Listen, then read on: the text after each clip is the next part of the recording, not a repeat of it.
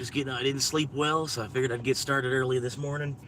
Hopefully I'm logging in before the other drivers. I'm still gonna got the quest done. I'm working on the side quest.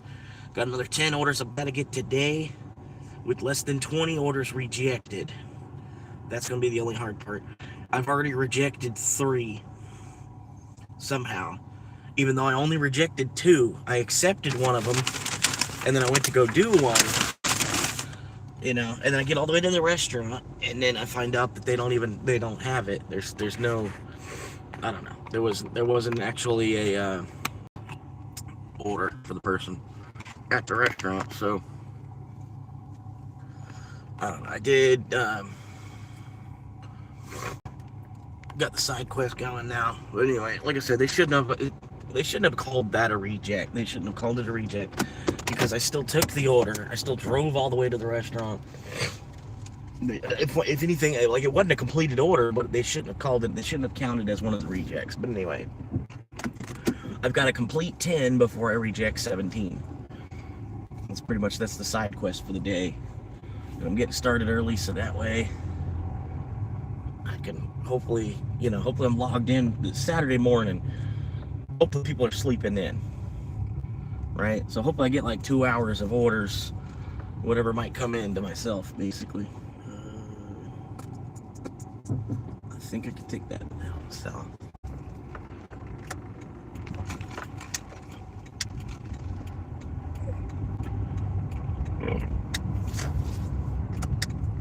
Excuse me. I appreciate the like. Whoever that was, it popped in real quick. It showed like they popped, whoever that was. Yeah, it showed like they popped in real quick and then left. Caleb Hammer, how you doing, man?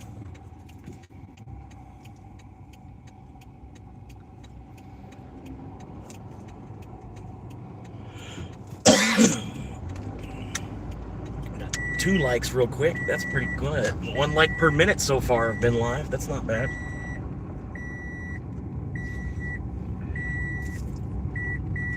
But yeah, I'm really hoping, man. Just 10 orders, man. Hoping I don't have to figure out I gotta log in after 11 o'clock like I did last night.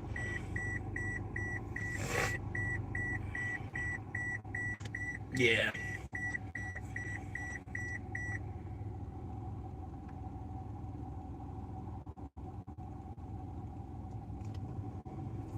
I'm the one y'all blocked from the bull attack on accident. I don't know which one that is. I don't know.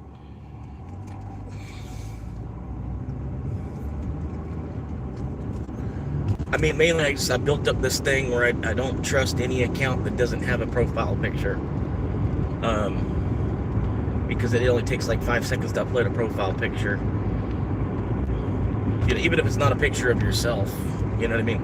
Really, an account with a bunch of numbers at the end and an account without a profile picture as well just looks sus to me.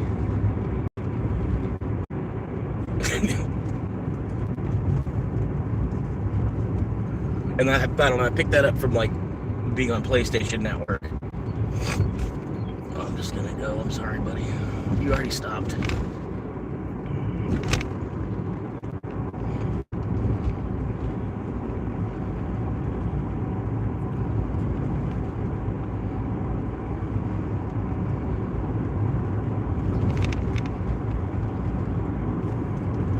But I apologize if, I didn't mean to exactly. It's more just this one particular dude from Connecticut that's got nothing else to do because he's in Connecticut. So I feel for him, like if he's not Triple H's son, there's probably not a whole lot to do in Connecticut.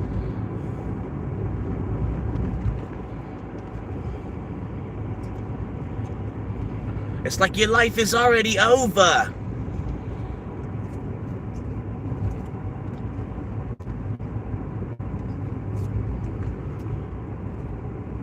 No, not in a sedan. I mean, granted, I don't get as good gas mileage as this vehicle used to, but I'm probably still at least getting 25 miles a gallon. I haven't even looked at how many miles, you know what I mean? I haven't even looked at what kind of gas mileage I'm getting, because it just seems like it's okay. I mean, there's no reason to even bust out the calculator and do the math, because it just feels like it's about right anyway. Was that Gulfport Boulevard? I don't know.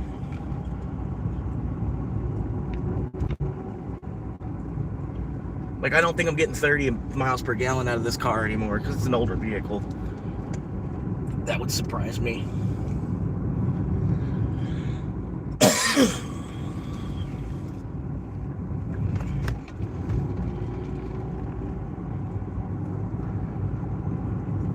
But yeah, I mean, yesterday I was lucky enough, I put $17 of gas in, and I was able to get like 17 deliveries done. So it costed me like $1 of gas per delivery on average, at least in this town, because the mileage was low. But the tips were also low as well, so it kind of bounced out. And a lot of $2 and $3 tips, and it was kind of crazy because this is like beach town. We're in St. Pete. This is like the expensive side of Tampa. Like St. Pete is more expensive than Tampa, just kind of flat out. You know what I mean? So maybe it's because of that the tips were lower, but I was thinking that it was because of that the tips would be a little bit higher. I don't know.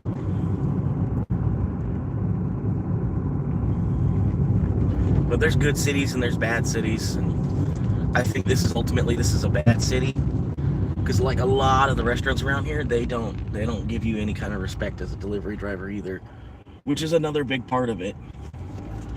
You know what I mean? Kind of. Because if you go to these restaurants and they don't care about your time at all, and then you go there and then waste like 20 minutes or more, you know, then you can't, like, I don't know, it took me all day yesterday to get 20 runs in.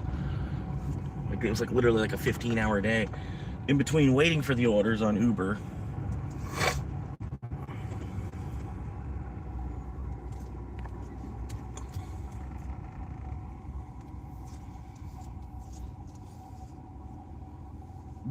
No, there's no hourly rate, because they're not paying you by the hour.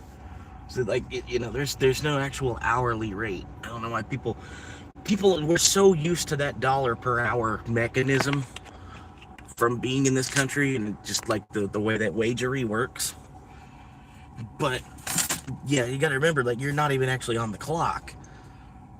You know what I mean? I think Uber should pay us by the mile per these, plus whatever you get as the tip from the customer. That's the way it should work. You know what I mean? They ought to give, like, you don't have to give us as much as truckers make. You know what I mean? There's a lot of people, they want, $2 a mile. $2, I'm not taking anything unless it's $2 a mile. And that might be great if you live in Houston, Texas, or Manhattan, or something where something where everything's really, really adjacent to everything. You know what I mean? You could probably get that out of people, but yeah, a dollar per mile is more realistic about what you're gonna get. And especially like if you're going really, really far, say it's 12 miles, you got to think, yeah, that's 24 miles round trip. So hopefully it's at least a $12. If you're driving 12 miles out, you're probably going through a whole other city. Basically, the way shit is here. For me to go 12 miles in one particular direction, I would go all the way up to probably like close to Dunedin from where I'm at. I would go, I could probably go all the way to Clearwater for 12 miles from where I'm at. Maybe not all the way to Dunedin, but yeah, it's, you got to watch things like that. I mean, you know what I mean? Like I said, you're not an hourly employee, so that hourly, $20 an hour, 25 an hour, that's bullshit. That's in the nice cities. And then that's also like a highlight peak hour kind of thing. They went out on a day nobody's out there driving, and they went out there just for the dinner rush, you know what I mean? And so they clocked in for 3 hours and clocked back out, and they made $84, which, like I said, in some cities it does work like that. You know what I mean? But here, I think there's a lot of old people community here is the problem. You got some people that use it, but they're like kids, and then so they've only got like $2 or $3 to tip. You know what I mean? And the old people, they refuse to use it for some reason. I don't know.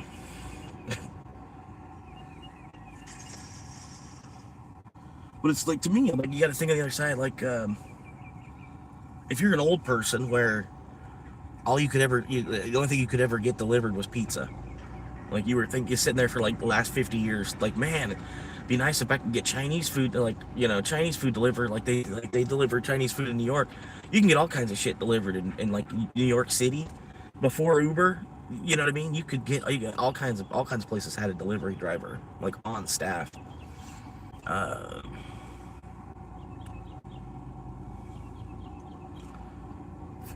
One time a day though. Well then, yeah, you gotta figure something else out. That ain't working for you then.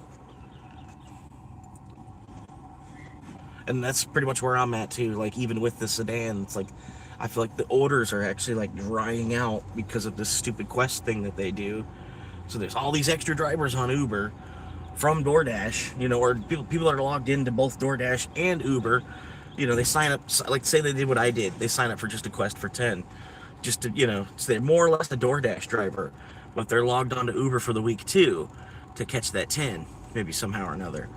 You know what I mean? And they sign up for just 10, so that's real easy, bang, boom, banging out one day. You know? But, I don't know. Me as the driver, they could have done without these quests.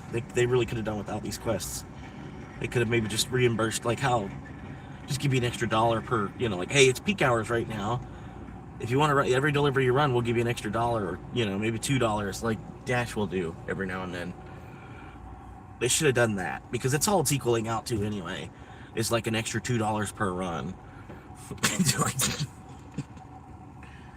Like I ran 20 orders for an extra $36, so it was like an extra $1.50 per run. But yeah, I'm waiting at Dunkin' Donuts here now. It's 8:10 on Saturday. There ought to be some kind of Dunkin' Donuts coming through. I feel like maybe I'm too close to it now. Sometimes that'll happen. But yeah, I didn't sleep well last night. About to go to sleep. It was like 2 a.m. And then about 45 minutes later, these three drunk bitches come home. They're like making all this fucking noise and shit. Fumbling up the stairs to their apartment.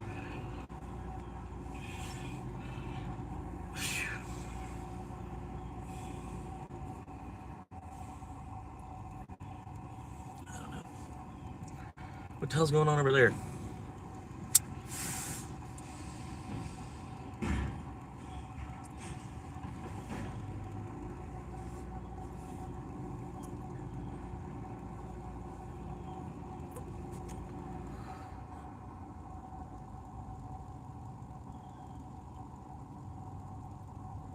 Yeah, you gotta figure something else out. Turn the van into a snack vending machine, basically. But you're the vendor instead of having a machine. You just be the vendor. Just pop open your trunk somewhere and put a bunch of snacks up on display, kind of, sort of. That's the only other thing I can think of, because then you'd be selling a product. Oh man, a Starbucks, of course. But of course. But of course there's a Starbucks order for your first one.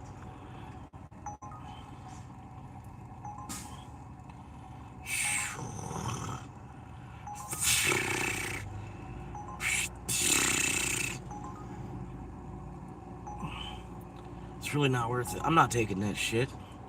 Fucking people need to tip more than fucking $2 or $3. Come on, dude. And the thing is, like, if they tip less than $2, Uber will actually reimburse you on it, kind of, sort of, because they'll see that it's a low tip. But if they tip $2, Uber thinks that's a good enough tip that they don't have to do anything to it. It's the weird part. That's what I've noticed too. Like, if they tip $1 and some change, or even just $1, how you doing, Greg? But yeah, if they tip like $1.21, Uber will add 6 to that to make it like, oh, it's a $7 order. But if they tip $2, Uber just drops the 2 and makes it a $4 order. And it's crazy. It's like people know that almost, and they want to tip $2.40 so that Uber won't stipend you, because it's a low pay. Because Uber thinks at $2 it is a decent tip, right? Because I don't know. I guess to people in India that work support for Uber, 2 USD is a lot. That's all I can think of. You know, to them, to the people that work support for Uber, 2 USD is a lot. But to us, it's not even a sandwich. You know what I mean? It's literally not even a sandwich at McDonald's. You know what I mean? So I guess there's a lot of shit like that happening because we are kind of more moving into like a global market, you know, or like a global economy. So the American economy almost doesn't even fucking matter anymore because we're moving into a global economy. You know what I mean? So basically, like the whole American standard is going to change basically, and then we've got all these people coming in from all these other countries and shit. So basically, it's gonna, you know, we're gonna standardize with them. We're gonna assimilate to, you know what I mean.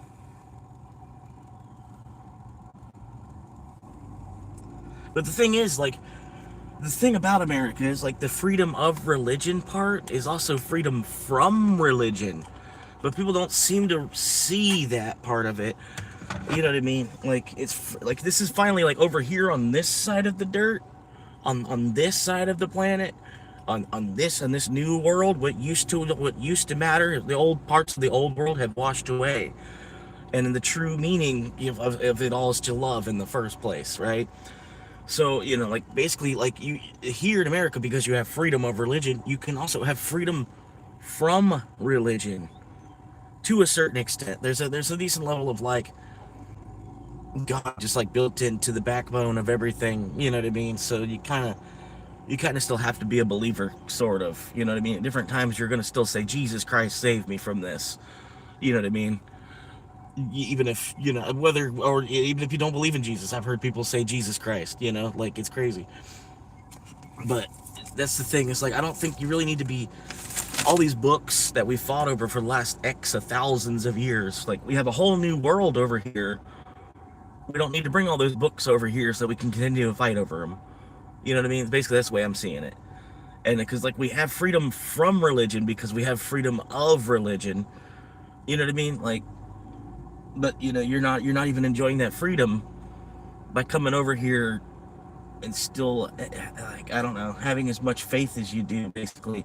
Because it's good to have faith, but like when you want to use your religion to impose more laws, basically, you know what I mean? Like when your religion becomes more laws, because your religion is not a nation. You know what I mean? Your religion is not, you know, local government. It's yeah, exactly. It's not government. Religion is not government. But yeah, I feel like religion is part of the old world. I mean, to certain, like you can believe, you can have faith, you can be a theist, but you know the books. Let's leave the books behind and just focus on the creation and the fact that we're like supposed to love and respect each other. You know, or at least a little bit. You know, yeah, I don't know. But it seems like religion is dying in the same case as it is anyway. You know, it's like I don't know. But I don't know. It's really not a good thing to talk about religion too much.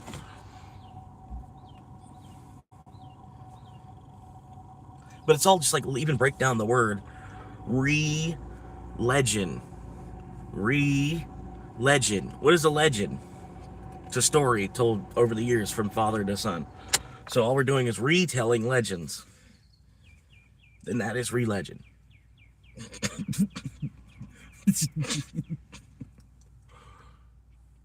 But almost like it'd be crazy if we saw like hieroglyphs of a sedan. If I wanted to say this yesterday, but you like just left, Greg. I was thinking, wouldn't it be crazy if there was like an Egyptian hieroglyph where it's just like a picture of a sedan? That'd be fucking nuts. It's like a cave drawing. Car.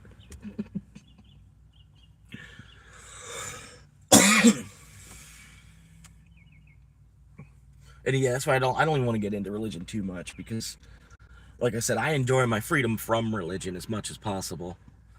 But yet, I keep watching more and more churches get built while we have a freedom of religion. More and more people keep donating land for them to build churches on, and then that land now becomes tax free. And then everybody else that owns land, their taxes go up. because X amount of the land is now church land, and they didn't think a third of Florida was going to end up being church land when they were kind of trying to piece everything out. They didn't think people were going to buy 10 acres of land to just donate to a church. So they're freaking out now because like there's a whole bunch of land that's like it's exempt because it's supposed to be holy land. Really, like all of land, all you know what I mean. It's all of this land was kind of supposed to be holy land.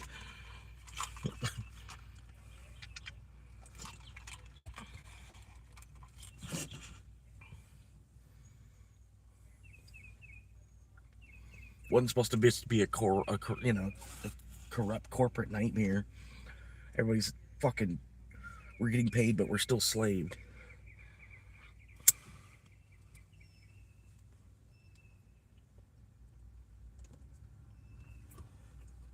Like it's slavery, but without the whips.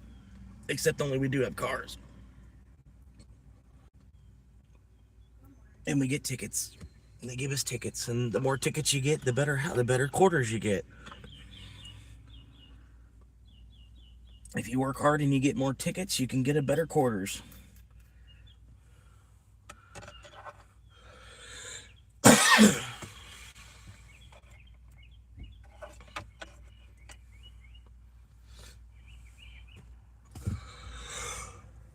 Now I'm at 4 rejects. I can't believe I'm sitting at this Dunkin' Donuts and they want to send me to a Starbucks that's 4 miles away while I'm sitting at this Dunkin' Donuts. Like, that's fucking... Come on, Uber. Use your fucking head.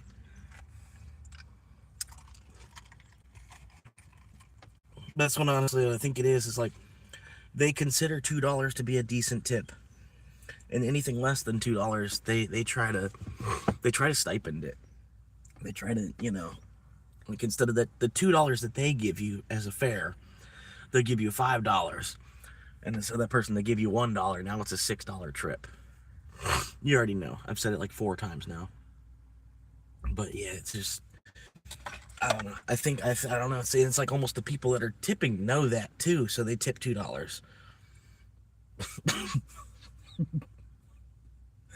Like, just give me one then. Fucking, just give me one or give me nothing then. Like, fuck, 2 is basically still fucking nothing.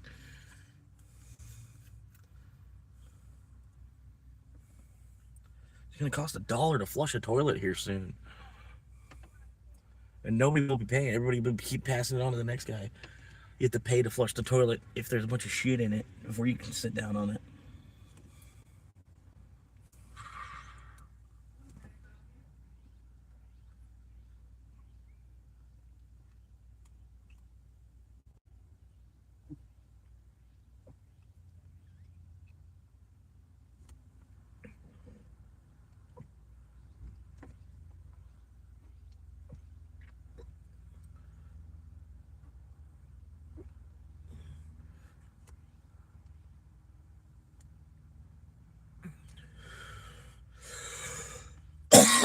Well, no, what I'm saying is Uber should actually pay their employees too, though. You shouldn't have to rely on the tip to be paid. Like, running X amount of orders should be X amount of money from Uber itself. And then tips are tips. It's a bonus. It's on top of, like, for exceptional service on top of the service itself. But the service provider, your employer, should pay you for, like, you're doing the service on behalf of the company. You know what I mean? Like, I'm still representing Uber and all of this too at the same time. You know what I mean? So I could make Uber look like a complete piece of shit. You know what I mean? I really could. And yeah, but it's like, that's what I'm saying. Uber itself should actually have to pay their employees. You shouldn't be like, oh yeah, this guy gave me a $10 tip, so now it's an $11.50 order. You know what I mean? If you got a $10 tip, you got a $10 tip. That's on top of your pay. You know what I mean? That's kind of what the problem, like, since like the 50s when they created tipped wages. Like, usually employers had to, they used to have to pay a service staff full minimum wage. And then they made tips too. And after a while, the business world, they were like, well, why are we paying you minimum wage? So they were like, well, let's create it, because they're getting tipped. And then so that basically tipping became a culture, basically. Because they had to subsidize their pay at that point. Whereas they used to were getting tips because you were providing exceptional service as a server. So you're not only getting your $1.25 per hour. I want to tip you another dollar too. You know what I mean? But then employers caught wind that was going on after a couple of years. The madmen of the 50s and all their black suits and shit, they were like, you know what? I bet we can get away with just paying them 25 cents an hour since they make all this in tips. Especially if we have enough power in the government like they did, and they got the whole thing changed. You know what I mean? And now tipping it's expected. You know what I mean? It shouldn't be expected. It's a tip. You know what I mean? It's tip is not your pay for doing the job. You know what I mean? The employer should be paying you for doing your job. That's the shittier part. That's why I feel like Uber should pay us by miles. They honestly should. At least the one way. At least the one way. Because once you can take a 16 fucking mile order and then be way out, no fucking where near nowhere. You know what I mean? But at least they paid you for that 16 miles. At least you made $8 because they're paying you 50 cents a mile.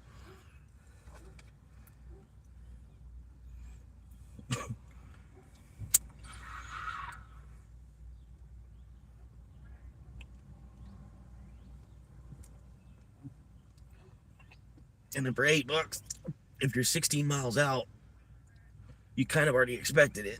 It's going to cost you $3, $4 of gas to come back.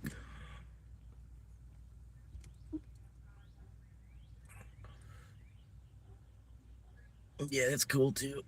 I think they do, even in the small town that I live in, I think they drive Teslas. I'm not sure, but they've got a Tesla charger behind the Domino's. There's no lock on it or nothing. You know what I mean? Like if I had a Tesla, I could be charging up for free at the Domino's late at night. But yeah, I don't know if they're company cars or if just a lot of the people that work there have Teslas. But if they yeah, I know some markets, yeah, the Domino's is that nice, and Domino's is like one of the last places that actually has delivery drivers still. The majority of them, they've all moved over to using DoorDash and Uber. And I can only imagine how annoying it is to workers. You got all these fucking different DoorDash drivers coming in. It's crazy how many people are doing Uber and DoorDash. You know what I mean? There's probably 300 of us last night at least in this city, because this is a big city. There was probably 2,000 drivers, because it was Friday night and everything, and this is a big city. There was probably like 2,000 fucking delivery drivers logged in waiting for an order last night. I was one of the lucky ones that was able to actually complete my quest. I don't know exactly. I wish there was ways that you could check the stats like that, so you could be like, okay, well, there's way too many drivers in this. I'm gonna go over to this other market where it's showing me there's only 50 drivers. You know what I mean? Like if it could show you shit like that, it'd be like, oh, well, it's actually better if I went out to Orlando. It would actually be better. You know.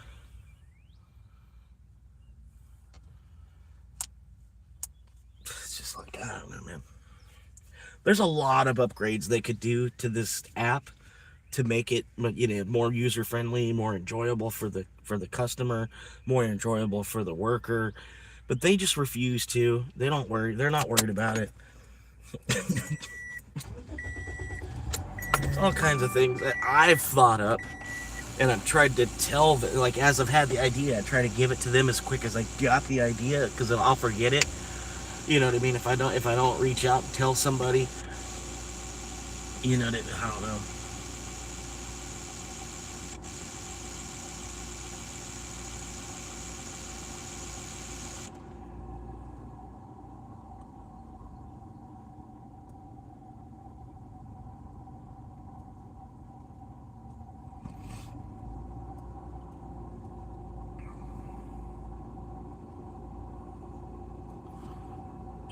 What we got here? I've been logged in for about a half hour. I got one order that I figured me logging in this early in the day, like I would be like one of the only drivers on. That's like I woke up at it was 7:17. I looked at my phone, 7:17. I'm like, well, that's a sign that I should get up and start moving early today. And I was like thinking, I'm like, well, it's Saturday. I'm like, I bet you everybody's like sleeping in. I was like, in my hometown, Saturday's early morning. If you get up early enough, they be popping because there's no other driver on. Today, I got that fucking $3 tip to go to Starbucks. That's the only order that came through. And I'm completely anti-Starbucks, man. Starbucks, it's like, I feel like I'm gonna burst into flames by walking in the door. Like that church, that feeling like an atheist gets when they're about to walk into a church. You know what I mean? That's the feeling that I get when I'm about to walk into a Starbucks. Just like the place is so fucking liberal. You know what I mean? They might as well just name it Karen. They ought to rename it Karen's.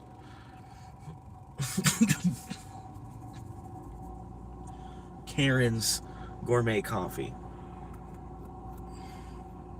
It's like the most liberal establishment I feel like there is. And I'm really not, I guess I am anti-liberal, but I'm really not like super duper conservative either. Like I really don't give a fuck. What we need, honestly, but they won't ever do, what we need is a 5-party system. Like if we actually wanted to vote the best candidate, it'd be, you know, if we could vote between 5 parties, because I don't think they could really stick their hand that, like, if the Republican and the Democrat Party were to like split sort of and then create, like, libertarians become their own party, and then the Republicans kind of split into two, like weaker and stronger Republicans, and the Democrat that probably kind of sort of that's how we would do that. Or maybe, I don't know, but they would never do that anyway. But yeah, if we had a 5-party system though, there would actually be 5 different candidates that would all be front runners, where it would only, say it would take 21% of the vote even. If you had at least 21% of the vote, because there's 5 candidates. And then, the votes could go any direction, because there's 5 candidates. You know what I mean? Like, and that's the problem with that too, is they wouldn't be able to stick their fingers down the throats of all 5 candidates. I'm not saying that the right way, but you know what I mean? They wouldn't be able to manipulate. They can manipulate the red and the blue. And then the way I see it, it's like whether you paint it red or you paint it blue, it's still a fucking asshole. It's still somebody that decided to get into politics in college, or before college, or their parents were in politics, so they followed their parents. They kept doing what the family does. They stayed in Senate, and it's I wish I would go back. I wish I could go back and tell myself, just like my whole time in school, I had no idea what I actually wanted to do. You know what I mean? That's one of my biggest things, is I still don't know what the fuck I actually want to do. If I could have went back and I could have told myself, hey, just go to school for politics. Go to school to be a politician. Like, try to just keep your nose as clean as you possibly can, and then just become a politician. You could jump straight to being a 1%er. You don't have to worry about any kind of hard work. Just get voted into county commission, and then that you're already set. If you can find a spot that's lower than that, if you get a spot that's in politics that's also lower than that, you could probably walk right into it. You know what I mean? You know what I mean? You advertise yourself a little bit, and it's for a spot nobody cares about anyway. You know what I mean? Like, I learned that basically in 5th grade, when we had to vote for class president and a class vice president, and then everybody was fighting over vice president and president. So I was like, I'm gonna be the sergeant of arms, and I didn't have to compete. There was nobody. I was the only one. Everybody could only vote for me.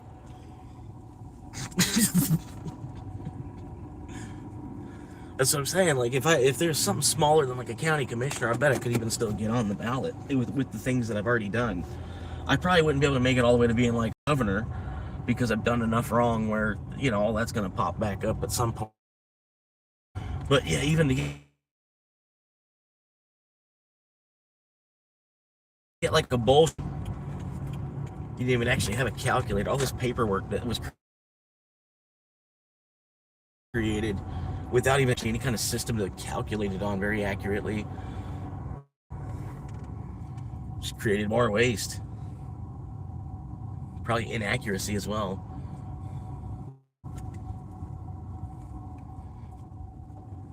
Sorry, I think I lost you.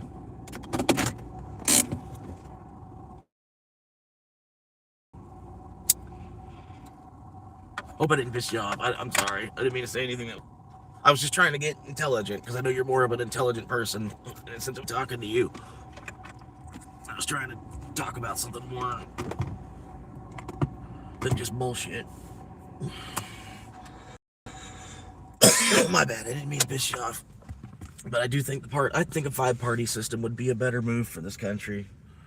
But at the same time, they know it, and they're not. Keep the people divided, and we stay on top. That red woman versus the skinny blue chick.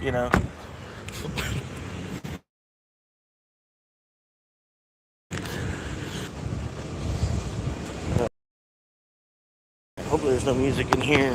Don't even know how to pronounce the name on this order. That's always a good thing. What's the name?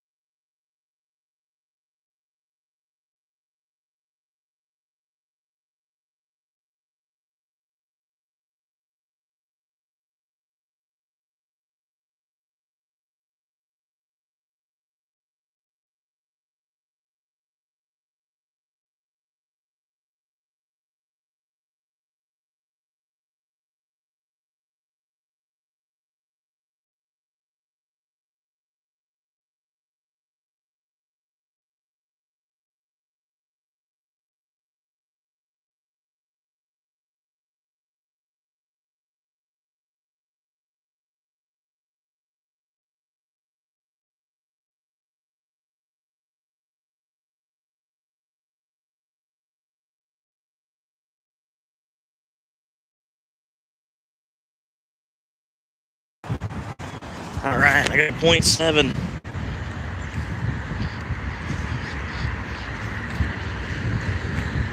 0.7 miles.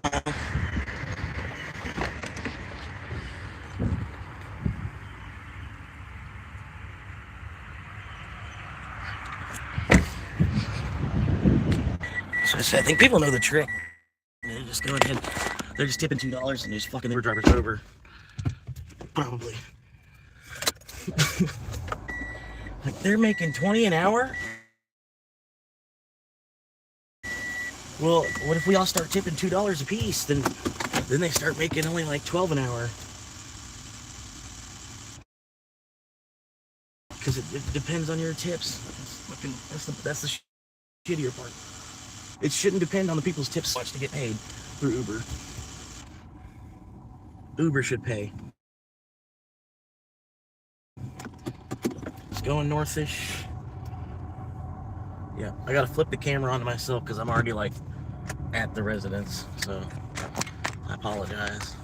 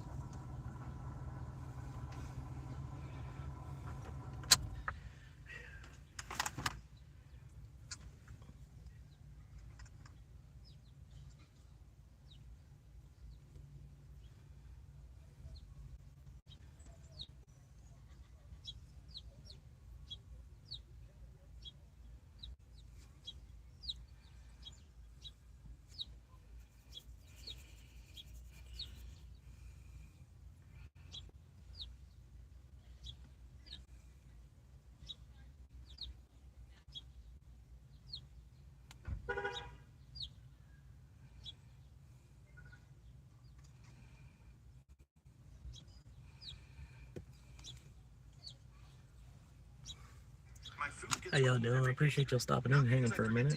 Because I cannot look away from the injury report long enough to pick up a fork. Hey, we haven't been down here since they finished this part. Yes? Like, this used to not be here, was it? It wasn't connected. Yeah, and now it's finished. Yeah. Well, it looks like they still... It's not yet. Yeah, I think they're still working on it. Yeah. But it's connected. I don't know how far it goes down. I guess it goes all the way. Yeah, it Very does. long boulevard. Over, yeah, continue over there. Yeah, all the way through the port now. Yeah. But you're right. They need to work on this brick. It's a little uneven. Yeah. Hey, good afternoon. How are you? Thank you. Today I wanted to make a video. I get a lot of you guys questions in the comments and emails that are sent. A lot of people want to know, like, how do people save, not just for retirement, like, but for early retirement. No financial advisor, though, is the things that I've done. And I've made a video about how I had started using Google Sheets. I'm familiar with it because of a job that I had done where I had to use like Excel spreadsheets and things like that, Google Sheets. So I understood at least the fundamentals of doing that, and the practice of doing that actually helped me learn like where I was spending my money at, which is sometimes eye-opening, because especially if you're in a relationship or something like that, a lot of times we'll accuse each other, like, you know, the girls will accuse the guys of spending too much money. I don't think you. Thank you. I don't think you. So let me try to sell sunglasses. Sun's going down. I don't need no sunglasses. Yeah, also like that. Very. Yeah. But, you know, and we'll accuse each other of spending more money or spending money on things that we don't need. And sometimes that's true. But when we take, when we do a self-evaluation and start looking at how we spend our money, it's eye-opening, no matter who you are, man or woman. It doesn't matter your age. But once you see those things, and you guys watch the news, I used to watch the news and pay attention to what's going on in the world more so than I do now. And it's always a lot of doom and gloom. And one of the things that I can say was probably the biggest reason for me being able to move to the Philippines is because you kind of just gotta throw away your fear. Fear's, you know, just a part of being human, part of life. There's always going to be a next traumatic thing. Ooh, Every day there's what's something that look new. like? Aliens are going to invade. There's World War. No, of course, someone give it to me as a fucking direct order too. Why wouldn't I just go up this other road? I don't understand. How is that? I'm not gonna get on fucking I-275. I'm gonna definitely turn on 34th Street. I'll take it.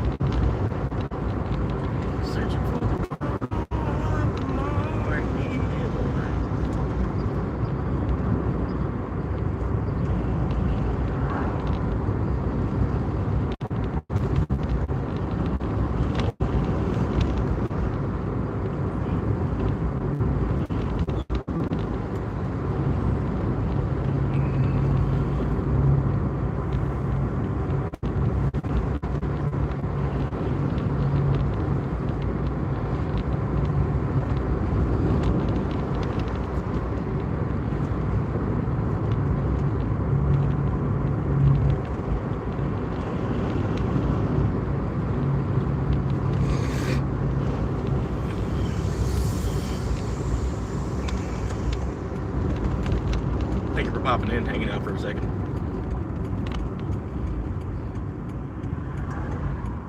Yep, literally 1 second.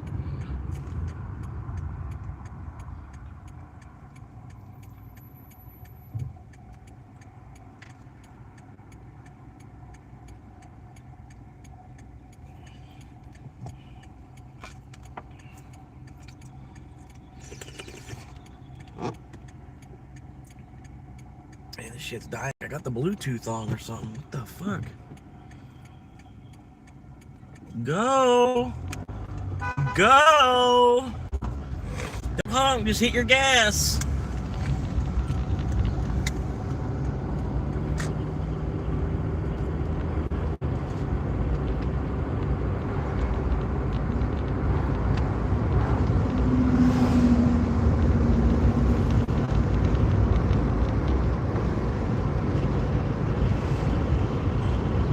There's always a new day.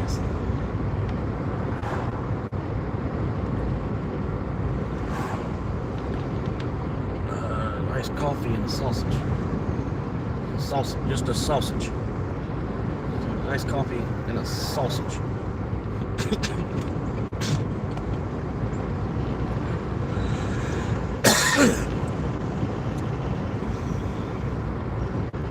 Just a sausage. Hey, it's a cyber cuck.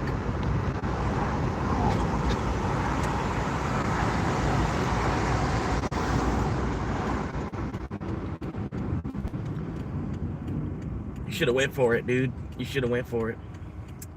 Should have went for it. No balls!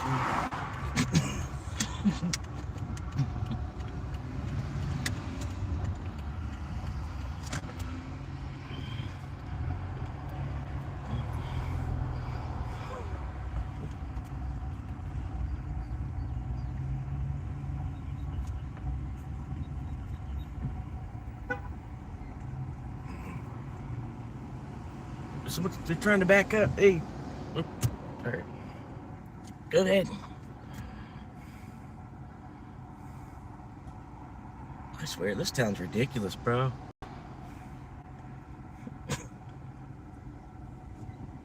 Like, it's not that important.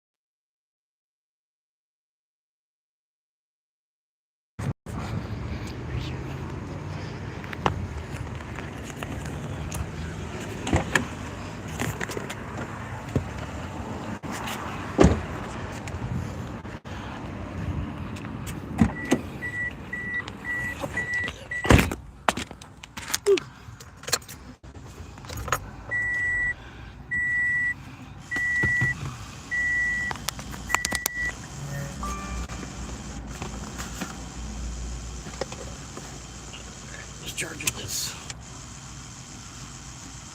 So yeah, they think I'm gonna get on I-275. I'm like, whatever. Hurry it up, lady. Slam.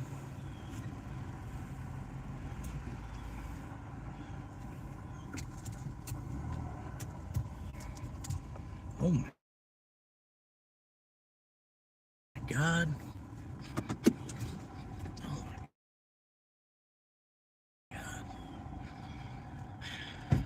Because you seriously, like what? You can't see that you can fit around them? You can't see that you can fit between that box truck and that white car? That you're not able to see that you can fit?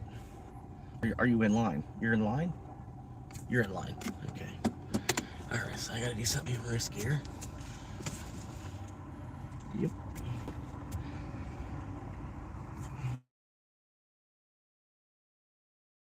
Let's figure it out. Like a dumbass, man. Whoa.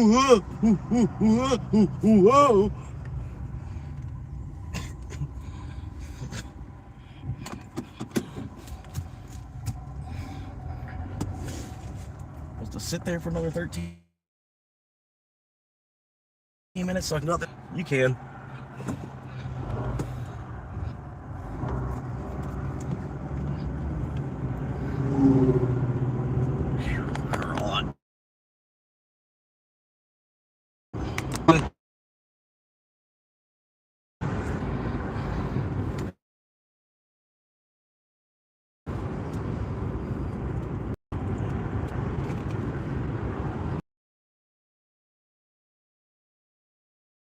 Off if I did. I was trying to have a more intelligent conversation with you because it was just me and you talking at the time.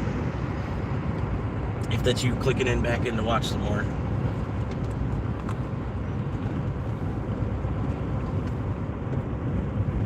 I was really trying to get some of your input on the topic and everything. I'm sorry if I pissed you off in any way.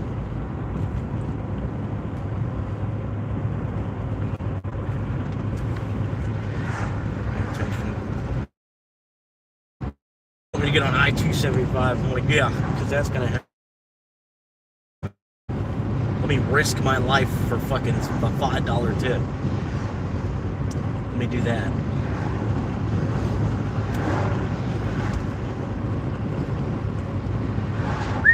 Dude, stay in your lane, bro. God damn.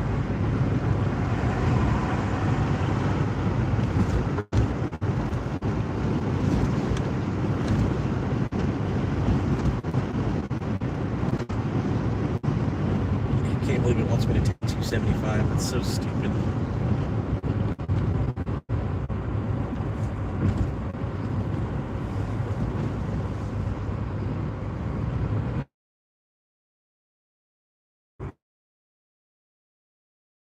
Your truck that sits up here and everything, you should have done that earlier.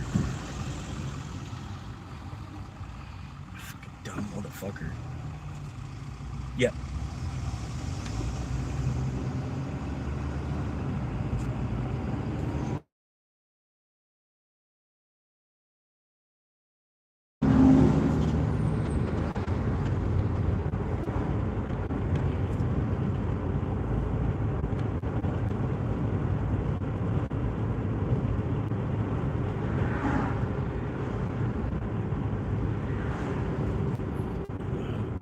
It's 34. Okay. We're gonna go.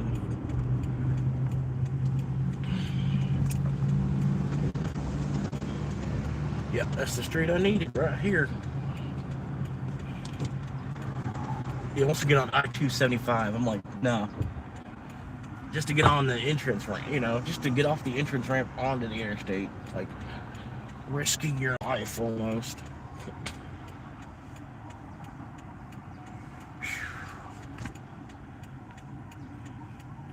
See, I guess that's not Greg.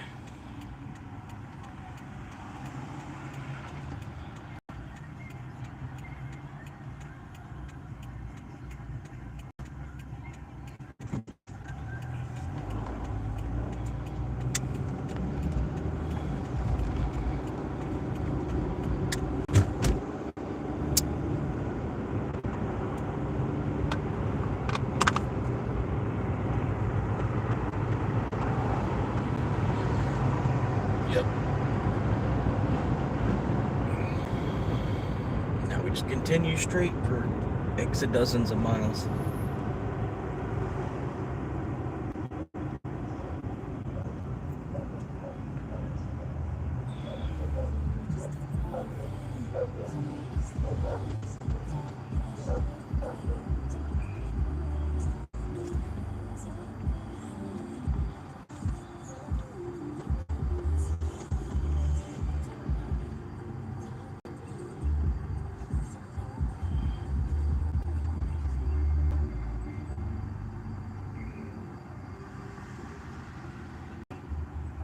There you go. You gotta start moving, man. Hopefully catch some green lights down this road. Oh, yep.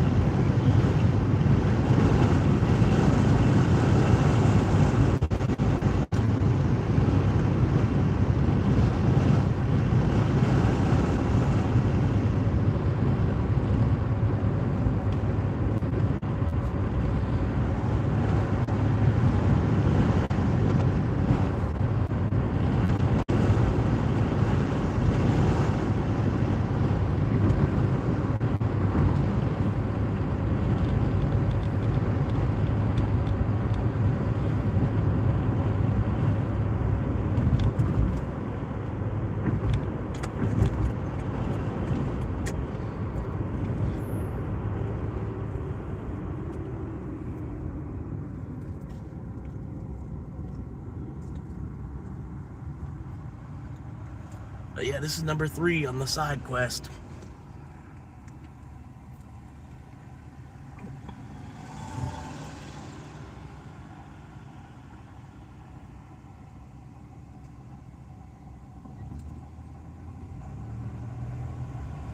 Go.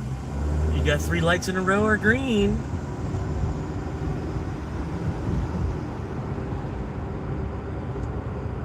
Yep, 3 lights in a row are green. That means we should probably hit our gas pedal, kind of click it down a little bit further.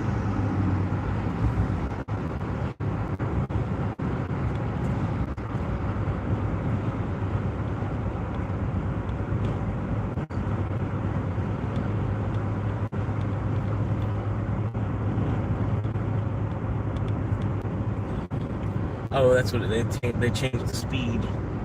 Everybody feels like they're speeding going 37. That's what it is.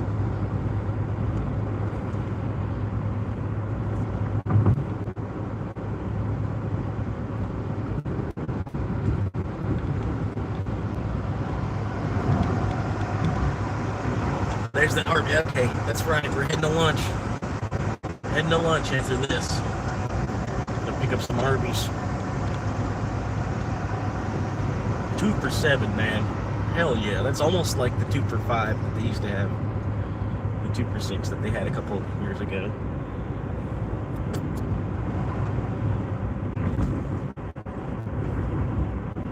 Animal house.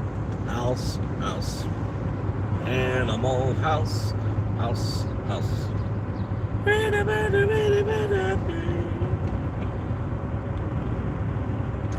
That's what I was thinking. This guy, they don't know where they're going. There's nobody in front of them either. I don't know why they're going so slow. Jesus Christ. At leave a gap like this in front of you.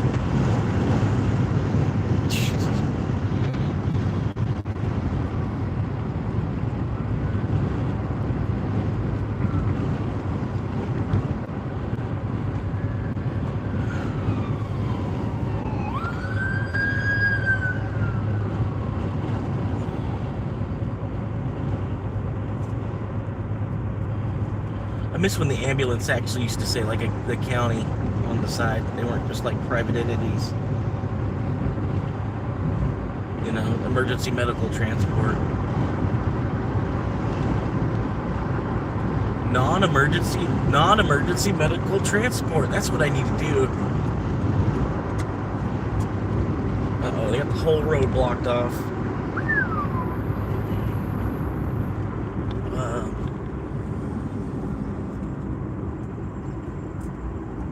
Is there a back road I could take? Because it looks like I'm gonna need one.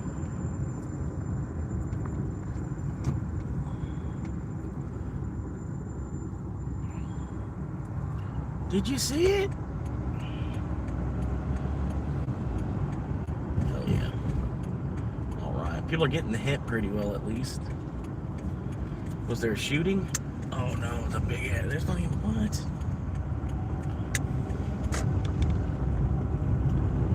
Yeah, people got the hint at least. They figured that one out.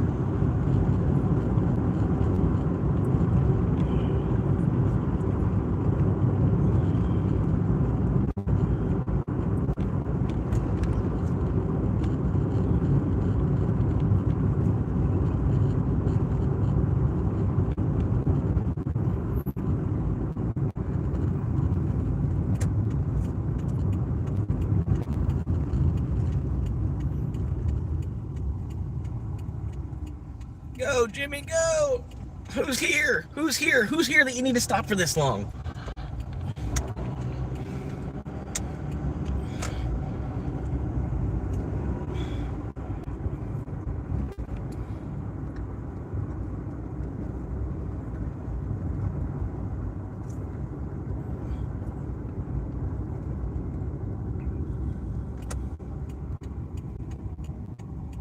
God damn, people are dumb. Oh, they drink Pabst Blue Ribbon. That's what it is.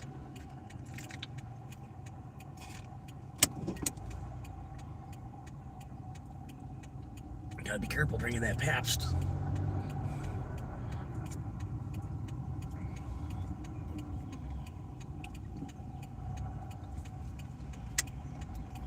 Hey, it looks pretty clear. Look at that.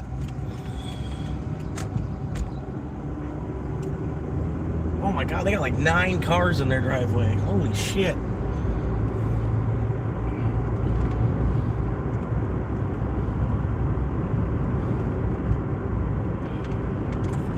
Why does it want me to turn down this street? What the fuck? Okay, I guess we're turning down this street. We're turning down some random ass street. Hang on. I gotta flip the lens. I'm almost to the customer's address now. How you doing?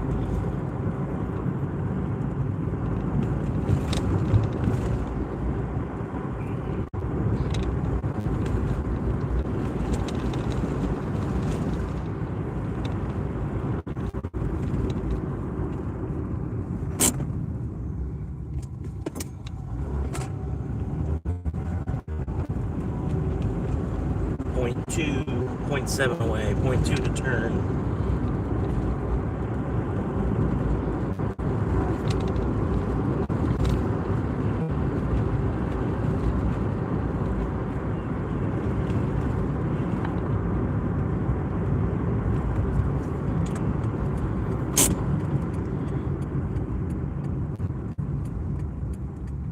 That's an old Burger King. Huh.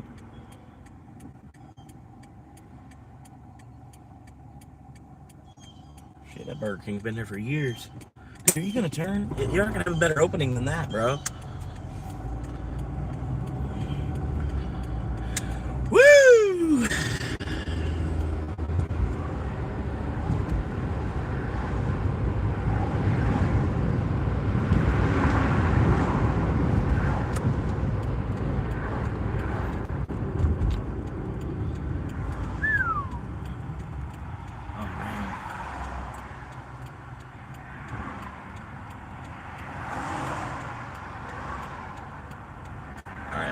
Well, nope, can't go after the red car. Maybe after the Tacoma?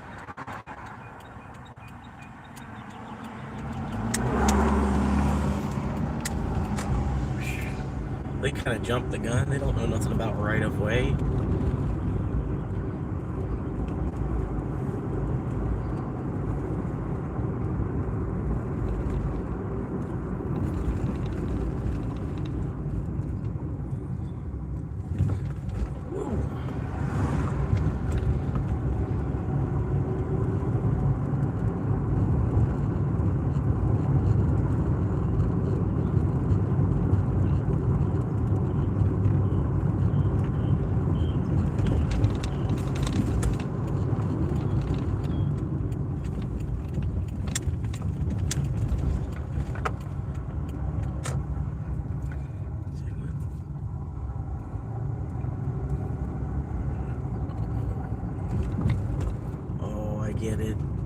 I get it. Okay, I see now. Wait. 410.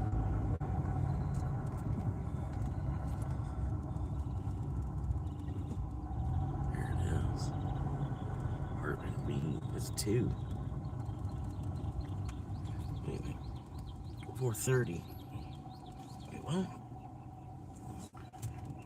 Okay.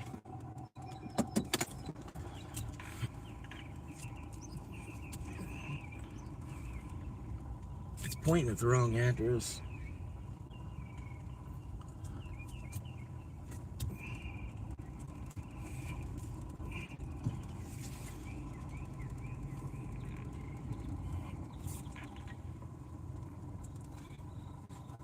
It was pointing at the wrong address.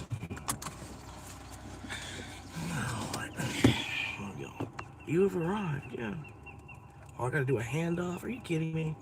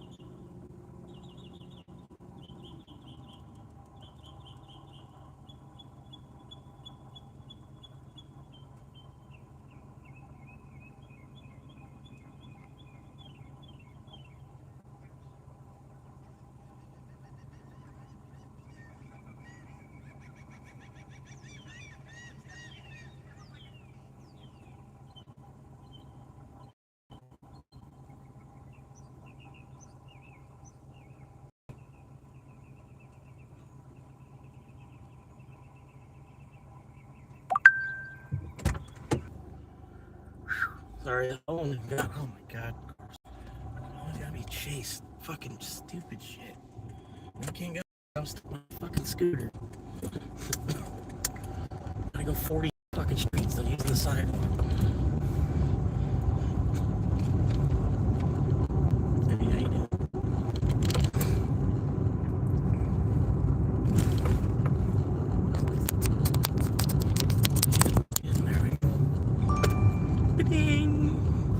The phone was overheating. It like made the whole live stream freak out because the phone was overheating.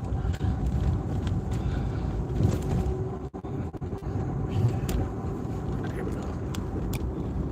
Far enough away now. Oh, it's a new day. Something exciting.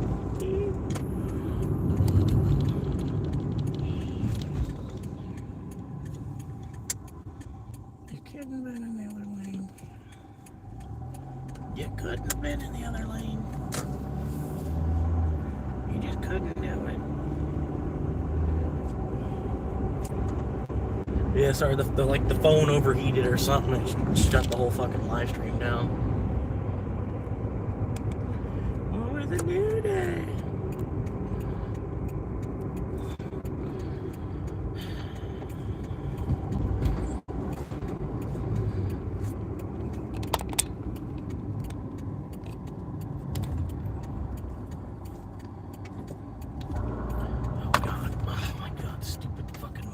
bitch.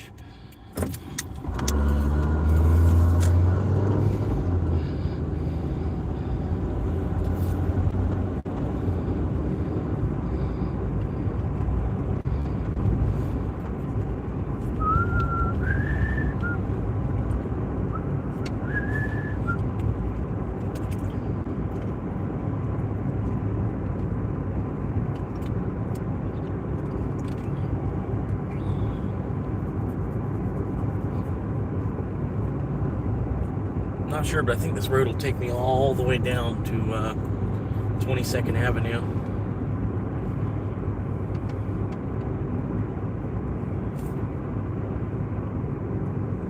All the streets are numbered here.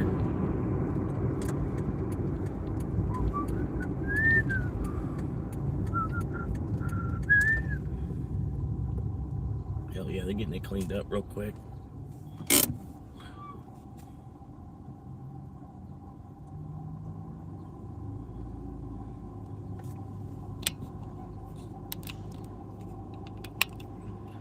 It's a little crooked.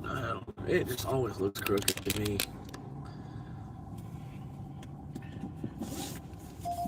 Oh, Trip Adar. Oh, it's already gone. Doge is down 5%. Fuck.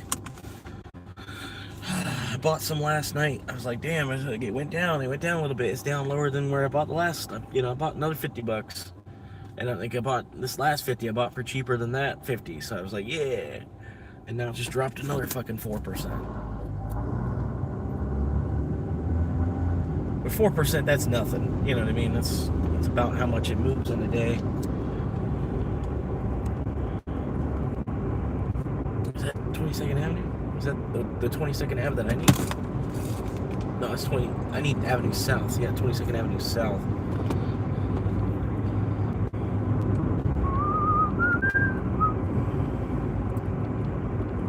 Appreciate you tuning in, hanging out for a bit. Checking out the Florida Swamp Monkey. Gotta get some gas. I was gonna stop at Arby's too. Where's that Arby's at? Shit. Where's that Arby's? I know it's on the other side of the street, I think. I probably already passed it. Arby's. Darby's. Bring me to Darby's.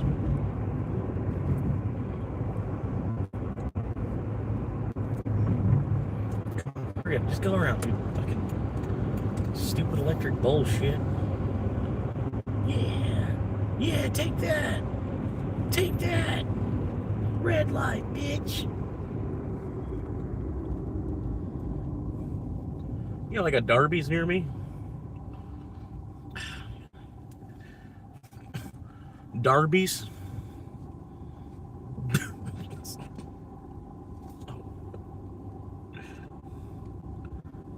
Arby's. Arby's.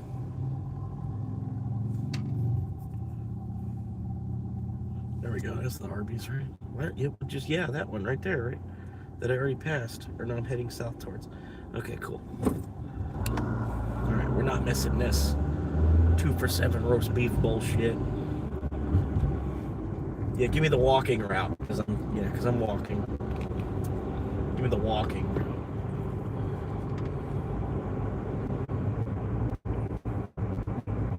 I don't understand. What is this with like all 3 lanes just wanting to go the same fucking speed shit? Couldn't get over it because the guy next to me was going like parallel the same speed as me. And I'm stuck behind the van. Able to catch the next yellow light. Yes! Yes!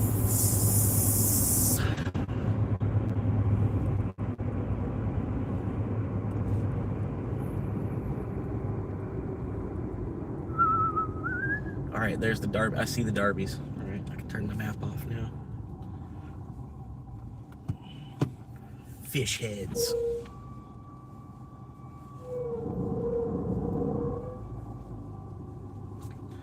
Yeah, man, they almost got to take the oranges off the Florida tag, man, because there ain't no oranges here anymore.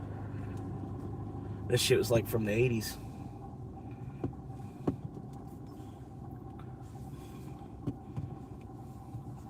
Yeah, they gotta replace the oranges with like a crack pipe or something. It'd be more on pace, more contemporary.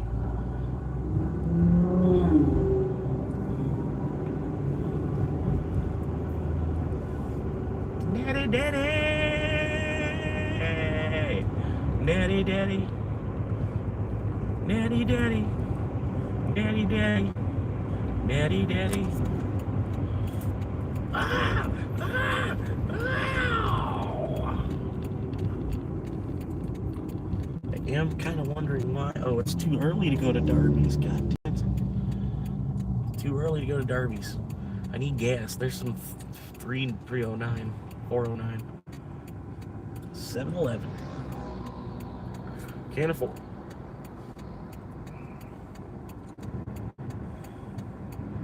A can of Formula One race fuel. Alright, I think this is a patch right here after the Ford Bronco.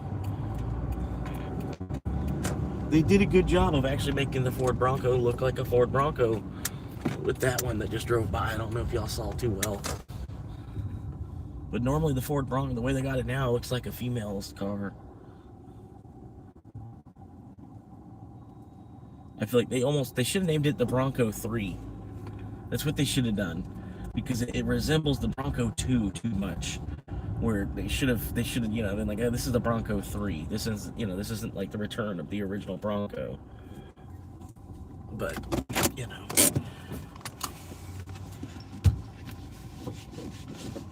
But they did the same thing to the Mustang, man. The Mustang that looks like a crossover SUV or something. Oh, damn, there it is. Wait, but I pulled in here because I needed gas. Yes, I'm gonna get some gas. That's what I needed. Coming in like I'm about to go get a drink or something. I'm used to pulling into Circle K. Used to pulling into Circle K 5 times before I actually need gas. Sorry. Hang on, try to get out of your way. Alright, whoa, wait, no, too late. Alright, go ahead. You're good to go.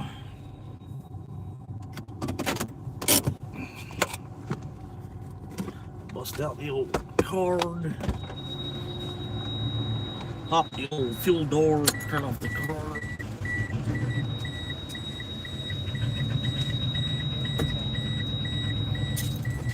They don't have tap. I don't know why they don't have tap, but they don't have tap.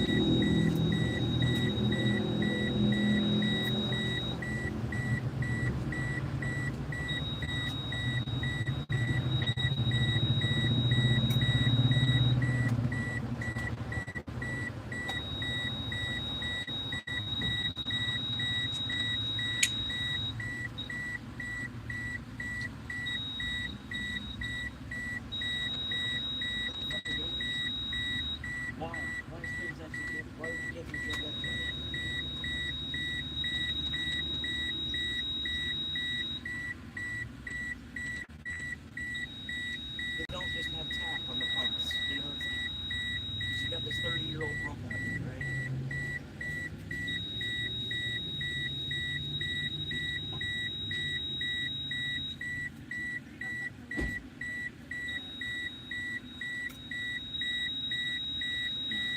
Alright, come on now. Reset this thing. Come on.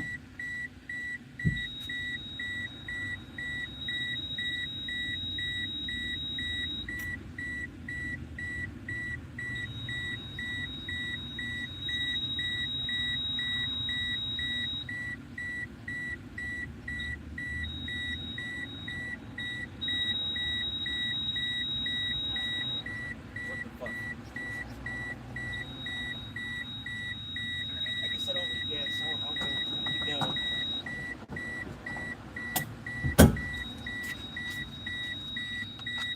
Fucking stupid ass fucking 20-year-old fucking machine bullshit.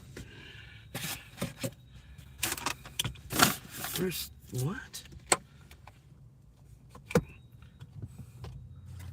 Damn. There it is. Okay. All the fucking pumps are beeping like crazy and shit. I don't know why they don't just have tap. I don't know why you can't just tap your card, especially with all the credit card skimmers that they have nowadays. Why can't you just tap your fucking card?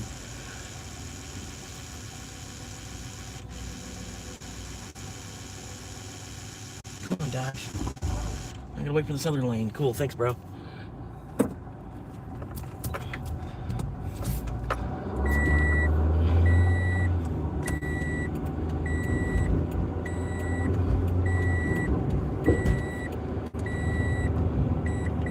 I guess I can make it a few more miles without getting gas. The gas light is coming on and then going off, and then coming on and then going off. So it should be fine. The gas light's not even on technically right now. So I should have at least 20 miles.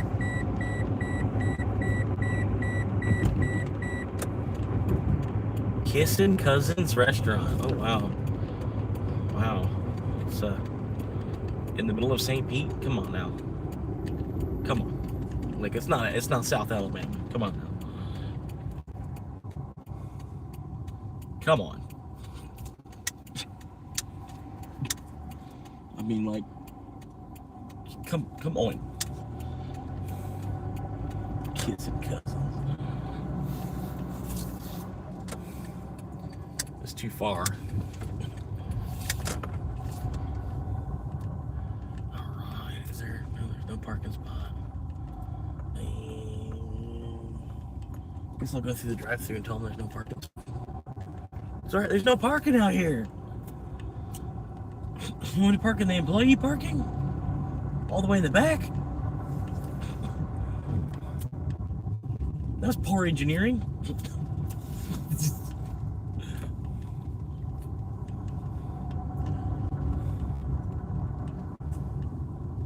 Yeah, man, this is kind of a weird parking lot, though. This is strange.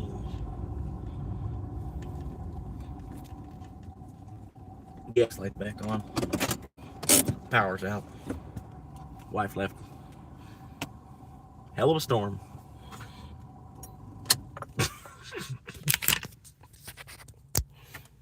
Alright, let's do it. What's the name on this one? Jerry. Picking up for Jerry. It better be ready. I'm gonna be pissed. Let's get it.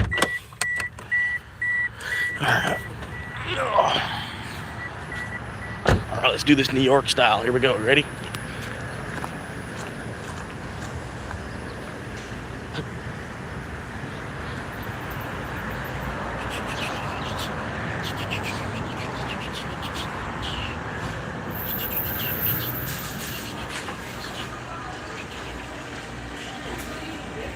Music's playing.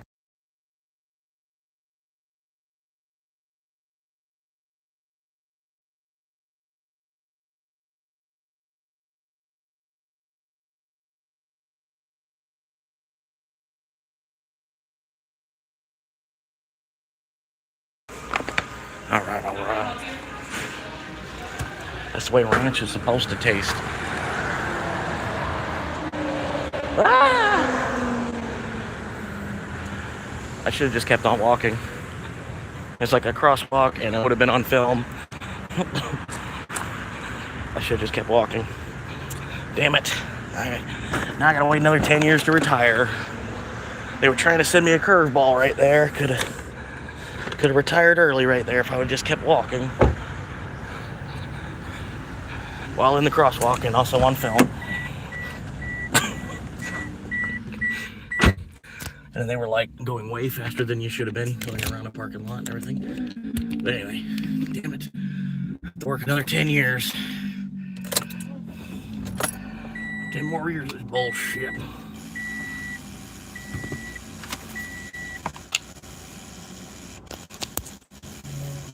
$5 make it taller.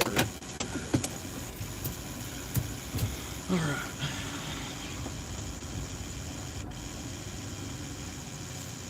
Yeah, you can't even get a sucky for $5 anymore.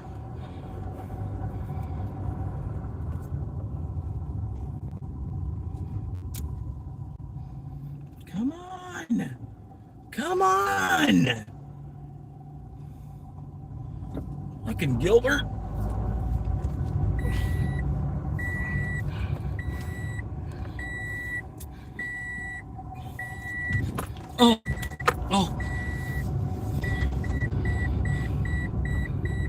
Make a left. They're telling me to make a left out of here. There's no way. You can't make a left out of here. There's no way you're making a left out of here, bro. What are you? Oh my God, bro.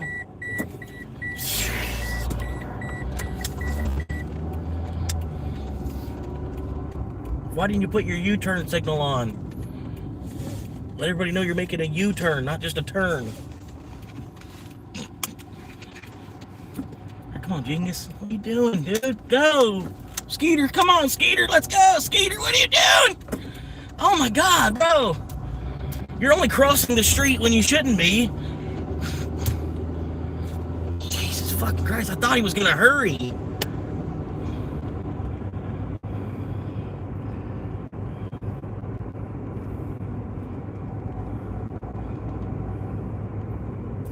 You're only crossing the street while there's a green light and shit going this direction.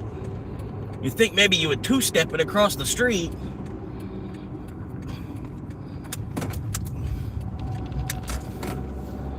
Oh my God. Whatever, man.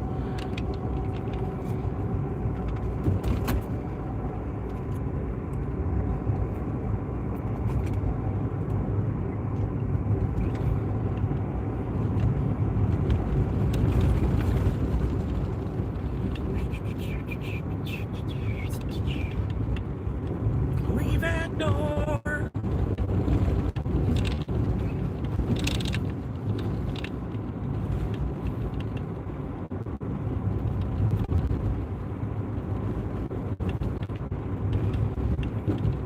I think it's the right side of the street. All right, cool. Walk down there.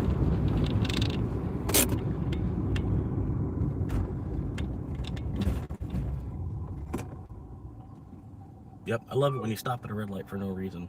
It's like nobody coming the other direction. It's just green. It's just green for like 60 seconds the other direction for like no reason.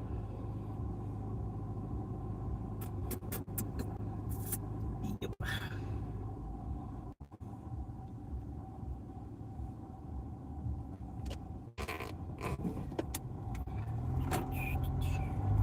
What's the number on it? Can't see anything but glare. 27 something.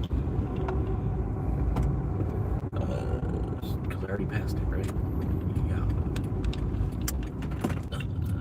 Yeah, because I already passed it. Thank you.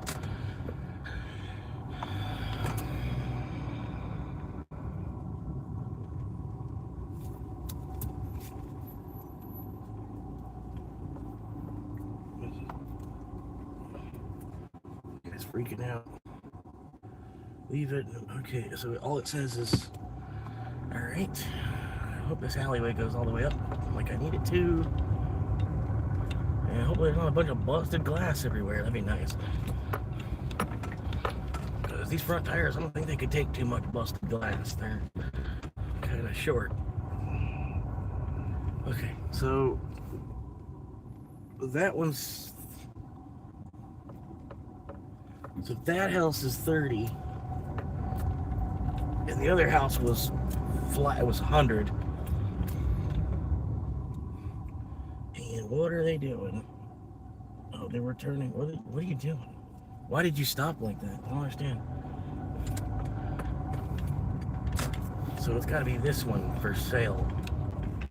The for sale house, yeah. Wait. No, it's the blue one. Okay.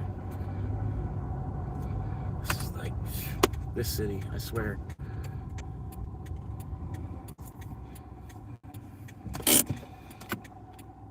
Really couldn't park. Got the emergency lights on. I'm pulled over as far as I can. Make dicks. Grab a hold of the McDick. Grab a hold of the McDick by the head. And here we go. Oh. Alright.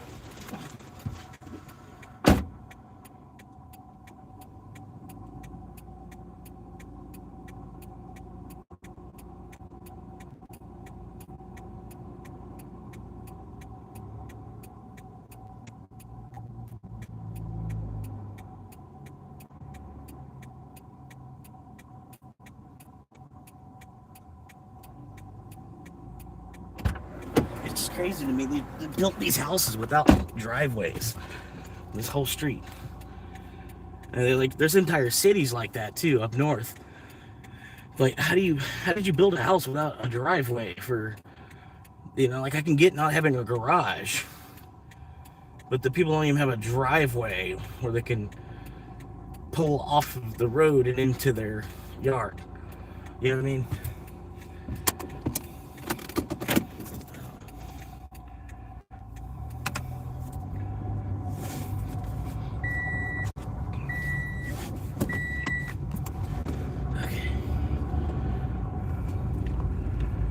That one. How many was that? Old Cracker Barrel store. Good old Cracker. Let's go there. Yeah, let's go there. That's the Gulfport McDonald's, ain't it? Hell yeah. How many deliveries is that? 4 already. Yeah, dog. How many rejected? I feel like that was 5. I don't feel like that was 4. I feel like that was 5. They skipped me somehow. 5 rejects. Doing good there too. Oh, sorry. Because there's traffic on every fucking road in this city. Every goddamn fucking road gotta have a fucking car behind. Everybody's chasing everybody. Whole fucking. I fucking hate cities. I really do, man. God damn. It's our fucking economy. Everybody's feel like they gotta get in a fucking rush all the time. Gotta make money. Gotta make it out of here. Go, make me money now. You don't have enough money. Go. You can get out of here then.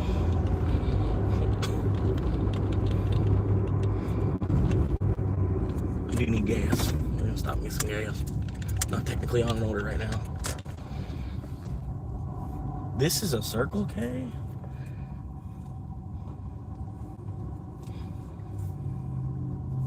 Yeah, see, look, they have tap to pay. People still putting them Biden stickers on there, like it was Biden that caused this gas. Fucking no, it's the dollar going down in value, you fucking idiots. Like, the dollar's priced in oil, and the dollar's losing strength. Of course, oil's gonna go up in price.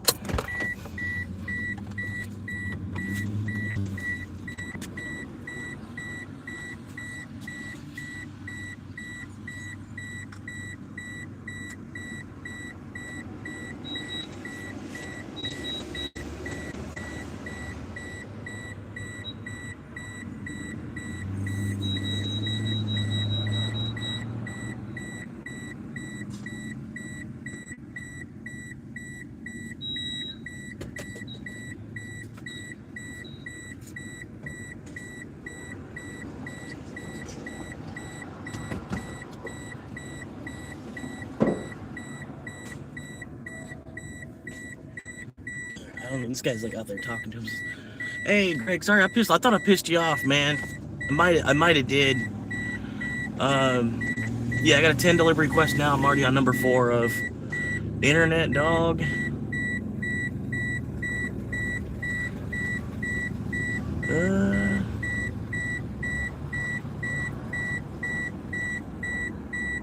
You should be sending a message to every customer when you are on the way. I pretty much do. A lot of times I'll message them like as I'm like 2 minutes away, kind of thing. I did that for a while. I like tried to get the you can get a badge for great communication or something like that. And I was like aiming to get great communication as my badge, like, because sometimes they give you a badge for just all kinds of different shit. They give you different badges, but I was aiming to get that badge. I was like talking to people as much as I could, and I got to the point I'm like, I'm probably annoying these people with all these different random messages about like absolutely nothing. You know what I mean? So I'm like, I'm only gonna message people if like something is actually up, like, hey, they don't have onion rings, but your order was like 4 orders of onion rings on it. You know what I mean? Do you want them to replace that with this, or do you want to cancel your order? Or, that's the only time I'll reach out to them now.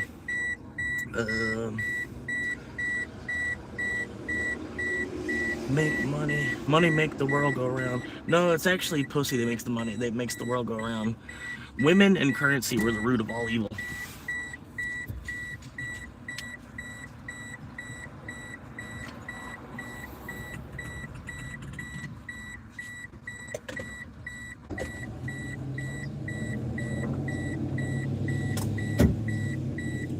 Oops, well, just messed up. I just put $44 into my tank. So at least that should last a while, right? It's only 11 gallons. It's 11 gallons. But yeah, still, I was like, I didn't want to put that quite much in the tank. Now I'm halfway worried I need to get money over to the bank account. All right, I'm on a trip. No, I'm not. All right, but I'm heading the right way. Okay, 28th Street. They want me to go down 9th Street, which is that way. Okay. All right. Driver key. Oh. But yeah, like honestly, I don't really want to have a driving job. Like I'm like just doing this because I'm like in between jobs, and then the application process to get hired everywhere else takes way too long. Like I needed money today. You know, I can't wait around 3 weeks to get 2 different interviews and do the personality test on the application and all this other bullshit. Uber, yeah, they do a background check, you know what I mean, but that's about it. You upload a photo ID and then you wait 3 to 5 days for the background check. It might be 10 sometimes. Sometimes it takes longer than others. It depends what time you started it, all that shit. But yeah, you can get employed by Uber, like, you know. Like, they'll take anybody with a pulse on Uber right now. And yeah, it's like all these other jobs, they need people like that to, you know, but they've got this stupid application process stuck in the way.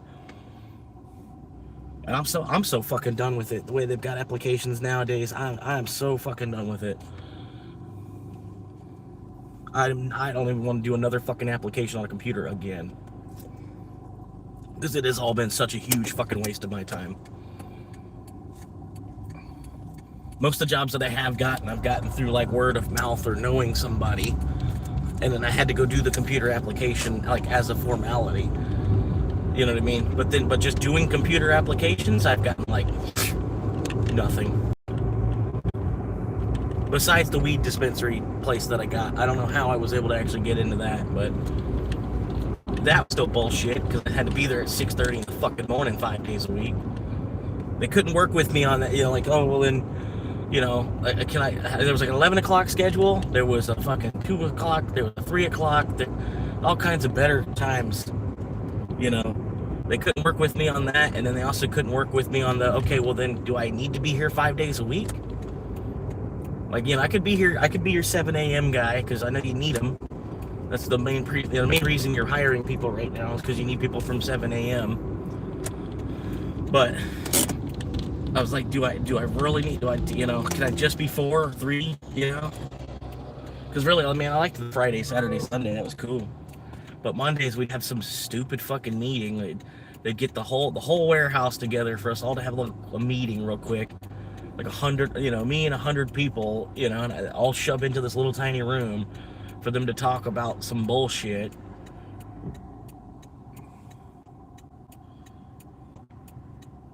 I mean, granted, you know, it was like half hour of easy money, but you know, it was, I don't know, it was just stupid. I'm not a crowds person. I don't want the job to, part of the job I have to intermix with the whole fucking crowd of like 80 or 100 people or more. No, I'm okay. They did the same thing at Amazon too. They'd want to take like all 300 people on the sort and like have a big meeting before the sort with all 300 people. I would always go to the bathroom. I'd come in, I'd clock in, and then I'd go to the bathroom for the first 15 minutes while they're doing that meeting.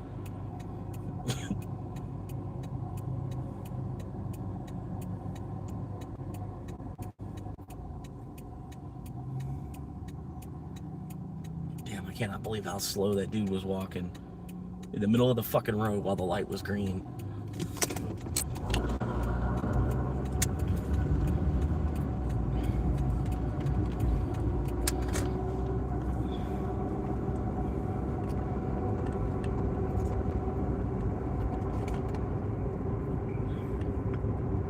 The logistics of the homeless life. But now I'm pretty sure it is, Greg, because where are we going? Skyway Jacks. I wanted to check that place out, but where are they sending me? I think there's a tip. I think I have to pay a toll to get there. I wanted to check that place out, but it's probably bullshit today right now.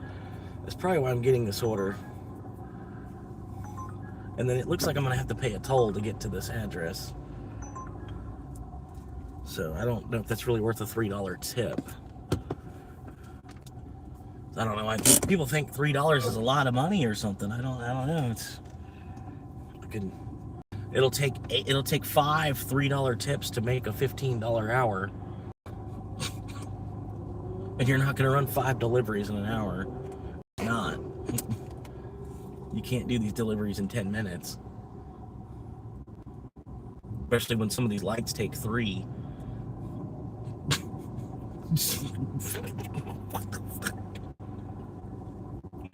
This world is so fucking broken. I was saying earlier, like, I could imagine a more perfect world, but I could also imagine having to take longer to create it as well. Like, could you imagine if he would have took 10 days to create the Earth instead of just 6? Like, if he would have spent 10 days creating the Earth and then took a day off, would we have an 11-day week? Would we still have that 7-day week? You know what I mean? Would we? And I think, if he would have spent a little bit longer building it, it could have been a better picture today.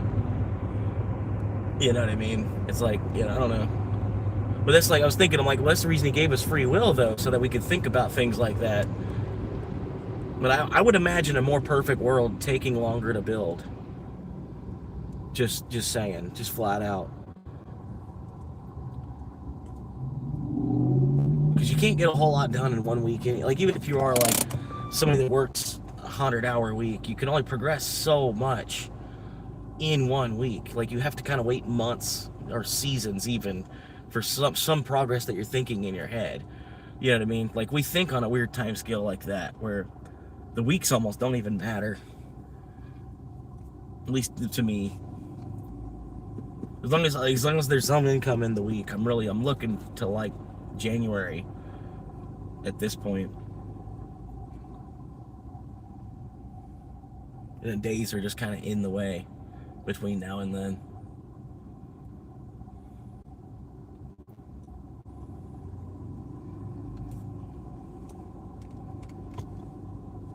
But yeah, like it's something weird to think about. You're on the shitter. The flying spaghetti monster, exactly. Here comes the train.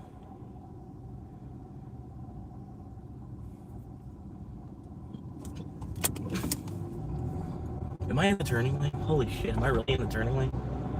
No, okay. So I thought there was 3 straight lanes. I was supposed to go to Arby's. God damn it. They fucked me all up.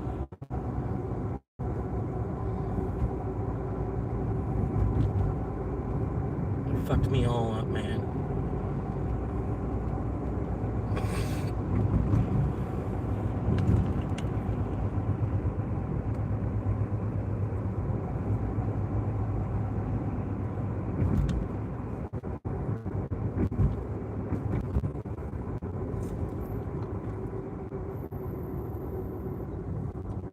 That's why I like Doge, man. I just try to do only good every day. I mean, I'm an asshole at the same time, but it's because like the system that I'm in, you know what I mean? Like, we have a system of corruption and perversion.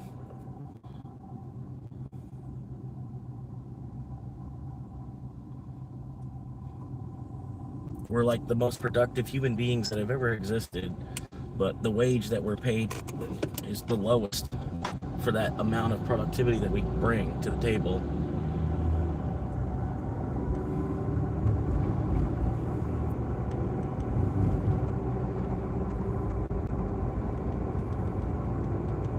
At least that's what they say. I don't really know. I think, honestly, when we were building pyramids, we were probably pretty productive. I mean, look at the size of the rocks and shit that we were moving. I mean, in terms of, I don't know.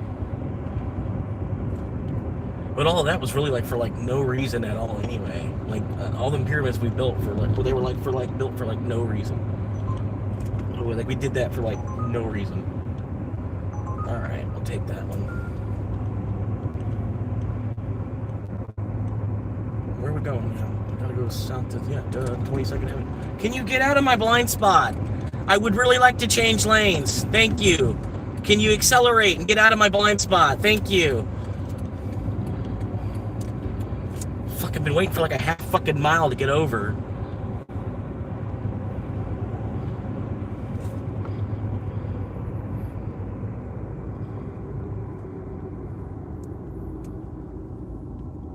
That's another thing, like cities like this where like the roads are all tight and compact and stuff like that, you know, and then we got to have these big ass American cars. I don't know why they sell us these huge ass fucking cars in this country.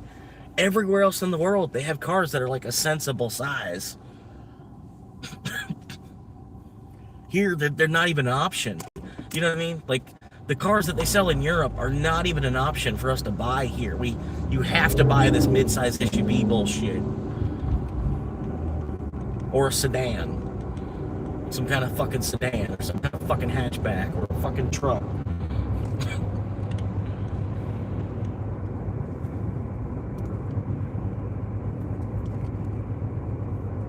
Shit, I got no clue. I don't know. I don't believe in a world that really needs inflation. I feel like, you know, if you want to make more money, it's because you honestly make more money, not because the government is printing money and debasing the value to double. You know, like if you have $1 million and all of a sudden they double how much money's in circulation, your $1 million just like halved in value. Doesn't matter if it's $1 million. And then you still spend the same amount of your time trying to make $1 million. By the time you get it ain't worth anything.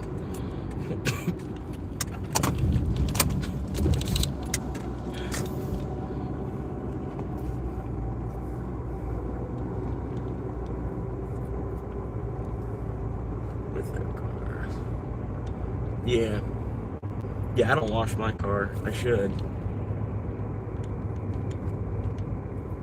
I clean out the inside a little bit.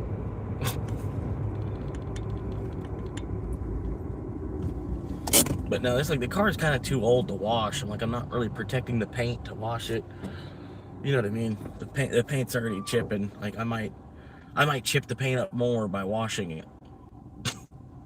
Basically.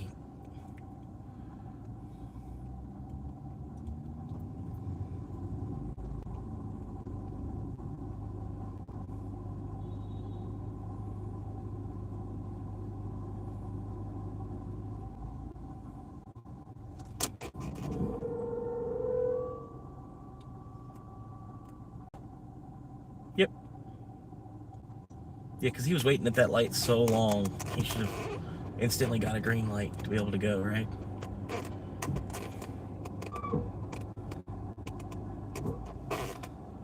Come on.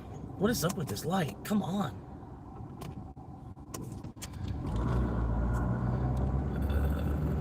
People get raises. Prices go up to increase. Yeah. No, yeah, I know. It's the whole system basically is fucked up.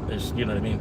Basically, Earth, you just gotta treat Earth like a get in, get out kind of situation, really, because it's nothing but corruption while you're here. Basically, it's just if you can keep horse blinders on as best as you can, keep your faith, and there's really like the shorter amount of time that you're here, really the better.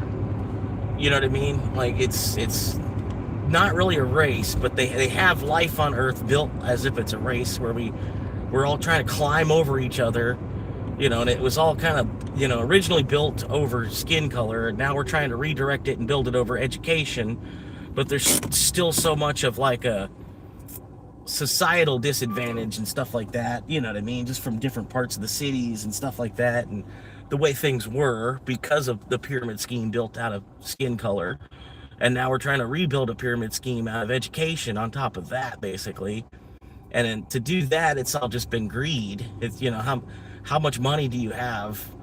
You know, even still, it depicts how much education you can actually end up with, or quality of the education that you're spending your time to even learn. You know what I mean? So it's just basically like Earth. It like I said, treat it like a get in, get out kind of thing. Just like, you know, like I'm here. Like a jail sentence is life, like, you know what I mean, like really, But people try to, they'll do this want to live to the fullest type of shit, you know, this YOLO type of shit. I believe in reincarnation, because this can't be all there is. This is bullshit, you know what I mean? I don't believe in YOLO.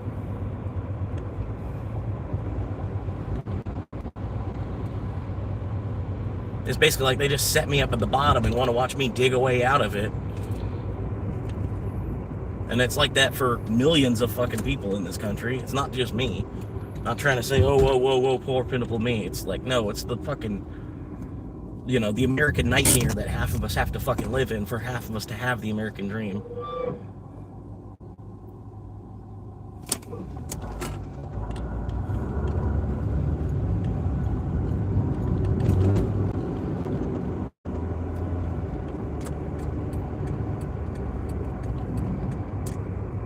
Or basically nowadays, like 3/4 of us, you know, like 1/4 of us gets to actually live the dream, and then 3/4 of us have to like support that. And then that's probably even, they're probably gonna get it all the way down to like 10%. 10% of us live the dream, and then 90% of us support it. Because that's the way China wants it or something. That's, I don't know.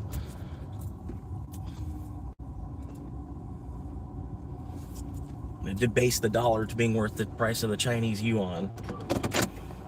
Basically all they're doing, but they don't want to tell the people that's what's gonna, you know what I mean? If they start telling everybody that's what's actually happening, is the yuan and the dollar are gonna basically just equal each other.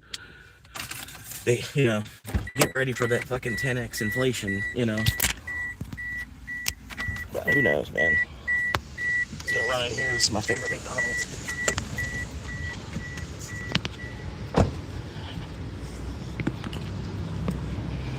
But honestly, like, yeah, when the dollar and the euro and the yuan all kind of equal out to each other, you'd have like a three-way scale on monetization in the first place.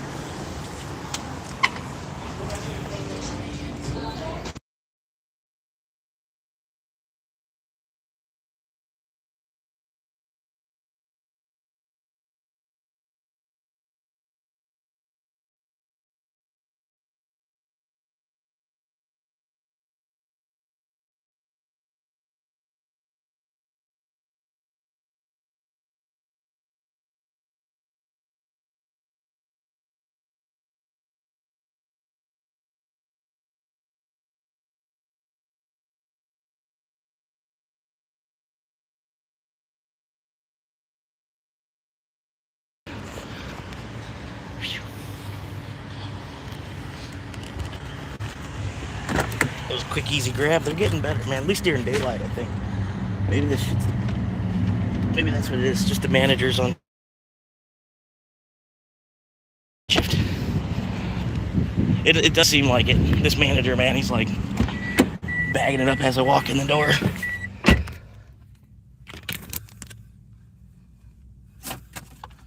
Alright, plug this in, fire the car up. Bluetooth connection sucks ass. Sorry, let me what you got here.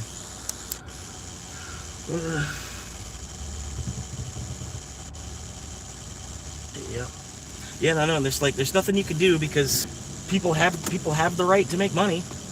You know, like we have the right money. There's nothing we can do. Just let the people make money. You know, but as people make money, the government just prints more for themselves when they need it anyway. So it really doesn't matter. They're giving us fucking digital currency now because, like, it's a waste of paper. It's a huge waste of paper. What street do they want? They want me to go this way, to go that way, to go that way. Okay. Hopefully that'll work. Hold on, if you won't let me have it. Oh my god. I'm not even hitting the brake. I'm not even. Whenever. Need to put it on.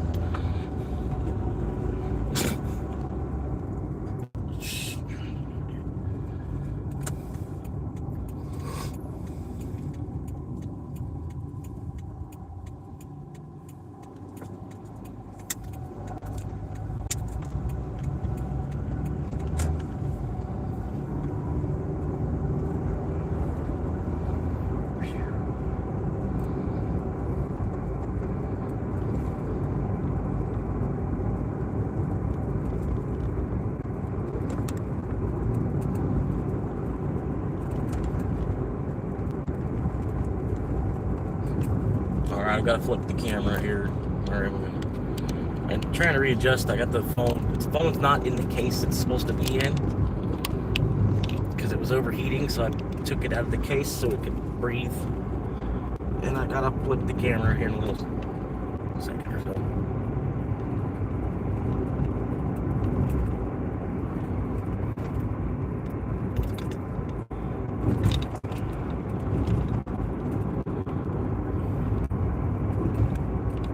It's a die economy.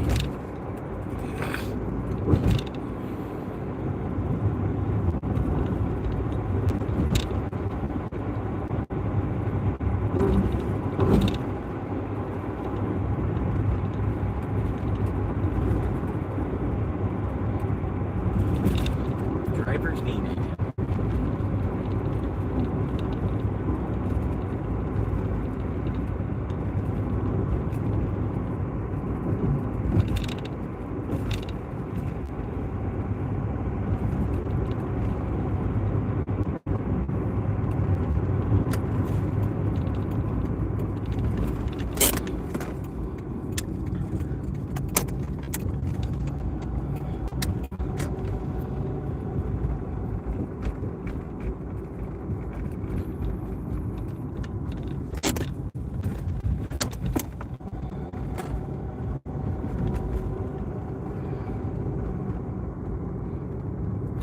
Watch this one, watch this one.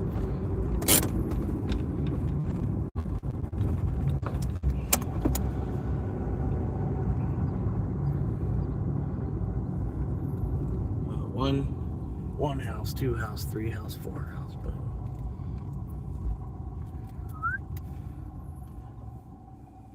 leave it door. Take a photo.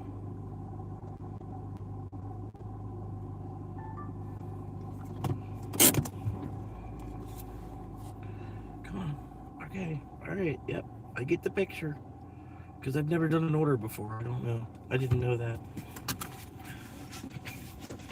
The app. I swear the app got some dumb questions sometimes. Come on, let's go. Yeah.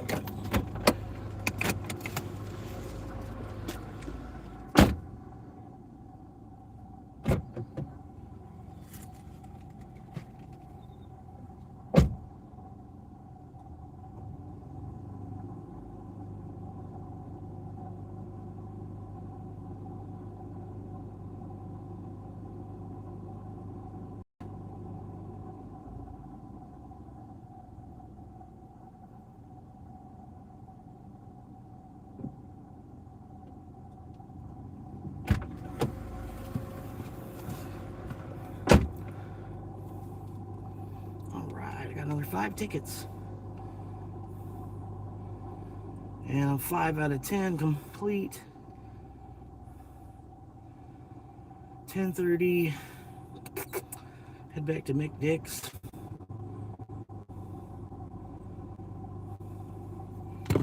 Alright. Appreciate y'all staying tuned in. You'd be surprised how many people leave, like in that. Or in the 5 minutes that I'm in the store waiting. That's why I get so pissed off. It's like I started live streaming it, and I'm sitting here and I watch my audience, getting a little bit of an audience from driving around, and then you go in the store and wait for 20 minutes, and then everybody leaves but one. And it's like at that point they don't even hear enough of my story or nothing to where it's, you know. Because I don't know, I'm not trying to say I'm a better person than these other people with their dash cams and stuff, but there's not a whole lot of them that are living in their car at the same time. There's a different level of struggle and survival in this channel. It's a little more raw. People don't even stick around long enough to get to even experience it. You know what I mean? I don't know.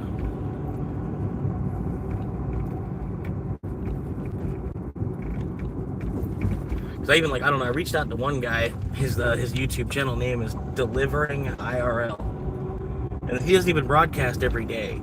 But he's got this. It's I don't know. His program's huge, man. He's got triple the audience that John's got.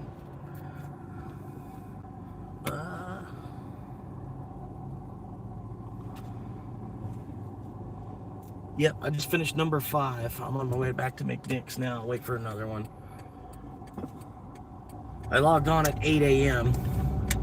thinking that it was Saturday, and I was like, I'm beating all the other drivers by being on this early. Everybody's probably waking up about now, or, you know, getting dressed, shuffling around the house, resetting the coffee pot. You know what I mean?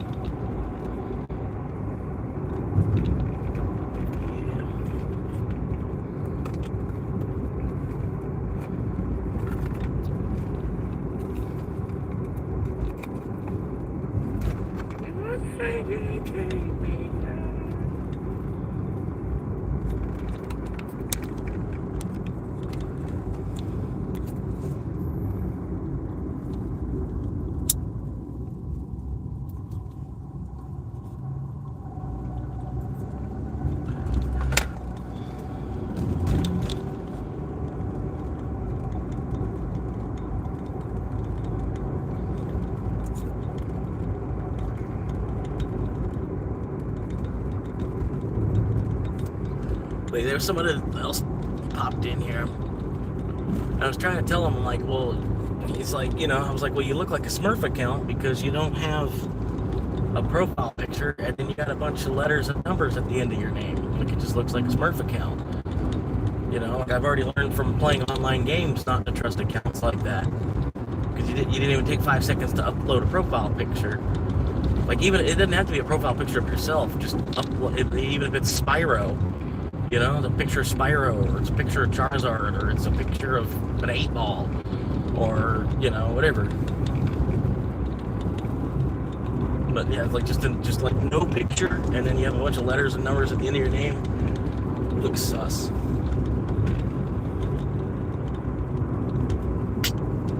I'm almost about to set it up where you can't even chat unless you have if you've uploaded a video yourself, you can chat. That's the way I'm going to have it set up here shortly. Like, once the channel actually, like, gets off the ground all the way, hopefully. And if it doesn't, then probably at about the year mark, I'll probably just do that. What was that? Taco biscuits? I was wanting some taco biscuits for breakfast, too, man. Am I going the right way? And I'm already heading the right direction. Woo! Number 6, I'm on the way. Side quest is going to be complete. I should have signed up for 30, not 20, but it's whatever. I'll know for next weekend. Well, next weekend I got to go to work. Yeah. Bullshit. I'll have to leave like Friday night. Unless I want to just say fuck that job.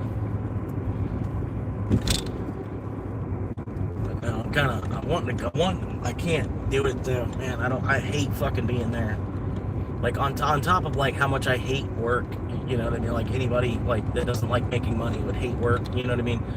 But I honestly, I really don't like doing any of the shit that's involved with this job. Any of the shit. I don't mind working the counter. Kind of. If people don't come in with a bunch of stupid fucking questions, like, people, I don't know, they because you're behind the counter of an auto parts store, they think that you're a mechanic, or you used to turn a wrench on a car. It's like, no, I'm here because I know computers.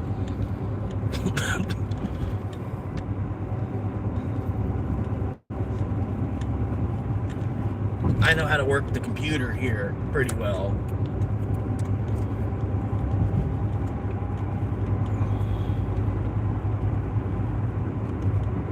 But then, yeah, like, I'm in my 30s. There's a bunch of guys in their 20s that they hired because I changed my availability on them because, you know, it's like I'm in my 30s. I feel like I should be more in control of my own life than I am. You know what I mean? And that kind of all starts with my availability at the job. You know, I just give him open availability, and he only wants to give me 20 hours a week. I'm like, well, then why am I giving you open availability? You know? So I was like, well, here's Friday, Saturday, Sunday.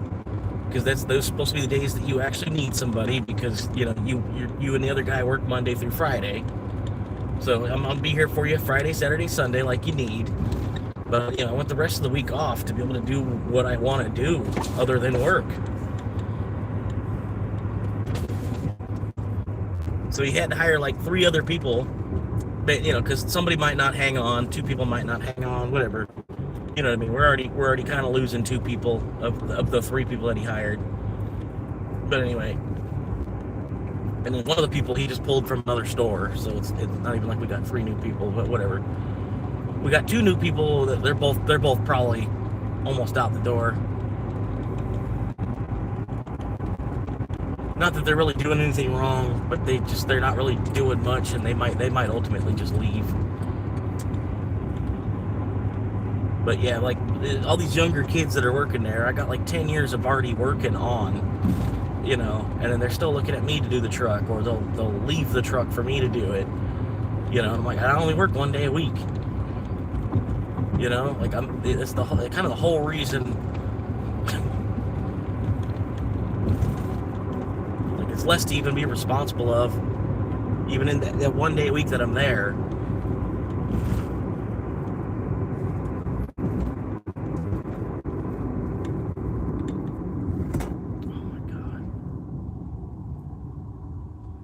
Because we're not able to make a right turn. We have a whole right turn. Is this a right turn lane? No, it's a straight and right lane. That's what it is. Man, that Winn-Dixie's empty.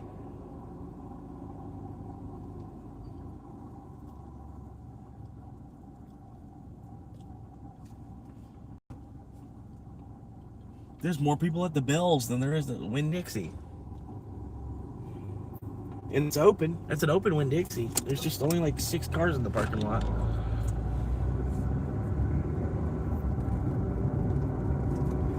It's freaking Saturday.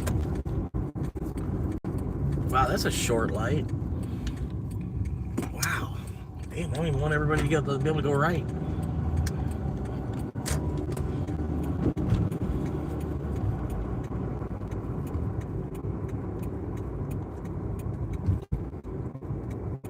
I'm like, fuck truck. Like, I've been putting away truck for 14 fucking years, man. Or more.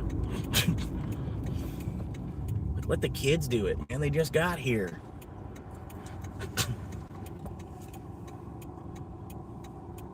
And a whole year of school was summer break because of COVID, basically. They still got the credit for it. And a whole year was just summer vacation.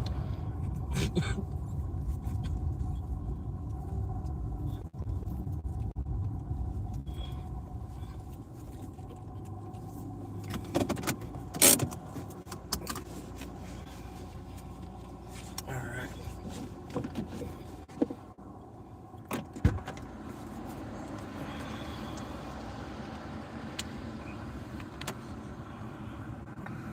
$15 items. Holy shit, bro. Oh, man.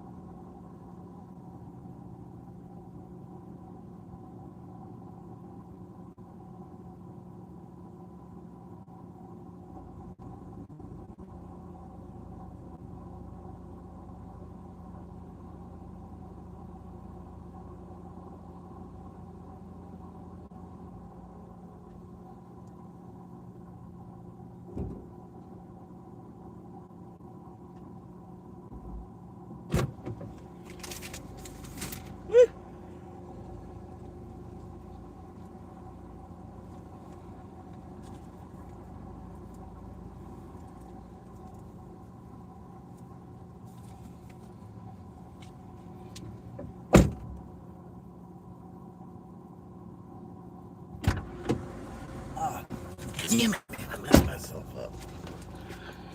This drive. I shouldn't have said. I said I picked up the order already. Damn it! I could have waited another like 2 minutes to get around the drive-thru first for myself. All right, here we go. Through here.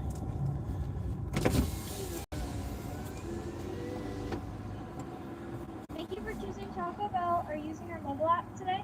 Yes, picking up a mobile order for Jimothy. Everything look correct? Yes. All right, you can go forward.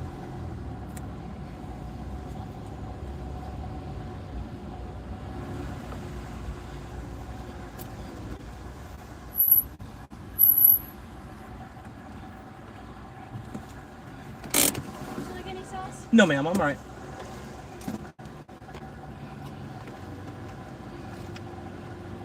Thank y'all for tuning in, hanging out for a second. I knew y'all were going to leave before I could even say anything.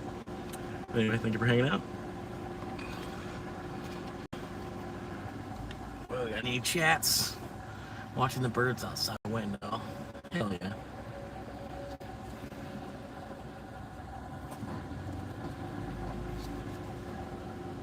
Nothing wrong with that, man. This Cooter's Coffee over here. Looks like they're closed. Cooter's Coffee didn't make it. Let me zoom out just a little.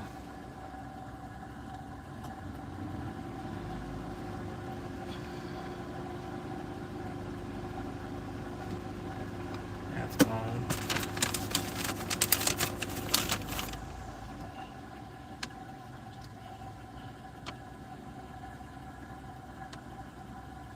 Yeah, nobody ever stays. I said, like, I almost would feel like I'd get more of a crowd if there was more of a crowd. You know what I mean? Like, if there was already like 32 people watching, the people that come in and watch for like 2 seconds, they would watch for longer. You know what I mean? But it's like I'm losing a lot of an audience by not having an audience at the same time. So I do appreciate you being here. You know what I mean? Because at least it's, I don't know, at least it's a stream with one person. You know what I mean? Good day. You too, man.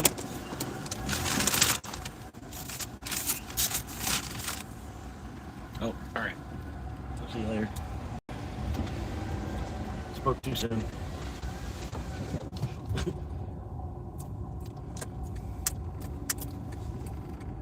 And it's even more annoying when you have like 0 viewers. And then you get a viewer that pops in for just like 2 seconds.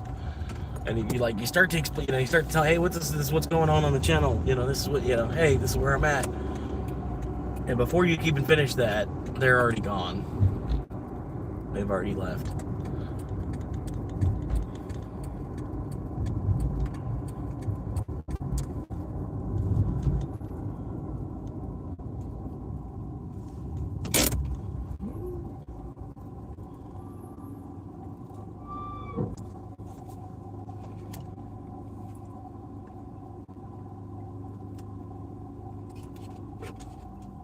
Why? Just get on the sidewalk. Y'all are stupid as fuck.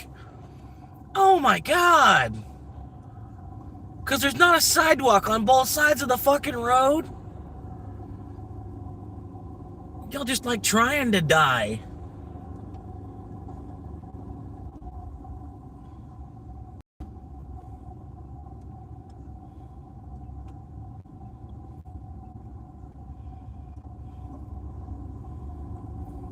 Stupid fucking bicyclers. Like, in a city like this, with the traffic the way that this is, like, oh my god, just stay on the sidewalk, bro. There's not even a bike lane on that street.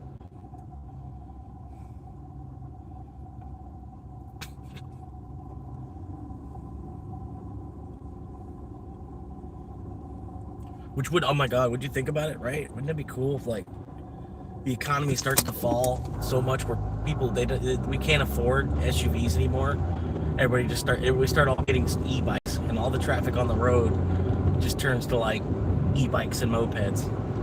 And then you'd actually be able to like get through traffic better and stuff too, because all the cars would be smaller. You know what I mean? Everybody's just like on an e-bike because we can't afford SUVs anymore. they stopped giving us credit. You know what I mean? Like, if they got rid of the credit system, kind of, sort of, unless for buying houses. So you have to have the cash up front to buy a car. And it would probably also help the car market, that the prices would be a little bit lower too, because they wouldn't be selling so many cars, because nobody would have $30,000 in their hand to buy a car. They'd have to price it more, like, realistically. Meat. What? Okay, what? Blue and white building. What's the name of it? What's the name of it? What's the blue and white building? What's the name of the building?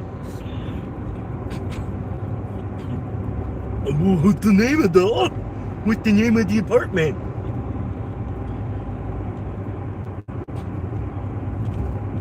There better not be a toll for this. I gotta flip the camera. What are you doing, you stupid fucking Mustang? Flipping the camera. Harborside. Yeah, there's definitely a toll. Fuck. This is gonna fuck my tires up going this slow and shit too. Like, oh my god. Or it actually might be better going this slow. That's what I'm gonna do. At that point.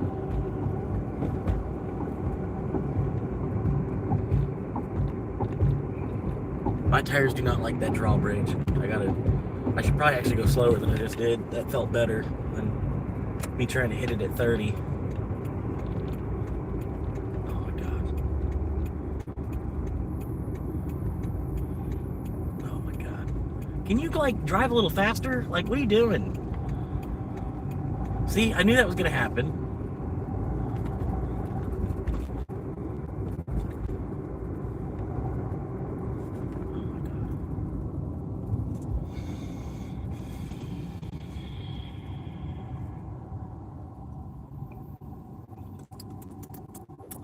Except, like, that's not gonna work. Will it? Actually, will that work?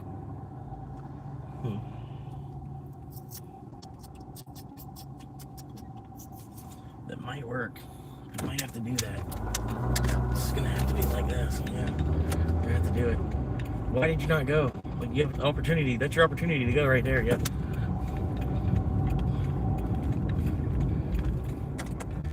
All right, come on. What are you doing? No, what are you doing? Nobody's here. Nobody's even fucking here.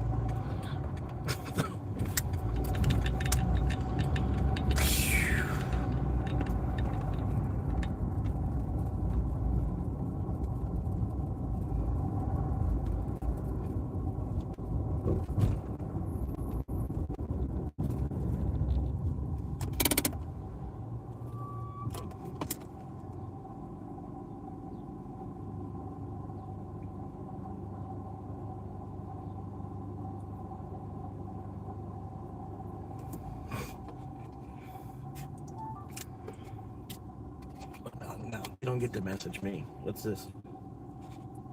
Okay, yeah.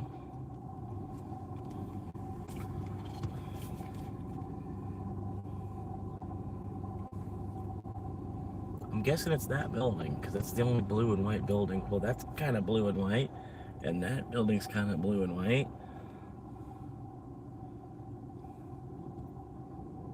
Okay, ready?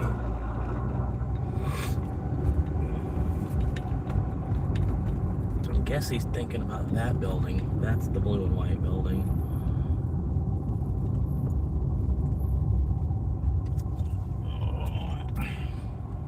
A little dinky parking spot. Yeah, number 7. Here he comes. Oh, God.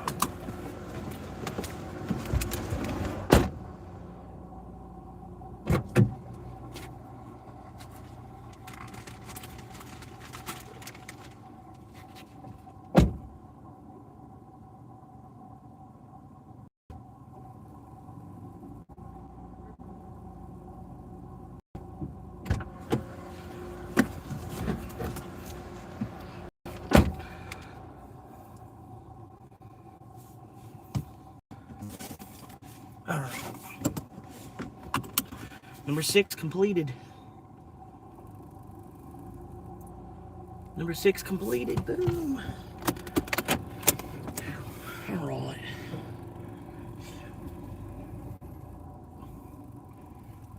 I guess, yeah, I think I'm all right. Just gonna back it up.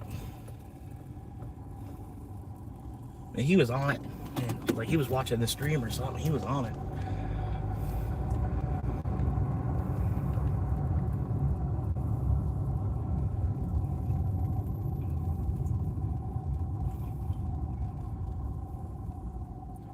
Hell yeah. Yeah, you better put the top up. You think you're gonna park your car? You better put the top up. I'll steal your CDs real quick.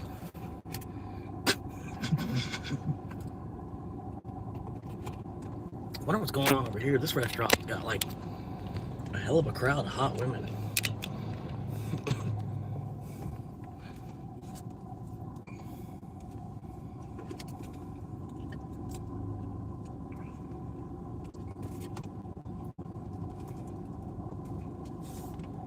Alright, I have no clue where I'm going now.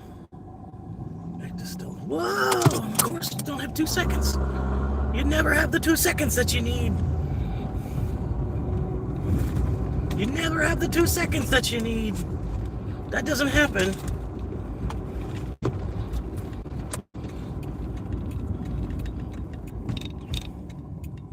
Alright, I stopped first. Their car will make them stop. Oh yeah. Shirtless Steven. Okay, maybe I can get up and around him because I'm able to make a right turn on a red.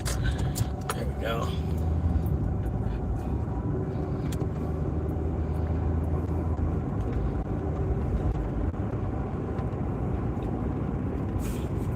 Shirtless Steve. Kurtless.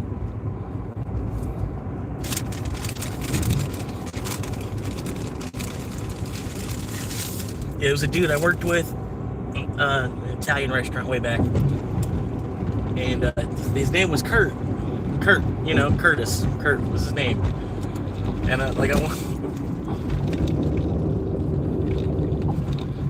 one day I came up to him. I'm like, "Hey, how you doing, Kurtless?" And he was like, "Kurtless." He's like, "I don't think I've ever actually been called Kurtless before."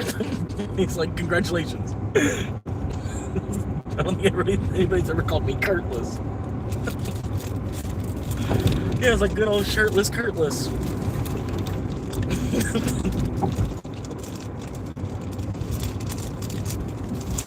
I don't know. He liked it. He, like being that he was like in his 30s and it's the first time somebody ever called him that.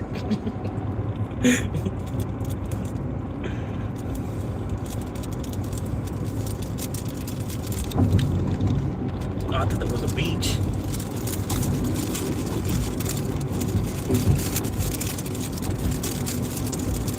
What are you doing? Get off your brake pedal. It's green. Greon. Greon.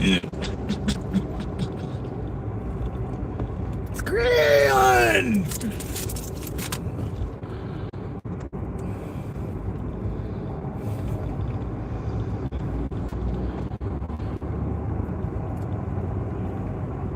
Speed enforcement. Oh my God. Look out.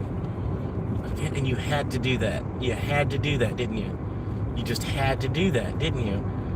And then now you want to take 9 seconds to get up and around. Yeah. Yeah. You know what? I'm going to do it this way. I'm not letting you do that shit.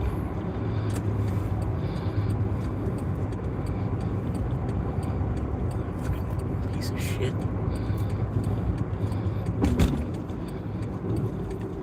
I need to get past you. Wait, no I won't. No I don't. I just need to hang out in your blind spot.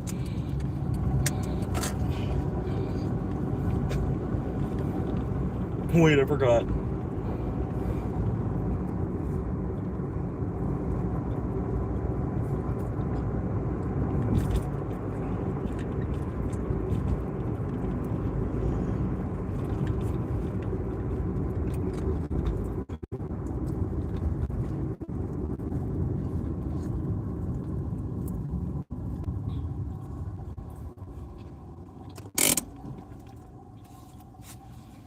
Hell yeah, it's gonna be me when I'm retired. Check him out, Mr. Red Shirt over there.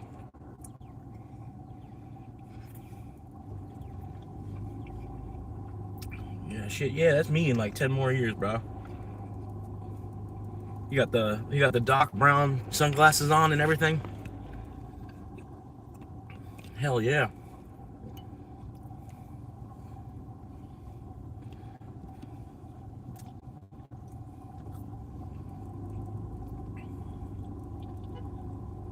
We're what? What are you honking about?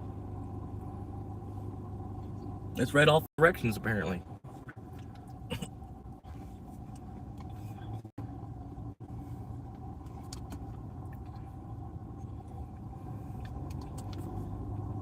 .6 miles per hour, 58th Street.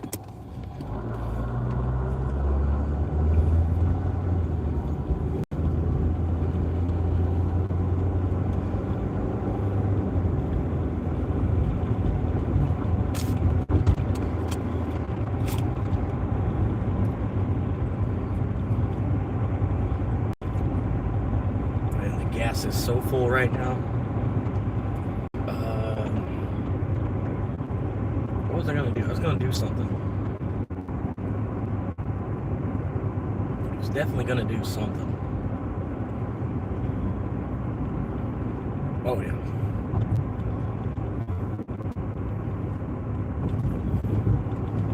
Let me log out. 6 of 9.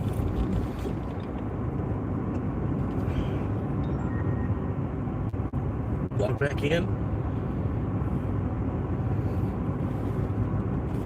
Got my acceptance rate up a little bit. I'm up to 34% acceptance rate now.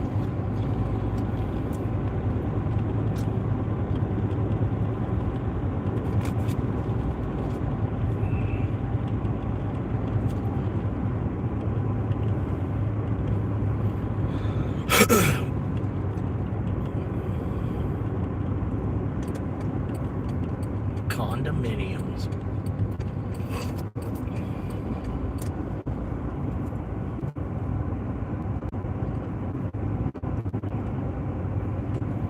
Only people in condominiums use condoms. Only people in condominiums use condoms.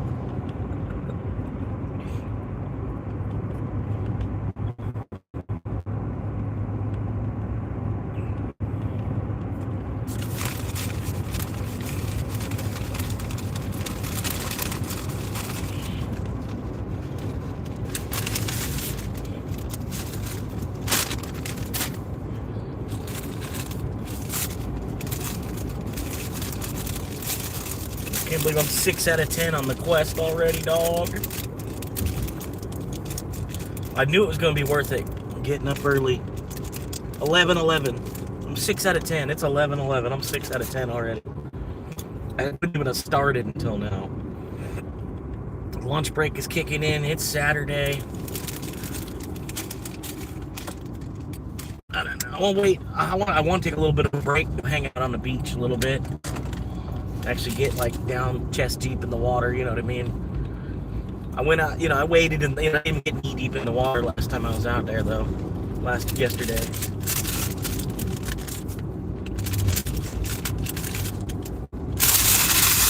Get out there and just immerse myself in the water real quick.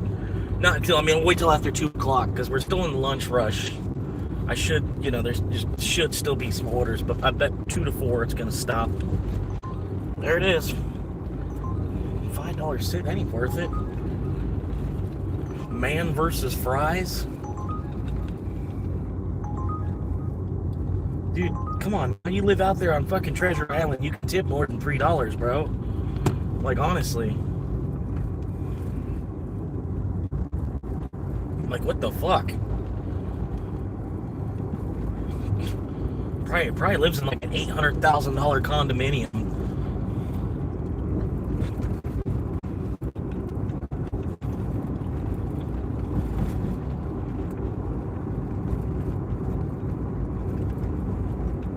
Like, just for shits, I looked and went on Zillow at some of the, some of the property prices around here. for a quarter acre lot, they're trying to get $80,000 for like a lot where they removed the house or whatever. The house like was destroyed, so they bulldozed it. Now it's just a sand lot. Yeah, they want like $80,000.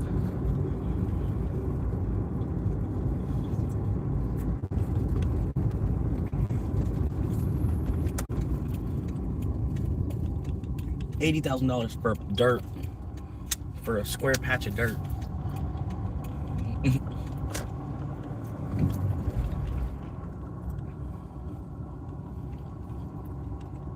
Oh, somebody's birthday.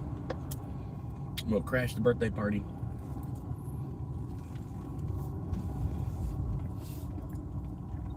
All right, what's this place look like on a Saturday though? Saturday at about noon. Parking lot's about 90% of the way full. 90% of the way full.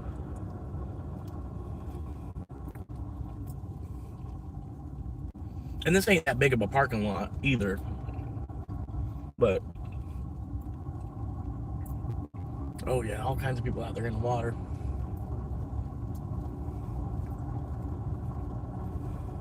Well, nobody like actually in the water. Well, there's a bunch of people out there beachside.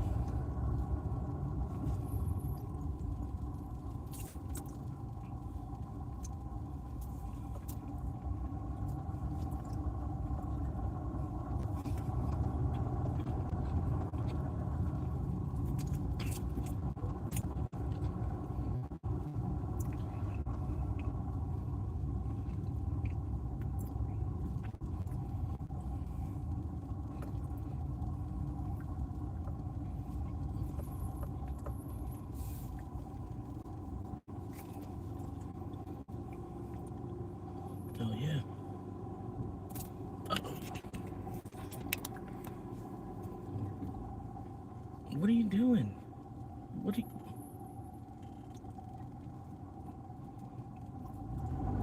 Yeah, I was like, yeah, but I wasn't quite sure what the hell you were doing yet. Because you didn't know how to fucking park as it was. You didn't know how to park. You had to pull out of the parking spot so your wife could get in the car. I was wondering what the hell your next move was even going to be. How long it was going to take for her to get in the car. If you was going to slam on the gas pedal the moment she shut the door. I didn't know what the fuck you was going to do.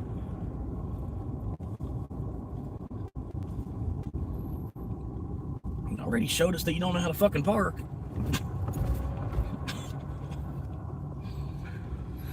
Alright, anyway, a lot of people out there on the beach. I don't even want to fuck with them.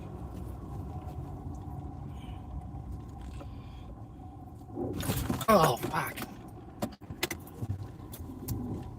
There we go.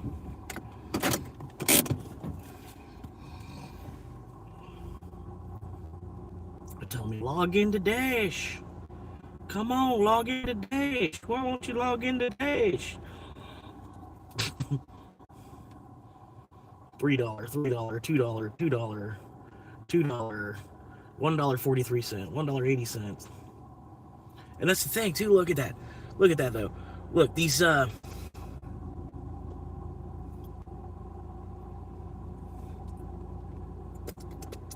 tipped $1.87 tip. Oh, whoop. Come on. Come on. Come on. Come on. Focus in on the number. The number right here. Come on, focus. Focus in on the, okay, whatever. But yeah, because the guy tipped $1.87, Uber actually still made it a $6 order. But here where the person tipped $2.23, Uber made it a $4.23 order. So because of 50 cents more, literally, because this guy tips $1.87 and they make it a $6 order, and this guy tips $2.23, so it must be that $2 mark. The $2, if it's under $2, Uber will try to make it a better looking run. But if it's over $2, they don't care. I guess they consider, like I said, I guess they consider $2 to be a decent tip.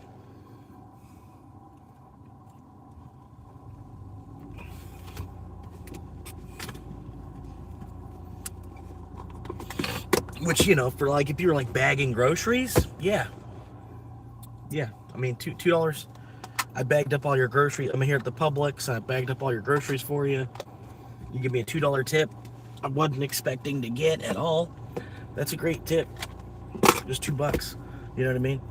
But I'm not bagging groceries. So a $2 tip is fucking absurd.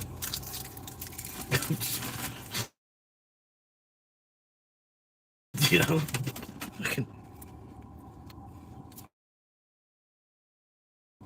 At least tip a whole gallon of, like, right? And as gas goes up, I'm sorry, but you're gonna have to tip more. And at least tip a whole gallon of gas, or I'm gonna have to get more and more stubborn with it, you know what I mean? $12 minimum, gas.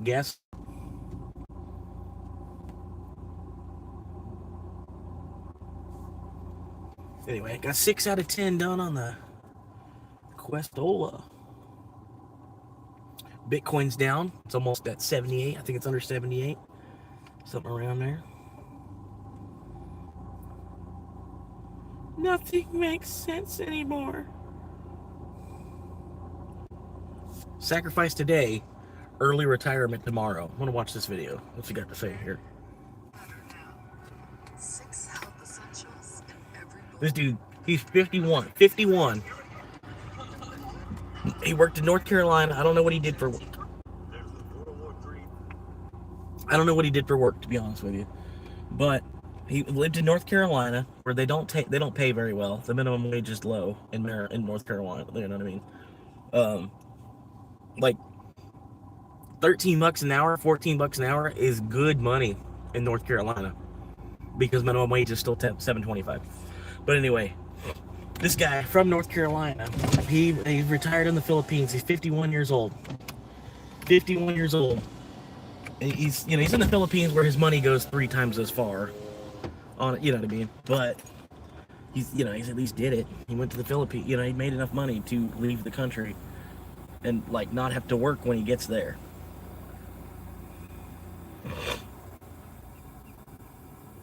Because there was somebody trying to tell me that it's like, you could go to Bali. Bluetooth connection success. Even if you just have like $3,000 saved, you can go to Bali.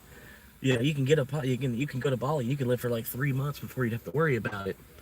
And I'm like, yeah, but then I'd be working for like 50 cents or like $1 a day. Like once I ran out of money, because I would then be in Bali, and that's if I could even find work. You know, I don't know. Whatever. True. As individuals, it's up to us what we want to focus on. And I think it was Franklin Roosevelt said, he said, there's really nothing to fear but fear itself. And that's the truth. And a lot of the times, we got that YOLO attitude, like you only live once. And inadvertently, we use credit to live that life that we think is going to bring us happiness. I did it too. That's how I know. But when you start to pay attention to your spending, and you start to think about, smoke up here real quick, you start to think about like what you're doing with your money, and how does that spending benefit you.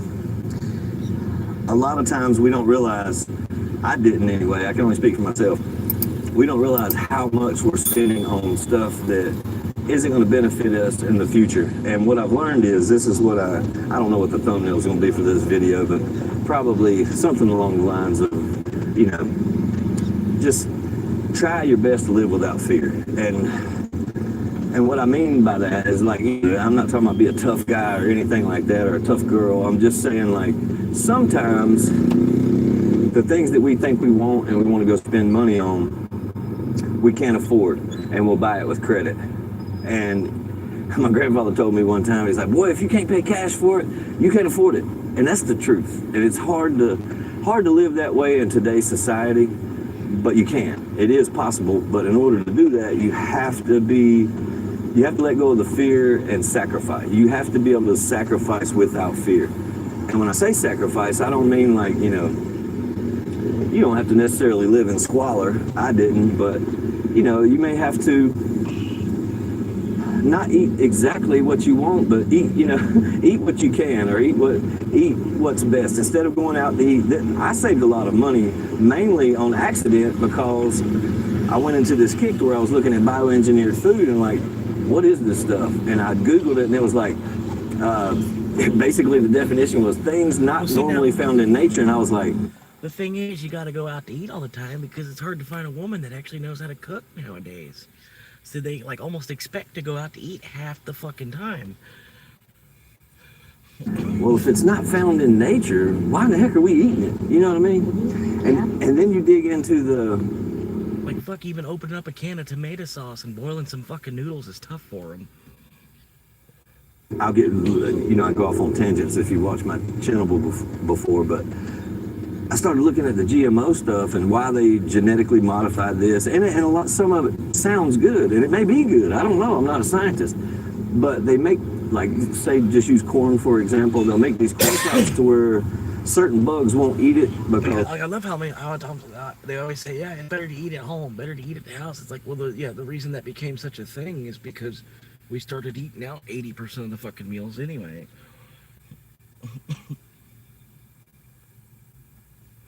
Like, remember, that's what we used to do. Like, usually you go to the city to spend money. You didn't like. It was bad. It was like, you remember Back to the Future Part 3, right? I know it's a story. It's a fictitious movie, but still, and it, you know, it's time travel and whatever. So, you know, it's all science fiction. But anyway, in that movie, his great grandfather, I forget his name, Seamus McFly, I think it was. He was like afraid to go to the city because he knew going to the city just meant spending money. He's like, I'm just rather stay on my land. Like, if I go into town, I'm gonna end up spending money that I don't have.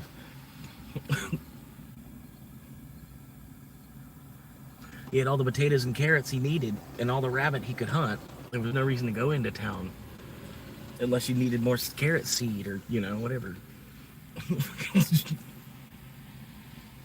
But it's like, yeah, you like, I don't know, all these cities emerge, and then everybody goes to the city for work, and then they slowly just rob the land from there. Like, they slowly take the land from us, and it slowly, all the land just becomes more city.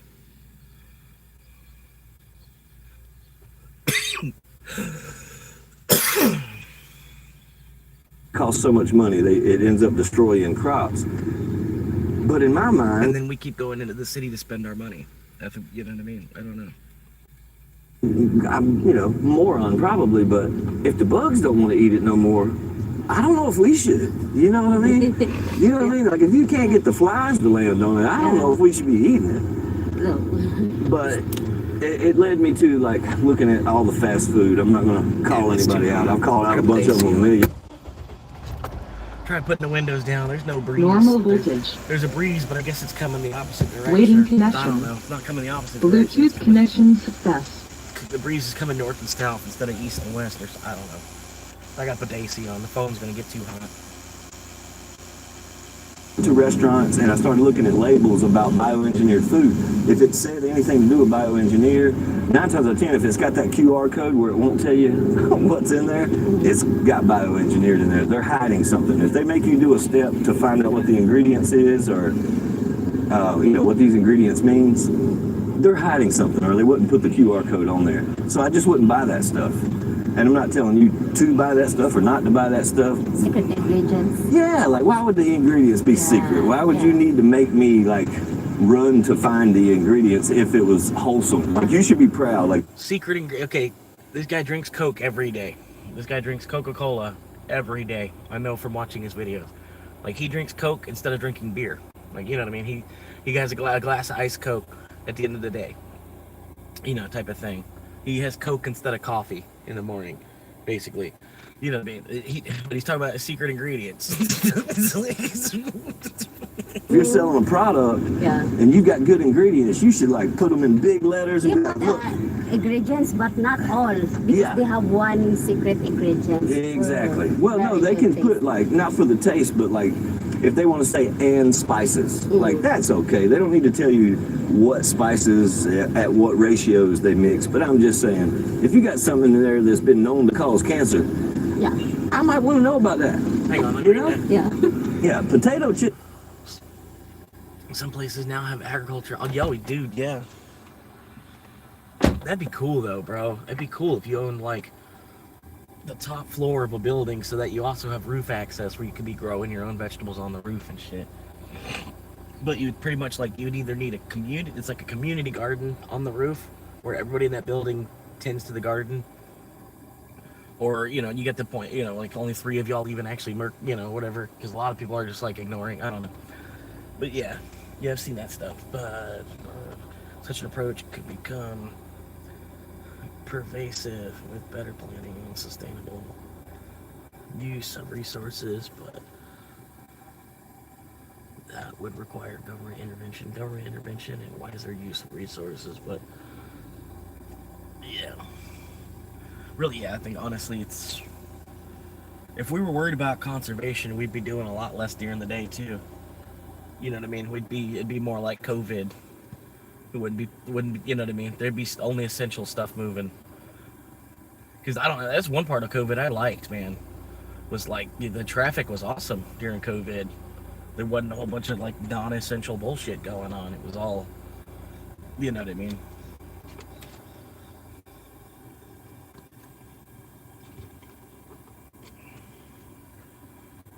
But yeah, I don't know, man. Like, honestly, I think we could burn through resources at a slower pace than we are as American society. You know what I mean? Honestly. And so I don't really want to conform to that because, like I said, again, yeah, there's a bunch of different reasons why. But like, I don't want to conform to what I know is a problem.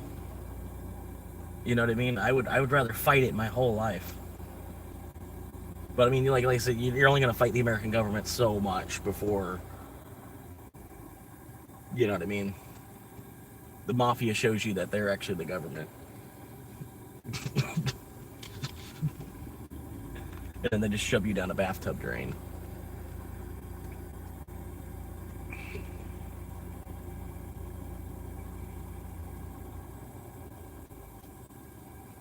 We are the frog in the slowly boiling pot of water, yeah. Except it's not slowly boiling. It's definitely 100 degrees Celsius in this pot. But part of it is just debt.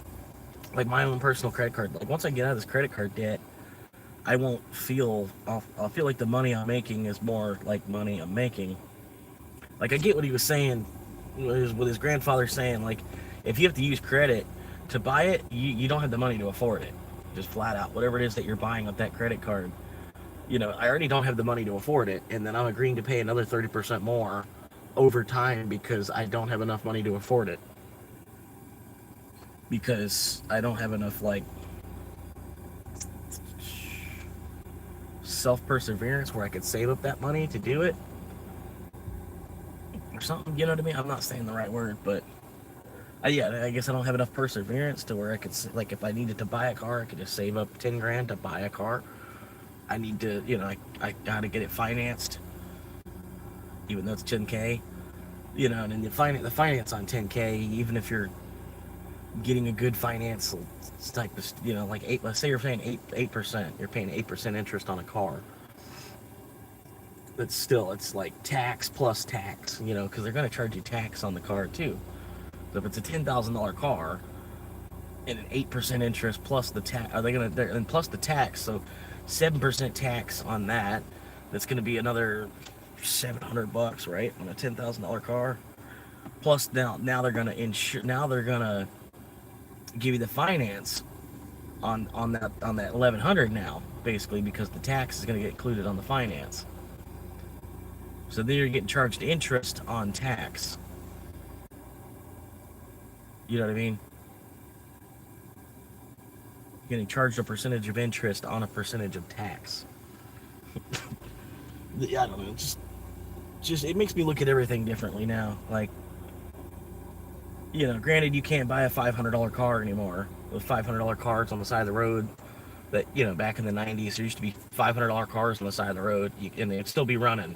There'd be something wrong with, like, no AC, the windows don't roll down, you know, the radio's busted, you know, no spare tire, you know what I mean? There'd be a bunch of little things wrong with it, but it's still a $500 car that runs. It can get you to work, you know, and get you to work for at least 1 week. You know, make your 500 back out of it. But yeah, granted, you can't spend. Yeah, I mean, you're gonna have to pay more, like $2,000 or $3,000 for sort of like a car like that nowadays. But I've seen it. I mean, I've seen cars newer than this one for sale for like $4,000 or $5,000. You know what I mean? So I'm already kind of was halfway tempted because I'm like, damn, I've got $5,000 in my pocket right now, technically. You know, I was like, I got $5,000. I could reach out and grab $5,000. I could buy that car right now today. But I'm looking at it. I'm like, it's only a 2011 though. Like, I'm in a 2007. That's a 2011. And I know they basically made cars dumber in that time. Basically, like 08, 09, 10, and 11. They put extra sensors and crap and bullshit on the car to increase the price. You know what I mean? The 07 is probably actually the better vehicle versus the 2011 version of the same car. And is that really an upgrade? Like 3 years newer? The mileage might be lower, so I might have an engine that's got more life in it. But yeah, still, I was looking at that. It's like, it's $5,000 I could upgrade my car, but it's not really an upgrade on the car. So I'm really feeling like this car is probably a $2,000 car still. You know what I mean? To the right person, I bet I can get at least $1,000 out of it all day long. If I wrote a $1,000 price on it with my phone number, I'd probably get people calling me before the end of the day. You know what I mean? But if I were to push to get $2,000, you know what I mean? But it's not worth selling it for $2,000 either, because it still runs and I could still use it to, you know, that's 20 days of Uber. It's $2,000. You know what I mean? 20 decent days on Uber is $2,000 normally. So I wouldn't want to get rid of the car for like just $2,000 as it is. But I don't know, man. I'll probably eventually get rid of the car because it's like stopped running, and it's going to cost me more to get it fixed or moved to where I can get it fixed. You know what I mean? Like, wherever I'm at, it's going to cost me more to get it moved to where I can get a guy to work on it, and then to have him work on it, the money that's involved with this and that, and all the other. It'd probably just be better just to scrap it and get the $250 for the scrap price of the car. You know what I mean? It's probably what'll end up happening, to be honest with you. But even still, to get $250 out of a car that doesn't even run, you consider it just to be scrap because it's just gone. Versus you wanted $1,000 for it, you got $250 for it. You know, that's not bad. You know what I mean? But yeah, I'll find out when I get there. And then, like I said, even when this car is immobile, I could still use it as an apartment. I just can't. I won't be able to use it to make money with anymore.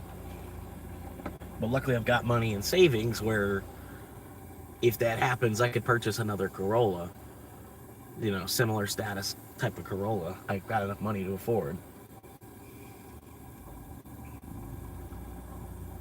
But either way, I'm not trying to do that anyway. I'm trying to just get the land and then worry about, if I want to save, I can worry about saving. If I don't want to save, I don't have to work.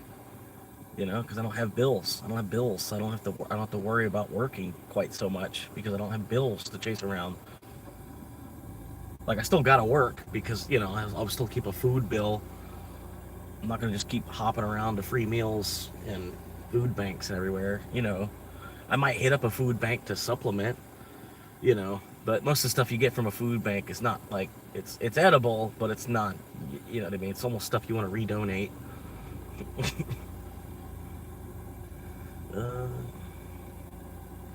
That's what I got. Like, all my money I'm throwing into Bitcoin because while Bitcoin was under 70K, it was a deal. You know what I mean? Once it goes back over 100, I don't think it's going to come back under 100 again. So honestly, I think that was the better spend of my money at the time. was to save it in Bitcoin. And then, yeah, like I said, we could be 3 months away from 100K Bitcoin for all we know. I think the bear market's over, basically because of Michael Saylor and how much he's been buying the new product that he brought out, Stretch. I almost want to buy some Stretch. Because it's like, basically it's $100 stock, $100 high yield savings stock, something like that, where they give you 10% as a dividend monthly, paid out monthly.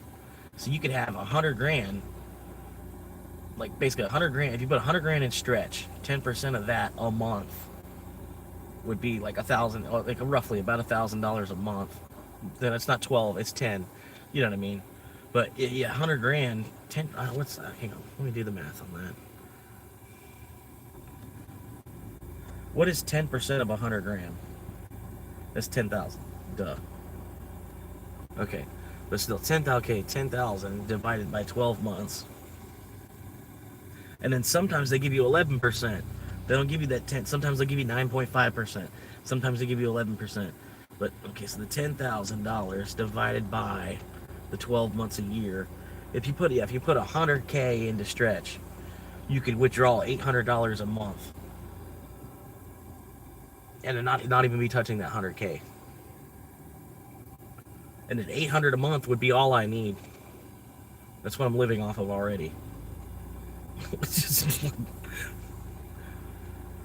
But to get 100K, I need to wait for Doge to get $1. But I think Doge getting to $1 is going to happen before Bitcoin gets to 1 million. I honestly feel that way, because the market cap is so much smaller on Doge. You're talking Doge only has to go to like 500 billion. If Doge goes to 500 billion before Bitcoin goes to 20 trillion, basically, is what I'm saying. Like, before Bitcoin goes from where it's at all the way up to 20 trillion by market cap, $20 trillion locked into the backbone of Bitcoin, even before people sell out their coin at that price or whatever. But yeah, the structural integrity of Bitcoin has been built up to the point where $20 trillion has been put into it. I think at that point there's easily going to be $500 billion in Doge before that happens. Before there's $20 trillion in Bitcoin, there's easily going to be 500 to maybe $1 trillion in Doge. And then with only 5 billion new Doge being created each year, it'll take, like I said, 200 years for them to make a trillion Doge through mining it. So I mean, we're a ways off from there being a trillion Doge, even if there is, I think there's like 165 billion Doge, and then there's another 5 billion that get made every year. But look how many trillions of dollars they make every year. So a couple billion Doge isn't, I mean, 5 billion more Doge is really not that much when you look at, inflation at 4% means they can print like $4 trillion each year, and then the following year 4% of that new 104 now. You know what I mean? You get it. You've been in the system longer than me. But yeah, I think honestly Doge going to $1 is going to happen before $1 million Bitcoin. And then there's just a lot of people that say $1 million Bitcoin's going to happen. It's just mathematically inevitable. It's just going to happen. And anything after that, they have no clue. It's all uncharted territory. Really, a lot of people that are in Bitcoin, they were only aiming for a $1 trillion market cap. The people that have been in it since like the inception of it, that's all they figured they could just get to $1 trillion. If they could just get to $1 trillion, that's all they needed. And they did. They made it to 2 trillion. You know what I mean?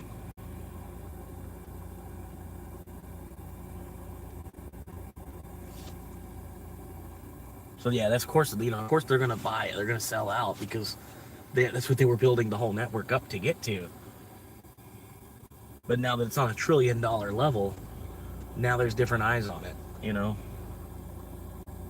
Now they're trying to put they're trying to put the reins on it, basically. Put a saddle on it and ride it.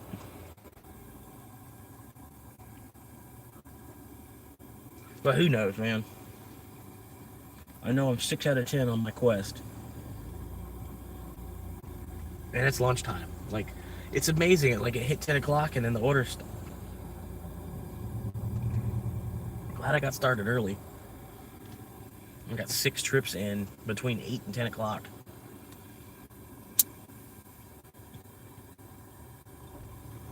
And the restaurants were on the ball. Like, I gotta give props to all the restaurants that were involved today so far. Every one of them, it was like a less than 2-minute wait, like it's supposed to be. So shout out to y'all if y'all watch. If y'all look back at this later and say fuck him, yeah, at least I'm thanking y'all now, you know.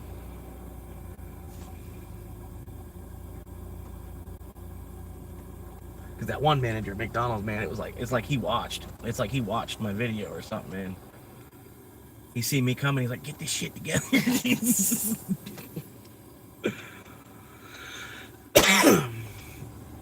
Right, okay, well, there'd have to be $21 trillion would have to get into Bitcoin for Bitcoin to equal 1 million per coin. We'd need $21 trillion, which they say is going to be, as they say that's going to happen because that's how much gold has created. And remember, the price of gold has been suppressed by our governments for so many years. Like, if they're not using it themselves, they want to have the price of gold be lower. You know, like, it's weird. You know what I mean? They try to suppress the price of gold as much as possible. I think it's currently on its way to 10K per ounce. I think it'll kind of help rebalance everything, if, you know, because it was for the longest time, gold was set at $20 per ounce. 20 US dollars was 1 ounce. But now we've inflated everything so much that 10 to 20K per ounce of gold almost makes sense. You know, like 10K per ounce of gold with the amount of inflation that we've been through and everything. And then look where it's at now. It only has to double from where it's at now. Which didn't it like 3x in the last 25 years? I remember my economics teacher telling me about it in high school, and he was saying like, man, I wish I would have bought it in the 70s. He was an older guy. But yeah, he was like, man, I wish I would have bought more gold in the 70s. It's like, because when they took it off the dollar standard, he's like, I watched it go, and it was like $78, and it was like $135, and it crashed, went down to 111. And he's like, I wanted to buy it when it was at 111 per ounce, and now it's up over $1,300 an ounce. And now it's fucking what, $4,700 an ounce? Because they just keep printing. They just keep printing and printing and printing. People want to buy new houses, and all these new construction houses allows the government to keep printing more money. And then they keep just driving everybody to buying more houses. So it keeps allowing them to keep printing more money. And then on top of that, all the government, government spending and the defense spending, and they have no way out because they don't want to tax us that much at the rate at which they're printing. Because if they taxed us at the rate of which they're printing, you know what I mean? If they only stole our wealth just through taxation alone, it would be too much. We would revolt. But with inflation, some people think they're getting richer.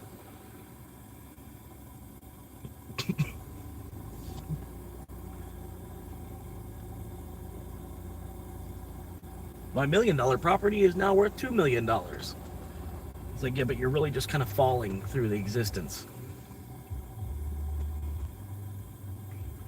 And now it's worth $2 million, so now they can increase the tax amount on you.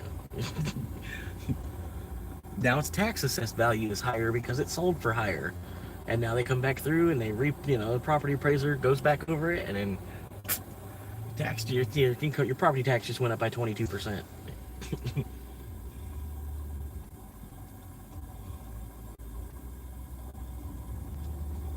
And it'll continue to go up by 22% for the next 5 years.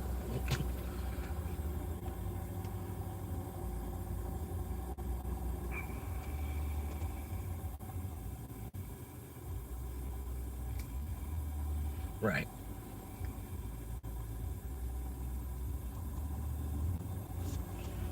It also has started a lot of world wars, though, as well.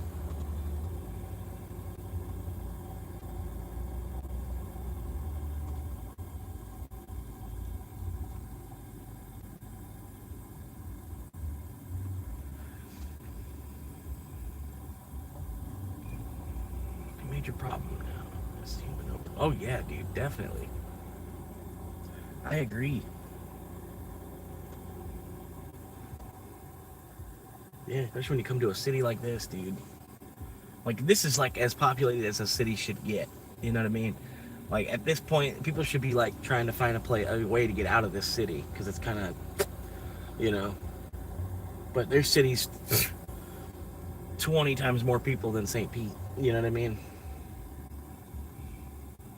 Yeah, I don't know how you spend this much money to live here and then not just want to come up North Florida, you know, for like a quarter of the price.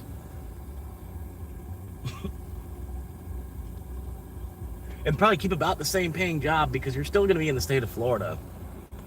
You know what I mean? Like, you're still going to get like a Florida's wage for being a guy that does remodeling on windows, or I don't know, whatever it is that you're doing for work. You're still going to get like Florida's pay for it to move up north to a different city and do the same job. Might be a little bit of a pay cut, but look at the cost of living is like half, you know.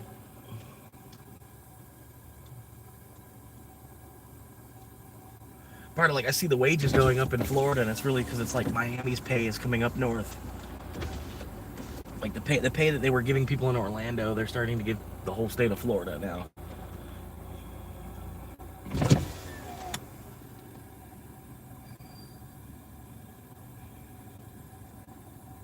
don't know, man.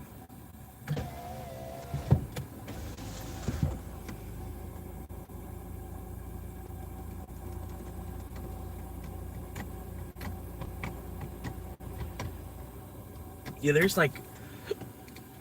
no depiction of a Chinese family nowadays. Like, I don't know, the depictions of a Chinese, I don't know, I can't think of what, I know that picture you're talking about where a man, woman, and a son was the Chinese family, what they wanted everybody's family in China to look like. Man, woman, and son. I guess that was more because they thought World War III was going to happen closer to World War II, so they thought they had to increase population, because I don't know, I guess maybe they were thinking we were going to do Taekwondo style guerrilla fight, you know. Which, if we put the weapons away, right? If we put weapons away, I bet China would whoop our ass. I guarantee it, dude. Because it's 5-1 anyway. You know what I mean? You'd have to be able to beat 5 Chinese dudes' ass, and they know martial arts. You know what I mean? It's just like, it's kind of like halfway in their blood, and I think it's part of their, like, you know, I think it's part of just like their tradition and stuff. Like, they have to spend a couple of years in Taekwondo for like just as defensive training kind of thing. I don't know. But I think it's like part of their like family culture type of shit for a lot of them. But you know what I'm saying? If we were to take weapons out of the mix and just have like a fist fight to the death over land, I think China would easily take us, just because the numbers, man. There are some big Americans where, you know, 5 Chinese men wouldn't be a problem.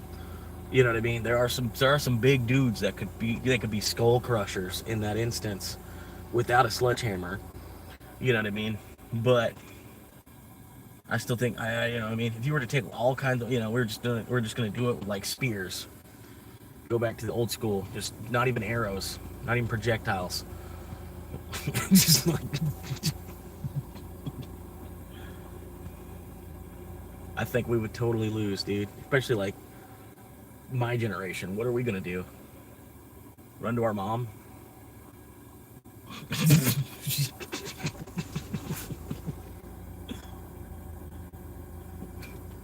I got a boo-boo. The Chinese boy gave me a boo-boo. Or, you know, if all of Asia were to like unite together, we'd be fucked. We'd be fucked. If all of Asia were to unite the way that Europe is, with like a common currency even, we'd be fucked. We'd be fucked.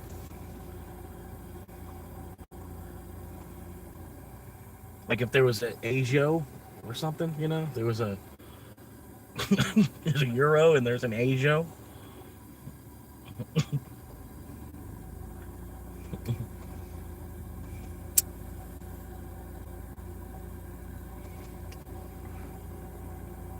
But yeah, you'd have all these different countries' economies being pushed together and building one currency out of that.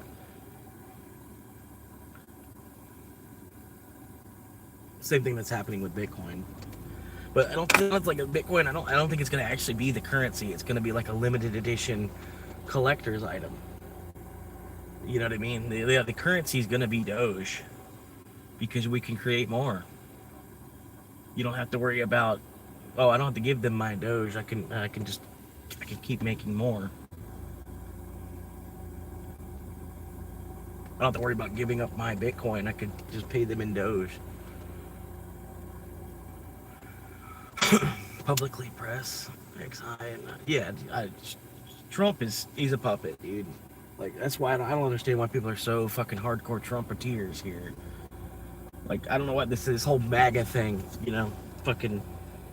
I get the idea. Yeah, let's make America great again. Let's see if we can we get America back to what it was before the counterculture of the 60s and the drug movement of all that, you know, the LSD and shit, without all the civil injustice, you know, without all the, you know, the segregation and stuff. You know, obviously, you know, that'd be nice, wouldn't it? But what America, I don't know, the Make America Great Again idea that Trump has is he's just filling the pockets of all his closest friends, you know? And I don't understand how people don't see it that way. They're still huge Trump supporters. Really, I think he's kind of been like one of the roots of some of the problems, you know?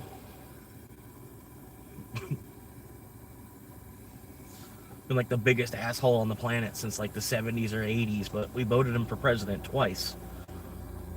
Why? Because the person on the other side wasn't worth the shit to vote for either.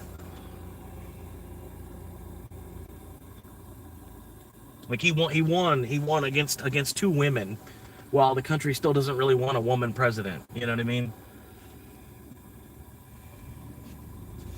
So it's, yeah, you got to factor all that into everything.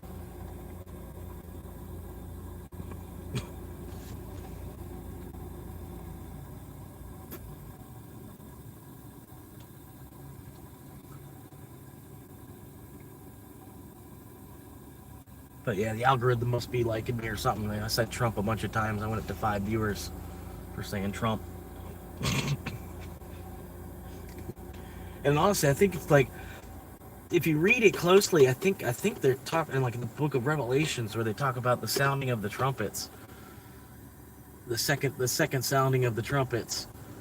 You know, and like I think that's what we're kind of like, I don't know, like, because part of it is like figurative language too.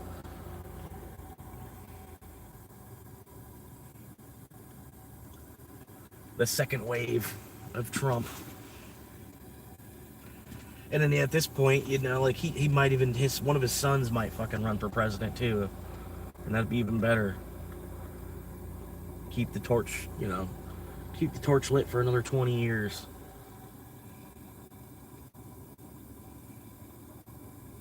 Which I don't really quite think so. I don't think Eric or Barron is really going to be wanting to. Barron Trump, man, that dude, he looks scared. Like, you know what I mean? He looks like he knows something that the rest of the world doesn't know. Like, every time, he looks worried. He looks like something's coming type of thing. Like, I don't know. The dude he looks like super duper depressed for being like the world's most powerful teenager. Or maybe he's like 21 now. But yeah. Super like, why are you that depressed? You're like the world's most powerful teenager. Why are you like, you never smile? What do you know? What do you know that you can't be happy with what you have? There's even one press conference where it looked like him and Elon were having a telepathic conversation back and forth with each other. I don't know if you remember what I'm talking. I don't know if you saw it. But I swear it was like Elon was telling, hey, just calm down. You know, like you could see Elon's face looking at Barron, and then Barron was like looking behind him, like they were talking to each other mentally. The way, because they were like they had a focus on each other in that moment. Like Elon's looking at him, like clapping his hands and smiling, but Elon looks half worried, and you could see they were having it looked like a telepathic conversation right there, like on screen. While Trump was talking about something, like right after around his inaugurational speech or something like that. something around that time. Like they had to come indoors because it was bad weather or something. And when they were doing, yeah, I swear, dude, I was like, dude, they're having a telepathic conversation right now. Elon and Barron Trump are having a telepathic conversation right now, and it's being recorded. And like, people aren't even smart enough to realize that they're having a telepathic conversation. Some people.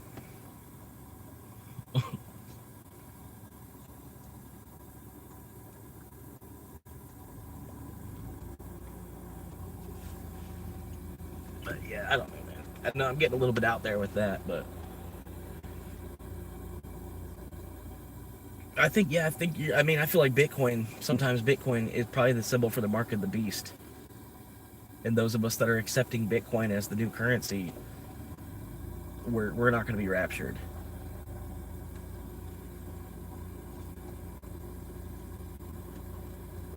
Because part of it is like the dollar does say, "In God we trust," and they don't want to take "In God we trust" off the dollar, but they figured they'd just get rid of the dollar. I don't know. Kind of going off base again.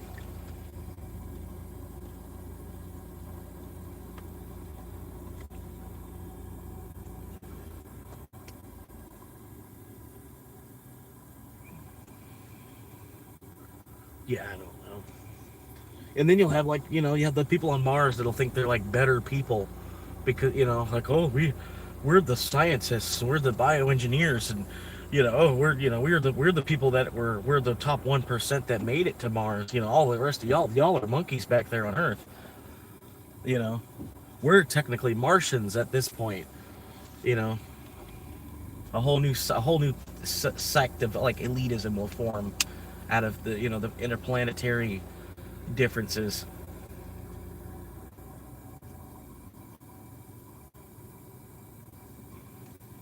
Don't tell me it won't, because we're fucking monkeys.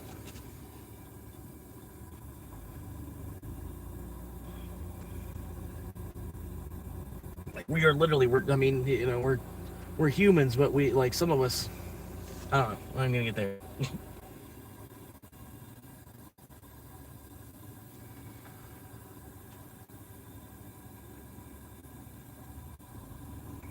I don't think that's true.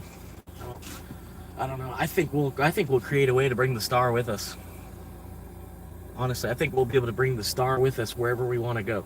Like we could bring the star. Like we'll eventually. This is really far out there. This is like a million years away type of shit. But we'll be able to like move the star. We can go somewhere else in the universe and also keep our temperature. Like, you know what I mean? Like we won't have to worry. Like the whole planet will be our spaceship. And we'll also be able to control the star, where we can pull the star. Like we can go anywhere in the universe because we have our star with us. Like you know what I mean?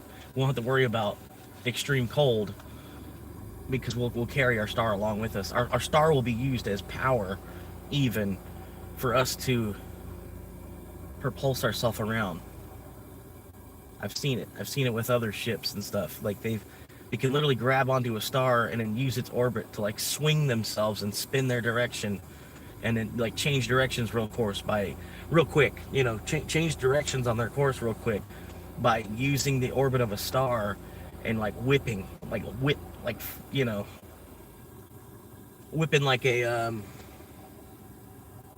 I don't know, like grabbing on. If I were to grab onto this tree trunk and like swing around it real quick to like change directions. I've seen spacecraft do that out in the universe. That's where I don't know. I think eventually, like, we can. The Earth is a space-time continuum. Like, as long as there's space and time, you know what I mean. We can go anywhere with this without even having to actually physically go. Without even having to actually physically go there. We can create it in our mind.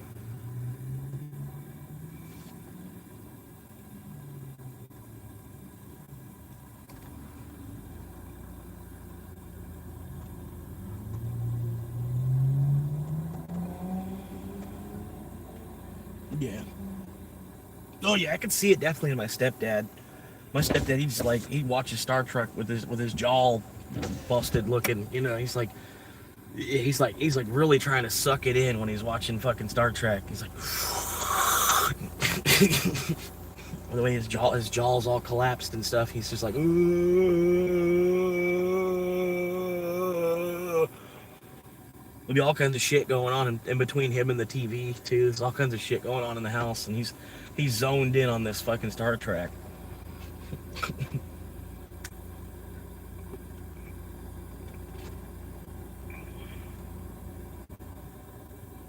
Yeah, it's funny, man.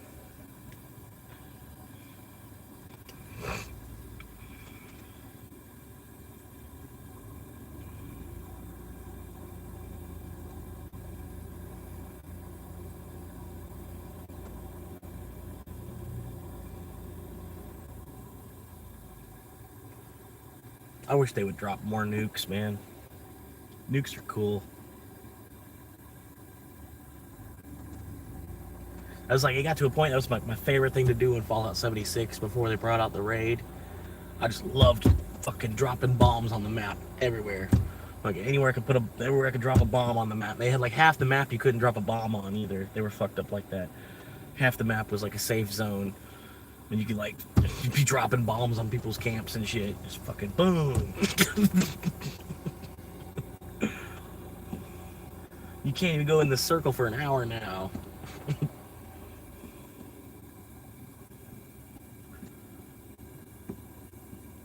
Even having a bomb dropped on your own camp was funny. It was like, did y'all really love me that much that you dropped a bomb on my camp? Thank you. Sometimes you'd be smart, you know it's coming, and you switch, you change direction, you put a different camp up real quick. You don't have to worry about it. And they just bombed nothing. Alright, 6 trips completed. Give me another one. All my tips have paid out. $4.75 tip there. I'll give them a thank you.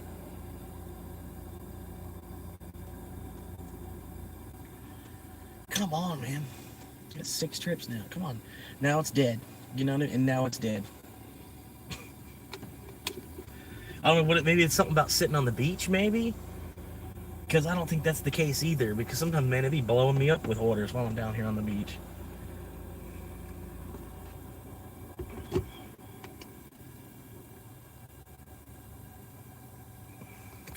What we got here? It's just because these quests, man. Everybody and their brother's trying to get this quest done, get a free tank of gas out of doing the fucking job that they're already doing. But I mean, shit, I was able to put $44 in my tank. I put another $50 on Doge, and I put $50 in the tank, and I still had like $50 to eat with. So I'm hoping to make another like $100 today. I really need another tire. I need to put some money aside to get another tire, and then I'll once get these 2 front tires replaced, right? And then I'll have I'm basically on a whole other set of, I'm on a whole other set of 4 brand new tires again. Basically, the oil was just changed. I got some extended performance oil. I don't have to worry about the oil for another 18,000 miles. I can go another 18,000 miles before I need to worry about this oil. So I'm set on top of set. Like once I get the money together for the tire, get the tire replaced, and I'm set. You know what I mean? Then I can just start to kind of make money again off of Uber, if it does come. But at least the front end of vehicle maintenance stuff will be taken care of. The oil change, tire pressure, type of shit. And I do plan on getting a tune-up done sooner or later. I got a buddy that'll help me out, probably charge me a decent price.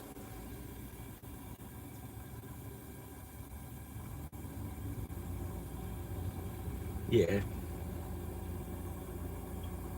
Yeah, you just get it from hanging out with the city folk, even in Texas, like, have that twang to them.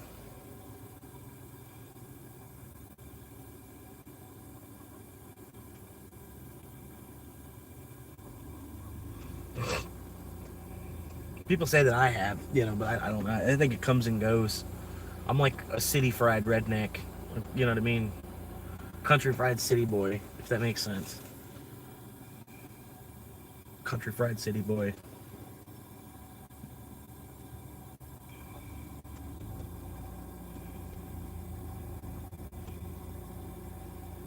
Doge is under 11 cents. Oh my god, I want to buy more. I want to buy more.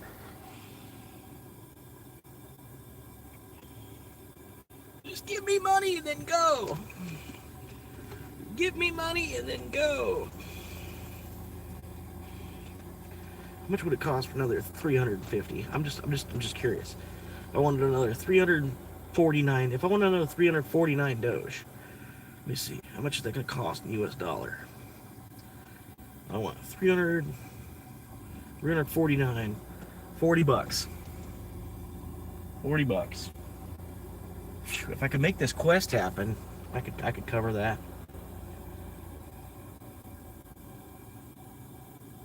I'm doing it. I'm doing it. I'm doing it. I'm doing it. Doing it. Doing it. Doing it. I'm doing it. 40 bucks. On the doggy. Putting 40 bucks on doggy. Right now. 40 bucks on doggy. Hopefully I can make it today. I've already made it today. I'm just hoping I can make some more money today. Alright, so we want to deposit 40 bucks.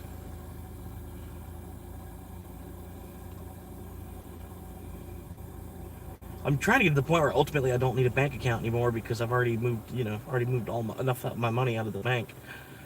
So I don't even need it. 38, 50. 38, 50. Yeah, 38, 60. 38, 60. Yeah.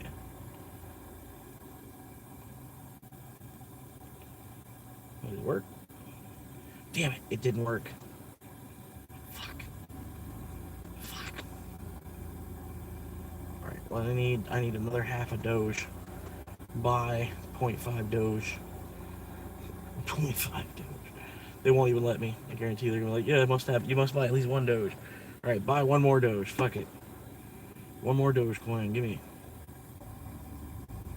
Charge me 12 cents for it. Big fuckers. Did you really charge me 12 cents for an 11 cent product? Oh god.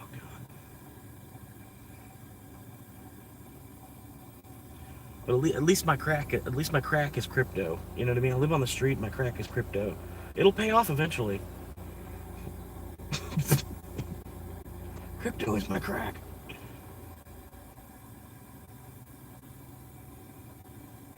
Another 210,000 Shiba too. Bring it.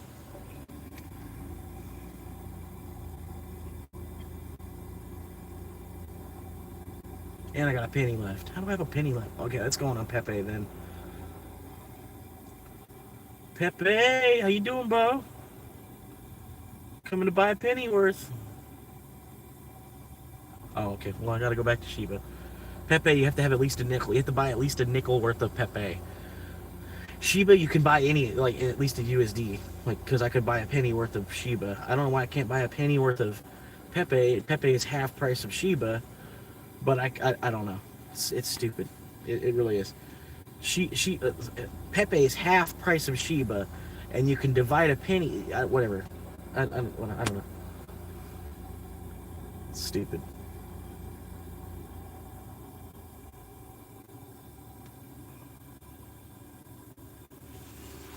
All right. Well, anyway, more money for the future. And I've already got the 40 bucks. Just need to, if I make the other 4 orders happen, and then I'm up. Because the quest completes and everything. Boom. All I gotta do is keep logged on. Just stay logged on. Just keep doing this, just like I'm doing. Lunch hour. Hopefully I'm gonna hang out. Hopefully I can get an order in the next hour or so.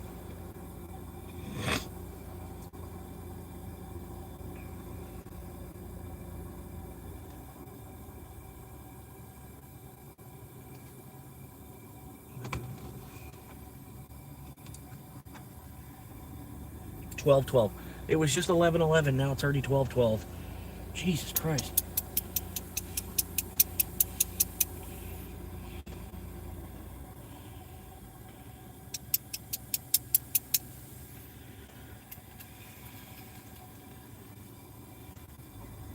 I feel like the cereal milk is burning out quicker too.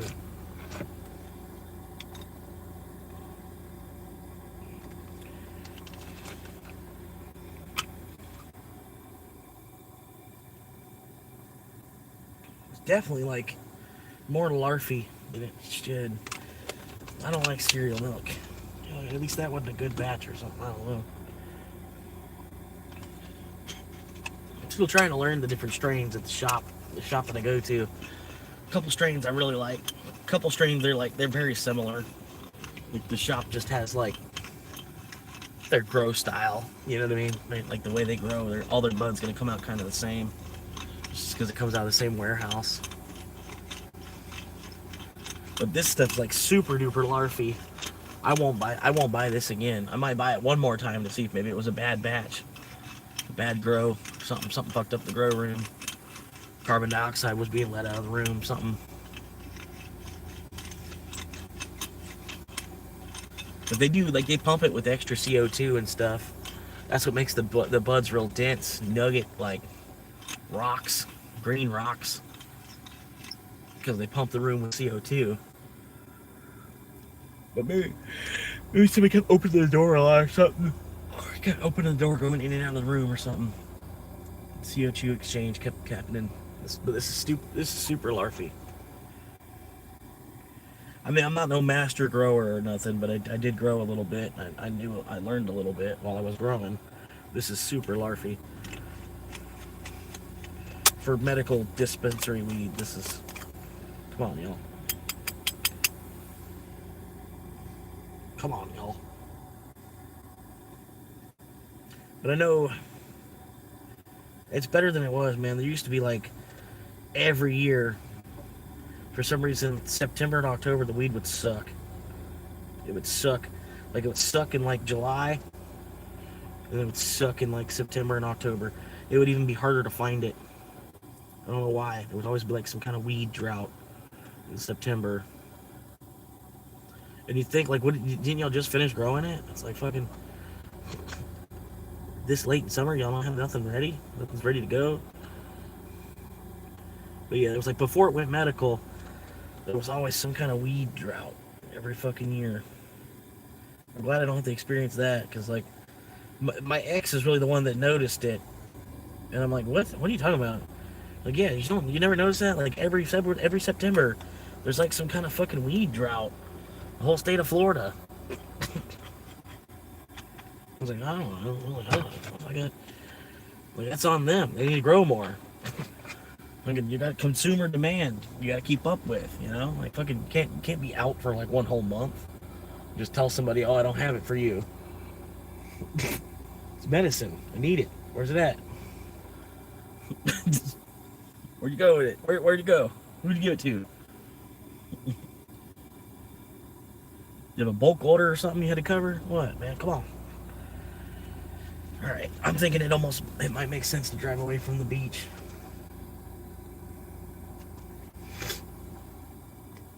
I put another $40 in my crack rock today. And I got weed for like the next 2 weeks. I'm good there.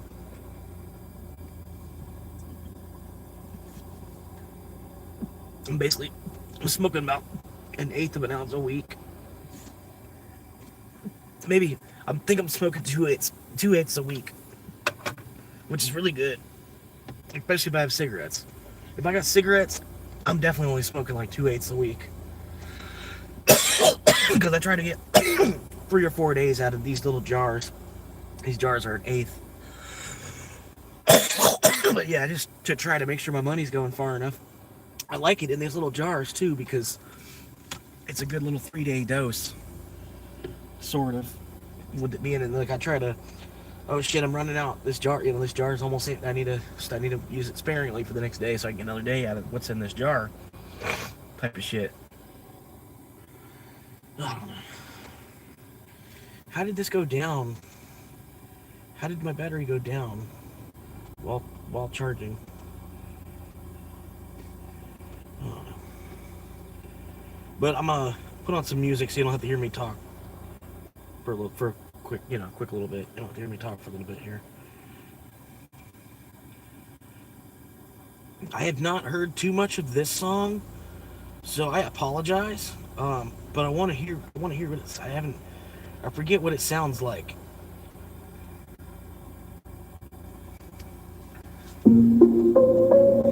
I thought I liked it. Wait, let me hear this other.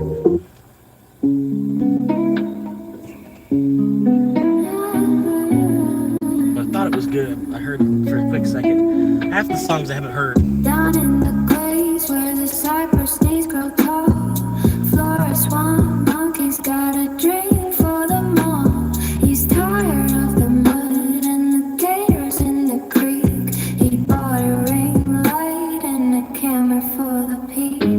Setting up the tripod on a mossy old stump, ready for the jump in the digital thumping bump. He's got a hot spot waiting from a broken van, trying to make a living as a brand new man. He clears his takes the frame.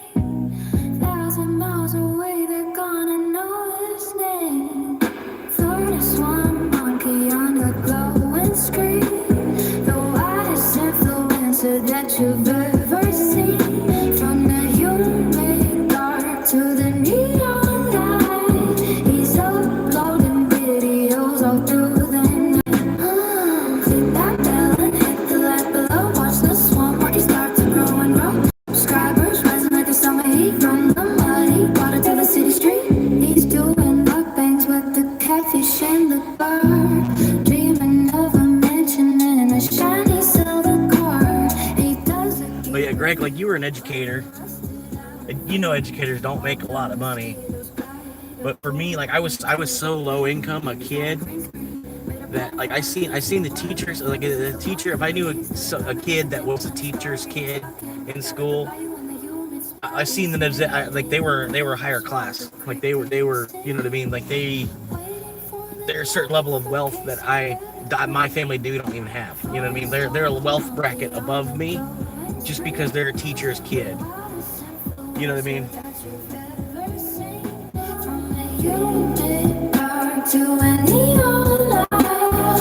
That's how low income I was. Click that bell and hit the like below. Watch this one monkey start to go and grow. Subscribers rising like a summer heat from the muddy water to the city street. He's checking his analytics in the heavy fog, sitting on a log with his digital god. From the deep Everglades to the world wide web, watching the tide of his fortune flowing up. He's got the charisma and the swampy soul, taking back the narrative and taking control. Florida Swan Monkey on a glowing screen, the wildest influencer that you've ever seen. From the humid dark to the neon light, he's uploading videos all through the night.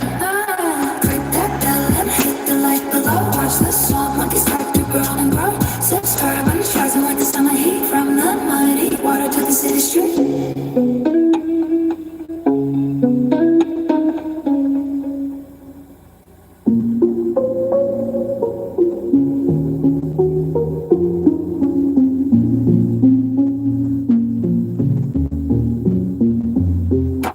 Down in the glades where the cypress knees grow, Florida Swan Monkey's got a dream for them all. He's tired of the mud and the gators in the creek. He bought a ring light and a camera for the peak. Setting up the tripod on a mossy old stump, ready for the jump and the digital thumping bump. He's got a hot spot beam from a broken van, trying to make a living as a brand new man. He clears his throat and he checks the frame. 1,000 miles away, they're gonna know his name. Florida Swan Monkey on the glowing screen, the wildest influencer that you've ever seen. From the humid dark to the neon light, he's uploading videos all through the night. Click that bell and hit the like below. Watch the Swan Monkey start to grow and grow. Subscribers rising like the summer heat from the muddy water to the city street. He's doing mukbangs with the catfish in the car, dreaming of a mansion in a shiny silver car. He does a gear review of a rusted out fan, while the mosquitoes bite according to the plan. He's got a green screen made of palm frond leaves. In a world of filters, he's the one who believes that a primate with a gimbal and a story to tell can break out of the bayou in a humid spell. editing the clips while the crickets sing, waiting for the notification bell to ring. Florida's one monkey on the glowing screen, the wildest influencer that you've ever seen. From the humid dark to the neon light, he's uploading videos all through the night. These people are not even parking in a parking spot. They don't even realize. They're backing up. They're trying to angle it. They're not even actually parking in a parking spot. That's not a parking spot. They're trying to back it up. That's not actually a parking spot. There's no line. There's no white line. They're taking that long. They're gonna back up. They're gonna park. Not where they're parking. Maybe they see that. Maybe they realized. I thought that was weird. This is not even actually a parking spot. They must have heard me.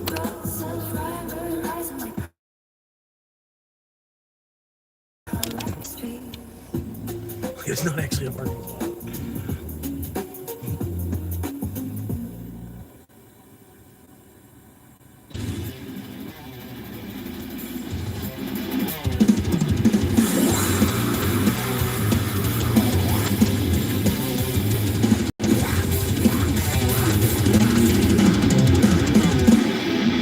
Sunlight stabs through the condensation on the glass. Another morning.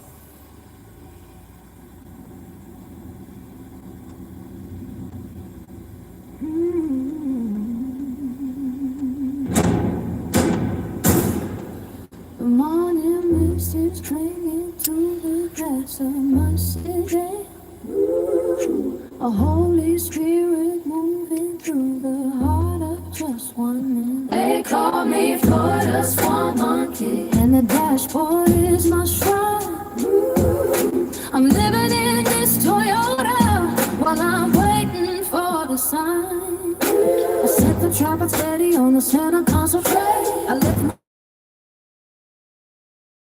my voice and words are talking, there is silver and I know every upload is a whisper kind of prayer. Oh Lord, won't you help me find the key door? I'm looking for a ceiling while I'm sleeping on the floor. And 100,000 brothers, and 100,000 friends. That's where the asphalt journey, and the lonely highway is. Yes, at 100,000 souls I'll find inside my home. No more of wandering spirit and no more a man alone. I'm filming by the cypress trees where shadows start to creep. I've got a gospel story that the world won't let me keep. The algorithm heavy, but my faith is really light. I'm editing by moonlight just to make it through the night. My backseat is a bedroom and my steering wheel's a cross. I'm counting every blessing while I'm measuring the love. But I see the numbers rising like a choir in the heat, walking on these digital and dusty golden streets. Oh Lord, won't you help me find the keys to open up the door? I'm looking for a ceiling. I'm sleeping on the floor. Lord, and 100,000 bruisers, and 100,000 friends. Yeah, it's where the asphalt journey and the lonely highway is. And 100,000 souls, I'll finally find my home. You're more a wandering spirit and no more man alone. From the Everglades to pixels overhead, in a style daily views and bread. So I'll be lifted from the driver's side to a house of mercy where the weary can abide. Just a few more stops to go now, just a few more miles to run. I can see the porch light was done in my Corona sanctuary, waiting for the home to come.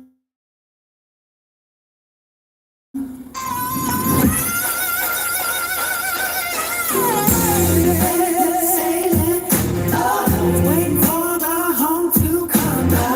Waiting for the home to come.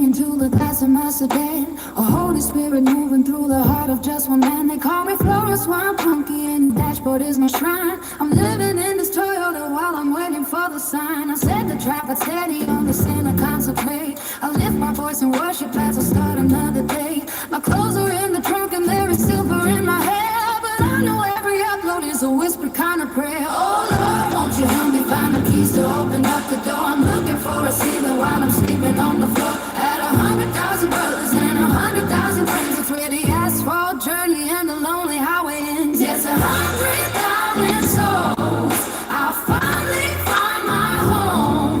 No more of my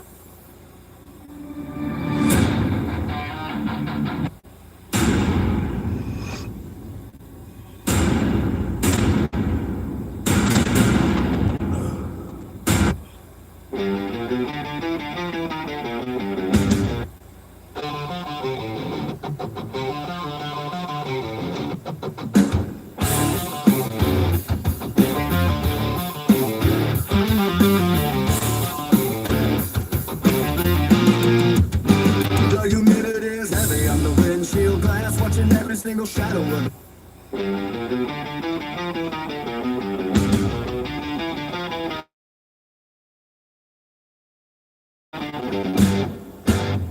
the humidity is heavy on the windshield glass, watching every single shadow of the people.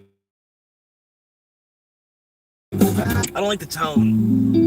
That male singer, that robot male singer that they used. I don't like his tone. beneath the neon of a local strip mall sign, living by the dashboard light and crossing every line. They call me Florida Swamp Monkey and I'm chasing down a dream, recording on a crack screen on dashboard steady clean. My bed is a bedroom and the front seat is my throne, testing out the signal to a world I've never known. The air is thick with humidity and the smell of chicken saline, but I'm building up an empire that they haven't even seen. 100,000 names upon a digital display.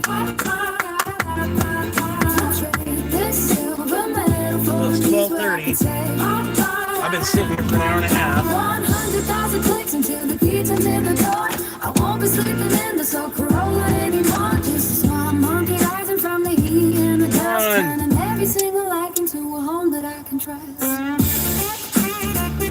You see that I'm turning back? I'm turning going forward. Boiling water on the pavement just to make a cup of tea. I'm eating canned beans while I'm letting in the night away, praying that the algorithm sends some light my way today. People walking by, they see I'm in inside a tiny car. They don't see the vision or how I travel quite this far from the individuals who ask why I'm black and say, I don't know why I did that. I guess because I started moving.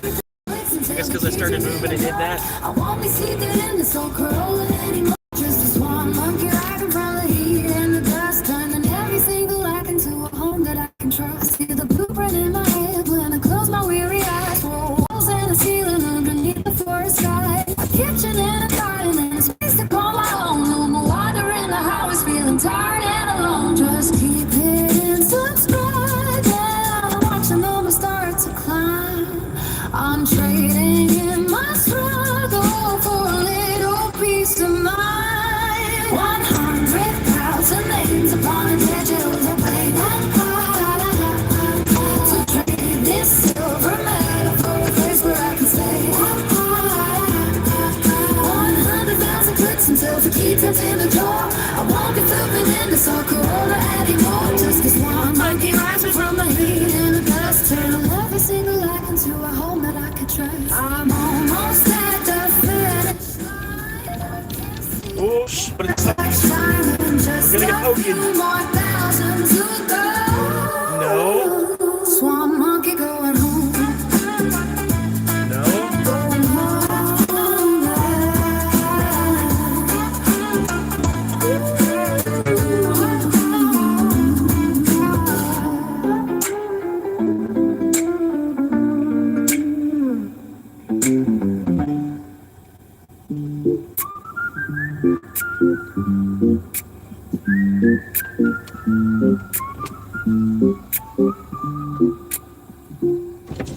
Parked beneath the neon of a local strip mall sign, living by the dashboard light and crossing every line. They call me Florida Swamp Monkey and I'm chasing down a What's the dream. green light? reporting on a crack screen by the dashboard steady clean. My backseat is a bedroom and the front seat is my throne. Testing out the signal to a water never known. The air is thick with humidity and the smell of cheap gasoline. But I'm building up an empire that they haven't even seen. Where's the 100,000 green light at? Like fucking for real. on a digital display to trade this silver medal for a place where I can stay. Like how old their crosswalks are here, that last intersection. Their crosswalks are so old they have them wired into the electric line off the street, like from the top. Like there's like a wire coming out of the top of the crosswalk signal. I just think that's hilarious.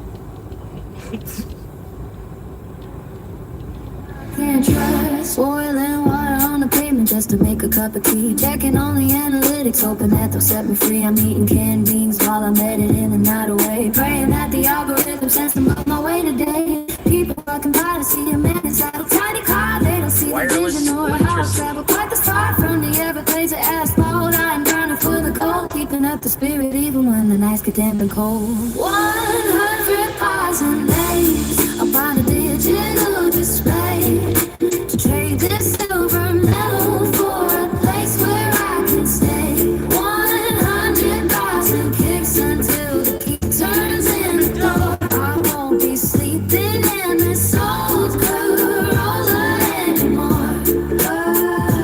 Just a small monkey rising from the heat and the dust, turning every single rock into a home that I can trust. I see the blueprint in my head when I close my weary eyes. Four walls and a ceiling underneath the floor skies. A kitchen and a There it is. The wrong fucking way. I was just there. You couldn't have gave me that earlier. I was just there.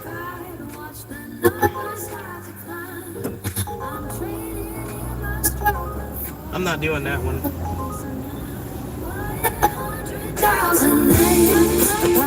I was sitting down the street from that restaurant for the last 2 hours.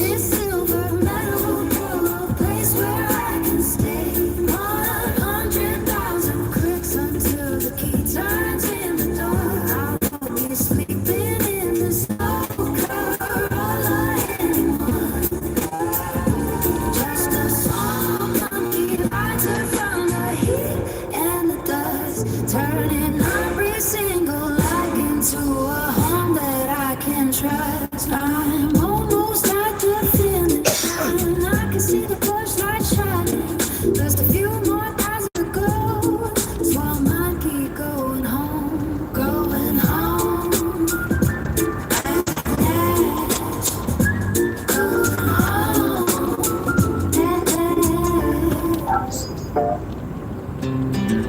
Hey!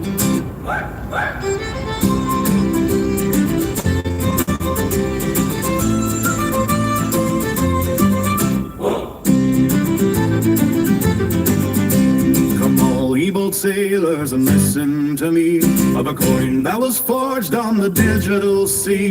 It started a jest and it started a meme, but now we are chasing a lunar bound dream. The winds of the internet howl through the mass. Well, skeptics are saying the bone cannot last, but we hold our wallets with knuckles of white as we sail through the dark of the cryptofying night. Soon may the Dogeman come to bring us sugar, tea, and a rum.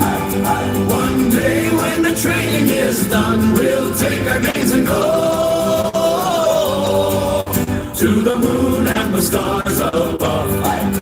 With the golden coin that we dearly love, keep away with a shove and a shove, and watch the green candles grow.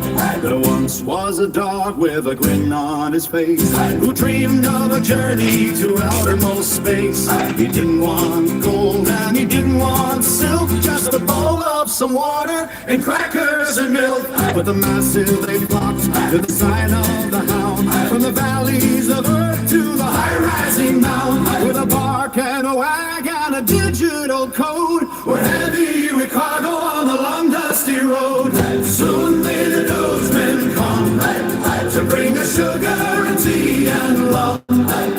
One day when trading is done, we'll take our games and go to the moon and the stars above, with the golden coin that we dearly love. Heave away with the shove and the shove, and watch the green candles grow. Through the dips and the crashes, we've weathered the gale, with the spirit of Sheba to fill up our sail. No whale in the ocean could frighten the crew, as the price of the copper-hued currency grew. From the forums of old to the high-taker screen, the brightest of sights that the sailors have seen. So keep up your spirits and hold to your stake, for the sake of the fortune we're destined to make. Soon may the gold man come to bring us sugar, tea, and rum. One day when the trading is done, we'll take our games and go to the moon and the stars above, with the golden glory that we dearly love.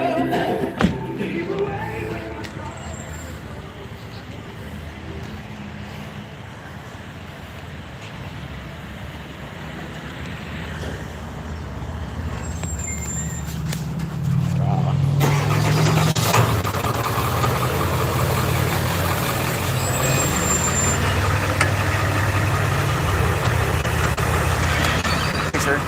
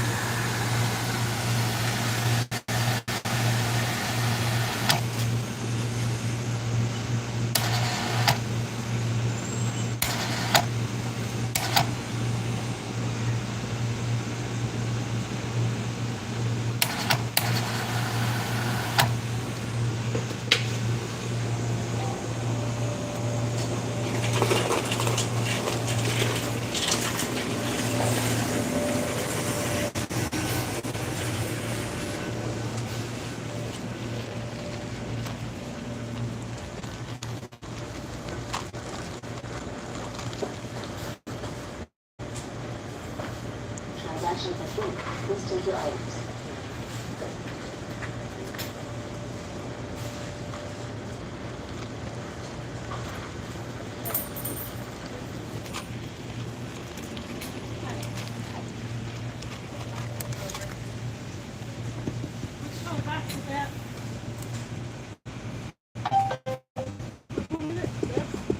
No. Regular. I don't know the difference. Not menthol.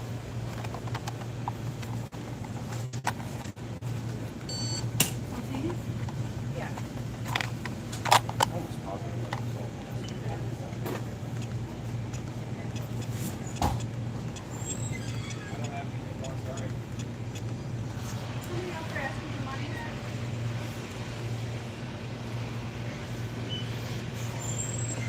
Transaction complete. Please take your items.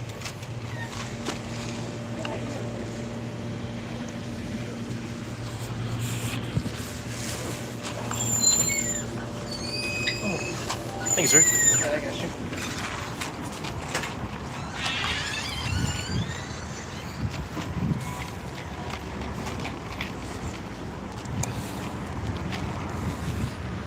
All right. That's the hard part.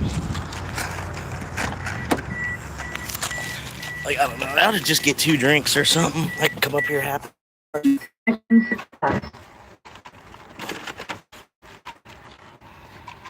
I can't believe it's actually 5 miles from the beach up to here, up to this closest gas station.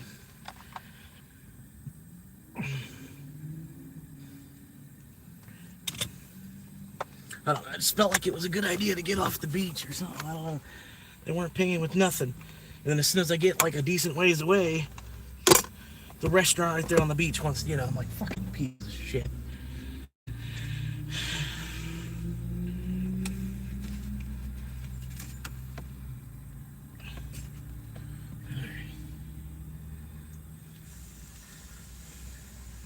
Will we hold the wallet with a knuckle of white?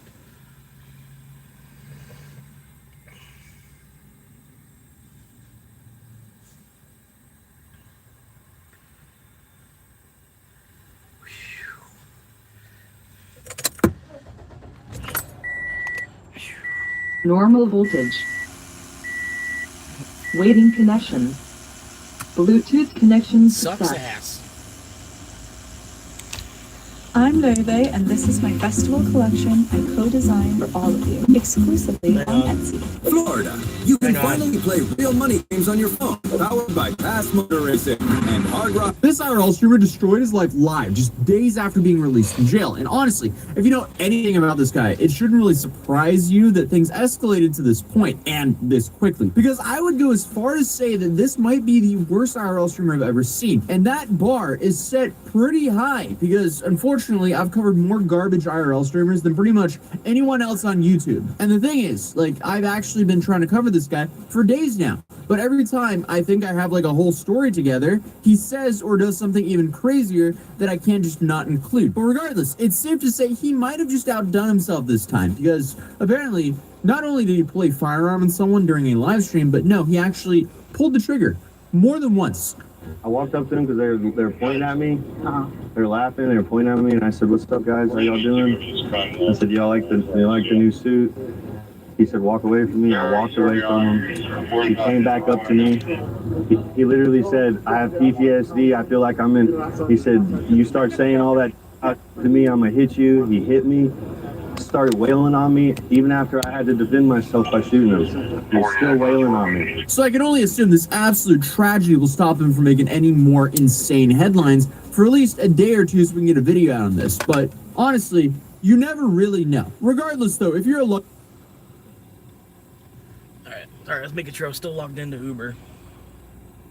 If you're lucky enough to not know who Chud the Builder is, real name Dalton Levi Etherly, good for you, but unfortunately, I guess I'll change that now, because this guy is probably the most controversial and polarizing streamers online right now. And again, as I said previously, that bar is set pretty high because we've covered the worst of the worst, you know? So when I rank him worse than Johnny Smiley or even Fatality, you know things are bad. And like many others we've covered here on this channel, he's been permanently banned on Kick, if that tells you anything about his character and content style. And since then, he's moved on to even more degenerate corners of the internet to live stream. And unfortunately, he feels like this like inevitable product of a cursed prank content creator and an IRL nuisance streamer that we often cover here on this channel. Because the dude is reportedly 28, probably had nothing going for him, and thought, hey, why don't I just go viral by any means necessary? The dude wants attention, he's going to do anything to get it, which I guess includes allegedly baiting a fight to potentially take someone's life and claim self-defense. It doesn't get too much worse than that. You following me to my truck now?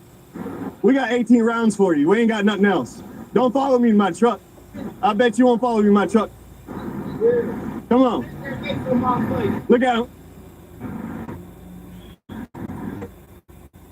Look at it now. 931 Seville. They ain't. Look at it. Hey, thanks for the new truck you bought me. Yeah, this is pathetic. This is just straight up harassing strangers, minding their own business for his own stream content. And I mean, here on this channel, since we first started covering pranksters and IRL streamers, we've been advocating for a very simple right. That if you go out in public, you will not be harassed and antagonized by some IRL streamer or prankster for their monetary gain. We don't want to be content for someone without giving consent. Because it's safe to say, this kind of creator pushes the filming in public laws pretty far. Because there's a massive difference with someone harassing someone repeatedly on camera for their own monetary gain and someone filming a video in public and, you know, you pass by in the background. There's a big difference there. So, I mean, if there's anything harass strangers minding their own business. It's already gone. Whatever that was, it's already gone. I tried to react quick. It's already gone. But basically, I'm sitting up. You can't even see it. That's cool. But yeah, I'm up in the middle of the city more instead of being down under that, where you can see kind of where it says whatever on a golf port. See where it says golf port at the bottom there, kind of sort of in gray. I was down south of that basically, so now I'm more like up in the middle. I'm like, you know what I mean? It's like I should be able to catch anything from anywhere. But I'm also a good little bit away from I-275 as well.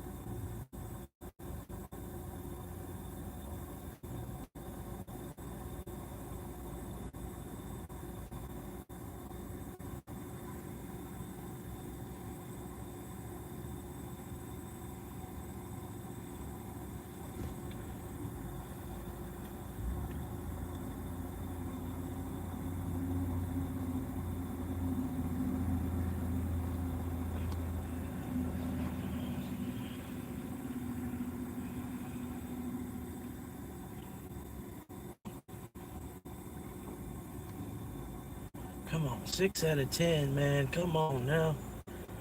I need to accept 4 more before I reject 12. This shit's in the bag, man. They know it. That's why they stopped sending me orders. Yeah, they're like, if we stop sending him orders, we'll save $20. Yep.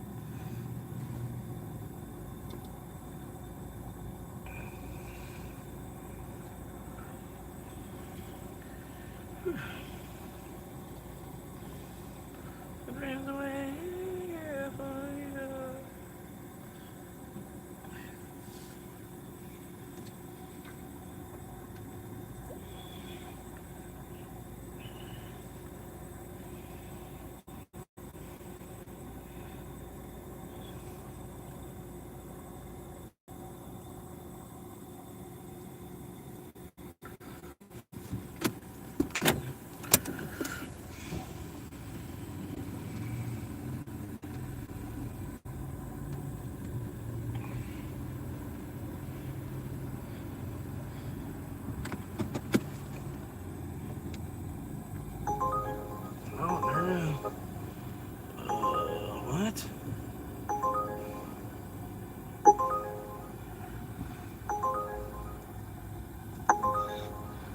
I mean, I guess. It's another $5, I guess.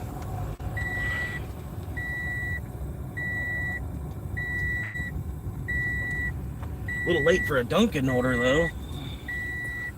Which means the Dunkin' they ought to have their, they already done had their morning rush and cigarette after.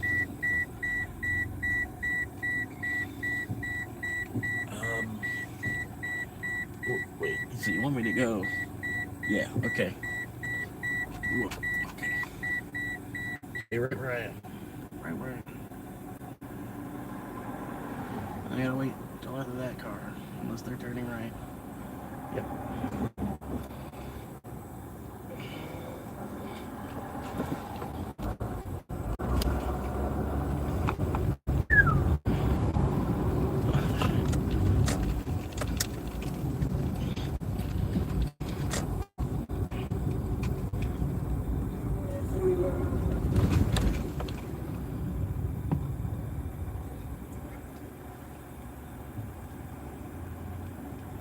.3.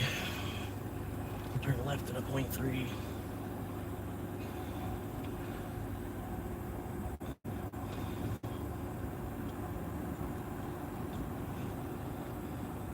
What is up with these lights, man? Y'all gotta retime these fucking lights, bro.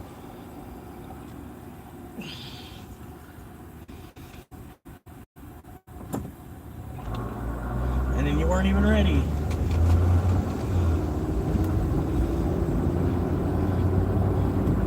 He wasn't ready.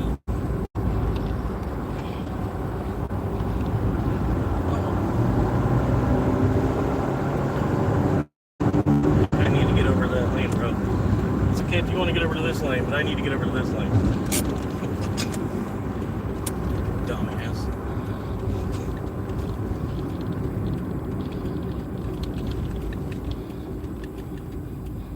Oh, shit. Damn it.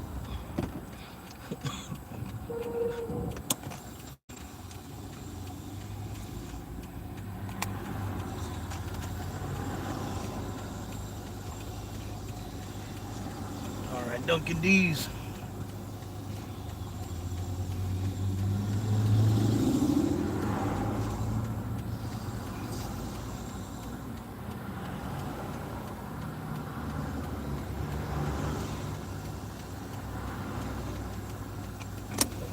Right, let's go.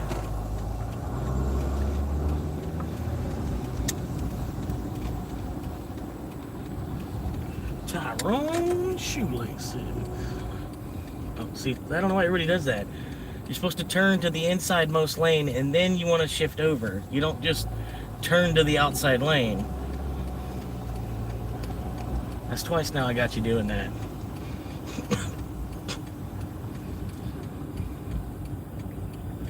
When you turn left, you turn to the most inside lane and then you change lanes to the outside lane. Maybe you didn't know that. Oh, see, this guy, I swear, bro.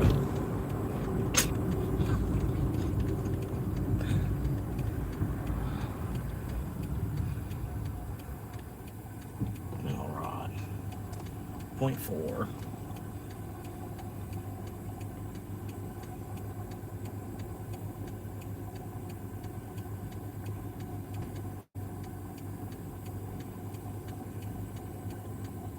Oh, there is no turn. Okay, I thought there was a turn here.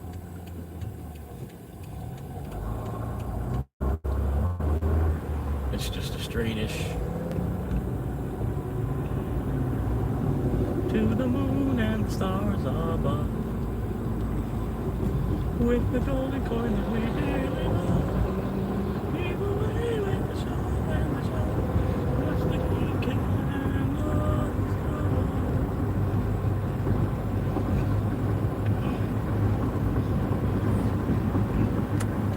give away, be hard is true.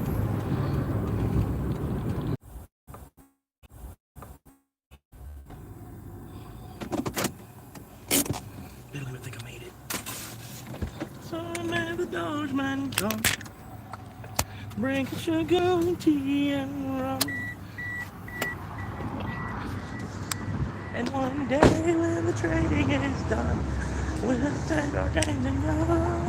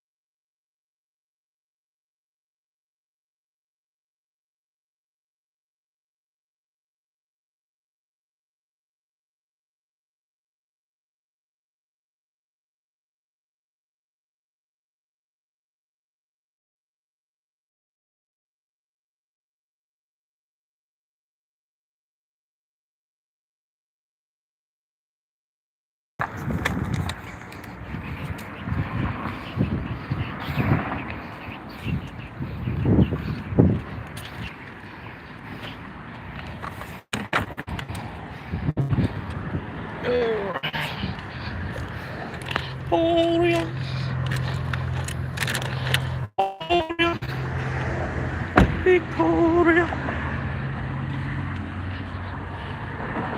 Victoria.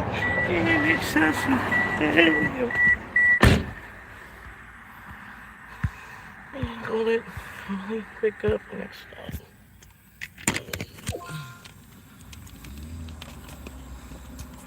Complete the pickup to the next stop.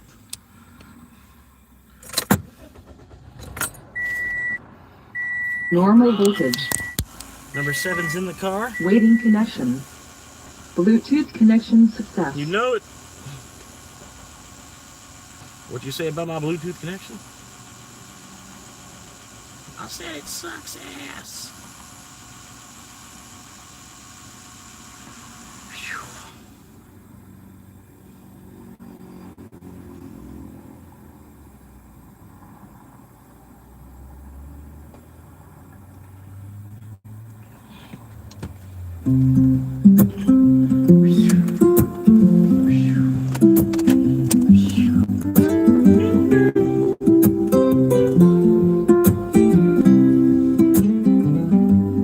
Down in the glades where you met Eddie Clint, old swamp monkey's doing his own kind of things.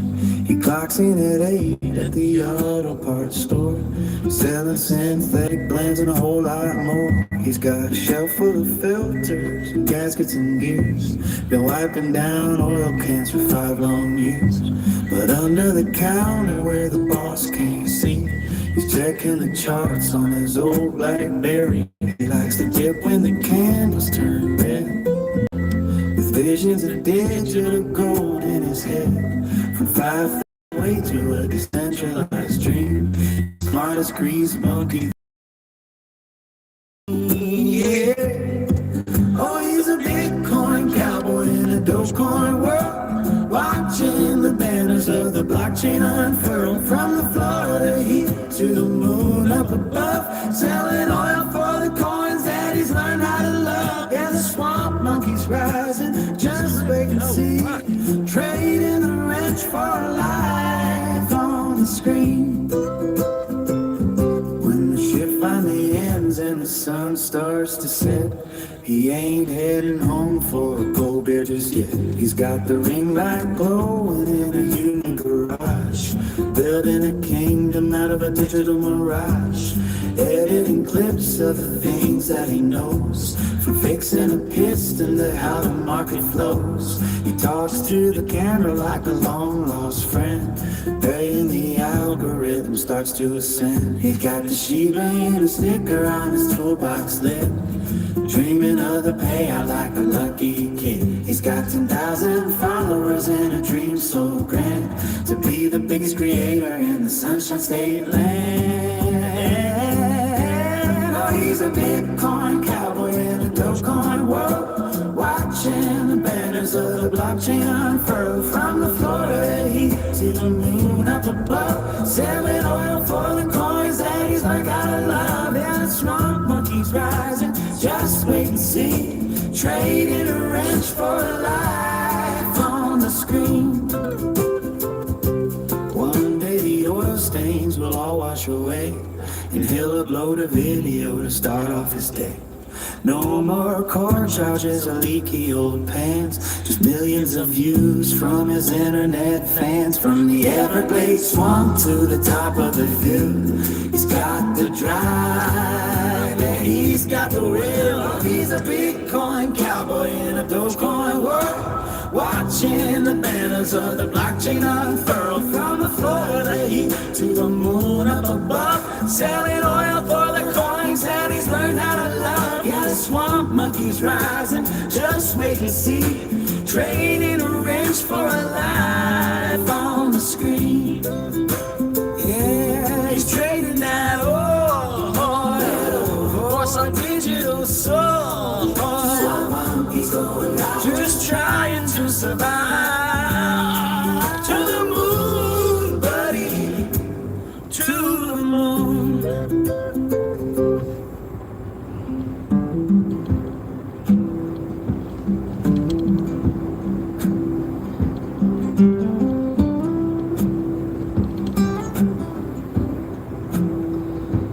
I see the mist Rising over Blue Ridge Line, where the ancient timber meets the morning shine. From the Shenandoah Valley to the coal mine floor, I can feel the spirit of 1,000 years or more. Red clay mud on a flatbed truck, a little bit of sweat and a whole lot of luck. Walking through the hollow where the creek runs cold, listening to the secrets that the pine trees hold. There is a rhythm in the wind that calls my name, and the city lights look like a losing game. So I turn my back on the concrete and the steel to find something honest, something real. Country roads, take me where the shadows go, over the peaks and the valleys down below. From the Appalachian heart to the Rockies high, underneath the canvas of a deep blue sky. Oh, these mountains are the bones of this land, carved out of time by a steady hand. Country roads keep leading me home, no matter how far I happen to roam.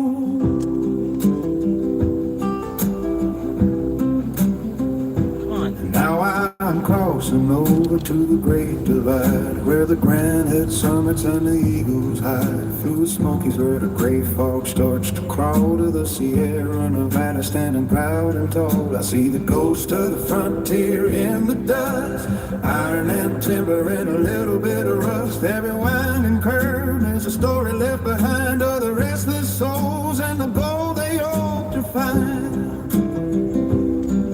From the Ozark Hills to Tetons in the west, this is the place where my weary heart can rest. I can hear the banjo ringing in the pines, tracing out the map of the rugged line. Country roads, taking where the shadows go, over the peaks and the valleys down below. From the Appalachian heart to the Rockies high, underneath the canvas of a deep blue sky. Oh, these mountains are the bones of this land, carved out of time by a steady hand. Country roads keep leading me home, no matter how far I happen to roam. It is a long way down and a hard way up, drinking the rain from a tin can cup, but the air is thin and the stars bright, guiding me through the lonely mountain night.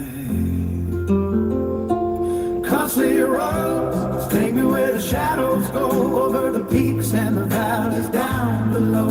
From the Appalachian heart to the Rockies high, underneath the canvas of the deep blue sky. Oh, the mountains are the bones of this land, carved out of time by a steady hand. Country roads keep leading me home, no matter how far I happen to roam. Number 7.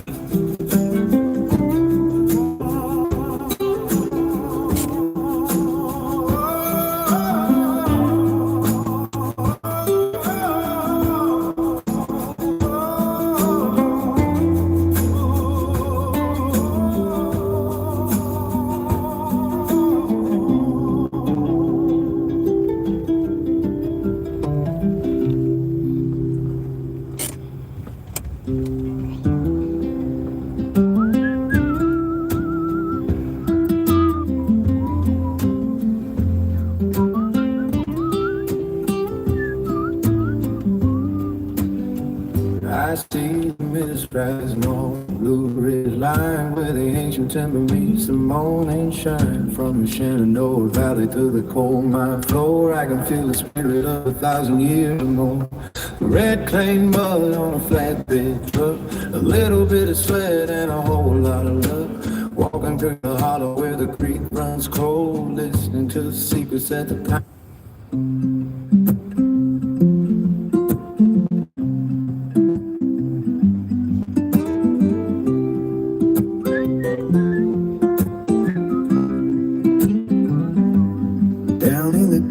Where the humidity clings, old swamp monkey's doing his own kind of things. He clocks in at 8 at the auto parts store, selling synthetic blends and a whole lot more. He's got a shelf full of filters and gaskets and gears, been wiping down oil cans for 5 long years. But under the counter where the boss can't see, he's checking the charts on his old BlackBerry. He likes to dip when the candles turn red, with visions of digital gold in his head. From 5:30 right to a decentralized dream. He's the smartest green monkey that you've ever seen. Yeah. Oh, he's a Bitcoin cowboy in a Dogecoin world, watching the banners of the blockchain unfurl. From the Florida heat to the moon up above, selling oil for the coins that he's learned how to love. Yeah, the swamp monkey's rising, just wait and see. Trading the wrench for a life on the screen. When the shit finally ends and the sun starts to set, he ain't heading home for a gold beer just yet. He's got the ring light glowing in a human garage, building a kingdom out of a digital mirage, editing clips of the things that he knows, from fixing a piston to how the market flows. He talks to the camera like a long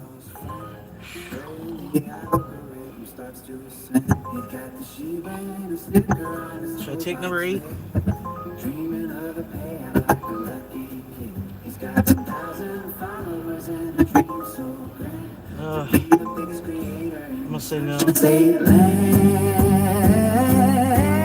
Oh, he's a Bitcoin cowboy in a Dogecoin world, watching the banners of the blockchain unfurl. From the Florida heat to the moon up above, selling oil for the coins that he's learned how to love. Yeah, the swamp monkey's rising, just wait and see. Trading a wrench for a life on the scoop. One day the oil stains will all wash away, and he'll upload a video to start off his day. No more court charges or leaky old pants, just millions of views from his internet fans. From the Everglades swamp to the top of the hill, he's got the drive and he's got the will. Oh, he's a Bitcoin cowboy in a Dogecoin world, watching the banners of the blockchain unfurl. From the Florida heat to the moon up above, selling oil for the coins that he's learned how to love. Yeah, the swamp monkey's rising, just wait and see. Trading a wrench for a life on the screen. Yeah, he's trading now. For a digital soul. He's going out, just trying to survive. Move, buddy, to the moon.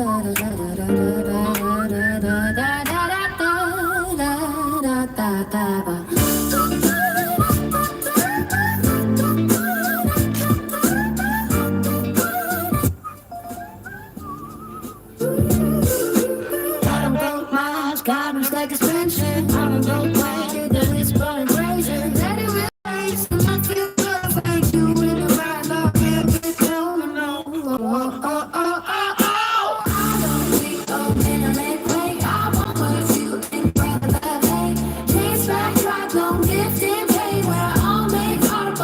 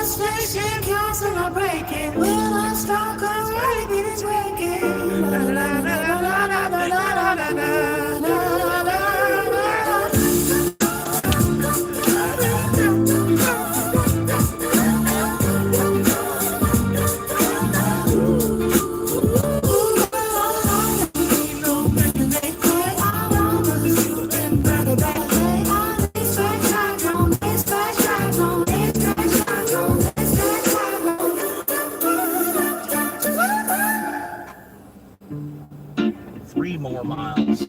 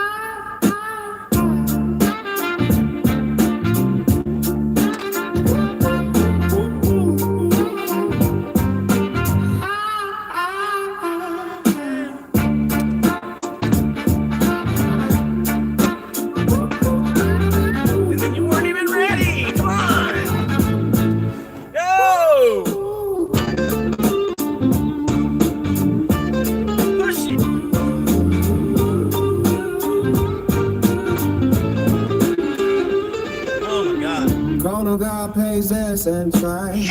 Try somebody feel like sign. Yeah. Oh my God! You couldn't see the giant bus hitting their brake, right? You had no idea it was going to change lanes.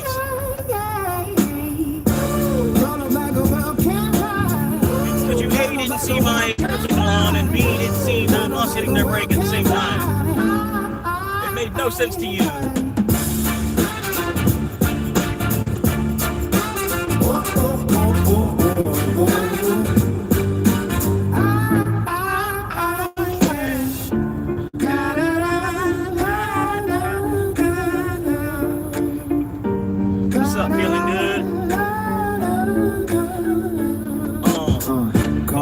Pays ass and try. Try somebody feel like sign. For the lasting dreams and corn. No can with my body from corn. Gonna walk a well, can't cry. Gonna walk a well, can't cry. Gonna walk a well, can't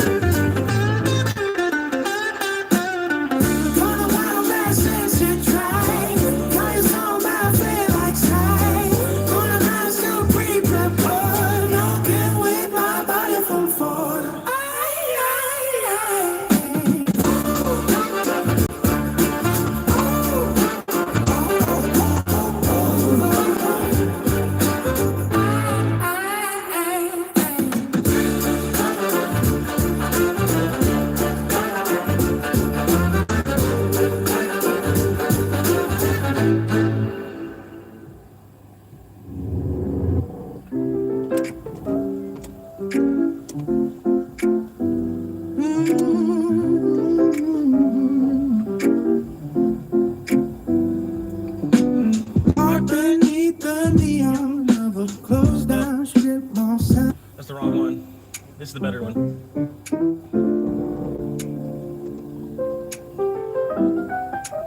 Thank you for the like, sir. Up beneath the neon of a closed down strip mall sign. My dashboard is my office and I'm always on the line.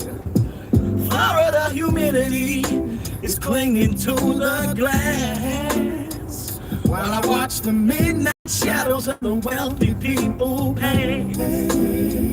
They are like the cold fries in a dream that's burning bright. Setting up a tripod in the flickering street light. They call me the swamp monkey, just the name I chose to wear. Documenting every mile and every single prayer. While I'm delivering the dinner, while I'm chasing down the fame. One day the whole world is gonna know my chosen name. From the front seat of his Honda to a million silver screens. Just a man in his Corolla, living out his wildest dreams. I'm logging every hustle, every drop of every street. I'm struggling to content while I'm barely on my feet. Oh, yeah. Got the cool gold. gonna rise up for the morning coffee run. Checking on my analytics, yeah, the rising of the sun. Logistics of the homeless life, places I can park. Finding peace within the silence when the world is feeling dark. I explain the double dash and how the tips are feeling low. But I smile for the camera, cause I'm putting on a show. My backseat is a bedroom, and my trunk is for the gear. Building up my empire, while I'm conquering my fear. I'm delivering the dinner, while I'm chasing down the fame. One day the whole world is gonna know my chosen name. From the front seat of this Honda to a million silver screens, to the man in his Corolla living out his wildest dreams. Yeah, and I'm at the Wi-Fi at the library at noon. Praying that the algorithm catches on to it soon. Thanks me a delivery guy, but I see a rising star. I'm more than just a drifter living out of his old car. Oh, storyteller, baby, in the world is my whole set. The hardest working creator that you haven't followed yet. I'll keep hitting the upload till the numbers start to climb. Bringing in my pennies for a legacy in time. I'm delivering the dinner while I'm chasing down the fame. And one day the whole world is gonna know my chosen name. On the front seat of this Honda to a million silver screens. Just a man in his Corolla living out his wildest dreams.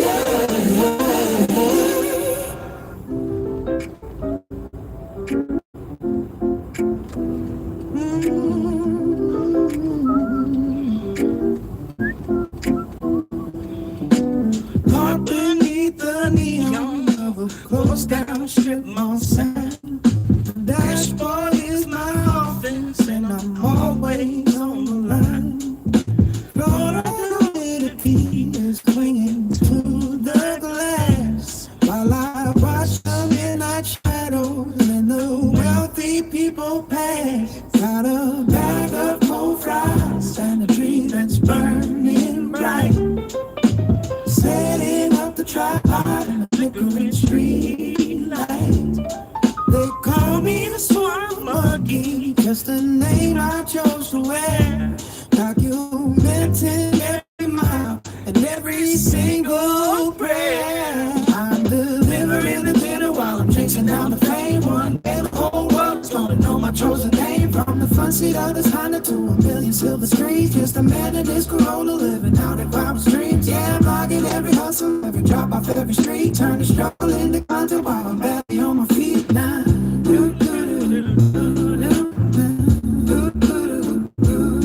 Got the good girl on the visor for the morning coffee run.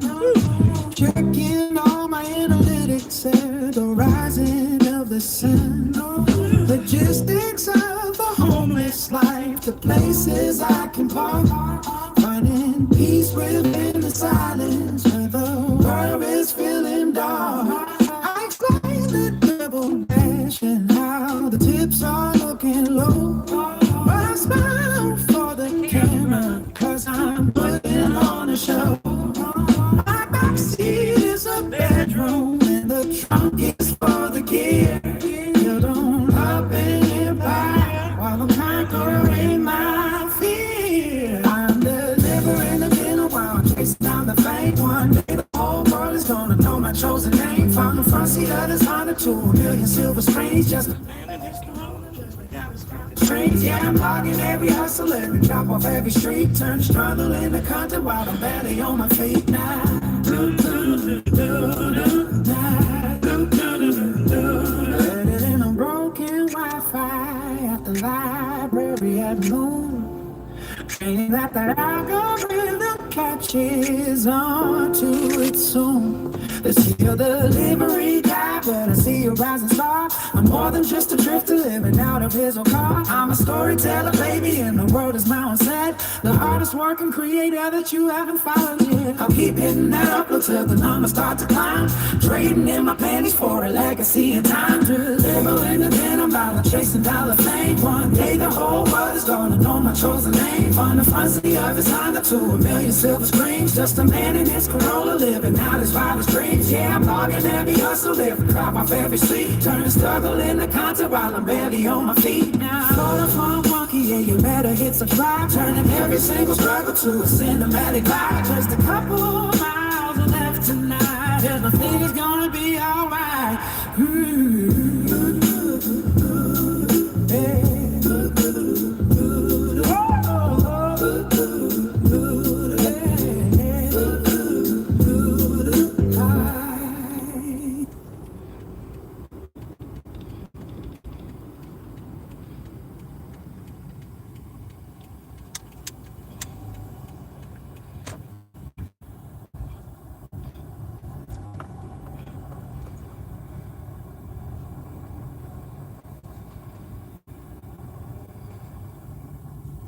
Whoa.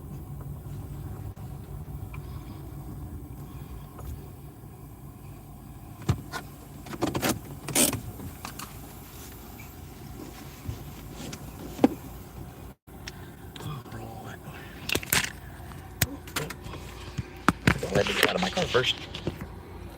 Whatever you do, don't let me get out of my car first.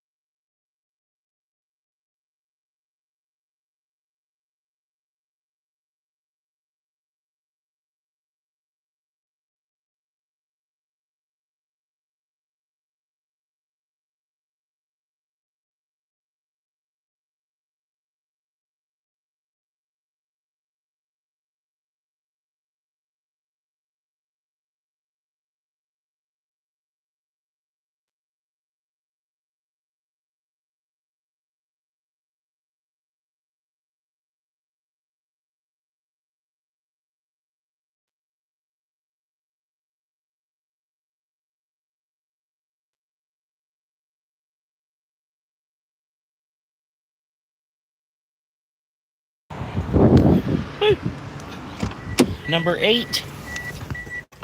Number 8's in the car. Bluetooth connection success. You better. Which way? Okay.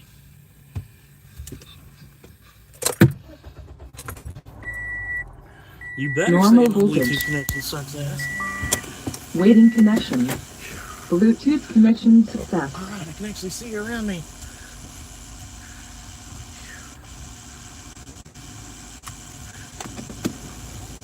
Yeah, the manager working here today, man, he's killing it, dude.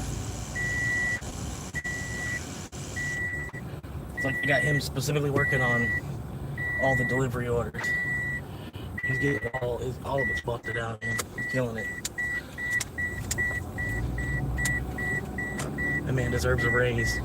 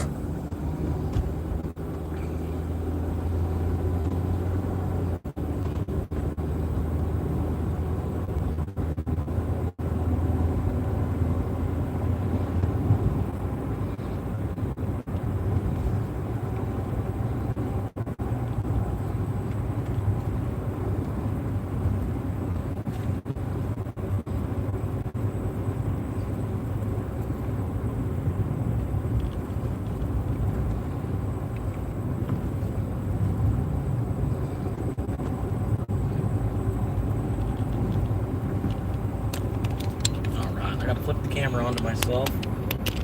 Just a heads up, so y'all know what's going on. All it does. Oh my god. Oh my god. The dash is probably where it's at right now because of these Uber quests, man. But your dash is killing it right now, I bet you.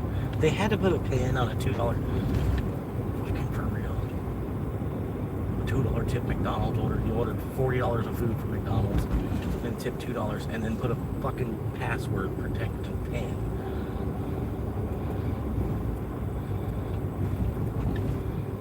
$40 for McDonald's.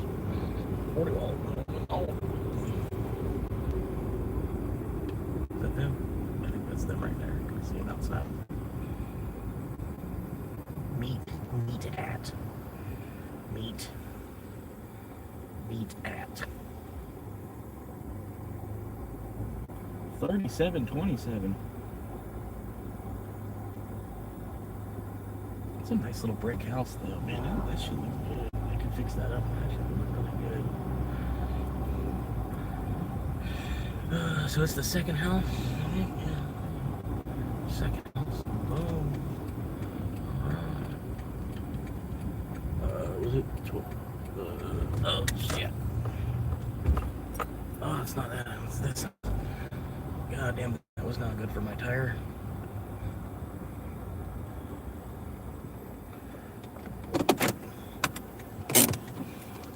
Man, I gotta get a pin from her. Meet at door. Here we go.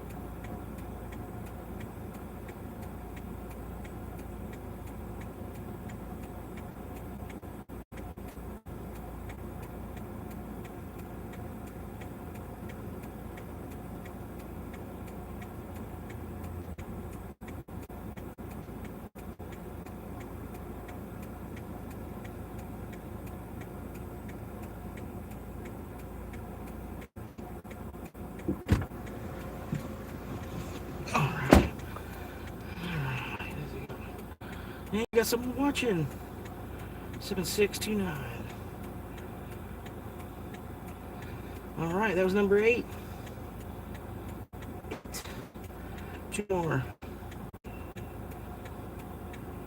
No, whoa. Let's go back over here. Back over there, yeah. Alright. Alright.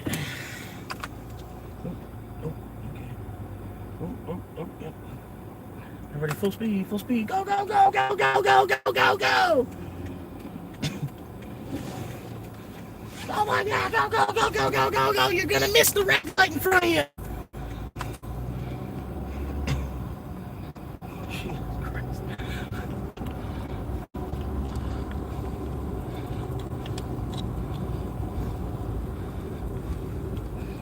Oh, they wanted me to turn. Damn it, they wanted me to turn there. Alright, here we go. That's where we're going.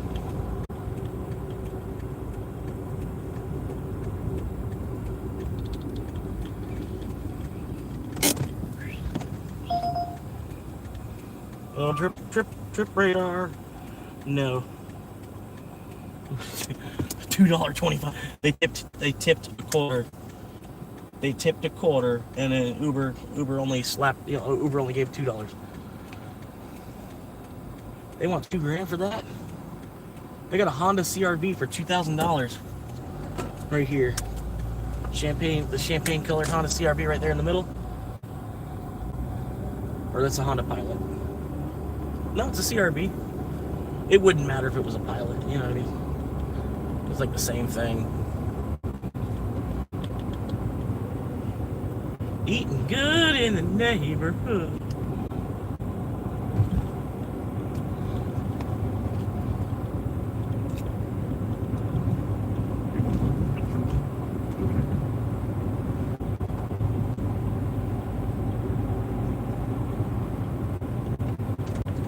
Florida humidity is clinging to the glass while I watch the midnight shadows of the wealthy people pass.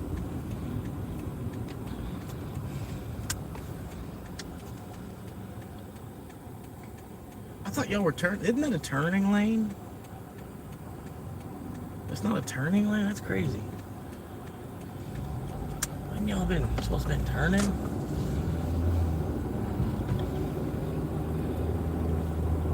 Somebody just threw their bag of Cheetos out the car.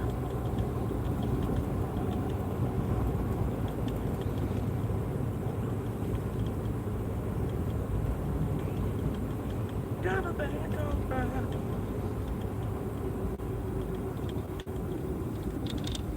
Burning bright, burning bright.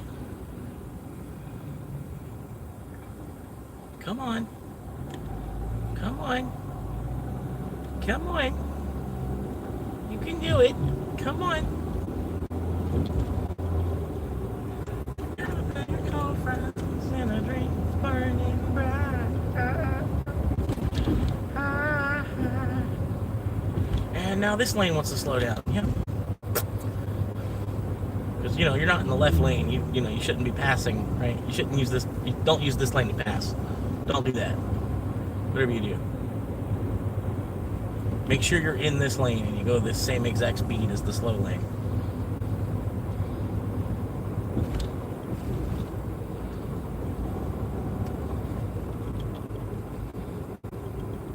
Also, make sure you chill in people's blind spots. Because that way when they want to change lanes they can, because somebody's always just chilling in their blind spot.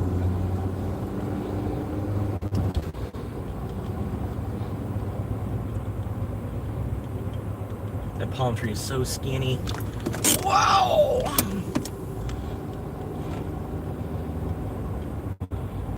Look how skinny this palm tree is. Look at that thing.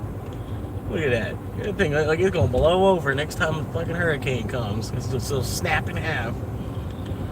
Like a dandelion. Burning bright, burning bright. So I got 8 out of 10 on the quest, the backup quest, the extra 10 orders. I got 8 out of 10 of them already busted out. I've been logged in since 8 a.m. though. Should have had a little more than just 8 orders, but it's alright. Florida humidity is clinging to the glass.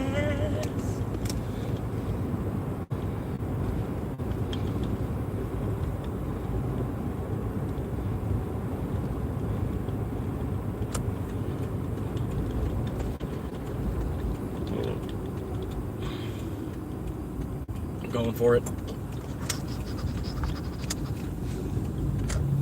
Made it.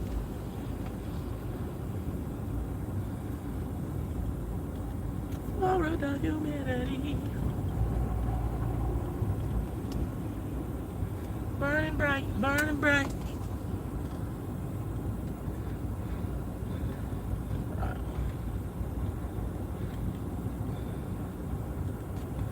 Florida humidity. Florida humidity. Florida humidity. Because you can't go? Because you don't know how to hit your gas yet? forgot where the gas pedal was, or what? I figured that out. Florida humidity. Florida humidity.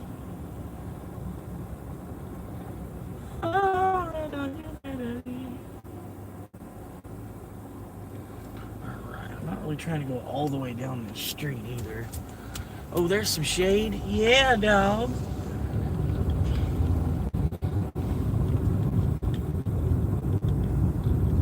Yeah, we're just gonna pop right here. Right here. Nice little quiet spot. Some shade. Make sure there's enough room. People can get around. These people are gonna freak out.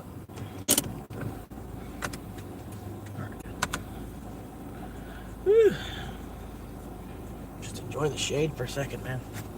You know what I mean? Hot all over, 90 degrees out here today. Looking for some ranch dressing. Need 2 more orders. Come on now. Minimum 2 more orders for the day. Tomorrow's all profit. It's all profit tomorrow. I put $44 of gas. $44 goddamn dollars of gas in the gas tank. But at least it's still showing over. It's like showing over a full tank.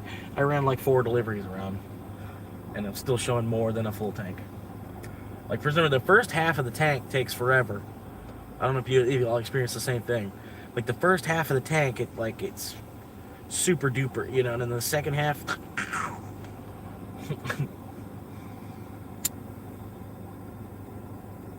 like, as soon as it gets like a smidge under the halfway point,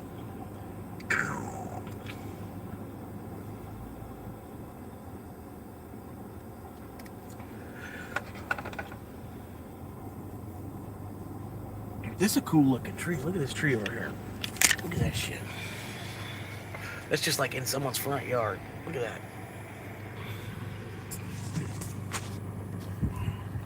Look at that. That is a sick tree, bro. That was like the tree of life. This was like the center point of the whole neighborhood at one point or something. Like, look at this tree. That is gorgeous. How did that even happen? And it creates so much shade too. It like connects over to these other trees basically. Gorgeous. Gorgeous. Like, oh my god, like, if y'all could actually see what it looks like in person, you'd want to buy this house more than you probably already do. And look at these palm trees. Oh my god, look at these palm. Those are expensive ass palm trees. They've got like 5 of them. Like, it's like, I bet that's a secret millionaire living there. Because the house doesn't look like much, but the land, look at the, oh my god, he spent some money on landscaping.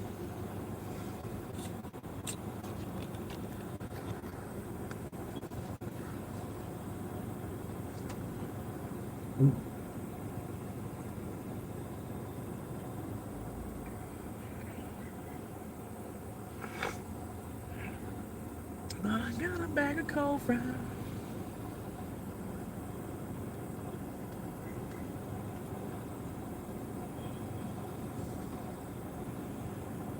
That's what made me stop here, was this tree, man. Kind of, sort of. Well, the shade. Well, it was this tree.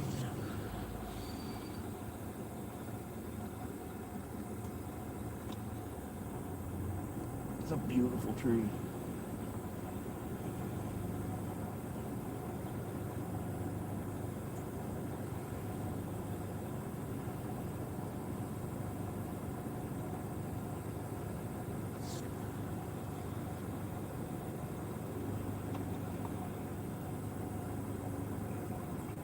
But yeah, I guess it's that slow point in the day.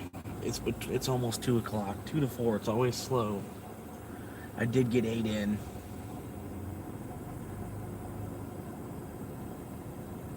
But damn, I don't wanna hang out till really, really late just to get 2 more in.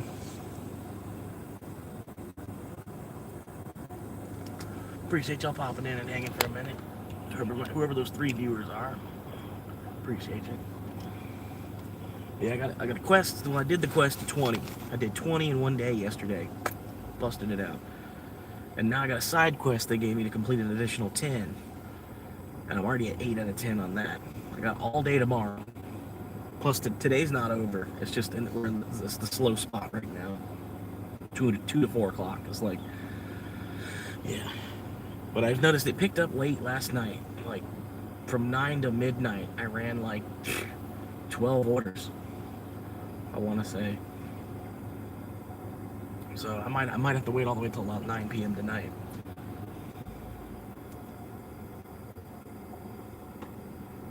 But anyway, 8. I got 8 already.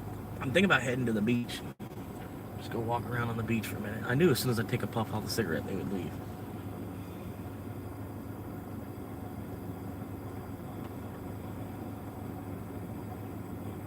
But yeah, I'm thinking about running in, go hop in the water real quick. What do you think? Are you down? Are you down?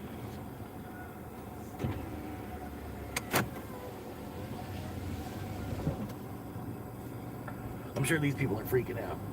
The people that live in this house, they're probably freaking the fuck out right now. All I'm doing, I'm just sitting in the shade. Like, the majority of the shade is like in people's yards.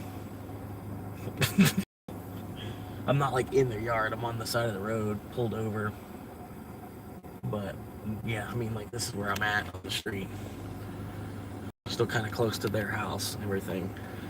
And like right in front of their the main window to their like living room, I'm like right in front of. Not that I'm trying to be, like, this is their shade. There's a lot of shade right here. Without me having to be like in someone's yard.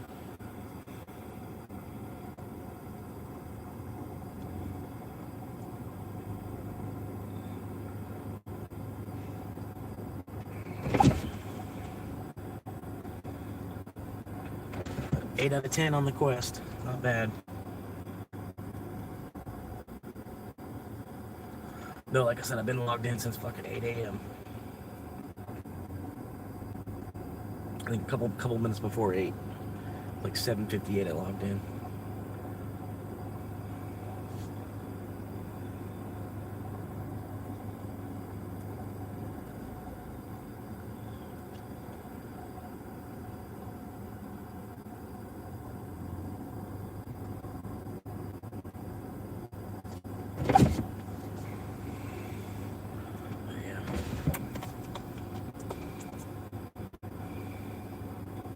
$40.49 so far. I think there's another tip processing still too. Yeah.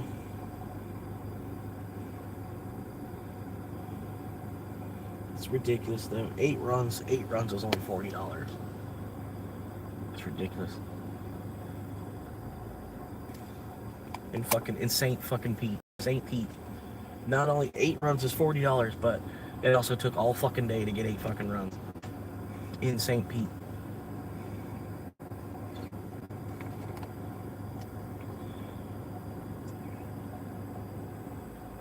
It's terrible. And I bet Tampa's gonna be even worse. Tampa's gonna be a worse picture than St. Pete, I bet you. If I were to go to Tampa. But at least St. Pete, like, I don't know, those streets are beautiful. Everything's like, bam, you know? Tampa's not quite built like that.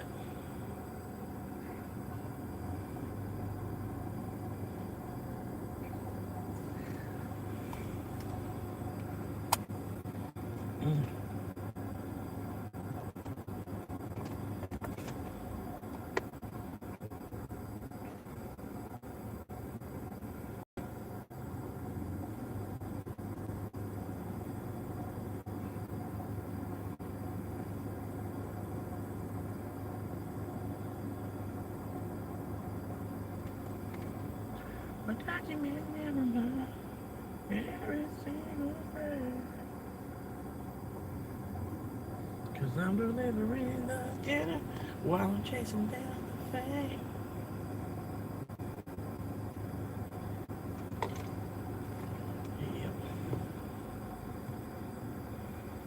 So the thing I'm noticing about St. Pete, man, there's not a whole lot of, like, there's shade. I mean, I don't know. I don't know. It's like it's a lot of concrete on top of concrete, next to concrete in some spots. Because it's a really, really old city. Oh my God. Good Lord Almighty. But anyway.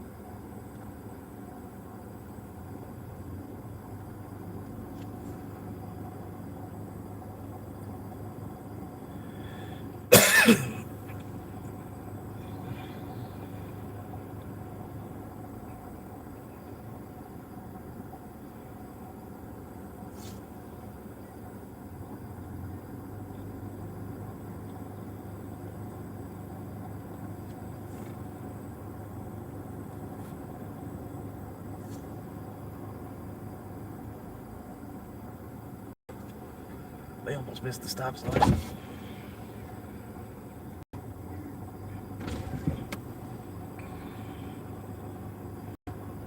Come on now, give me number 9.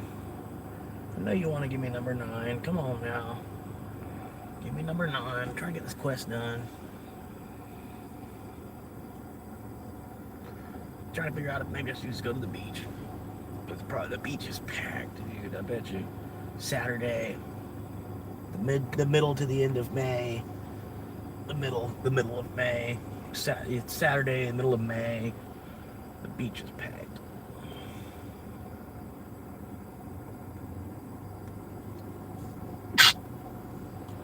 It's like getting in the water with old man ball juice and shit.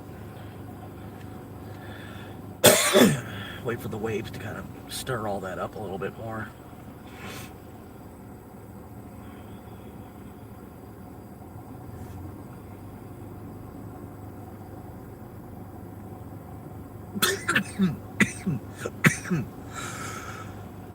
Woo.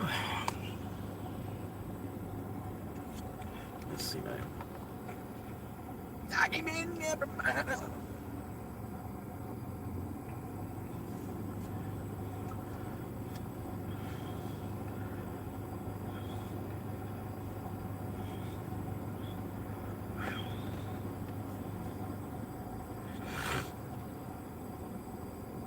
For every single prayer.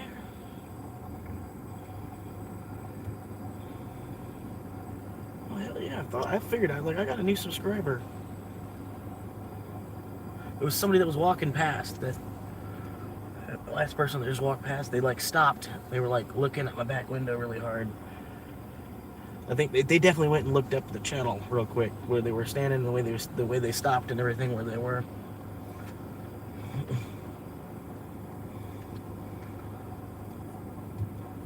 Oh, here we go.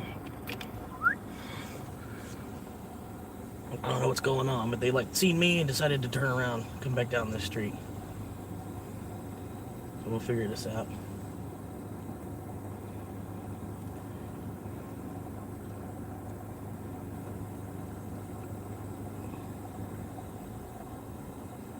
I went on my first date in 17 years.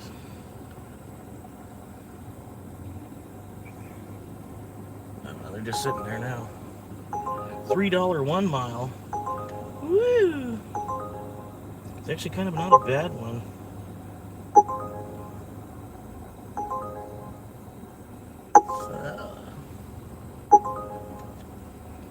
They only tipped $1 though.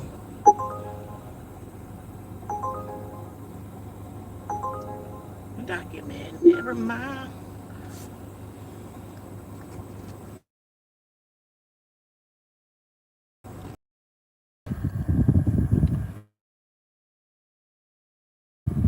Texan.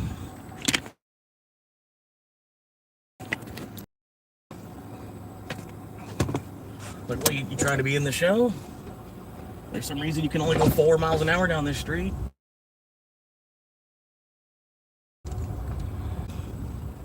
Fucking stupid bitch. It's a good way to get yourself shot, you know? Like,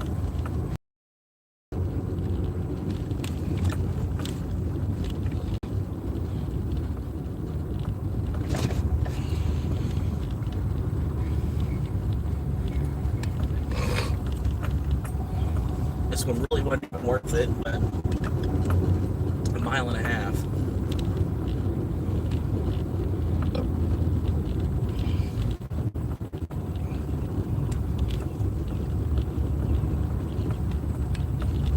All right, now what are you doing? Come on now.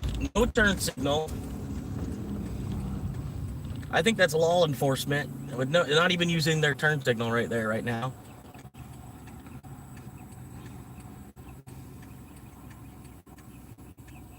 Yep. There you go. There you go. It's better to be 2 minutes late than to not use it at all, right?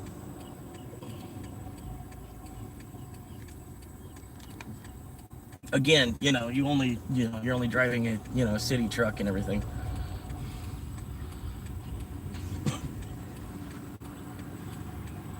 You only know how to use your fucking turn signals, right?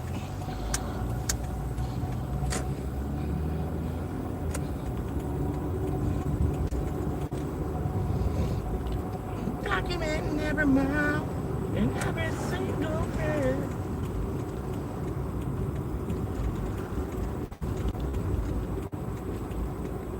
Here's number 9.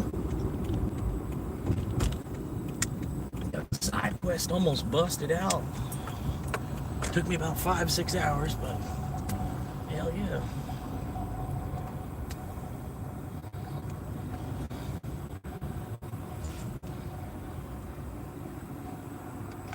How did I park? I parked pretty good, right? Make sure. The spots are a little tight here, so you gotta park really well here, because the spots are really tight. Really tight. Right, it's really tight spot. Tight ass spot. Alright, here we go.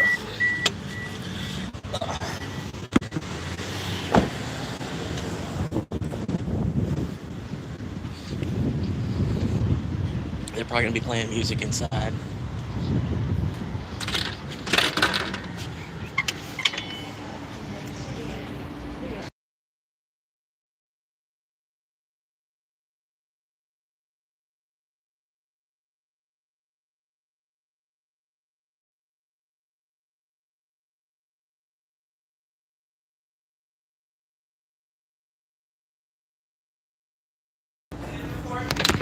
Hell yeah, they're killing it. Saturday cruise, man, they're on it. Saturday cruise killing it compared to last night's crew. Last night's crew was good. I'm not saying that. Last night's crew was pretty good too.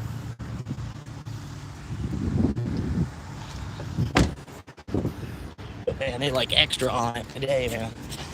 Like I said, that one guy. Bluetooth connection success. He must be just taking care of all of the delivery orders.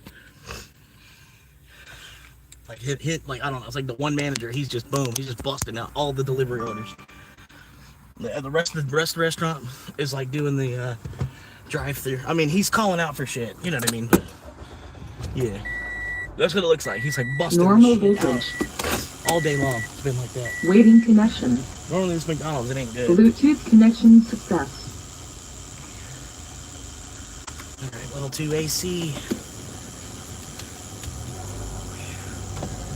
Number 9 in the car.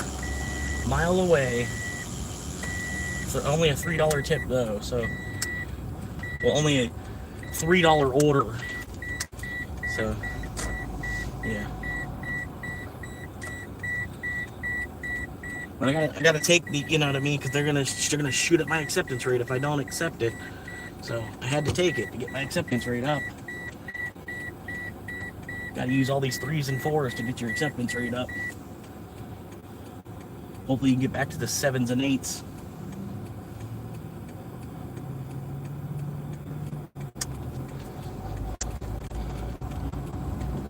Okay. Every single prayer.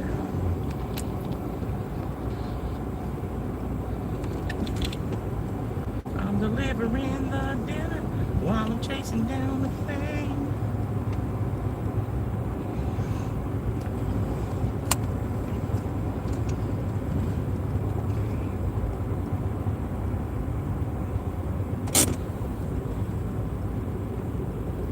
All right, we're good. He crossed. We're good.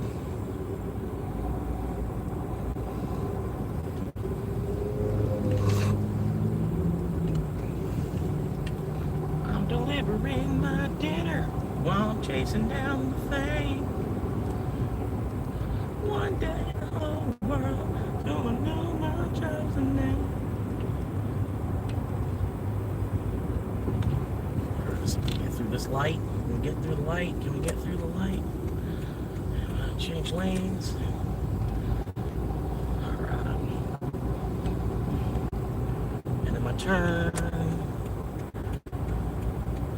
And then I gotta put the camera onto myself after I turn.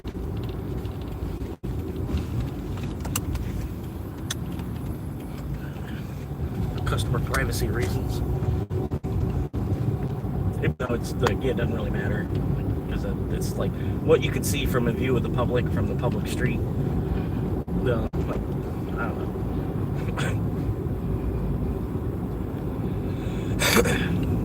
It's not like flying a drone and trying to look through someone's window.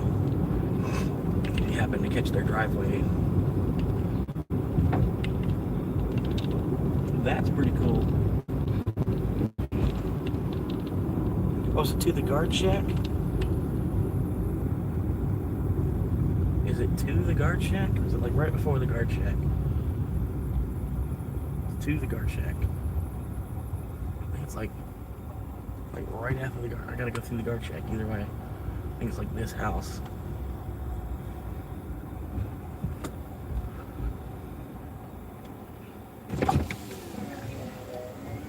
Hello.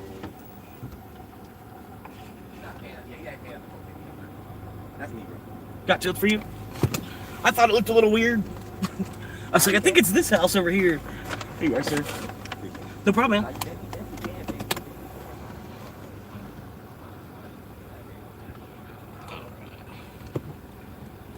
Oh, okay, he's gonna have to go for it. Thanks, sir.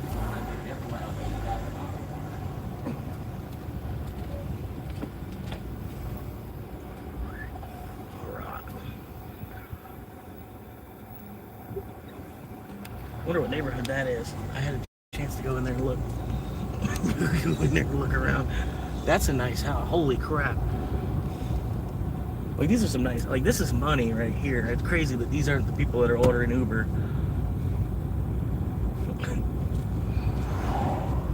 But no, check this out. I thought this was cool. Look at this little carousel. This giant ass horse in the yard. Look at that. That's cool, ain't it?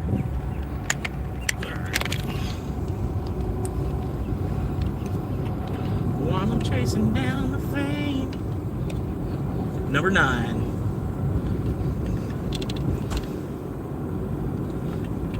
I should just like wait like right here for the next one. 9 out of 10 completed on the side quest. Doing good. There's other drivers popping in here and they're jealous. They're like, oh, fuck him. And they tune back out. They signed up for a quest that was too big. They're sitting there trying to get 40 orders in and still get their initial 40. I'm working on the side quest already.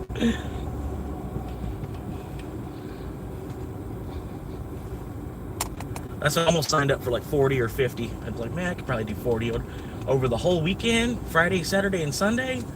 I could probably do 40 deliveries. I ended up 20 yesterday, but it took me all day from like 9 a.m. until like 2 a.m. I got the whole 20 in orders. 20 orders in yesterday, though. Is it Saturday? It's still Saturday, right? Yeah. Oh, I was like, was it Sunday? I lost a day somewhere. Extra day. Day and a half.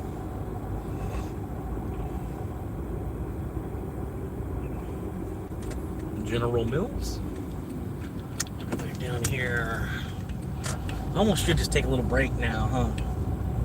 2 to 4. The 2 to 4 spot's gonna be real slow. Almost should just hop in the water for a minute.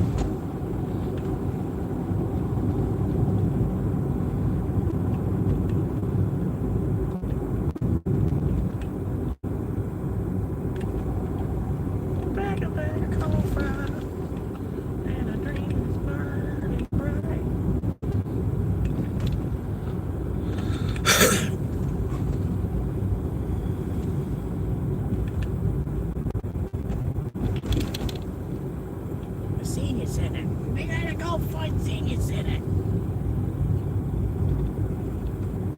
The Gulfport Library. Over here.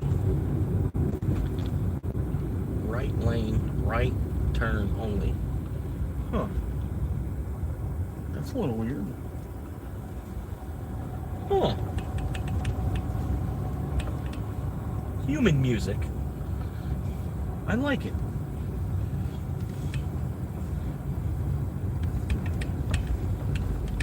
Now, here's Earth Radio with human music.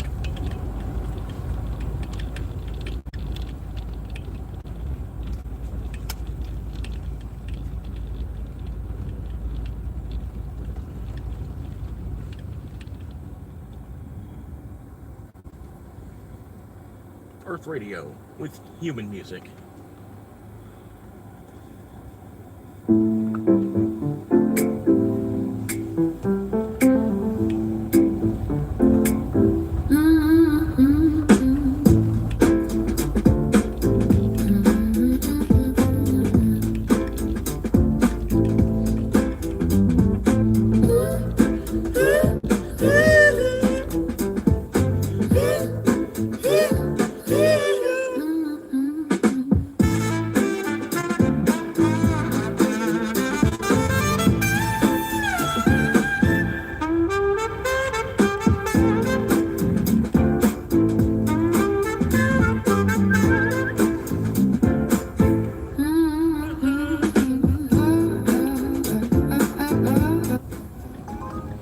Oh my god, it's an actual good one. Oh my god, it's an actual good one. It is an actual good one. Alright. Number 10 is actually worth it.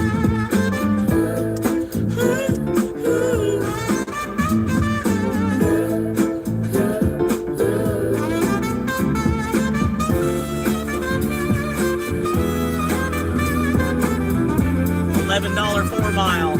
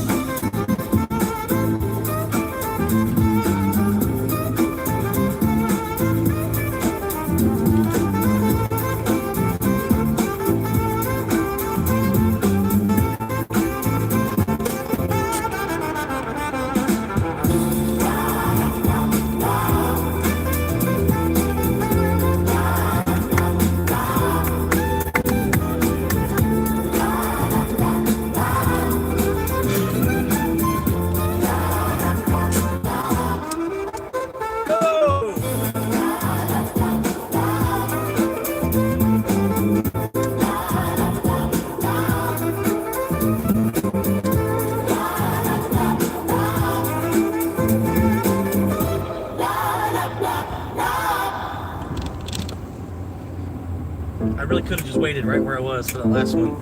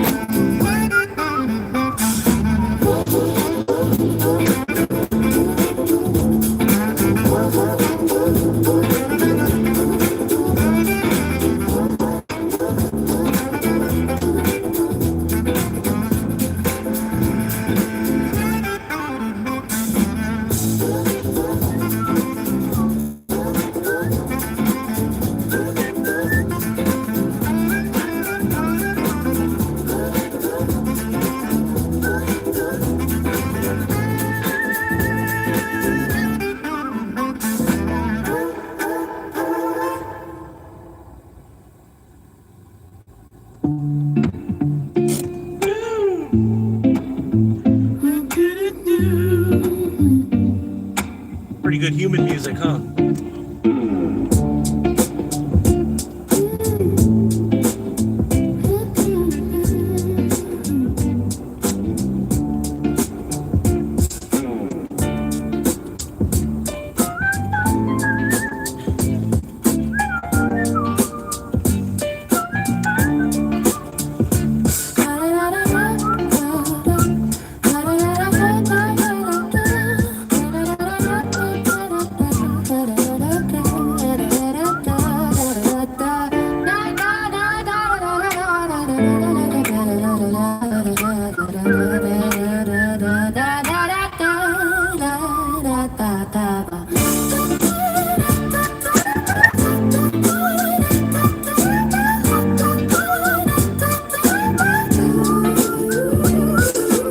I don't go miles, cabins like extension. I don't go crazy, the waste burning great. Let it feel place, and I feel great. Ain't you in the right, no, I feel bit cold and no.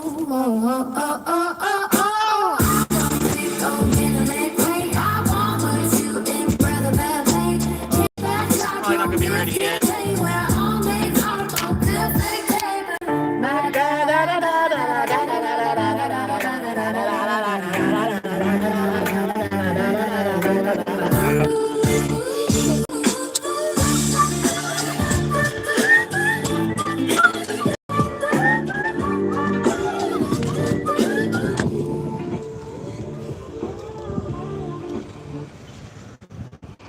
All right.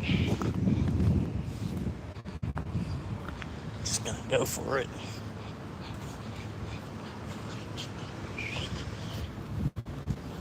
And we might have some music playing.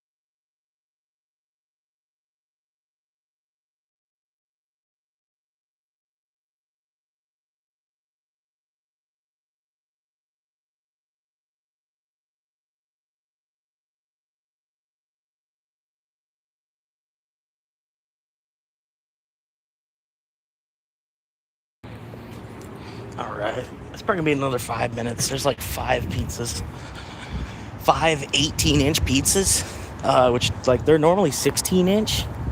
So 18, like it's just it's a little awkward. You know what I mean? I know from doing pizza as a kid, younger, we had 20-inch pizzas. And the 20s were like, yeah, they're bigger than you're thinking. You know, they're bigger than you're thinking in your head. But like a 16 is a normal large. That 18 is in between that 16 and that 20. I know the 20 is ridiculous. It's like ridiculously huge. So I bet the 18's probably about the same kind of a production. And there's 5 of them. Yeah, it's gonna be a minute. But anyway, I figured I'd come back out to the car, take a little break. Gotta put the AC back on now. Normal voltage. Roast. It's a Waiting connection. They got a Baker's Pride Bluetooth oven. connection It's success. propane. It's old school New York style. You know, they got a Hobart mixer and a Baker's Pride oven. It's the old propane. It's propane heated from the bottom. There's like a steel rack. You know, like you know what I'm talking about. But it's not. It's not like a brick conveyor belt or nothing. But it looks like it's good pizza. I mean, because my grandfather did pizza. There's like pizza in my blood, sort of. Like I could probably get a job here if I were to push the owner enough. You know what I mean? Probably. If I could see eye to eye, you know, if it's a good guy I could butt heads with, or you know what I mean. But yeah, like I know enough about pizza. I could probably work at any pizza shop. You know what I mean? And then I know it's been a while since I've done it too. At the same time, where what I know. You know what I mean? I could easily pick up somebody's particular habits. You know, they will do this like this. You know, I see that you do this instead. You know what I mean? It's been a while since I've done pizza where I could, you know, I could retrain myself on their style or whatever. But I don't really want to get into pizza. I don't know. If pizza was going to pay $20 an hour for me to, like, you know, I could stretch and top pizzas for $20 an hour, okay. But, you know, like the same 15 or 16, it's kind of a pain in the ass to do pizzas. Because, you know, they're artwork at the same time. You know what I mean? They're a pie. It's a, you know what I mean? More or less artwork. It's, you know, most of the time you're making pizzas for like somebody's birthday or something, you know. I don't know. Especially like a place like this. And the way that these people are ordering, you know, these people got 2 buffalo chicken pizzas, 18-inch, a Supreme 18-inch, a pepperoni 18-inch, and a meat lover 18-inch. And like, I don't know. Anyway. Whatever.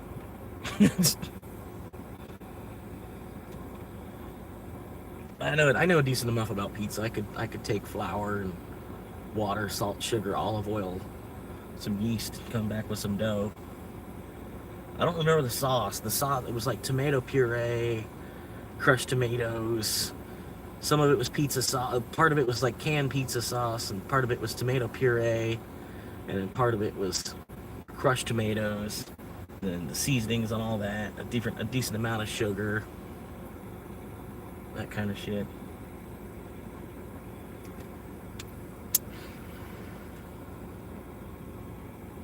Of course, you put Italian seasoning and oregano in it.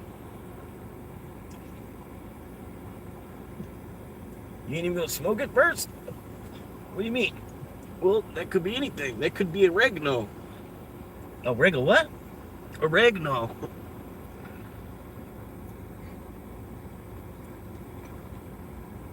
You gotta smoke it.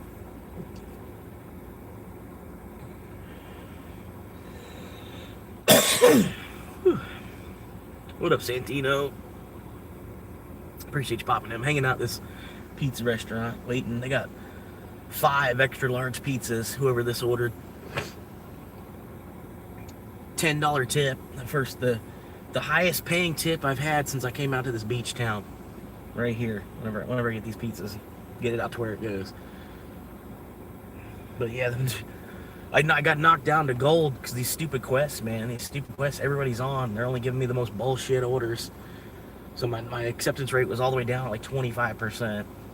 So now I'm a gold driver, so now I'm fighting through accepting all this $3 and $4 stuff trying to get my acceptance rate back up so I can get the $6 or $7 stuff. Yeah, I had to do it. But you know what I mean? I'm fighting through all this $3 and $4 shit. Like in 10 runs, I've got $40.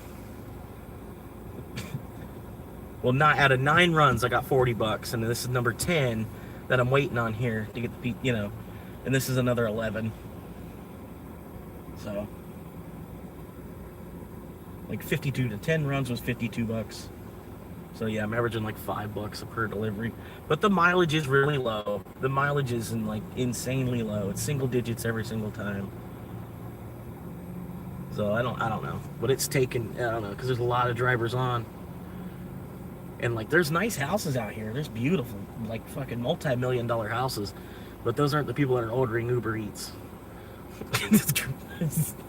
Maybe it's because I'm not a diamond driver. I don't know. Maybe they're all on DoorDash. I don't know. This one right here, this looked like something that this should have went to somebody else. Like for the $11. Yeah, me being a gold driver, I'm surprised I got this one. Anyway, long story short, I'm waiting another 5 minutes for the pizzas to get finished, because these are huge pizzas. There's more pizza than they have space in their oven. Probably. It's probably what it is too. Because there's other orders and shit going on.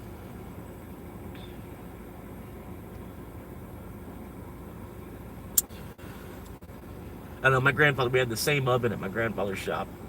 You can only really fit 2 pizzas per deck.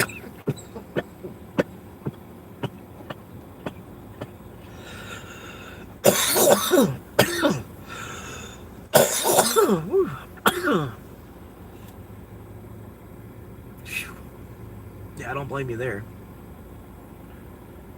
140 hours in 2 weeks. Jesus. That shouldn't be necessary.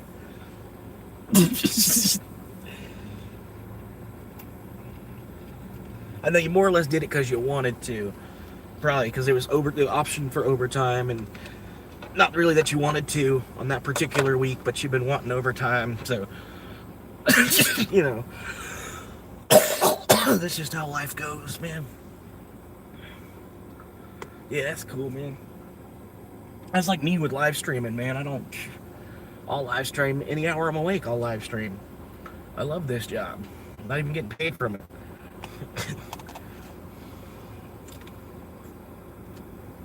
Imagine how much I'll like it when I'm actually making like enough to quit the parts job. It'd be even better. I don't know how I'm gonna get these pizzas in this car. I gotta make room for these.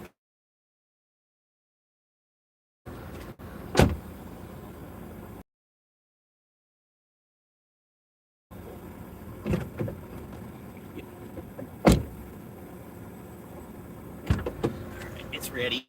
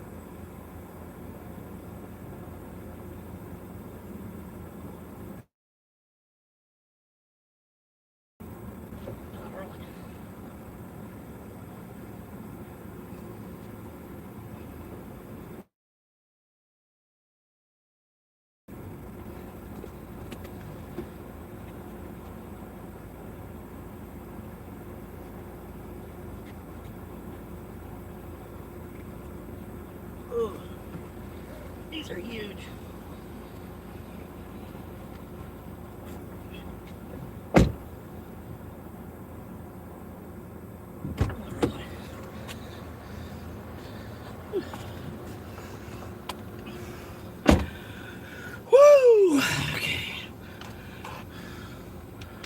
She's like, they're hot. Be careful. Glad she told me.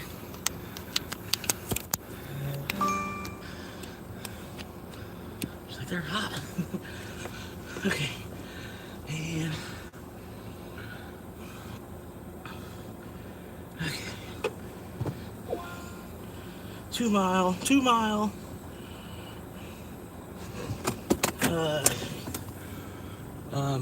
This way.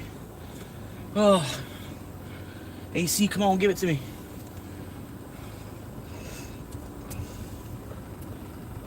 It's been a weekend, and even. But yeah, I bought some more Doge, man. I bought another $100 of Doge. I shouldn't have. Should have put it on the credit card, but I don't know. I'm looking at.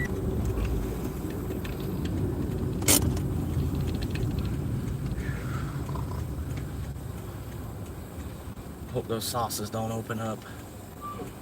First thing that happened was the sauces had to go flying. They're closed. They're in a little cup container. Oh, damn it. Never had the 2 extra seconds you need. Okay. Yeah, they're closed.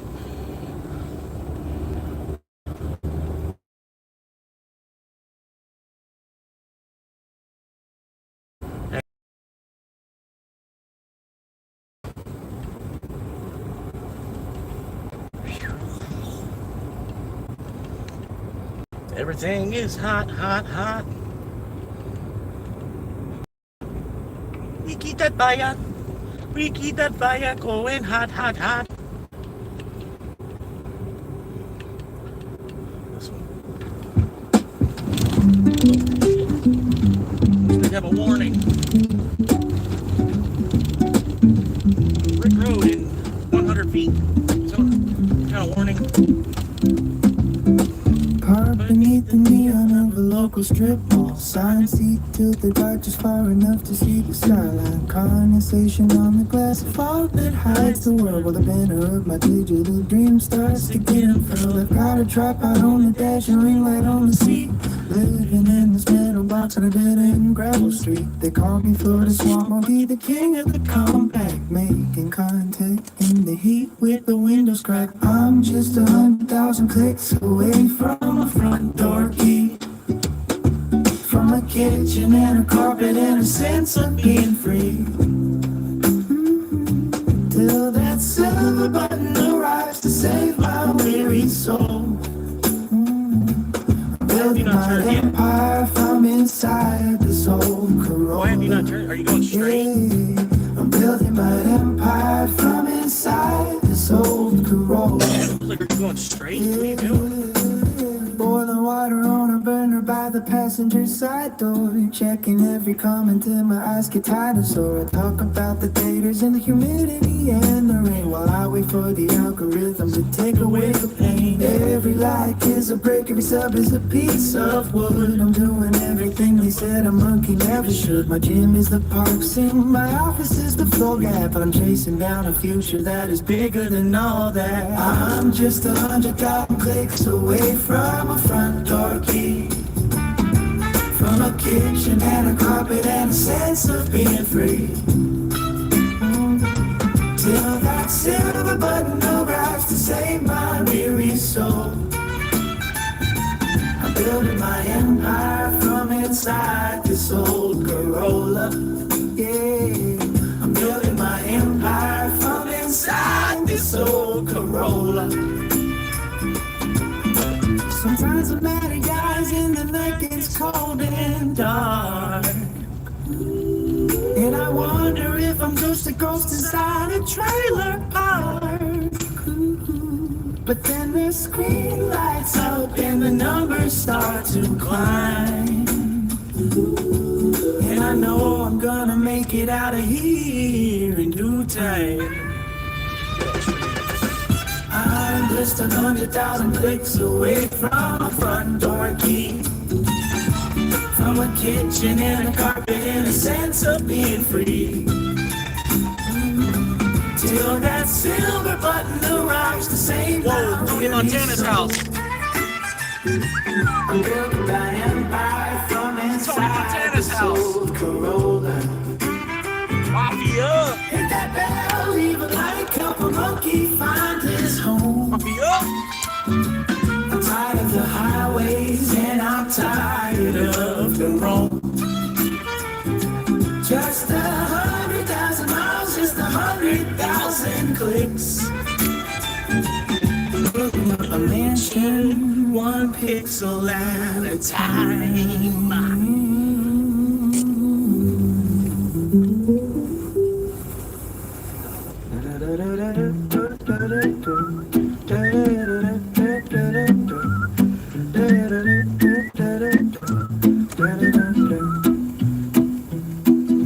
Parked beneath the neon of a local strip mall sign. Seat tilt the back is far enough to see the skyline. Condensation on the glass of fog that hides the world while the banner of my digital dream.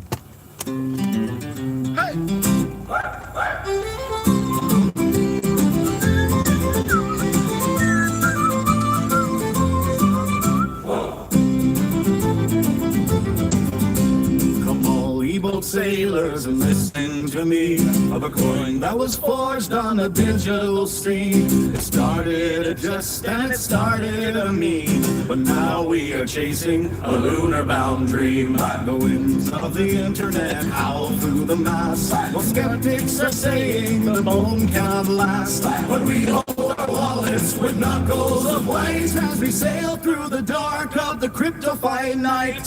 Soon may the Dogemen come to bring us sugar and tea and rum. One day when the trading is done, we'll take our gains and go to the moon and the stars above with the golden coin that we dearly love. Keep away with the shove and the shove and watch the green candles grow. There once was a dog with a grin on his face who dreamed of a journey to outermost space. He didn't want gold and he didn't want silk, just a bowl of some water and crackers and milk. With a massive they flocked to the sign of the hound, from the valleys of earth to the high-rising mound. With a bark and a wag and a digital code, we're heavy with cargo on the long dusty road. Soon may the Dogemen come to bring us sugar and tea and rum. One day when the trading is done, we'll take our gains and go to the moon and the stars above with the golden coin that we dearly love. Heave away with the shove and the shove and watch the green candles grow. Through the dips and crashes, we weathered the gale. The spirit of Sheba to fill up our sails. A whale in the ocean could frighten the crew as the price of the copper-hued currency grew. From the forums of old to the high-ticker screen, the brightest of sights that the sailors have seen. So keep up your spirits and hold to your stake, for the sake of the fortune we're destined to make. Soon may the Dogemen come to bring us sugar and tea and rum. One day when the trading is done, we'll take our gains and go to the moon and the stars above with all the coin that we dearly love. Heave away with the shove and the shove and watch the green candles grow. Heave away, be hard, she's true. The moon is waiting there for you with a wow and a bark in the starry blue. We'll take our kings and go.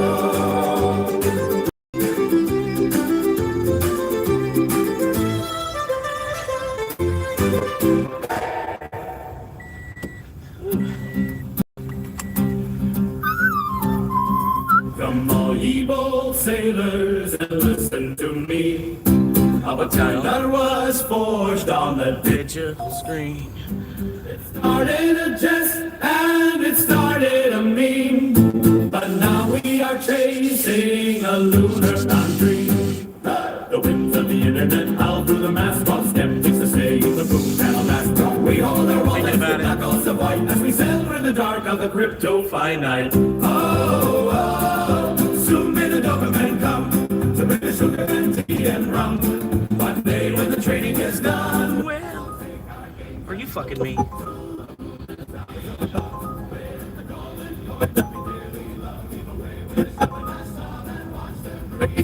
I don't know. I don't know if I want it, man.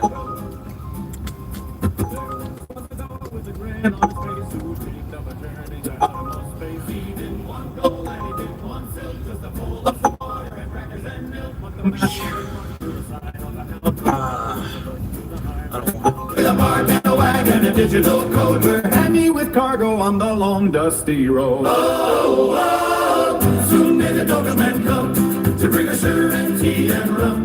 One day when the trading is done, we'll take our gains and go to the moon and the stars above. With the golden coin that we dearly love, lead away with a shove and a shove and watch the green candles grow. Through the dips and the crashes, we weather the gale in the spirit of Shiva to fill up our sail. No whale in the ocean could frighten the crew as the price of the copper hued currency grew. From the forums of old to the high-ticker screen, the brightest of sights that the sailors have seen. So keep up your spirits and hold to your stake for the sake of the fortune we're destined to make. Oh, oh, soon may the golden man come to bring us sugar and tea and rum. That day when the trading is done, we'll take our gains and go to the moon and the stars above. With the golden coin that we dearly love, lead away with a shove and a shove and watch the green candle grow. Hey, hey, heave away me hearties through the moon is waiting there for you with a wall and a bargain starry blue. We'll take our gains and we'll go.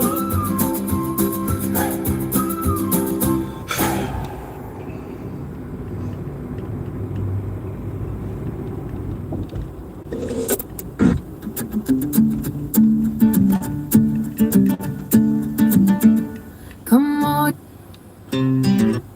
All right, there was a lot of sea shanty back and forth there.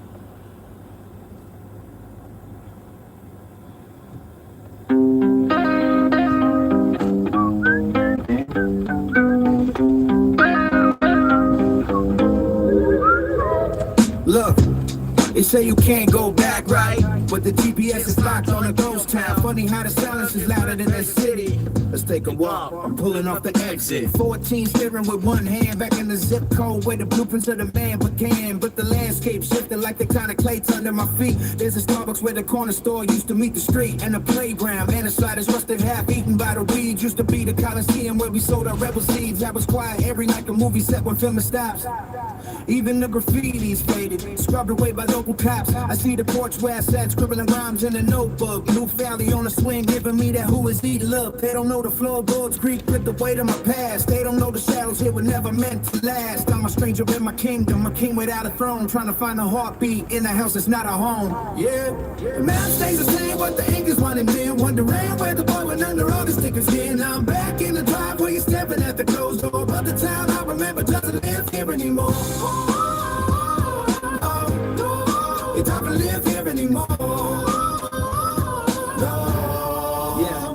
I drive past the high school, memories hitting like a break. The locker rooms, the always making my stomach feel sick. Coach Miller's gone, they say he retired back in 09. Now there's a digital scoreboard, man, everything's refined. But where's the grid, where's the soul of the engine room? Everything's polished up like a shiny plastic tome. I remember the smell of the grease from the local diner. Now it's a vegan bistro, could the opportunity be any finer? I'm looking for familiar face and not a simple hate. But everyone I knew took the first bus out of this bay. They stayed and got swallowed by the routine and the rust. Watching the childhood dreams slowly crumble in the dust. I'm a ghost in a hoodie, haunting my own old haunts. Absorbed in the whispers and the cold judgmental taunts.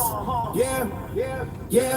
The map stays the same, but the ink is running thin. Wondering where the button under all the stickers in. I'm back in the driveway, staring at the closed door, but the town I remember doesn't live here anymore. No, it doesn't live here anymore. Yo. So I put it in reverse. Baby echoes in the rear view, in the rear view. Came looking for a sign, but I didn't find a clear view. Yeah.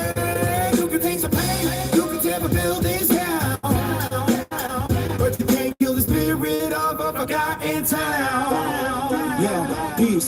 Woo. Peace, peace, peace. Yeah, peace. Woo.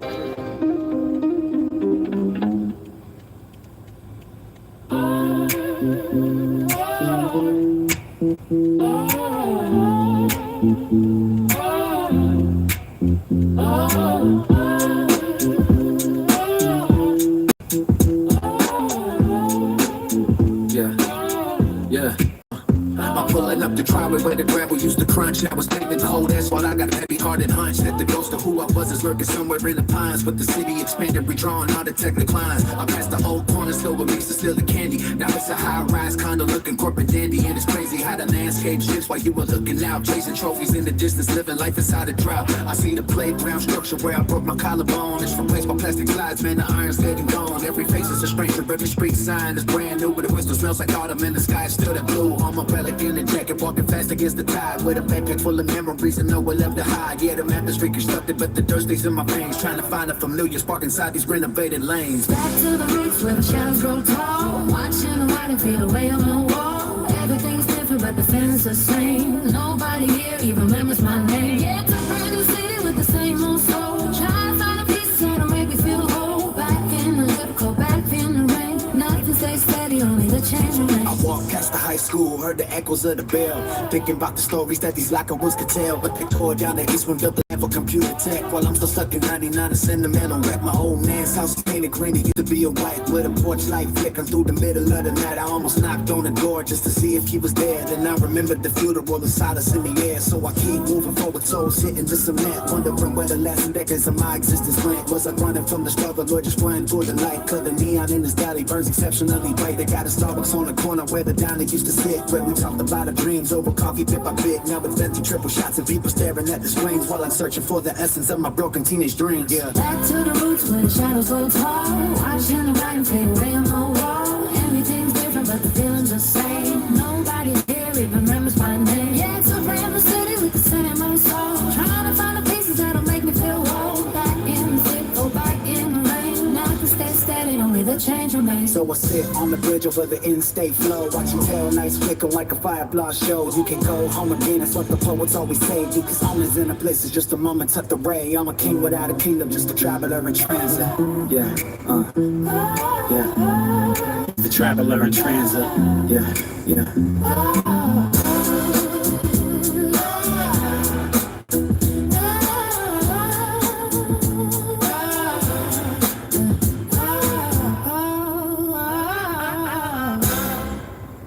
Oh, it fell over.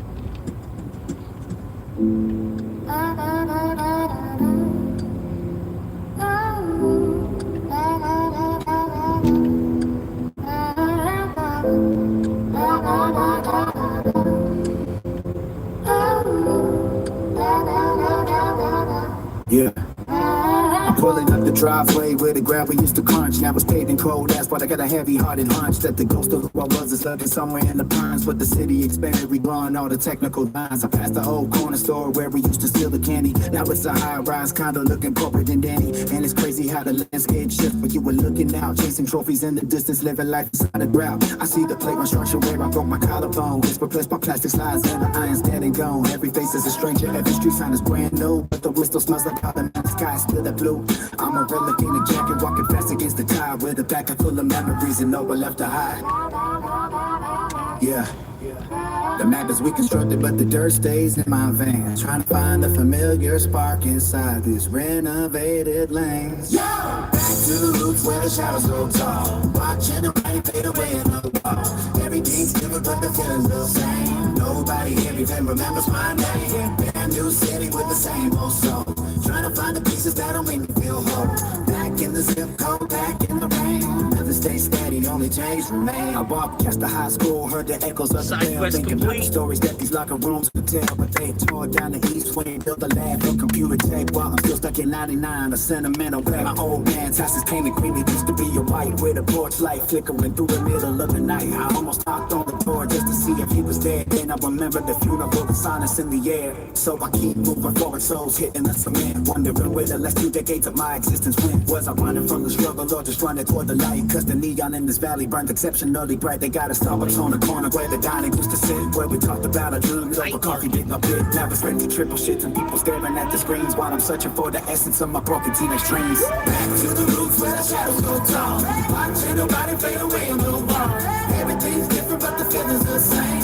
Everybody here even remembers my name. Yeah, brand new city with the same old soul. Trying to find the pieces that'll make me feel home. Back in the zip code, back in the rain. Nothing stays steady, only change remains. So I sit on a bridge over the interstate flow, watching taillights flicker like a firefly show. You can go home again, that's what the poets always say. Because home is in a place, it's just a moment tucked away. I'm a king without a kingdom, just a driver in transit.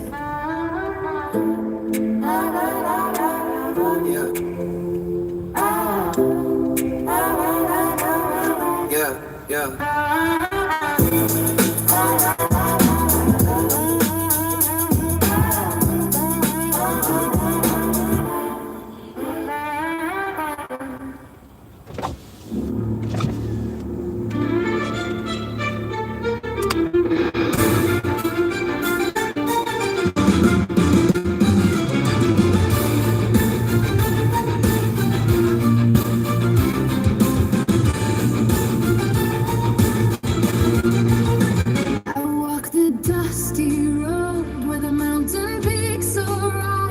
Searching for the truth beneath these vast and open skies. I heard the call of elders and I felt the spirit burn. To a life of ancient structure is the way I shall return. I'm leaving all the modern ways and vanity behind, to seek a greater purpose and a peace for all mankind. I'll build a house of cedar and I'll plant the golden grain and start a lineage of faith that's free from every stain.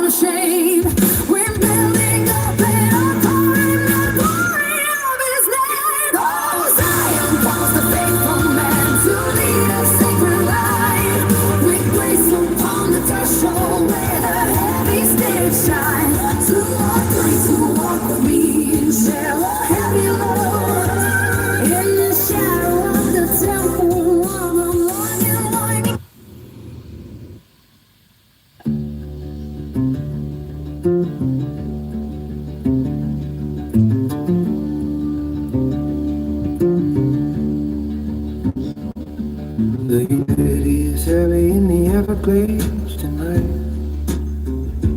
Thick enough to choke the stars and steal the silver light. I'm curled inside this rusted frame, a Corolla made of tin, waiting for the morning tide and the world to let me in. They call me Florida Swamp Monkey, a ghost among the reeds, sifting through the cypress knees for everything he needs. A gallon jug of water and a blanket for the floor, dreaming of a life beyond this locked and dented door. From the backseat to the bright lights, from the mud to the screen, I'm filming every shadow, every struggle, every dream. A digital apostle with a story left to tell, rising from the black water, breaking from the shell. Oh, the road is long and narrow, and the signal's hard to find, but I'm leaving every inch of this Corolla life behind. I charge my phone at libraries, I steal the public care, checking all the comments while I brush the swamp moss hair. I've got 1,000 loyal souls who watch me cook my rice on a single burner stove, paying out the heavy price. There's beauty in the breakdown, there's a rhythm in the rain, and every upload is a hammer hidden at the chain. I'm a pioneer of poverty, of logger of the mist, proving to the algorithms that I still exist. From the backseat to the bright lights, from the mud to the screen, I'm filming every shadow, every struggle, every dream. A digital apostle with a story left to tell, rising from the black water, breaking from the shell. Oh, road is long and narrow, and the signal's hard to find, but I'm leaving every inch of this Corolla life behind. One day the keys will turn again and drive me to the hills, away from human standing there and unpaid dollar bills. I'll trade the steering wheel for a desk and steady floor, and won't forget the monkey who's knocking at the door. But for tonight the crickets sing a celtic lonesome tune underneath the heavy weight of the yellow Florida moon. Goodbye to the backseat, goodbye to the rust, turning all this bayou gold into something I can trust. Just one more clip, just one more view. Swamp monkeys coming home to you.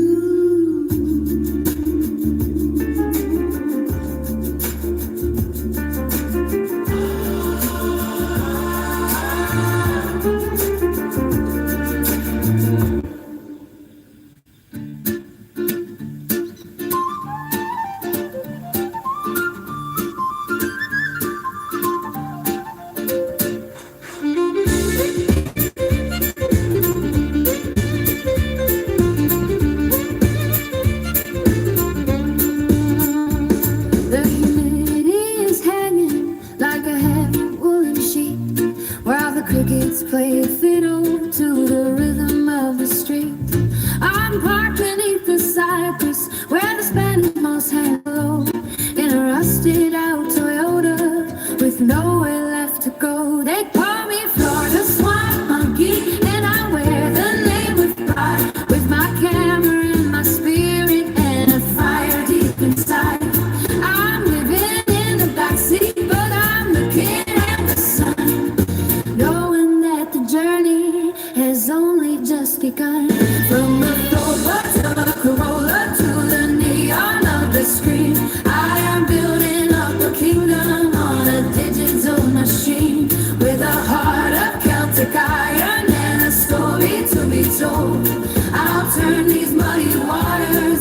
bars of digital gold. Yes, I'm rising from the marshlands, and I'm breaking every chain, finding glory in the struggle and the beauty in the rain. I've got my tripod on the dashboard and the signal's getting clear. I'm talking to the world now and I'm shedding every fear. From the Everglades at midnight to the morning in the glades, I'm documenting every step before the daylight fades. It's a long way to the top when you're starting from the ground, but there's a magic in the silence and a power in the sound. My heritage is causing like a piper in the mist, for a life that's more than existing, for a life that must persist. From the floorboards of a Corolla to the neon of the screen, I am building up a kingdom on a digital machine, with a heart of Celtic iron and a story to be told. I'll turn these muddy waters into bars of digital gold. Yes, I'm rising from the marshlands, and I'm breaking every chain, finding glory in the struggle and the beauty in the rain. So let the engines hum the melody of hope against the night. I'm headed to my future by the dashboard's flickering light. No longer just a shadow in the outskirts of the town. I'm the king of my own story and I'm never backing down. From the small to the subscriber, from the struggle to the grace, I can see the finish line now. I can finally find my place. Watch me rise above the water, watch me fly underneath the wide and open floor sky. From the backseat to the world, I'm coming home. No more will this swamp monkey after all. No more will the swamp monkey after all.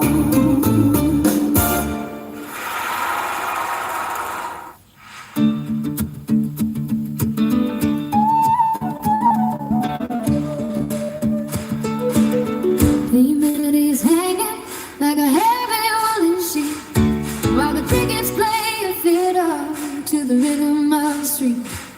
I'm caught beneath the cypress where Spanish moss hangs low, in a rusted out Toyota with nowhere left to go.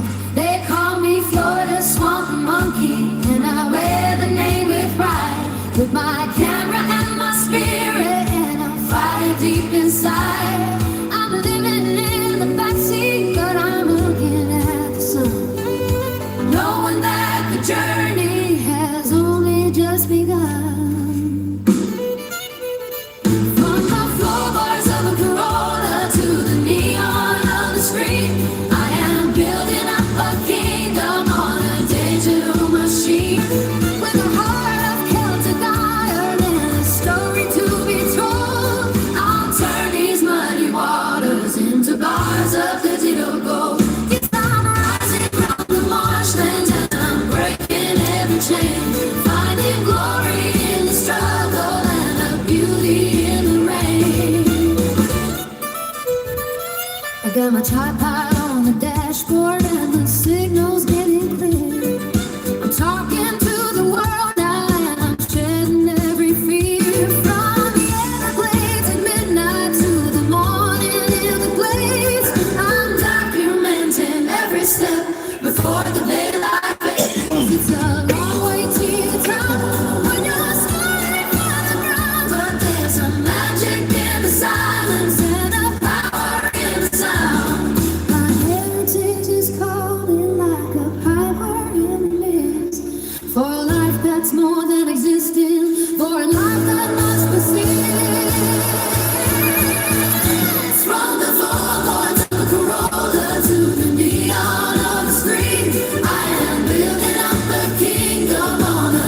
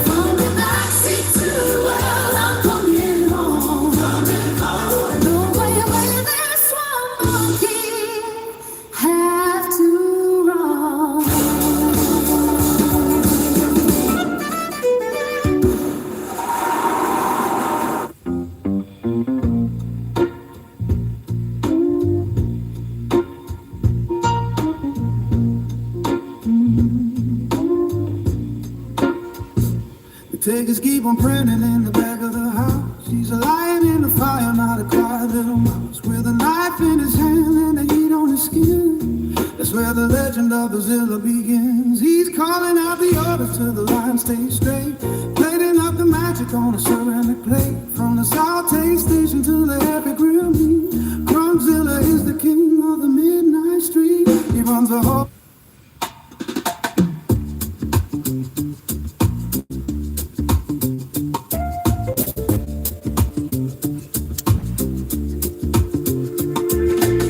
I left the pavement and the heavy city sound. Where every minute that I wait, they drag me down. I traded clocks for the rising of the sun. Found a rhythm where the rivers lost around. No more checkers, no more keeping up the pace. I found a mirror in the wild's open face. The canopies whispering a secret in the breeze. A simple mantra that can set the heart at ease. Every shadow that I carried in my chest was finally finding a place to lay and rest. Hakuna Matata, it ain't all what you need to better with the sunshine like the golden sea. Let the worries drift away. There is nothing but the magic of a brand new day. No rules to bind you, no walls to hold you in. It's where the real life begins. Hakuna Matata, it is all that you need.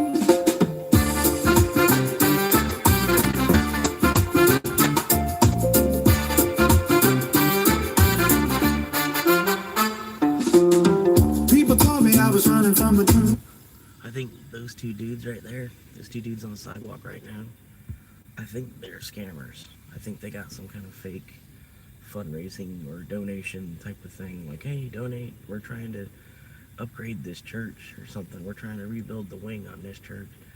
You know, like you've seen it. You know, like you've probably seen stuff about it. Like people scamming people that, you know what I mean? Like send money to this. You know, oh, it's a fundraiser for this or whatever. I think that's what they're doing. I'm not 100% sure, but people in this town probably wouldn't be hip to that. Where they're probably making some money out here. I don't know for sure.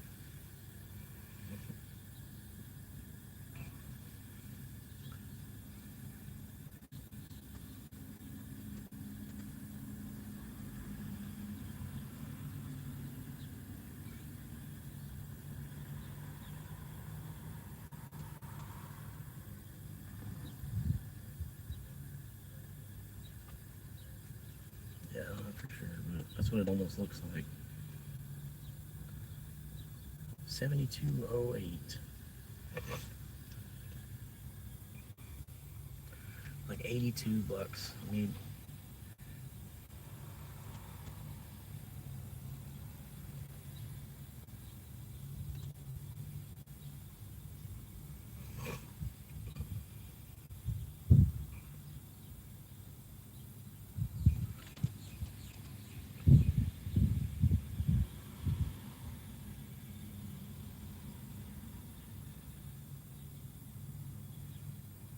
yeah, no, it's kind of weird they disappeared as soon as I say something about it, and like just loud enough a volume for the microphone to hear, and then they both just like, I don't know, they probably went back that way for any number of reasons, but it was kind of weird.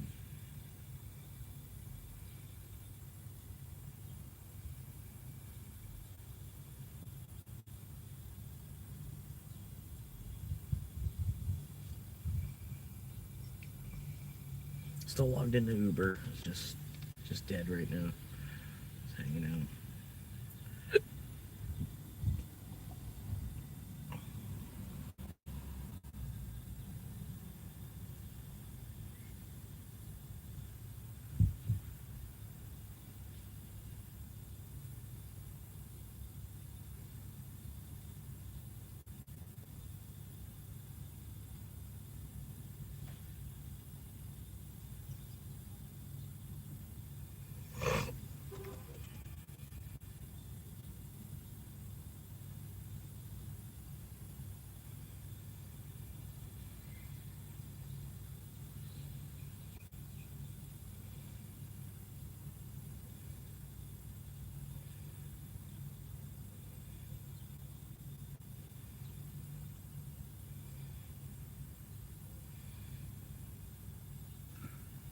Hell yeah, man.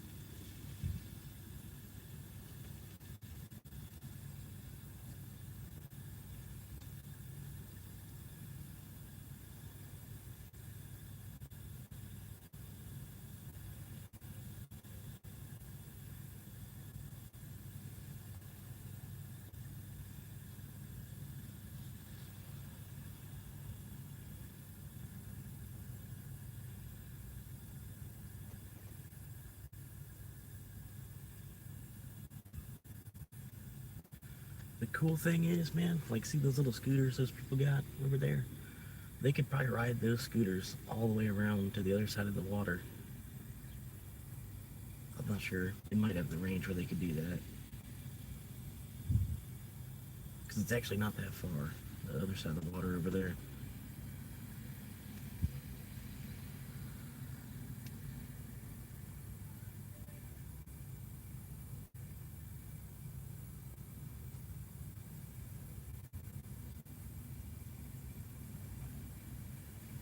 But yeah, they really ought to put up a sign, no motorized vehicles on the sidewalk.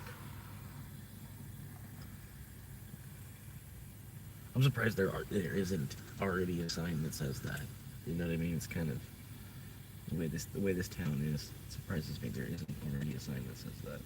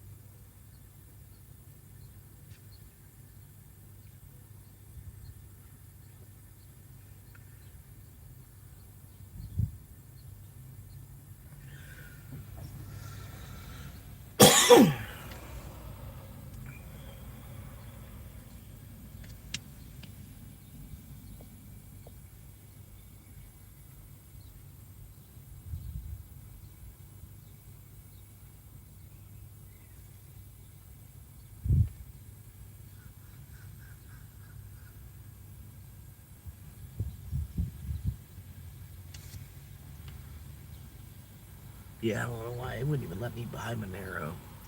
I went on that Cake wallet, through the Cake wallet, trying to find a way to get to the Monero where I could buy Monero. And I don't know. It sent me to Crashcam. And then I tried to do this shit on Crashcam, basically created a whole account on Crashcam. And then it still, I don't know, I don't know, wouldn't process the transaction for some reason or another.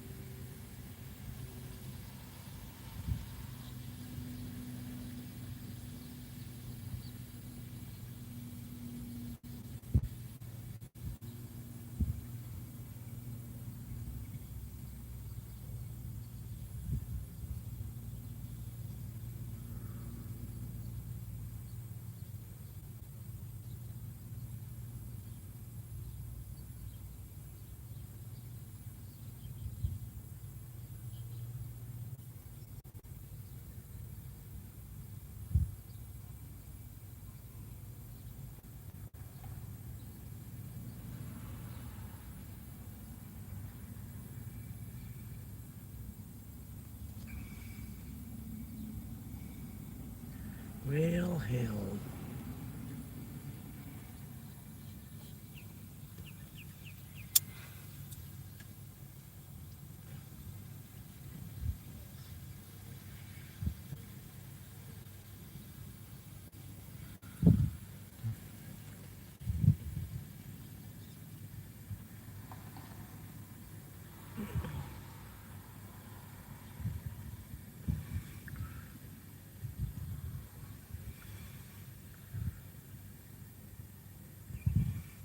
Those people walking right now, I think they're thinking about buying the house behind me.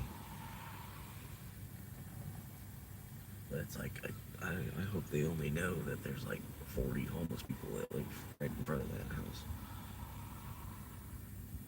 Almost want to tell them so that way they know. Like, hey, I really wouldn't buy that if I were you.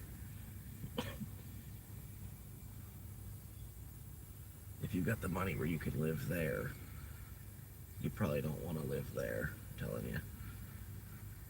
Because there's like 40 homeless that live right in front of your house.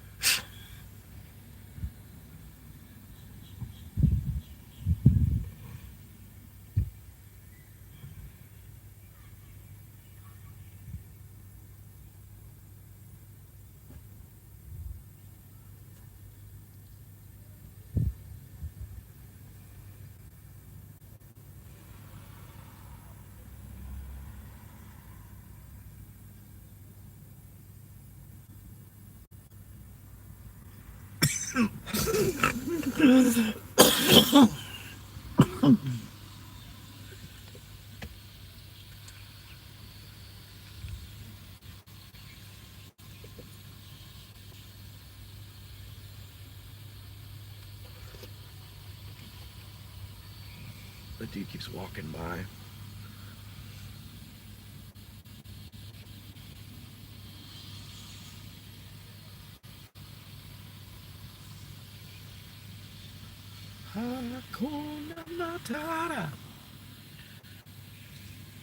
I gotta get some snacks or something.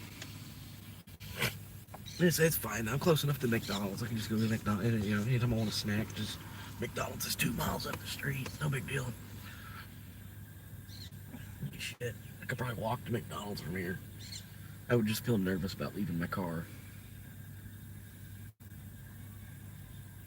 Even though there's really nothing in it. Like if my phones are with me and my wallet is with me, there's nothing in the car that's really, you know what I mean? But there's still a bunch in the car. There's a bunch of little things that are worth a lot together.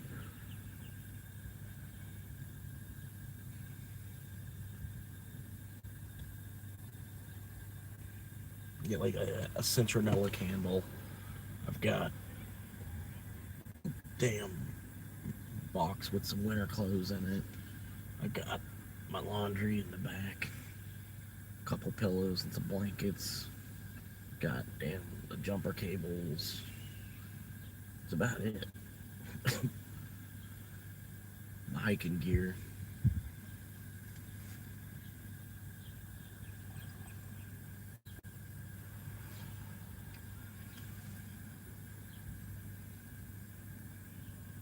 Like I said, I've already got too much shit.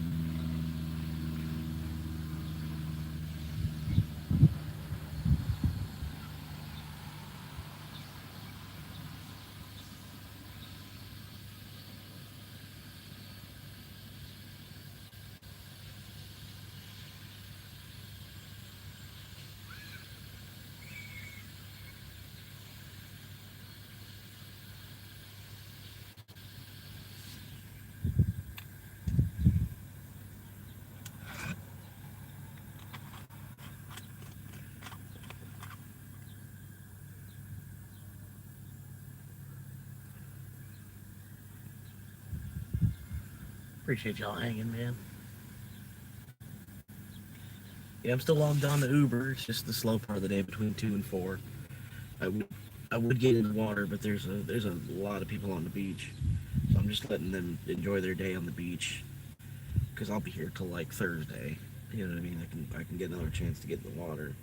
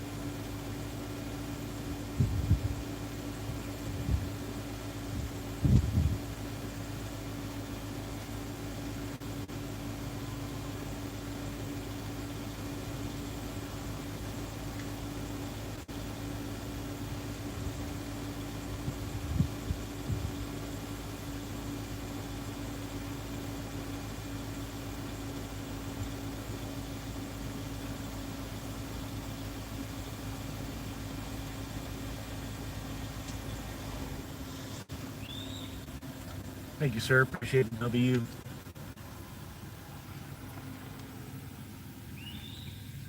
Longtime fan. I appreciate you stopping in, man.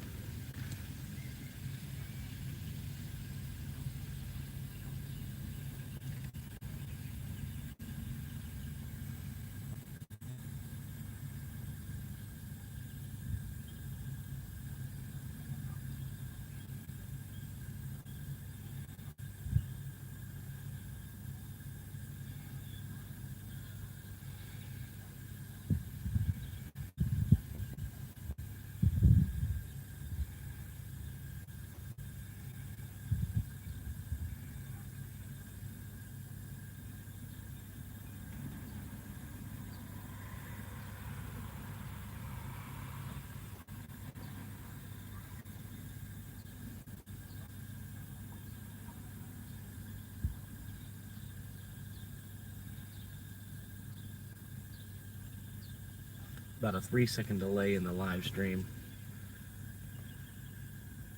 Just letting y'all know. So it's expected. About a 3-second delay, though. At least from my own angle to my own angle. 3 seconds behind.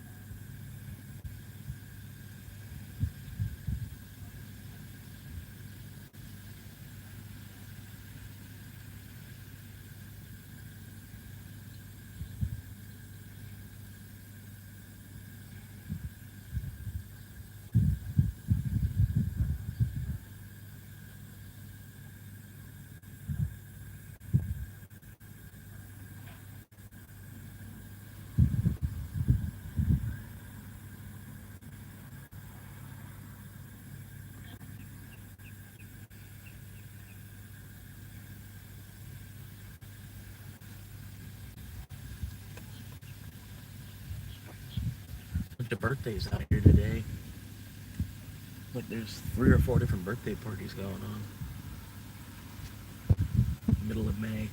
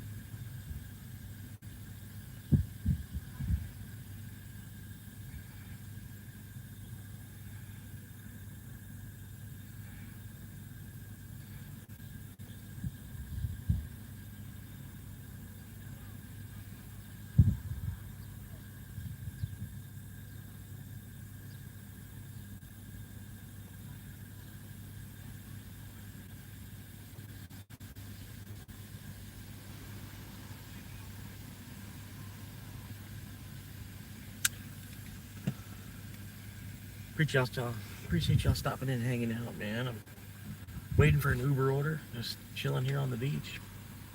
I want to get in the water, but there's a bunch of people here, so I'm just kind of hanging out in the car, letting them enjoy their day. I might be able to get in the water a little bit later on tonight.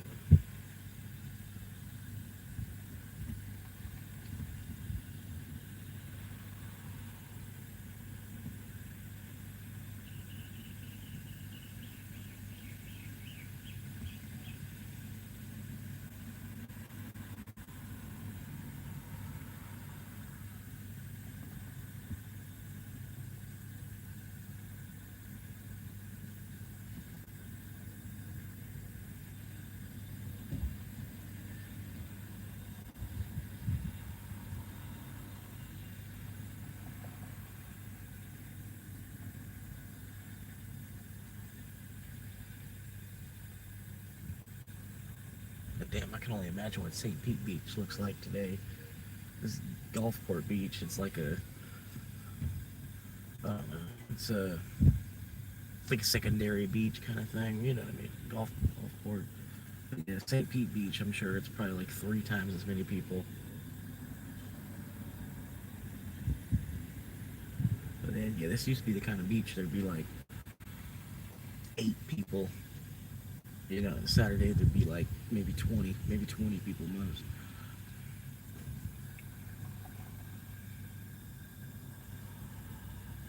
So that was like 15, 20 years ago. Word gets out, you know what I mean? Stuff like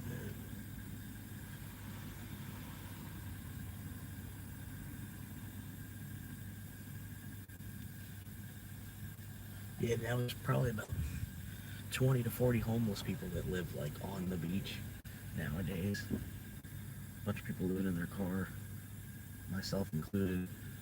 But I'm not like living here. I'm just camping out for a week, kind of, sort of.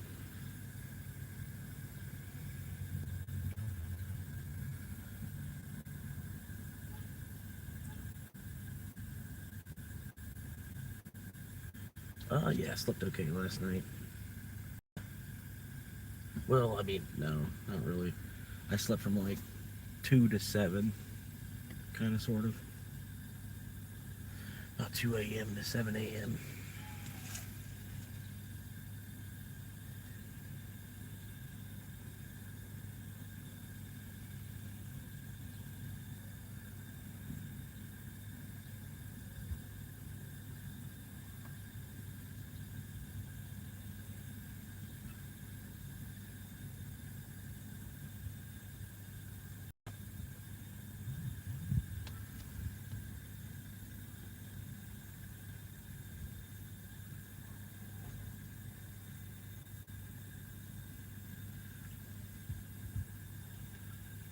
these goddamn Uber quests, man.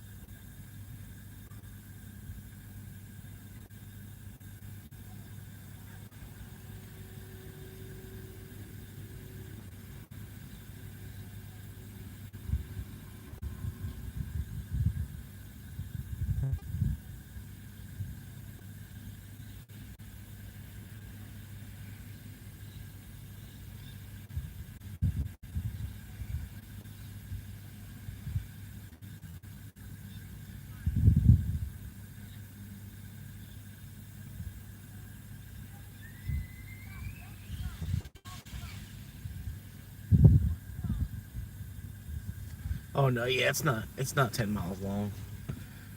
10 miles is like the whole peninsula. You know what I mean? Like 10 miles is like the whole little wing there from like Clearwater down to the tip of St. Pete's, like 10 miles.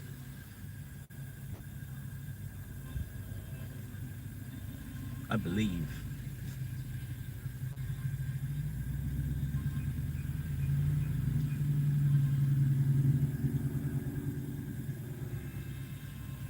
Nah, like probably a half mile or a mile long bridge.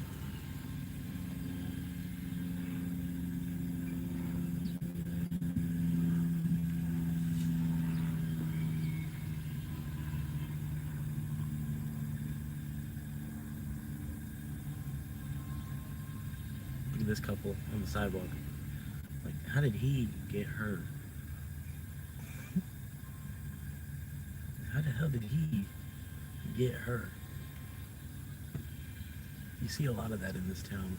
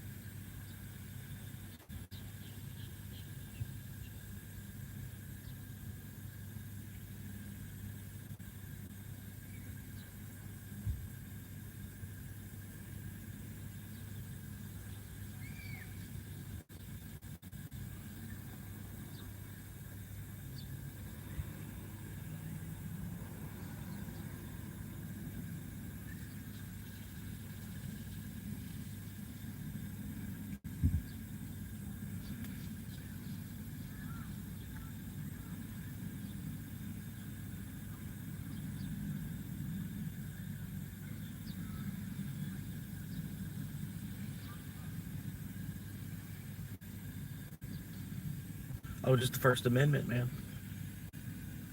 Just the First Amendment audit. Your right to report in public. Like it's because it's press. It's freedom of the press. It's free speech, free press, free religion, right to assembly.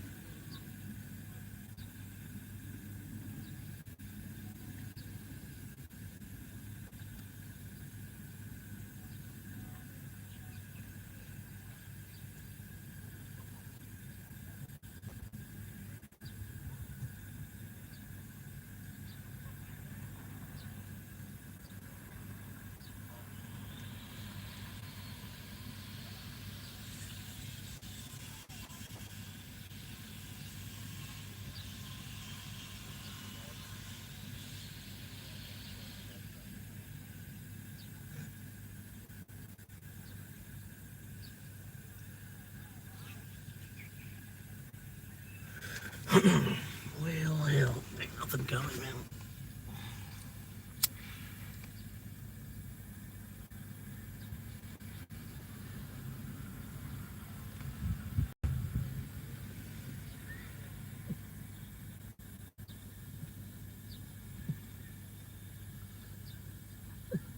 I might hop in the back seat, take a nap.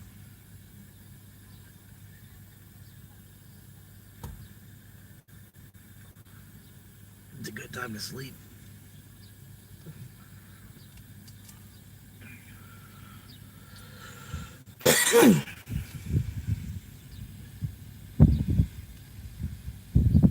It actually probably is a good time to take a nap because it did get really, really busy last night. Once, like as soon as it was like 9 o'clock and the sun went all the way down, it started to get busy.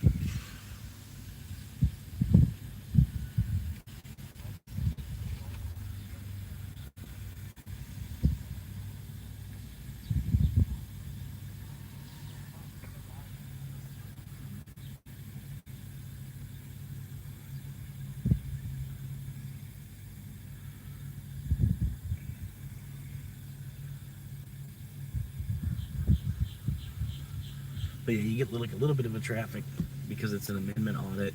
You get a little bit of a traffic because it's like a weed dispensary, and then people try to they get all hesitant, they think HIPAA, because they think you're trying to record patients going into the hospital, the doctor's office, whatever. But even still, if you were, it wouldn't matter because like you're standing on the sidewalk in front of the building. You know what I mean? Like, I don't know why people get so sketched out about that exactly. It's kind of stupid. But it's crazy. Like, people are creating jobs over it, really.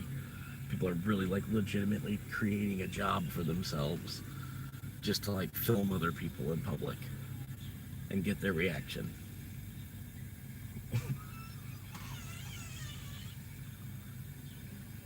But I don't know. Like I said, I'm more of an IRL streamer. And, like, the only reason the camera's facing the other direction is because I'm currently smoking. Which I either smoke, I'm like smoking on and off. So normally that's why the camera's facing the other direction. I don't mind talking, you know what I mean? If anybody's popping in for the first time, like, I don't mind talking. Usually there's not much going on in the chat, so I just try to sit here peacefully, you know what I mean? Wait for whoever's gonna pop in to say whatever. And then, pretty much just enjoy a peaceful scene. Hopefully, I don't know. At least it's better than the small town, just watching all the big trucks whiz by in front of the Walgreens.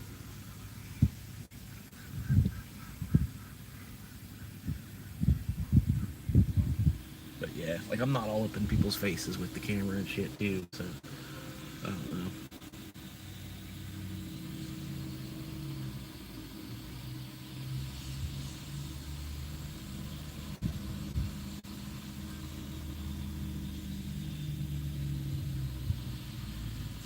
That woman is gorgeous right there. Oh my god.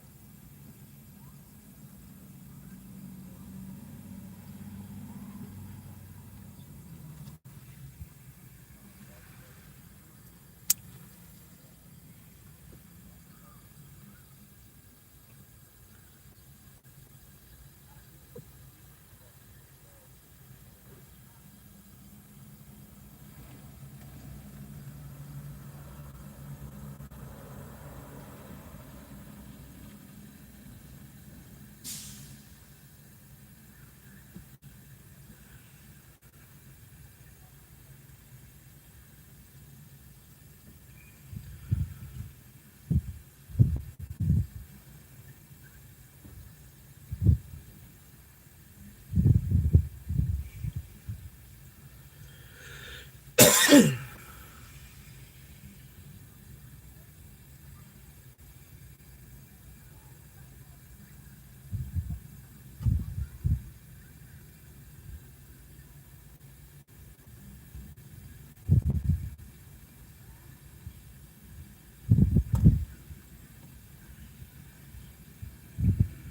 how this old lady walking now. The wind is blowing, but her hair doesn't move. Old lady on the sidewalk right now.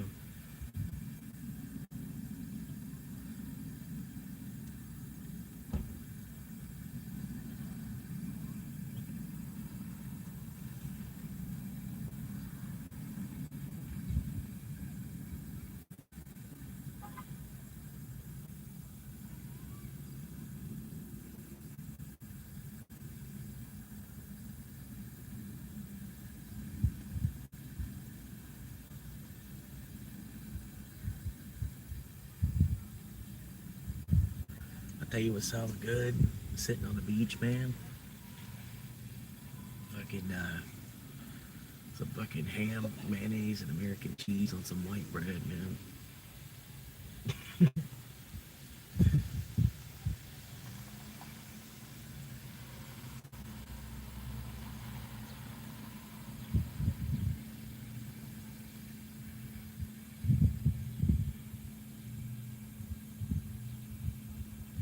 Shit, I might have to run up to get me a little snack. Get me a little snack. It is almost like 5 o'clock or some shit, right? It's like 4.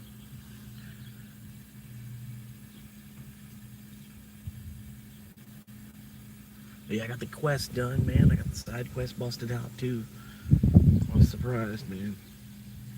If I'd have signed up for a bigger quest, I probably wouldn't have been able to do it. I would have got pissed off and logged out too early. But yeah, I got like the whole 20 in yesterday. Somehow or another, I got like a fucking 20 orders in one day.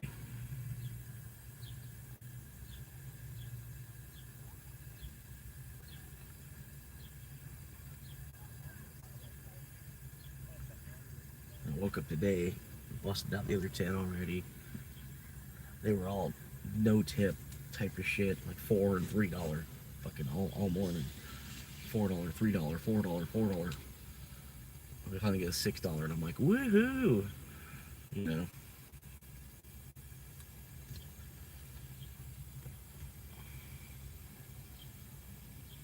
It's just crazy, man. Like out in the woods where I live, the miles is crazy, but the tips are good. Here, the miles are good, but the tips are crazy.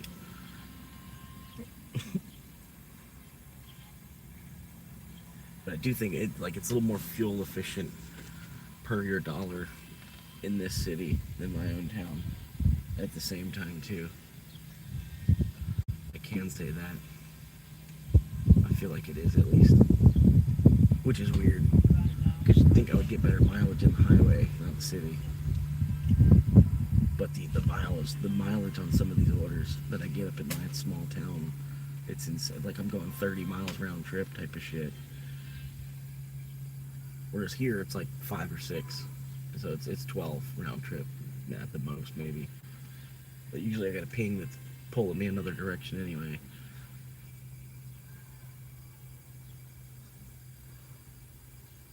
They seem to be doing that too. They'll give me like 5 orders.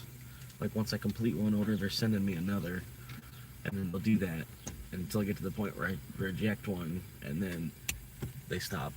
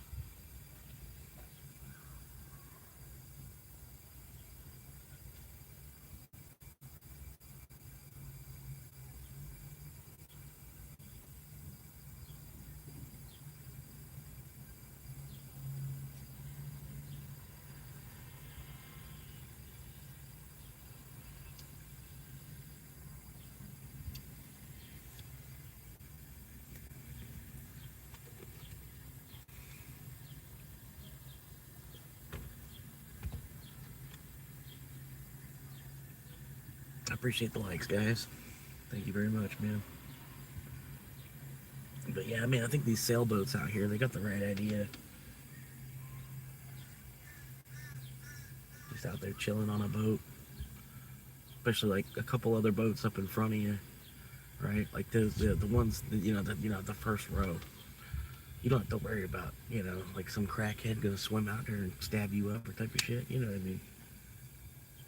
You're out there on a boat. You're homeless, but you're not homeless. You got the boat. No property taxes. Chilling. No mortgage. Like, once you buy the boat, you know what I mean? And I bet you that some of those boats, they look old. They look like an 80s boat. Because I don't know. They don't make too many sailboats nowadays. I don't know. I haven't looked into it either.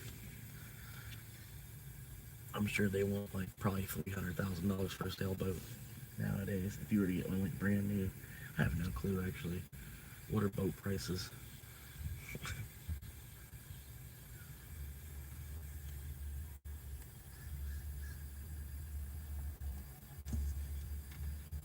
What is the price of an average sailboat that has a cabin you can live on?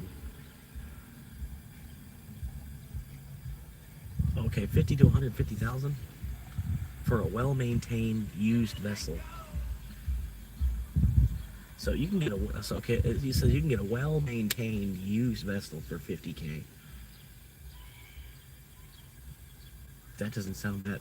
You could probably get a sailboat that still floats for like 10K then. Probably even like 5K.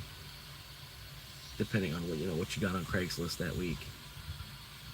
But yeah, you could probably get a boat, like a sailboat.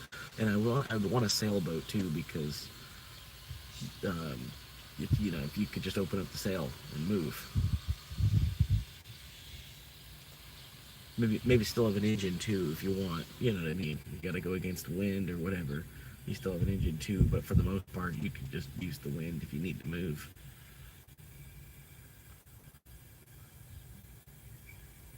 And yeah, these people out here, they're chilling.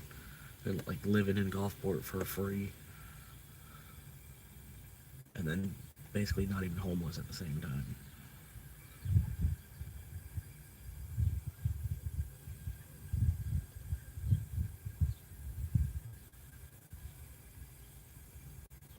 But yeah, there's like 3 of them lined up in a row. Like right where I'm, kind of like right in front of me. Like 3 of them lined up in a row right on the other side of that white car. It's like if you're like the 3rd one back, you're fine. You're safe.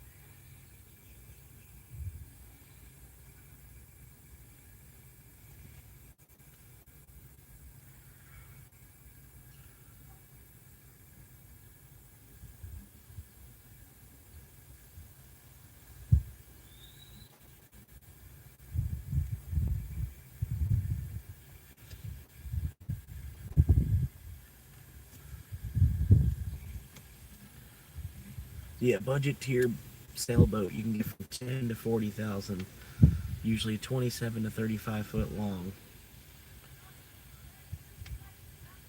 The sweet spot still is between 50 to 150,000. You can get 35 to 45 foot sailboat. They offer dedicated sleeping cabins, full standing headroom, hot water showers, refrigeration, and reliable engines. They are safe coastal cruising and comfortable enough for full-time living.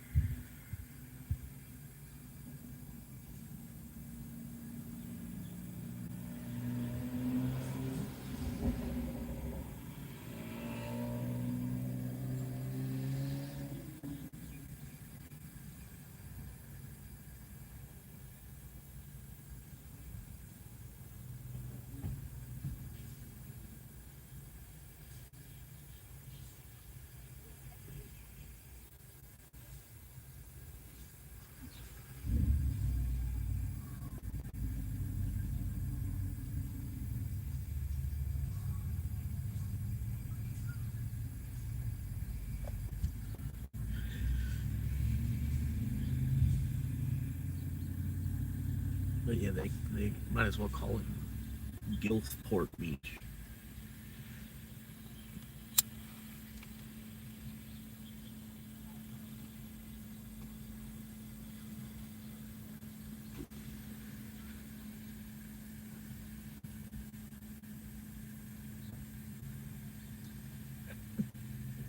Except that one.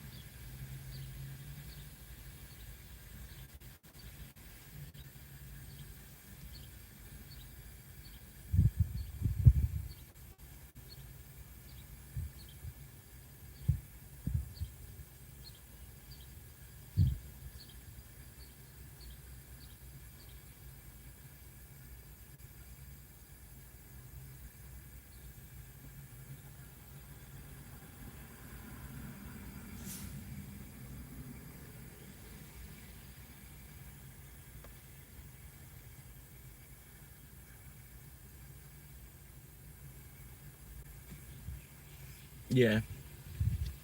Yeah, I was thinking of doing it. I don't know if I should do it in this town. Doing it in my own hometown's kind of like risky enough.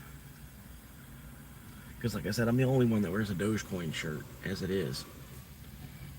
You know, I'm like the only one that wears a Dogecoin shirt. Like they know it's me because it's the dude wearing the Dogecoin shirt. It's that guy that wears the Dogecoin shirt. You know. Like it's the dude with the Dogecoin shirt, like when they drive by. So, like I don't know, but it's also kind of funny that I'm wearing like a mask and stuff.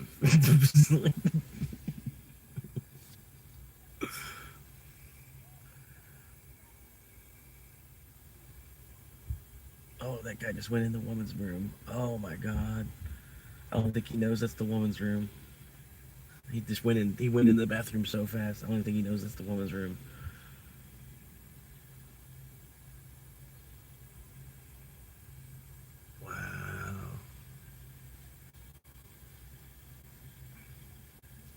It might have been a female at the same time. I didn't quite look hard enough.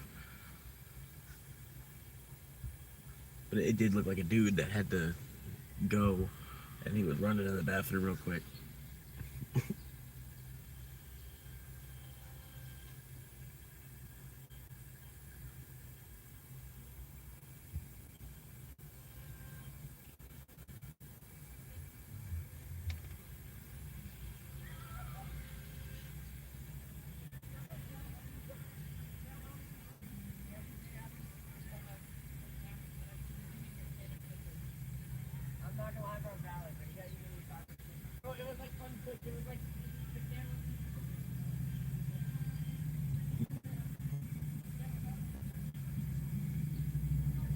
It's weird. Like the kids under me, it's almost like they're speaking a different dialect of English or something. Like it's like a whole other. I don't know. It's like it's like an accent for their generation or something. If that makes sense. it's like a whole other dialect of English. I can only imagine what the parents in Boston feel like. Like they already got a Boston accent, and then sitting there, the kids are sitting there, and they got the Boston accent going, and then but the kid's like 9, so the kid's talking about this and cap that and skibbity bullshit.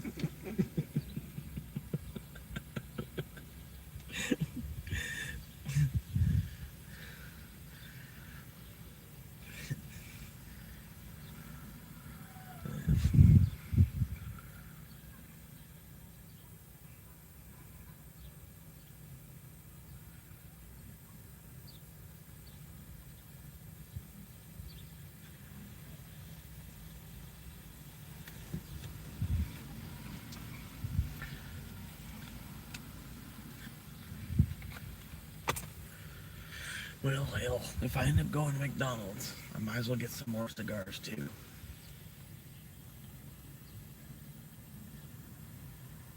And McDonald's has been on point so far today. It's twice as far if I go to Taco Bell, and I had Taco Bell for breakfast.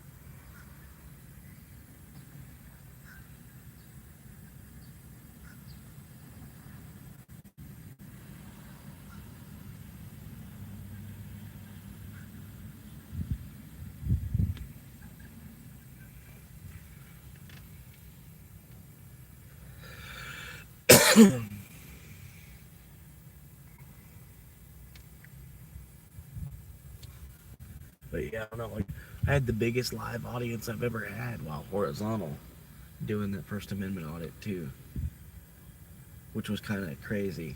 You know what I mean? It was just nuts. Like 13, 14, I think. Because I've got an audience while being vertical, but sometimes it's like a viewing party or something. It's like 33 viewers will pop in, and then they leave just as quick as they popped in. But it's like a whole group of 33. So like my current, I think I've had like 47 concurrent viewers, vertical. But as far as horizontal, I think it's like 13 or 14.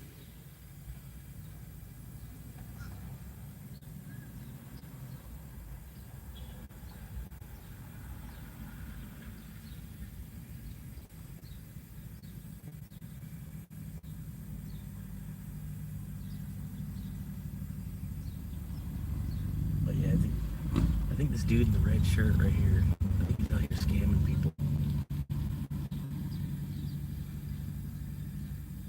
He's got like a fake organization type of thing. He's trying to talk people into donating money to it.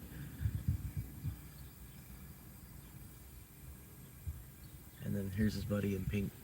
Well, his buddy's a little bit behind him, but I think the two of them are buddies, and I think they're both out here like scamming people, some kind of fake organization bullshit. Oh, he turned around.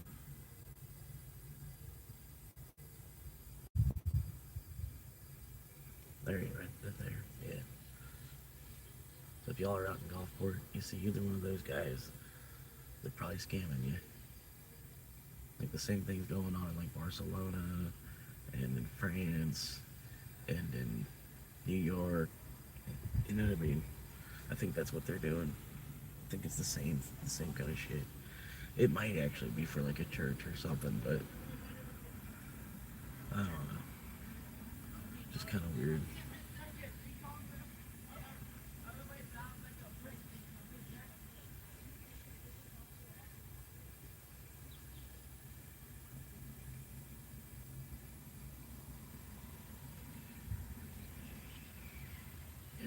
park right next to me.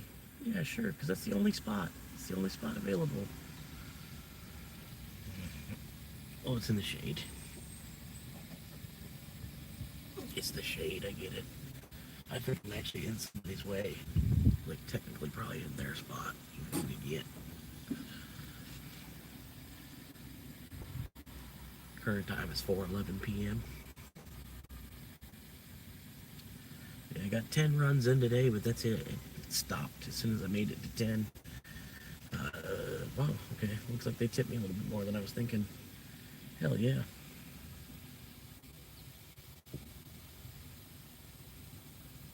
That was nice of them. They tipped me an extra $5. Their house was so big, it was like mafia status big. You know what I mean? It was like, holy crap. Like the front window of the house was like the size of some of the houses around here.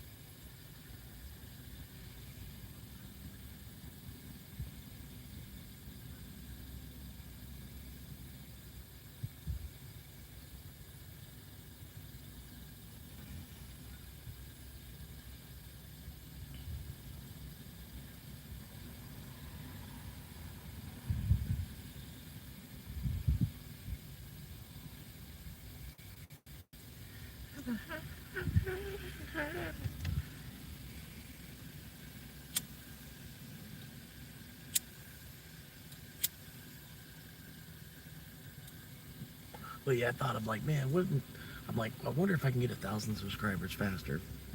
Just to like live stream this beach 5 days a week from like 12 to 4. It's like the whole channel. The whole channel is just a live stream of the beach for 4 hours. And you could watch it live, and then after it's live, it's posted to the channel. Right? So just 4 hours live streaming a beach Monday through Friday from noon to 4. I wonder how long it would take me to get 1,000 subscribers doing that. No talking, just a live stream of the beach for 4 hours. I bet you could get 1,000 subscribers in less than a year.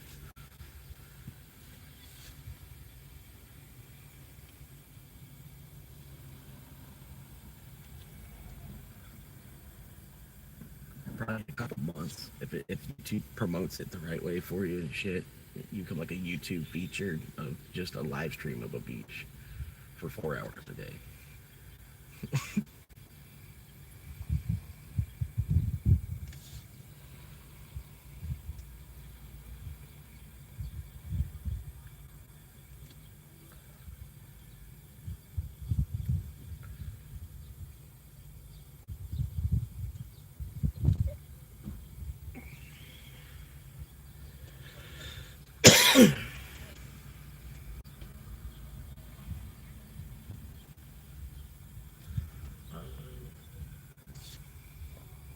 Yep, yeah, I'm still trying to hit a few more.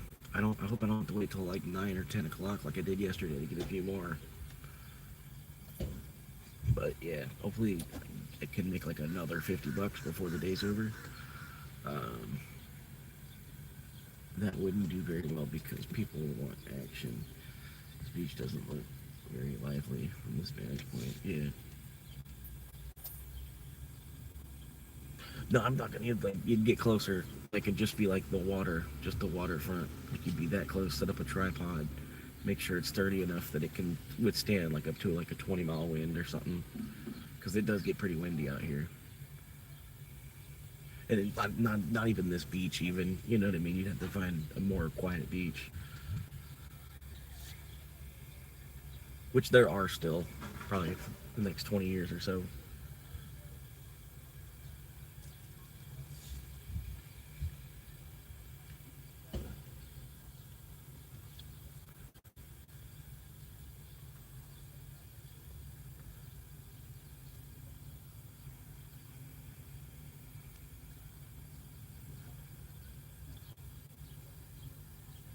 Yeah, I'm pretty sure those dudes are scamming people.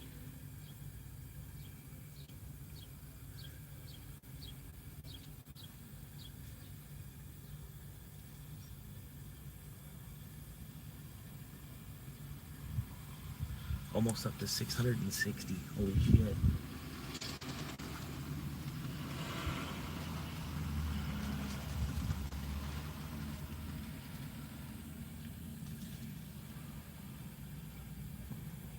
Yeah, it's like 10, 20K would be great, but 100K I could easily buy a house.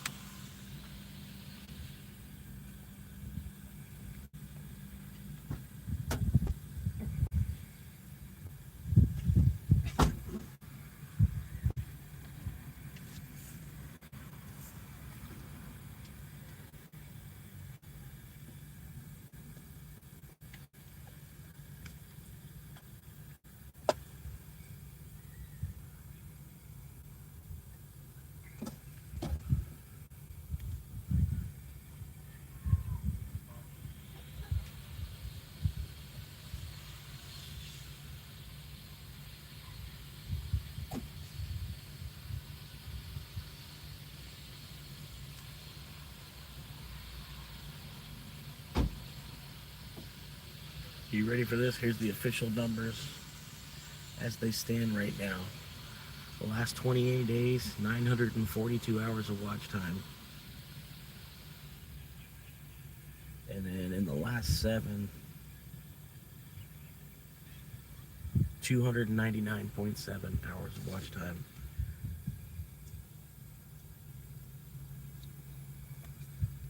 Appreciate y'all.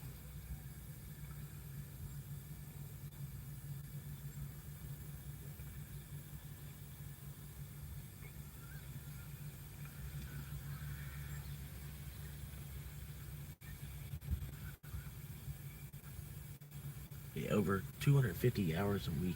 That's beautiful. That's all you need.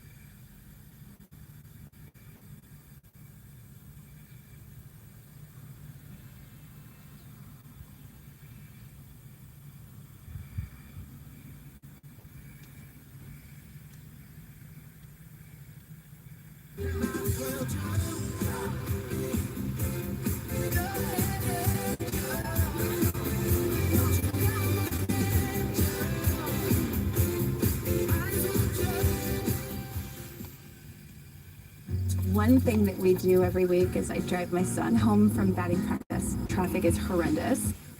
So one of the big milestones within Bitcoin is trying to reach whole coiner status, trying to get to 1 Bitcoin.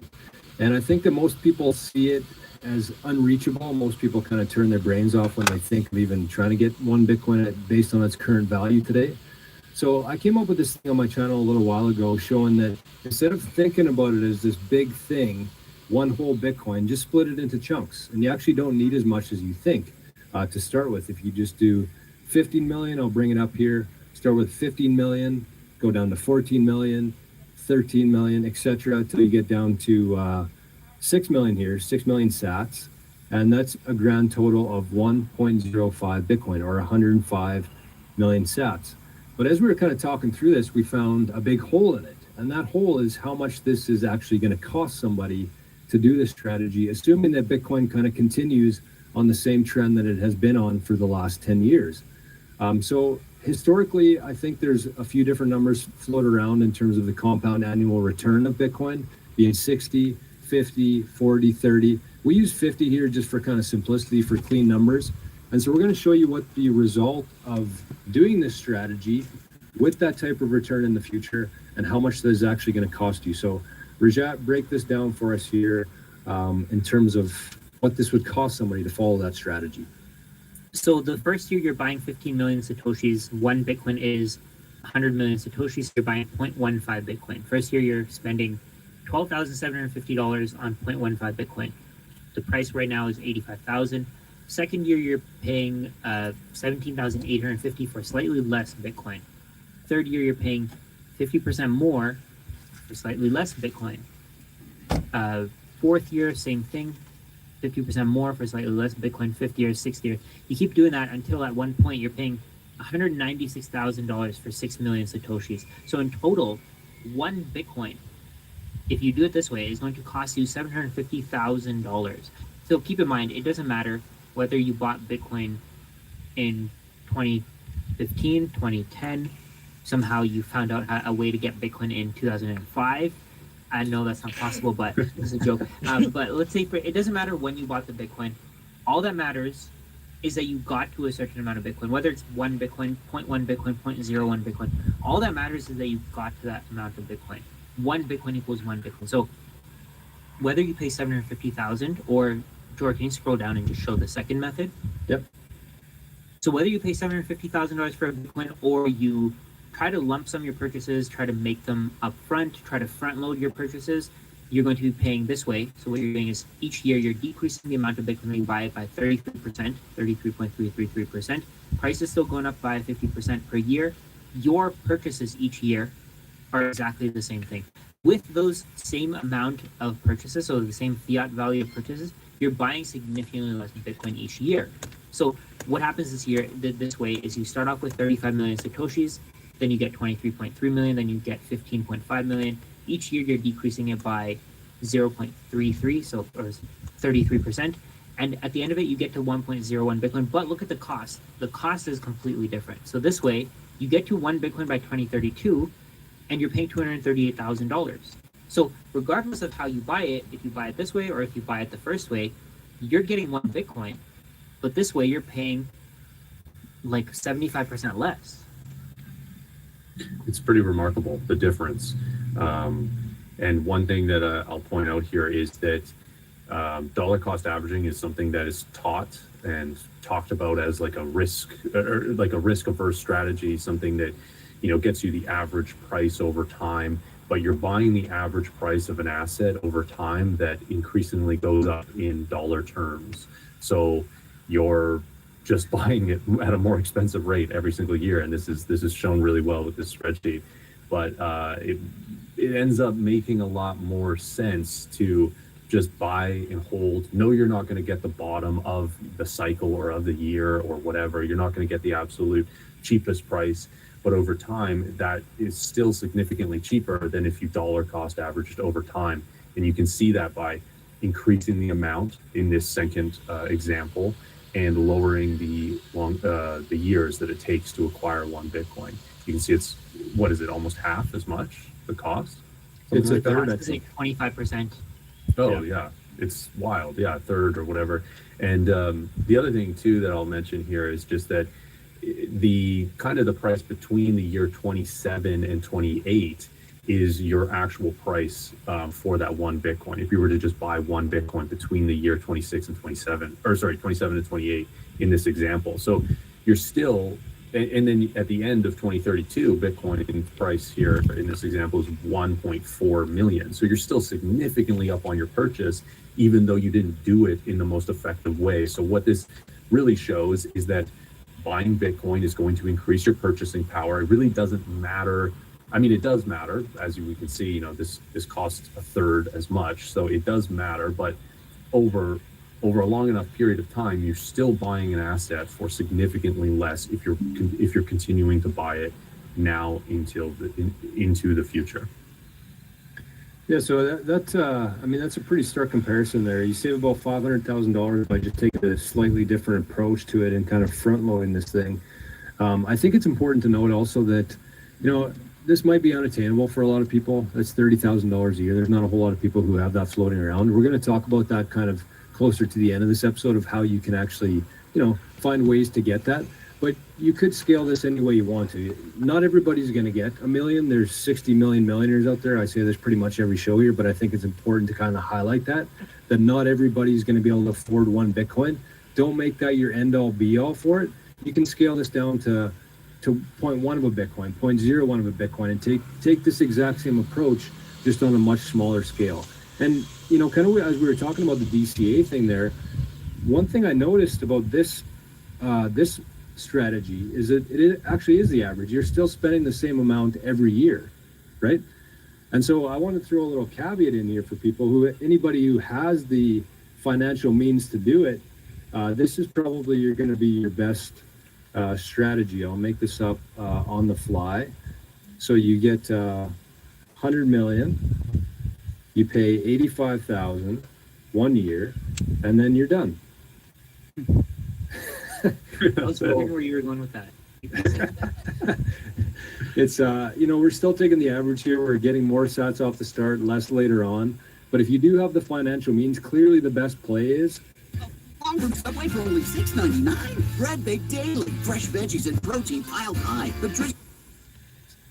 Getting it right off the hop. That's kind of the moral of this episode, is like try to get as much as you can, because when you look at this thing objectively, it is going to go up forever. And as you look at it, as you do the math on it on paper, you can see how hard it's going to be into the future, assuming, of course, that we do keep the 50% annual return, which could fluctuate. Some years you're going to get more, some years you're going to get less. This is kind of the average. But that is kind of the DCA way to do it. $30,000 a year for 8, and you get to 1 Bitcoin.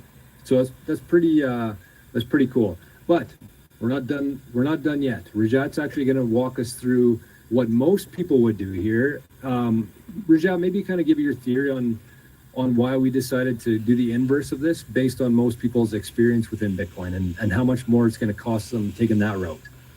So the way that I see it, I think most people are going to go with the opposite of that the first path that we told you guys. So the first path, you were spending, you were buying less nominally every year, but this way you're buying more nominally each year. So if you think about it, Michael Saylor did this. Michael Saylor bought a certain amount in the first year. Now their purchase, so in the first year, I think they bought 9,000 Bitcoin or 10,000 Bitcoin, something like that, or their first purchase. Now their purchases are like 50,000 Bitcoin. So they bought 55,000 Bitcoin once, I think. But the thing that most people do is, as they build conviction, they want to buy more. So what people do is they wait until they know more, until they are comfortable to buy more.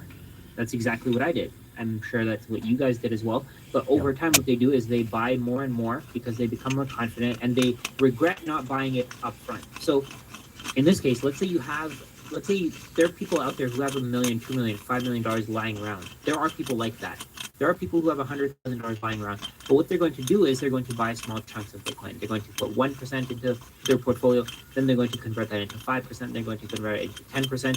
What they're going to do is they're going to buy random rental properties. They're going to buy random index funds, all this random stuff that they really don't need. They're going to wait to buy Bitcoin and look at what the price to accumulate 1 Bitcoin here looks like. So it goes from, what was it in the first one, 753K? Second one was 236K. In this one, you're paying $1.3 million for 1 Bitcoin. You still have the same 100 million Satoshis, but in this case, you're paying 5 times more than somebody who front loaded their purchases. You're paying something like 13, 14, 15 times more than somebody who just purchased all of it up front. It's pretty much $1 million difference, right? Like your strategy there was at 8 years front loading it versus doing the opposite of that, the inverse. How most people do it is they accumulate more as they learn more about it, and by the time they figure out that this is the only asset that matters, it's costing them 10x more. So that's $1 million difference there just because of that. So it does take a little bit more. I think it's hard for people who have like a lot of wealth in the old system to really buy into that. But I think when you do look at it objectively like this, and this isn't really our opinion on this. This is how Bitcoin is designed with a fixed bottom line. The supply is fixed. And so as more and more people figure this out, that top line, the demand will increase. And over time, as more and more people figure this out, that demand increases, supply doesn't change, it gets harder and harder to obtain these stats, and that's exactly what we're seeing with these objective spreadsheets. I like to say in a lot of my videos, Bitcoin runs out at every price, and that's exactly what you see here. The amounts of Bitcoin that people want will run out at every single price. At one point, you could buy 1,000 Bitcoin for like $3. Today, it's costing you, how much is 1,000 Bitcoin? $100 million? So $3 versus 100 million, or 85 million, or whatever. $3 versus $85 million. That's a massive difference. And most people are going to keep putting it off until they're completely priced out of certain denominations. So let's say right now, maybe people who are listening to this can easily get to 0.1. At some point, they won't be able to get to 0.01. And at some point, they won't be able to get to 0.001. This is going to get more and more expensive. I think at some point, 0.001 Bitcoin is going to cost you $100,000. So if you can get to 1 Bitcoin ASAP, do it. Yeah, this is showing time. This is showing that the sooner you begin to understand Bitcoin, the sooner you build conviction, because you do have to have conviction to believe in this asset. You're probably not going to be used to the volatility of it if you're coming from money. You're probably used to a lot more stable short-term volatility assets, and you're going to have to just build some conviction around this asset. So begin to learn about it, start buying. Over years and years, you will not regret your choices. Yo, you're live with Anderson Paak. Today, we're talking pro money moves. Ooh, we got our first caller. Hey. Yeah, 100%. And I think that the one thing, we'll kind of wrap up here, we'll get our final thoughts. I think that the last thing that I would say on this is just understand that we go back to the supply and demand of this thing. I think it's important to really understand that as we see more individuals adopting this, as we see more countries adopting this, it is just going to get harder, because you have to understand that supply, that bottom line, let's just go with 21 million. Even though there's 19.8 million available right now, let's just use 21 million for simplicity. As that number at the top grows, as more and more people figure this out, though, there's going to be more people fighting for that amount of Bitcoin. And as that number continues to grow, as that number of people fighting for that same amount of Bitcoin, it's just going to get harder and harder to get. So more of the story here is take what you have, turn it into Bitcoin, even if you don't have a bunch in your savings, start converting some assets. What do you guys think about that in terms of like how somebody could actually go about doing this? Depends what they have. Sell your assets ASAP, that's all. That's what I would say. Yeah, it depends. Sell your assets. If you have your assets locked into your home, you could do a HELOC, so extending your mortgage out and taking some of that equity back in the form of cash, swapping that into Bitcoin. You could use it as a savings account. Anything extra that you earn can go into Bitcoin. That's what I do, and because I've already sold all my assets, I've done that part. That's step one. Step two is anything extra that you earn, so provide value to the world. And whatever else you get back, you can swap into Bitcoin. Yep. I think that's a great episode, boys. What was the last thing that I wanted to say there? I don't know. I forgot about it. But anyways, moral of the story, get some Bitcoin while you can. Time is running out. Get to 1 Bitcoin. I think that should still be the goal. At this point, it might be very hard for people. But I forget what I was going to say there. Anyways, let's wrap this up. This is a great episode. I think this is a great way to think about it, boys. Once again, we got a QR code on the side of the screen there by Rajat's head. If you learn anything from this, yes, if you learn anything from this, You can send some sats very easily without anybody's permission, and we very much appreciate that. The last thing I was going to say, I just remembered it, is that, if you are somebody who has a lot of assets in the old system and you don't really feel too comfortable putting a lot into Bitcoin, as much as we advise and advocate for people holding their own Bitcoin in self-custody, you can use a Bitcoin ETF. You're going to get the same price exposure without the risk of losing the Bitcoin off the start. That should obviously be transitioned over time into holding it yourself. But I think that's a really good way for a lot of people with a lot of wealth to get into Bitcoin, front load it, and without having to, procrastinate and be worried about losing that Bitcoin. So that was the last kind of thing that I wanted to mention there. So thanks, fellas, and we'll catch you on the next one.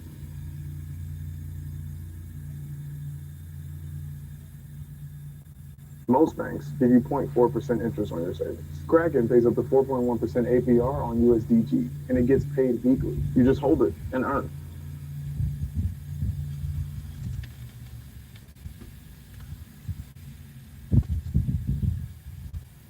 Meet Carla, the always feeding everyone abuelita. You said just a bite. She serves a feast. Friends, neighbors. You probably don't need as much Bitcoin as you think, and there are two reasons for that. Number one, the scarcity. There's only ever going to be 21 million. And number two, the divisibility. Each Bitcoin can be split into an infinite number of units. In this video, I want to go into this in depth. Let's get started. I want to start with talking about the scarcity of Bitcoin. Most people still have no idea that there are only ever going to be 20,999,999 Bitcoin, and then another fraction of Bitcoin because you can split Bitcoin infinitely. So we can see here that the schedule for Bitcoin's creation, production is rigid. Nobody can change this. Nobody can stop this from happening. There's a group of people all around the world who are working as hard as they can to create more Bitcoin, and no matter what they do, they can't speed this up, they can't increase it, they can't change this total supply. We can see here from January 3rd, 2009 to November 28th, 2012, in total, there were 7,200 Bitcoin produced per day, 50 Bitcoin every 10 minutes.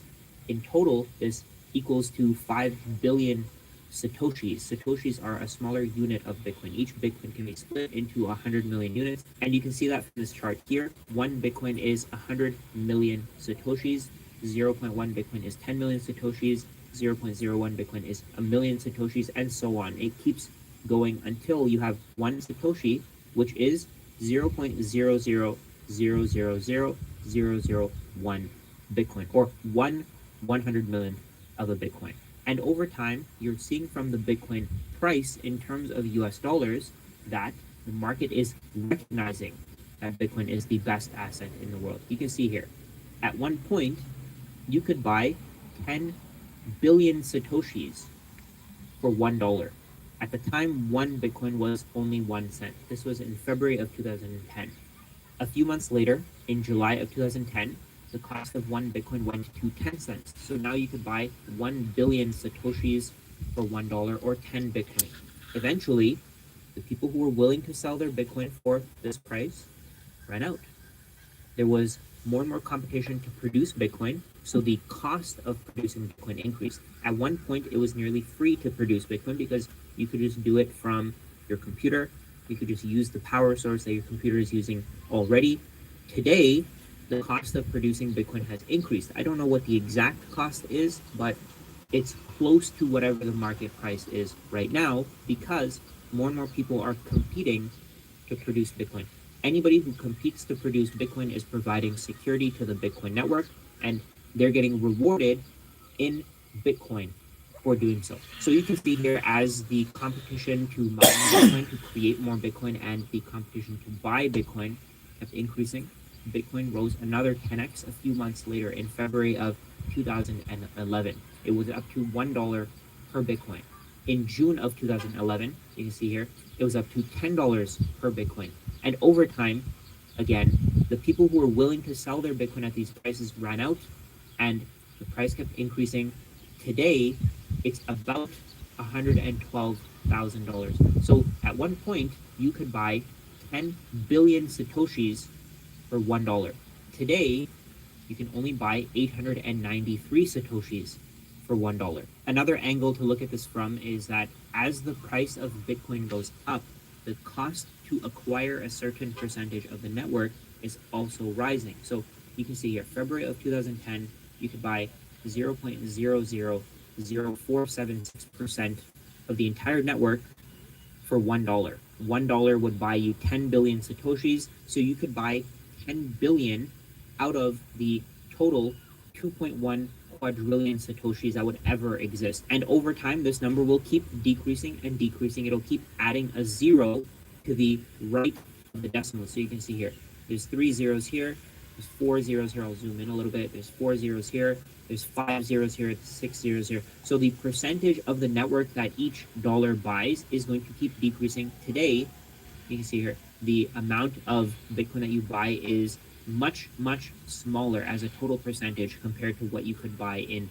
February of 2010. As more people figure out what Bitcoin is, they're going to bid a higher and higher amount to pay for that Bitcoin. They're going to offer you more and more money to take your Bitcoin from you, because if you own Bitcoin, that means that they can't have that Bitcoin unless they convince you to give it to them. So you can see here, the supply keeps decreasing. The total number of Bitcoin per day keeps decreasing. The total number of Bitcoin to exist is reaching a maximum. And after it reaches that maximum, there will never be any more. And something interesting to understand here is that after 2036, there's only ever going to be 164,000 new Bitcoin created. You can see here that in 2032, from 2032 to 2036, there will be 164,000 Bitcoin. And after that, you can see here, the amounts just keep dropping and dropping. If you add these all up, you're going to see that it's just under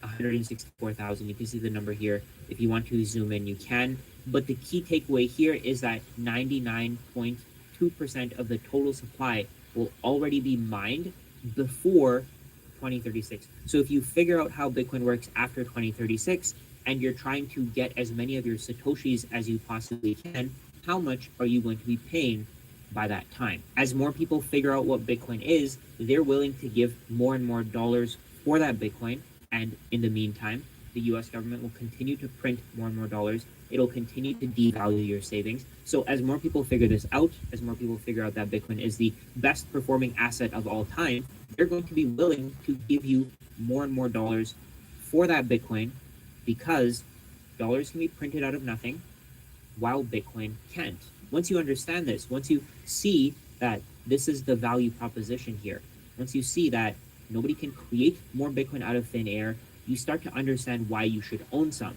One of the biggest problems that we had as a society before Bitcoin existed was that there was no way to save for the future.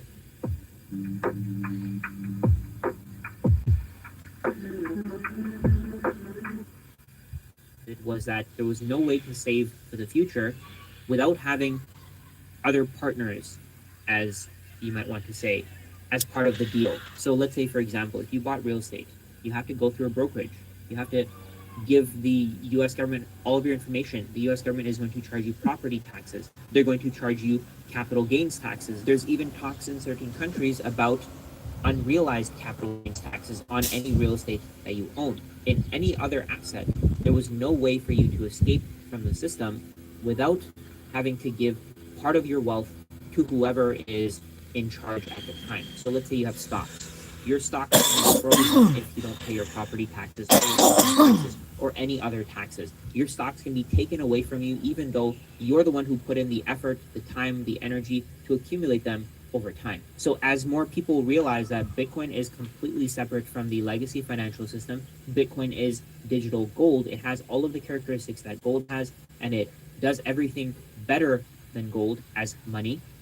I think more people are going to want to adopt Bitcoin. They're going to want to own as much of it as they possibly can. In the past, all of your assets could be taken away from you by somebody if they saw that you have those assets. Let's say, for example, if you had a gold coin, somebody could kill you and they could take that coin from you. On the other hand, if somebody were to attack you to take your Bitcoin and you don't want to give them your private keys, there's nothing that they can do to get those private keys from you. They can torture you, they can do whatever they want, but they're not going to get your private keys from you unless you voluntarily hand them over. I think this completely changes the dynamic of how society works. Instead of people being violent to one another, I think there's going to be a lot more peaceful negotiation to take Bitcoin from other people. So what people will do is they'll create services and products, and they'll create value, and they'll create such a good product or service that Bitcoiners will be willing to give their Bitcoin over to that entrepreneur, that person who wants that Bitcoin. Of course, there are hacks from, let's say, exchanges, and that's a way for people who don't put in the work and they don't create any value to take your Bitcoin from you. And of course, that's always going to happen. But when you leave your Bitcoin on an exchange, you're giving somebody else responsibility over your Bitcoin. You're expecting that they're going to take care of your wealth better than you can. But that's completely besides the point. I'm not going to talk about security in this video. My goal here is to explain to you why I think that more and more people are going to want to accumulate Bitcoin. And the reasons for why they'll accumulate more Bitcoin are the scarcity and the infinite divisibility. The world can put as much value into Bitcoin as it wants, and over time, Bitcoin will just absorb all of that value. This is a great chart that was created by Bitwise, and Bitcoin Archive is the one that shared it. So what you see here is as time horizon grows, Bitcoin losses fall off. Probability of negative returns based on BTC daily closes from 2010 to 2025. This chart shows you that the longer that you hold your Bitcoin, the lower the chance of you losing money. So if you hold Bitcoin for 1 day, the chances of you losing money are 46.9%. So if you just hold Bitcoin and you do nothing just for 1 day, chances are that you're going to make money. And these odds are almost like the same as a casino. So the house, when you go to a casino, the casino has a certain edge over you. That edge could be something like 1 to 5%. If you buy Bitcoin and you just hold for 1 day, you can see here, you have an edge. There's a 53% chance that you'll make money. Of course, that's still a gamble. Chances are that you'll end up losing money.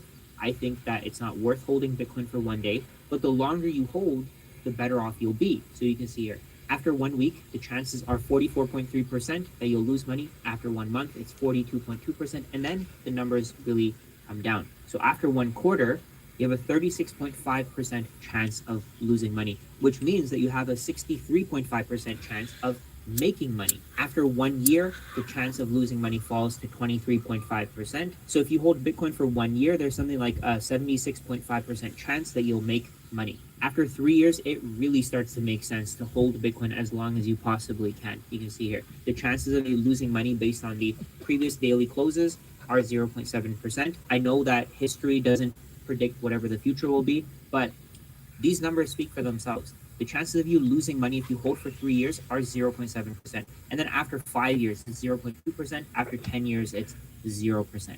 The reason why this is so powerful is because this is an incentive for people to hold Bitcoin for longer. The longer that they hold, the less Bitcoin is available in circulating supply, meaning that the people who want Bitcoin have to bid more and more in order to take that Bitcoin off a Bitcoiner's.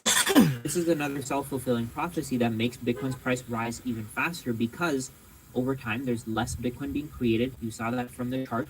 There's less and less Bitcoin being created every 4 years. And the people who have Bitcoin want to hold it for longer and longer because they want to profit in terms of every other currency or every other asset. Every time somebody buys Bitcoin, there's a chance that a portion of that Bitcoin goes into a bucket that's never sold again. So that Bitcoin is never going to go back into the market. If somebody's willing to hold Bitcoin forever, it means that to them, Bitcoin has a value of infinity, especially in terms of US dollars, because more and more dollars can be printed. They don't want dollars in exchange for their value. The same people at some point will be willing to give away their Bitcoin, but they're only going to give it away for goods and services. They're going to give it away for things that are not infinite. Because people aren't willing to sell their Bitcoin for dollars, eventually Bitcoin will run out at every single dollar price. At some point, you're going to see that Bitcoin is never sold under $100,000 again. I don't know what the chances are that we've already passed that, but eventually that will be the case. Nobody will be willing to sell their Bitcoin for under $100,000 because they know producing $100,000 is much easier than producing 1 Bitcoin. Because less and less Bitcoin will be available, any amount of Bitcoin that you purchase will eventually be worth significant amounts of US dollars. So for example, let's say today you can only buy 890 Satoshis for $1, and you only have $1 to buy Bitcoin with. At some point, that 890 Satoshis is going to be worth $8.90. It's going to go from $1 to $8.90. At that point, 1 Bitcoin will be worth $1 million. When 1 Bitcoin is worth $10 million, that 890 Satoshis is going to be worth $89. Then when Bitcoin is worth $100 million, and I know a lot of people are probably rolling their eyes at me thinking this guy's crazy. There's no way Bitcoin is going to $100 million. When it does, that 890 Satoshis is going to be worth $890. If you're consistent with your Bitcoin purchases and you keep buying over time, you're going to see that the value that you've accumulated is significantly more than whatever value you could have had if you just held on to dollars. So for example, if you put $1 into Bitcoin every single month, Bitcoin keeps growing at 25% every year. You keep buying $1 worth of Bitcoin every month for the next 30 years, you're going to have put in $360, but your portfolio would be worth $48,000. Your investment of $360 would only be 0.74% of your total portfolio value. And again, I know you're probably thinking that $48,000 isn't going to do anything for you in 30 years, but think about if you were to... You guys, listen up. So my roommate started delivering with Uber Eats and now he's killing it. First off, he can deliver whenever he wants. With Uber, he can deliver anytime he wants to make some extra earnings while keeping his...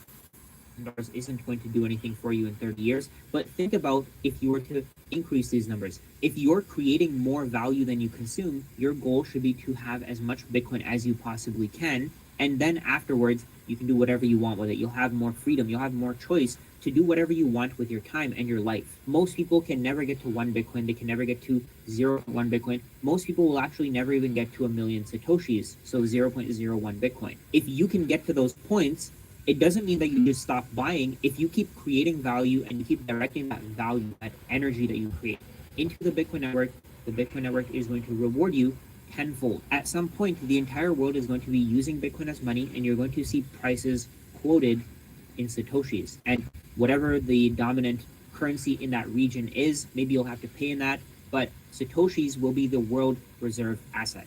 Instead of buying once a month for the next 30 years and having a total of 53,547 Satoshis accumulated, you could buy once a week. You're going to have accumulated 231,846 Satoshis. This is, compared to the entire network's total supply, this is 0.000000011% of the entire supply. Over the next 30 years, if you find some way to buy $100 worth of Bitcoin every single week, you're going to have accumulated 0.23 Bitcoin, or 23,184,637 Satoshis. You're going to have accumulated a fixed percentage of the network's total supply of Satoshis. You would own this number of Satoshis, and nobody can change this. Nobody can stop you from owning this. Nobody can take this Bitcoin away from you. This is value that you created and you put into Bitcoin, $100 per week.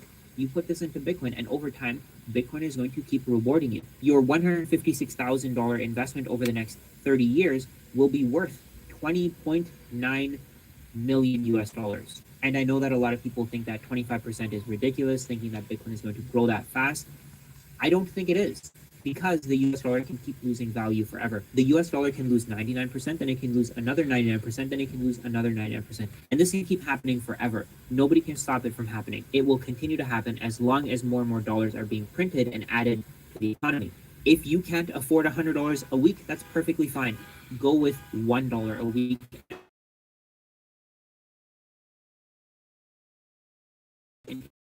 32,000 Satoshis, and again, that's a fixed percentage of the total number of Satoshis that will ever exist. It's a smaller percentage, but still, it's a fixed percentage that nobody can change.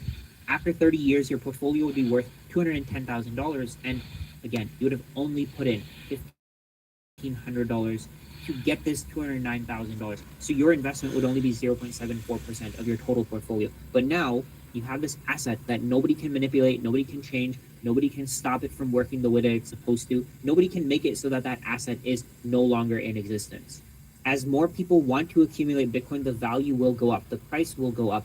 Everything about Bitcoin will go up as more people want to join it, because Bitcoin is a network-based money. As more people want to participate in this network, the value of the network rises because more goods and services are available to be bought and sold for Bitcoin. So get your hands on whatever you can. There's a finite amount available. This is the only asset that has a finite supply that nobody else can change. We have no idea how much gold exists. We have no idea how many shares of any company will exist in the future, but we know for a fact that there are just under 21 million Bitcoin in total. Even if you can get your hands on 100,000 Satoshis, I think that 100,000 is worth something in the future.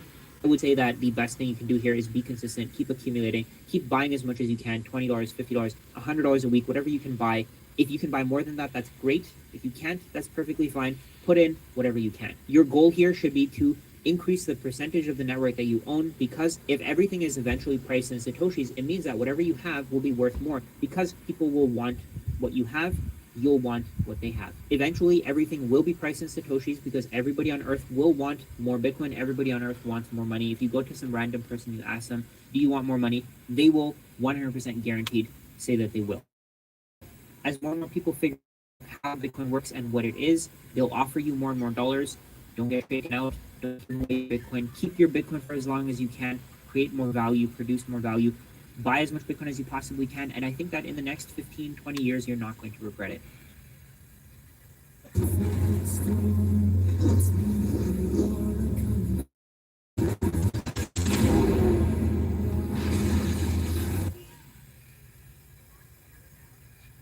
Bitcoin is a truth machine, but are you prepared for the massively disappointing reality it's about to reveal to you? Ingredients, but not all, because they have one secret ingredient. Exactly. Well, no, they can put like, not for the taste, but like, if they want to say and spices, like that's okay. They don't need to tell you what spices at what ratios. I'm just saying, if you got something in there that's known to cause cancer, you know, potato chips don't supposed to have 20 ingredients. You know what I mean? It's potatoes. You know, it's supposed to be potatoes cooked in grease, maybe a little salt on it, some flavoring. You don't know. You know, you don't supposed to have all the ingredients. They put that another ingredients. Yeah, they do. That's why they have called secret ingredients. That's why Americans are so sickly and fat, because we eat bullcrap. Well, fast food is the worst, but trying to get back on track anyway. That's how I actually accidentally make money, because the time was something I considered to be my favorite. Like, oh man, I love this stuff. And I've kind of got away from that over the Philippines. Yeah, I feel like I'm late. Because I still love Doritos, and I feel like I should have listened to my friend back in like 2016 when he was telling me to. But anyway, I'd already be done. I started saving money because of that. Now. And some people would say that's sacrificing, you know what I mean? But prior to that, I was living off of credit cards because, you know, flyer miles, some of it has benefits. If you're really financially savvy, you can use credit cards and pay them off and take advantage of that. You know what I mean? If you have a 0% interest credit card, if you pay it off by a certain time.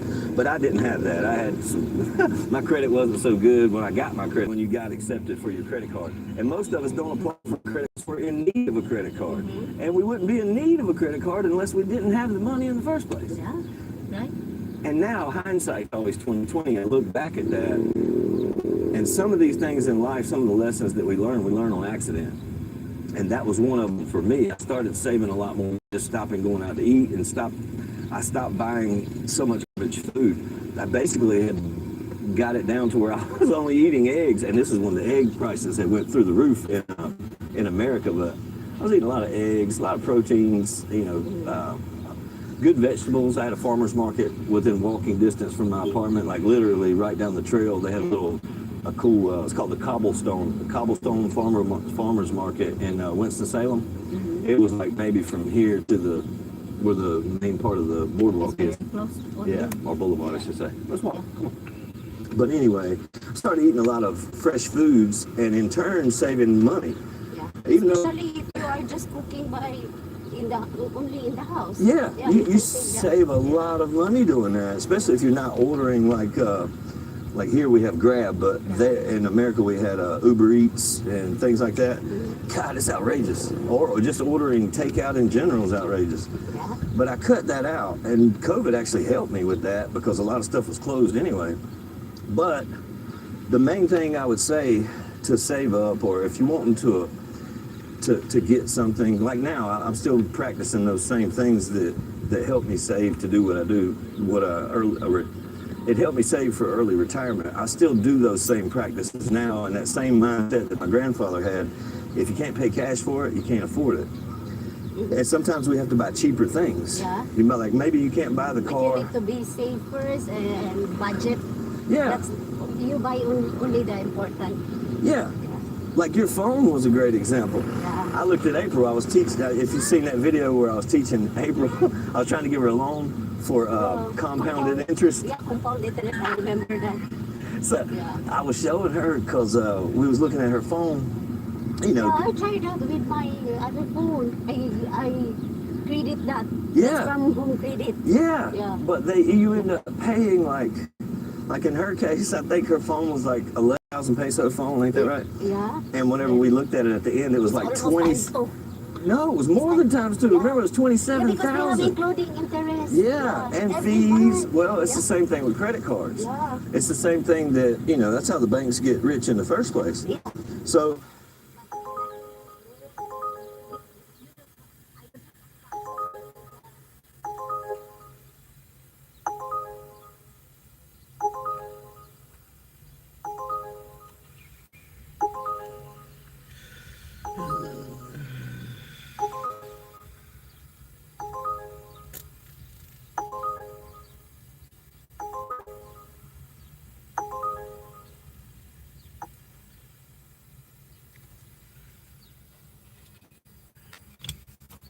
That wasn't a bad one. I should have taken it.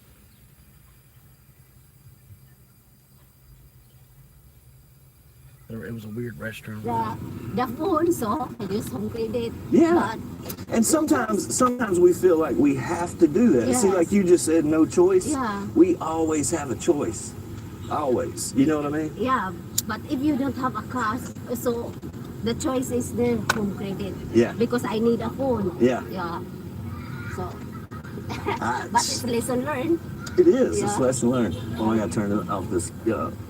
Somebody naked there. Yeah, I had to turn the camera off. Somebody was just bathing in the ocean. April said that's buwang, right? That means crazy. Yeah, like something mental. Yeah. But anyway, sometimes we feel like we have to have that new phone. Like in your case, maybe you didn't have a phone, and it's tough. But that sacrifice, those little things like that, will make a world of difference. Like I'm going to use you for an example. Like if she would have, let's go over here and sit down real quick. Like if she would have not bought the phone right away, you were working at the time, right? Yeah, yeah. Oh. Be careful because they have a dirty. It's okay. Could trade on this. This is Kalshi, a regulated exchange where you trade on real-world events. Each question has two sides, yes or no. If you Be careful because they have a dirty. It's okay. Yeah. But like for example, if you had not got that phone, like if you hadn't got it on credit, it might have took you 3 months, but you probably could have saved that 11,000 pesos, even if it took you 4 months. Because how long was your loan for? 1 year. That's what I'm saying. So in 1 year, just think about it. If you would have just saved even 1,000 pesos a month, in 11 months, you would have only paid 11,000 pesos. Yeah. But you would have had to sacrifice for a year. I sacrificed And that that to pay. sucks. And that sucks, right? Like going a year or 11 months without a phone it sounds like, oh man, that's awful. But that's, to me, that's what we all get tricked into. And this is where our money, this is where we hurt ourselves and the banks get richer and we don't have as much money because they, I know, thank you. Thank you. We have a bunch of them. But a lot of times, like for instance, if we would have, or if she would have just waited that time and sacrificed to go without that thing that you feel like you have to have, you would have saved, in reality, what would that be? 17,000 pesos. You would have saved 17,000 pesos by sacrificing for 11 months. If you would have just, instead of paying, you know, if you would have paid. That was the lesson that I learned, that sometimes you know, the TV and commercials and social media makes us believe that we need things because other people have them. But what I have found is other people aren't going to pay your bills. You know, no one's really going to help you. So you can't have fear of being ridiculed either. A lot of us will make decisions on a car or buying clothes from fear of ridicule.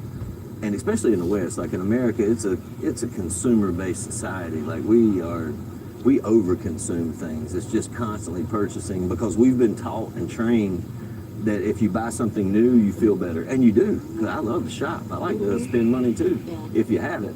But a lot of times, to get that dopamine rush for that moment, they call it retail therapy. We'll go out and we'll buy something, and you feel good right then. But It's then, like a happiness that you buy something. yeah, but that happiness is temporary because the bill is going to come, and you might not have the money to pay that bill. So then you end up using credit to pay the bill. But a lot of times we don't connect the dots back to that. Oh, I went and had my retail therapy 2 weeks ago, and I spent money that I really didn't have. You might have had the cash in your pocket at that time. Yeah. But now you're using credit to pay your bill, which, is more, Yeah, hopefully that makes sense to you guys. But when I say live without fear of ridicule, and don't worry about, things are going to happen around the world. And I guess I still can't decide if it's good to stay in the know or not, because now I'm out of the know.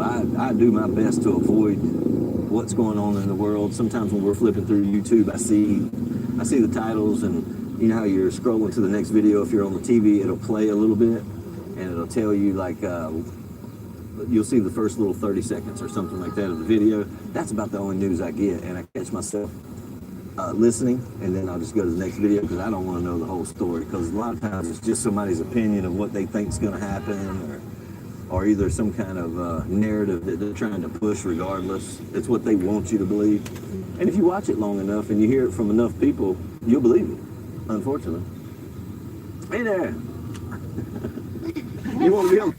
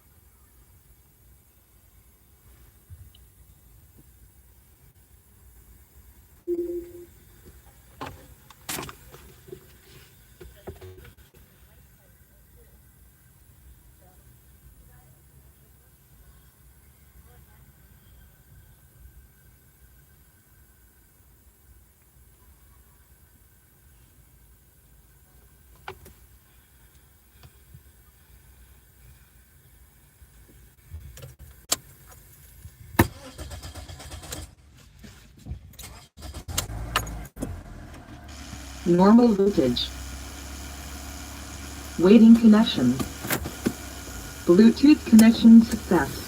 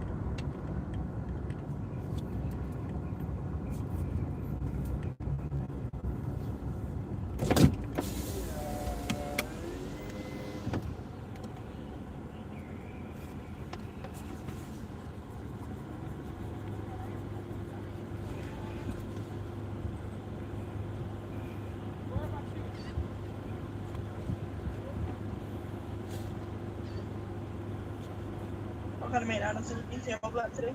Yes. What can I get started for you? What's your code?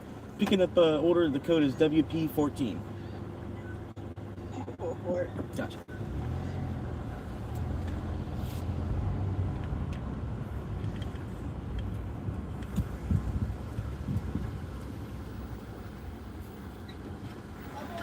Yes, ma'am.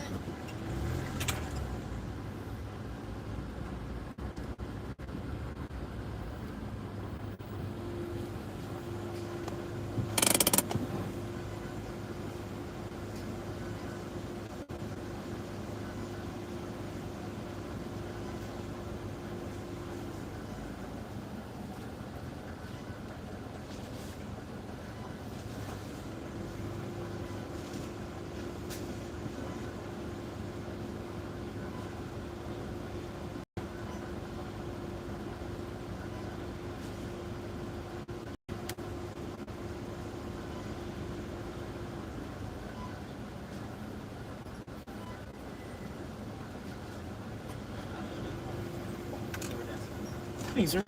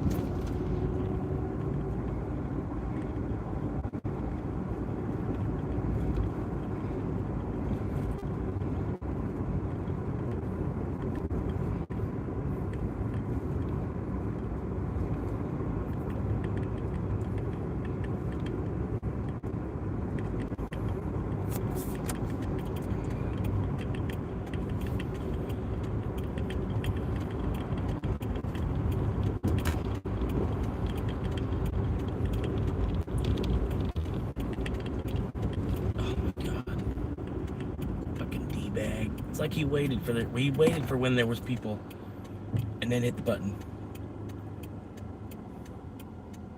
Fucking dick bag.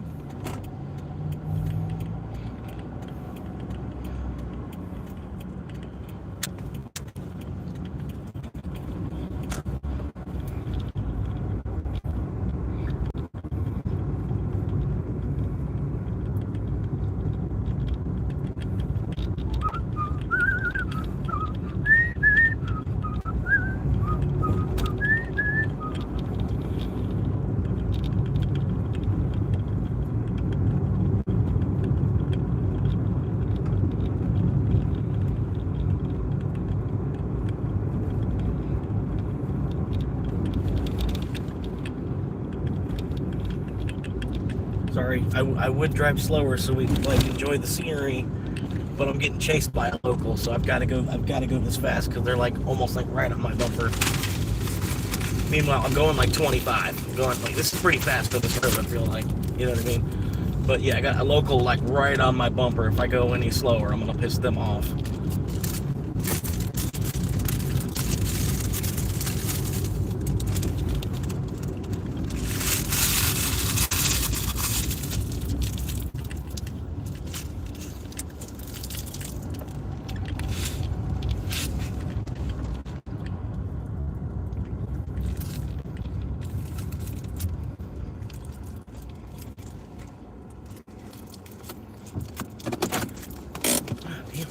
Go around me. Fucking ass.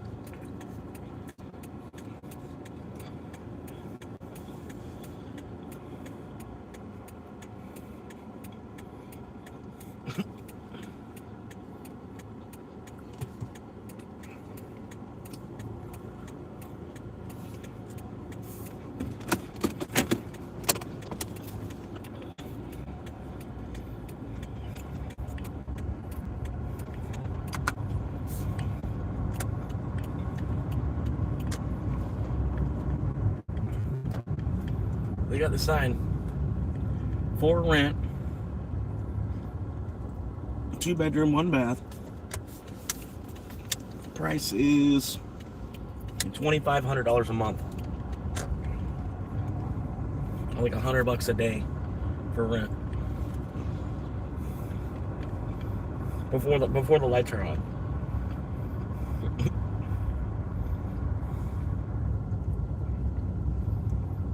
It's like the cost of a hotel room.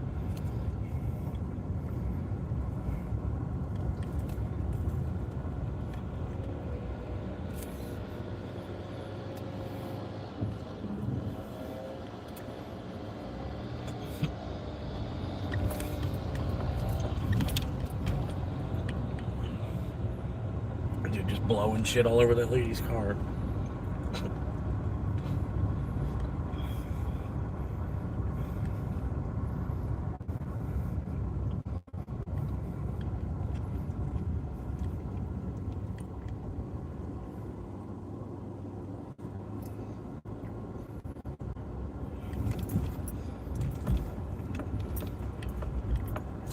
Yeah, I think the city's got some kind of ordinance, like, because they're technically in a flood zone.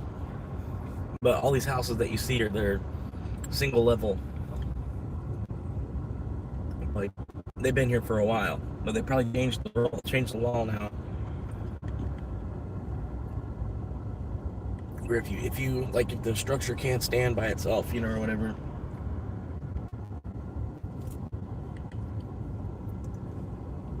You probably have to rebuild on stilts.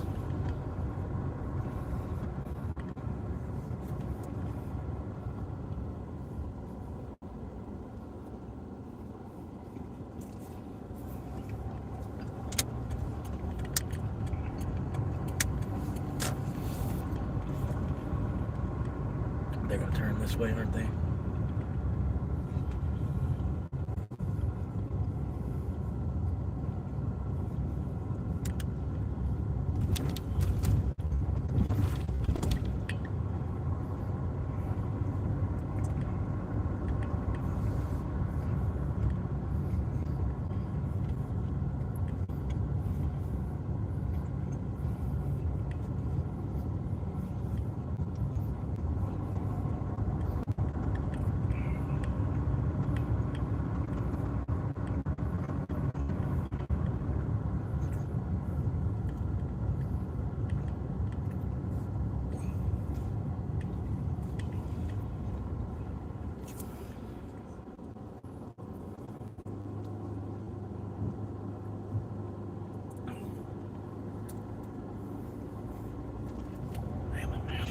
Let's go this way. I'll get something to drink.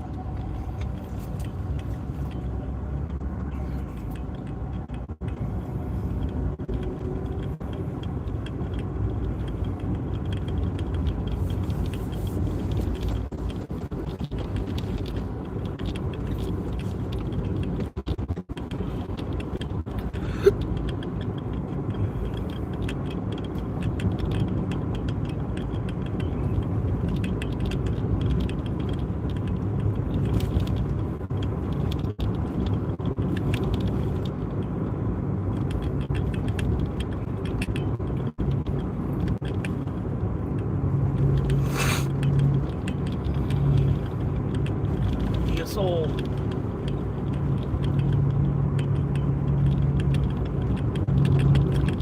Always a Kia Soul, you know what I mean? Always. It's always a Kia Soul.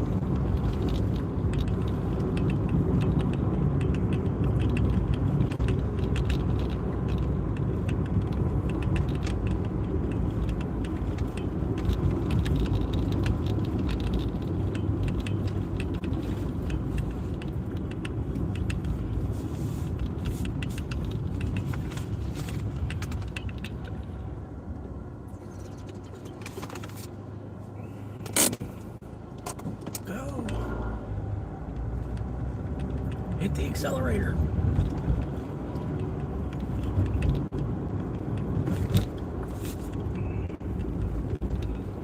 Oh, my feet are busted.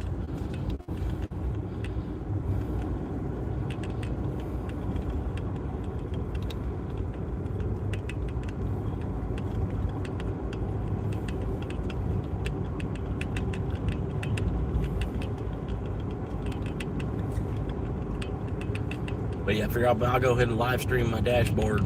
I don't care who's going to watch, if anybody does watch. But I'm on the live stream until they say you can't live stream while driving. So I'll be live streaming my dashboard. I figure I'd just as soon say fuck it.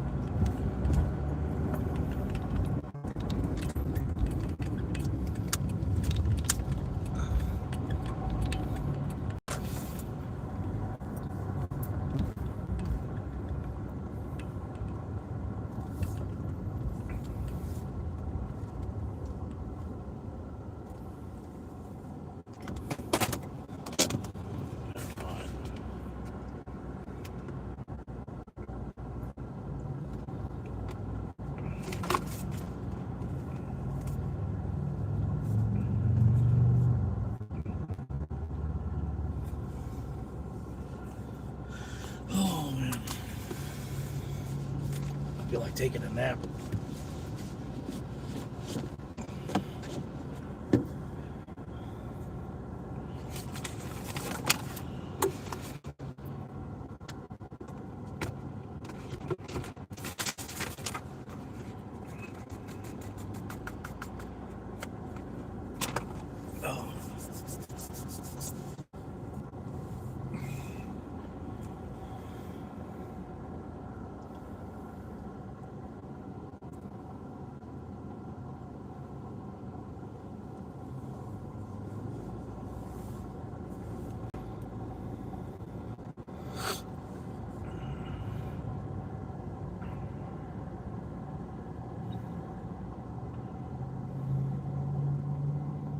1K views in 16 minutes.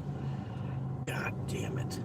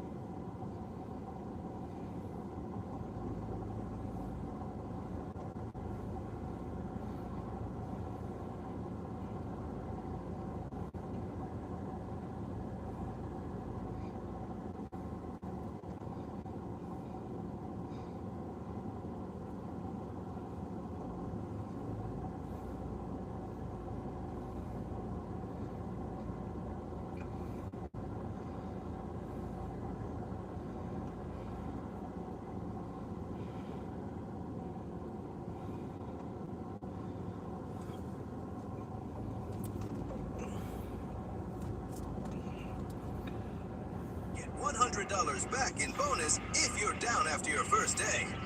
How's that for a show? With Sky High Voltage and Step in.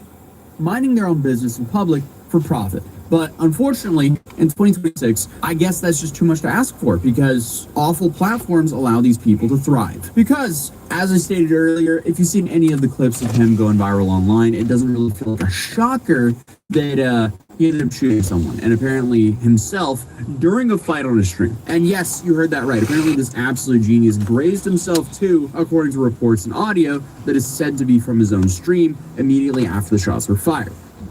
Did I shoot myself, or did it graze it? It penetrated, yeah.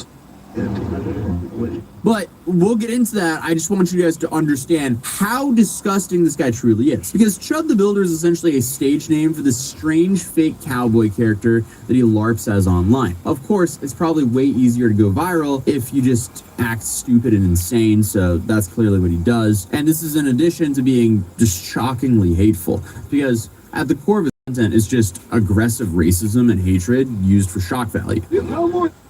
Get out! Get out of the road! Get out of the road! And then he pairs that with the apparent desire to pull various weapons on people who react to him and then claim self-defense. Here, back the f*** up! So essentially, the way he gets content is he's just racist and hateful to strangers on the street, and then when they react, he threatens to pepper spray them or pull out his firearm. So clearly, we're dealing with a great person here. Because if the mountains of footage of him yelling racial slurs at random people on the street wasn't enough to convince you of how terrible he is, then maybe the clips of him actually macing people who are merely verbally confronting him, that'll probably help. He got Fendi glasses on, you ain't got... And you got lens crafters on, yes. This dude, that's why he's making money and you ain't. And he got the V-Lone on. What you wear? Your work shirt? What does that say? You're a Atlam. You ain't never gonna be nothing but a. You guys do is talk. You can't look me in the eyes because you might be the. You on some or something? Okay. You're, bro. Literally, all you do is talk about you. Ah, I'm sorry. Come back over here. Okay, let's come back over here. Let's not fight. I am. Touch me again. Touch me again. I don't want to get nervous, Brad. I really don't. Go pick up my hat. You heard me. Fuck your shit. Touch me again. Touch me again. That's what I thought. Thank you. Don't hit me with it. I ain't gonna pray you. Wants to put his hands on me again. Go home with you. Let's go get his ass. Hail Hitler.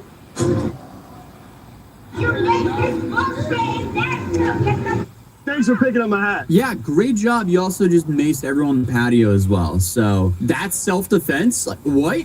I feel like for every few months now, a new streamer appears out of nowhere and is just even worse than the last one. And I feel like I'm just sitting here like, how are we still stuck in this downward spiral? People will truly do anything for just a little bit of attention online, even if it absolutely destroys their life. But in the last week, he's been gaining so much traction with his antics that it kind of felt like someone being hurt was inevitable. Whether it was by, Chud and his self-defense strategies here, or someone, gunning up on him, which happened, but I just don't think people expected him to hit, I guess, 2 birds with 1 stone and shoot himself as well as someone else. Because what's so crazy about all this is people started putting bounties on his head and warning him to not come to their cities. I think that people should be able to say whatever they want without threat of violence. You already got a bounty on your head right now, dude. Oh, do I? With the bullshit. Do I? Talk about the bounty. Because the dude was being stream sniped and harassed. He was getting cornered at gas stations and having his cowboy hat stolen off his head by another streamer who's also equally a degenerate, pretty much. And that feud in itself is just kind of like a battle of who will do anything for views, because both of these guys apparently will do that. I don't even know if I want to open the can of worms of the dude who stole his cowboy hat here on this channel right now. Maybe that's for a future video. But even though he says it became tough for him to stream IRL content due to people pressing him, I don't really know what he expected here. Like, his whole bit is getting people into being mad at him. So why is he surprised when people get mad at him? Like, bro, that was your whole bit. People treat me like I'm some shock streamer, like I'm that Trey kid that stole my hat. And you know, I was like totally about to just be like cool with him and be like, ah, you got me, all right. You want a hat? I'll go get you one that actually fits your baby ass head, bro. Let's go get one together on stream. It could be cool, and we could talk about whatever differences we have and whatever opinions that he thinks he disagrees with me on. And then he starts threatening to shoot me. He says, you touch your gun, I'll kill you. Why did it go to that? Sorry, whatever I did pissed off your black boyfriend. I didn't think it was that serious. Like, you're supposed to be making fun of people for overreacting, but you want to have someone arrested for breaking your phone screen? Also, freedom of speech just means you can't be arrested for the things you say, which he's not being. He's being arrested for his incredibly stupid actions. But regardless, while he claimed that he was considering pressing charges against the guy who stole his hat and the dude who smashed his phone, that stuff got put onto the back burner only like a day or two later when he was arrested in Nashville for allegedly not paying a bill at a restaurant, acting disorderly, and resisting arrest. And naturally, the whole incident was live streamed to Chud's viewers. Ah yes, another video of him yelling slurs and acting like a complete moron because the restaurant didn't want him streaming inside of the restaurant. Are we really acting this pathetic? I guess so. But for a guy who loves yapping about people's rights and freedom, he sure does hate private businesses who are exercising their rights. Like, dude, this doesn't make sense. But regardless, he was released on Mother's Day and proceeded to moan on Twitter and on his stream about how unfair all of this was and how he could potentially sue everyone else involved. I can't even, like, my whole family doesn't with me, bro. Step into Refresherland with Dunkin' Refreshers. Swing into flavors like berry acai, fruity and refreshing. Watch your step or you'll fall into black cherry, bold.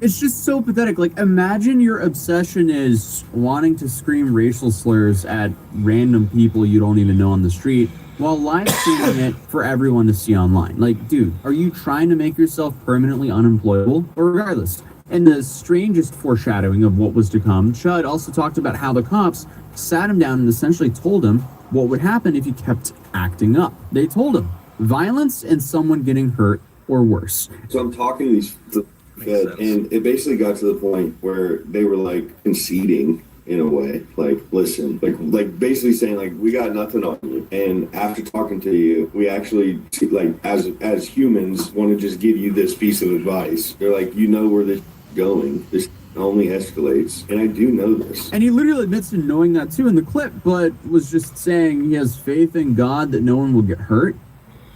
I just have profound faith in the Lord that things might not go the worst way possible. Dude, what? There is nothing honorable nor godly about what he is currently doing. But then, to make things even worse, you now have tweets that were recently tweeted where he's outlining his plan to eventually bait someone out to the point where I guess he can just fire at them and take their life, and it would be justified because it would be self-defense. Yeah, that's going to be used in the court of law against him. Apparently that tweet was from a week ago. And just like he predicted, Chud is now making headlines for reportedly firing multiple shots into a man outside of a Tennessee courthouse. So according to this news article, he'd been scheduled to appear in court in Clarksville on Wednesday morning over a $3,300 debt allegedly owed to a credit company. according to Montgomery County court records. That civil case was filed in February on the behalf of Midland Credit Management. But the reason he was there is kind of irrelevant, because what is relevant to the story is what happened outside. Because I guess outside, an altercation started with a random man, and according to him, the guy punched him, and he ended up using his firearm as self-defense, but also managing to hit himself with his own firearm. So apparently, during a scuffle, he also grazed himself, and both men were transported to a hospital, and both are reported to be stable. So luckily, it sounds like the victim will survive. Not much info can really be released about him due to medical privacy laws, but now it just seems like it's a little bit of a waiting game until we hear from either the authorities or Chud himself or the victim. But Chud also has other court dates, so he's currently stacking court dates, just like Clavicular. So it'll be interesting to see how all of this goes, because it's safe to say that tweet of his and his past behavior is not going to help him whatsoever. But honestly, at the end of the day, anything can really happen in a courtroom. But I would absolutely not be surprised if we see charges filed against him for this incident. It's now the next step. Damn.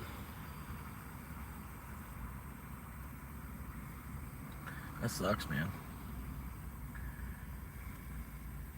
He was one of my favorite. I'm just playing. I don't even know who he was. Before this video, I don't know who he was. Damn.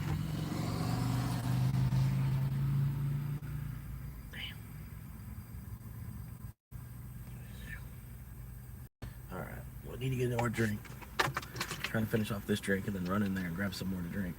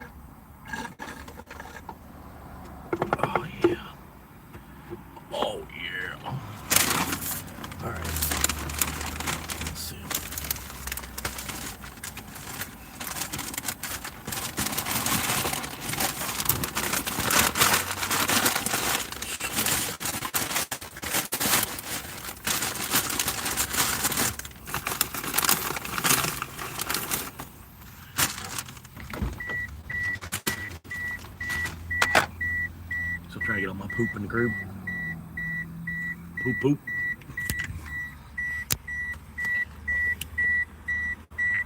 So snap and lock this thing back in here. There we go. Put that in the pocket. Keys. Grab the cheese. Normal voltage. Waiting connection. Bluetooth connection success. So, like we're worried about that. Oh, God. Oh. Oh. Oh.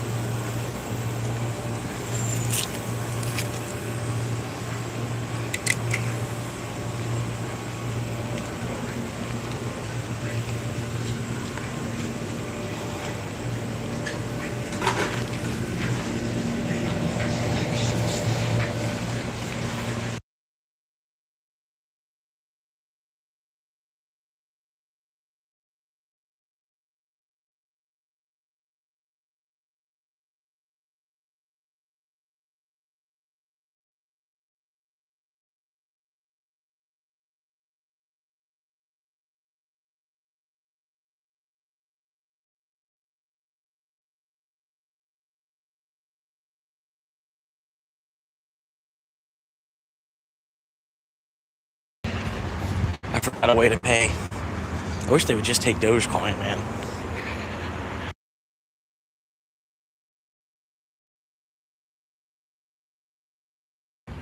Like, I'm sorry, I can't take you out to dinner tonight because all my money is tied up in Dogecoin.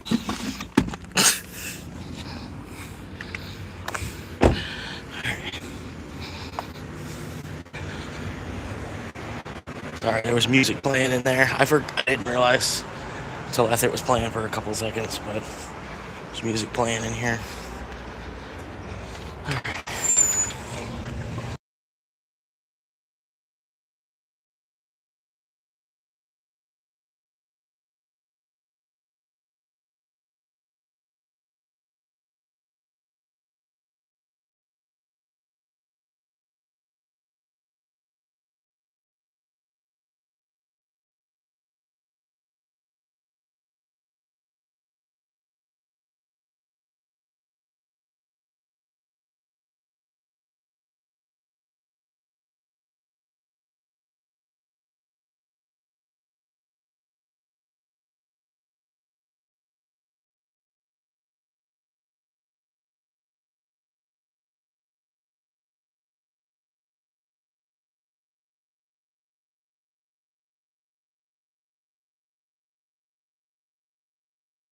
Please take your items.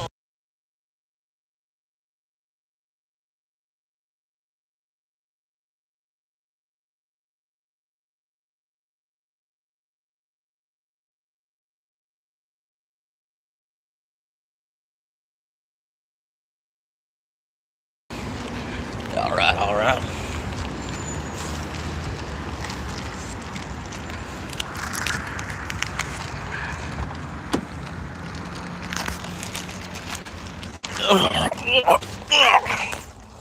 Okay.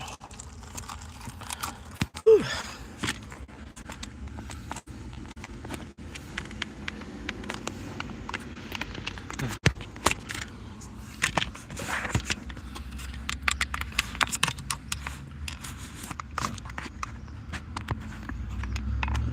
Was it like that?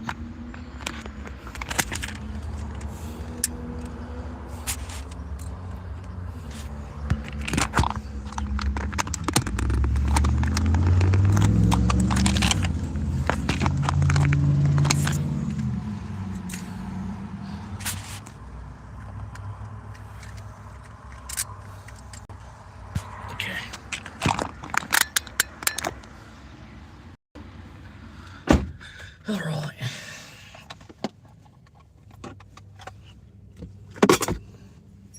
Oh man, it's hot. Whew. This car turns into an oven real quick. Normal voltage. Waiting connection. 556. Bluetooth connection success.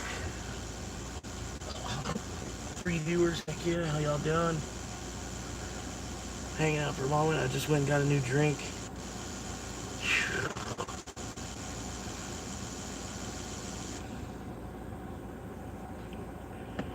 Sweet, man. Walking into Uber. I don't think anything's gonna happen, but I've made $86.50 already today on 10 runs.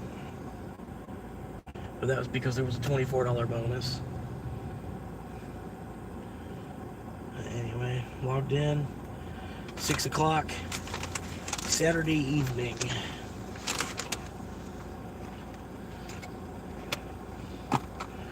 Let's do it, man. Oh, man.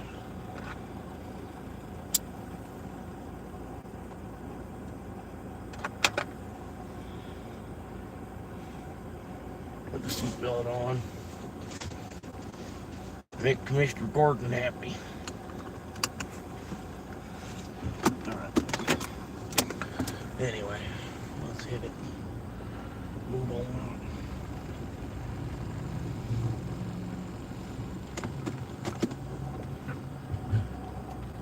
Maine. I don't know, it's... Oh yeah, John Lennon tags. Sorry. Scoot, sorry.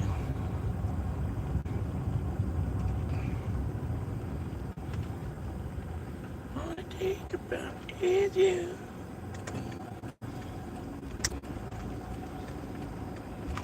Oh. Oh.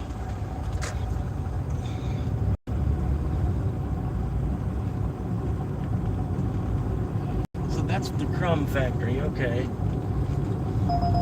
Oh. Oh boy. A $5 3 mile.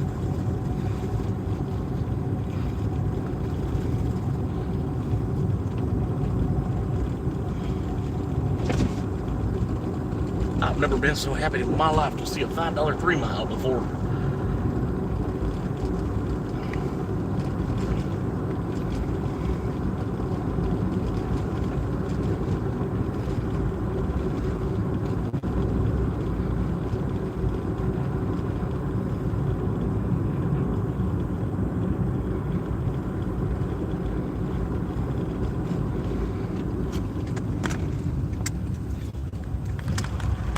Appreciate y'all tuning in, hanging out, man. What you doing? How y'all doing now out there? Anybody got something to say, man? Throw it in the chat, man. Let's talk. I ain't got nothing to talk about. Let's do it. Slow it down. Let's get there. If it's your first time here, let me know. Where is it you're watching from? And about how long you've been a fan. If you're not a fan, I apologize.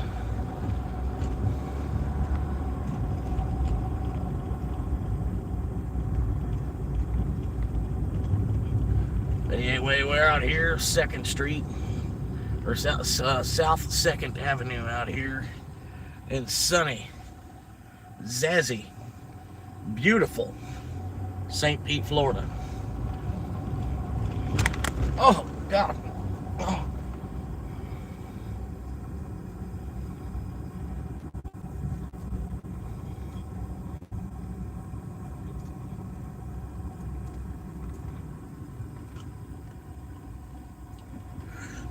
Anyway, I logged into Uber, waiting for it to give me something to do here. Something to do. Looking for that Uber. If you're tuning in live, it's your first time, man, hang out, man. Let's have a cigarette together, you know what I mean? Tonight, we also have coming around in vertical format the Saturday Night Slowdown as well. That's right. Go ahead and scream. Let it out. Saturday Night Slowdown only comes once a week, man. A lot of people, they're not ready for it when it gets here. A lot of people, it's too much for them. They can't quite handle it, you know. But if you can, man, you ought to make it for the Saturday Night Slowdown vertical format tonight at 10 o'clock. 10 o'clock.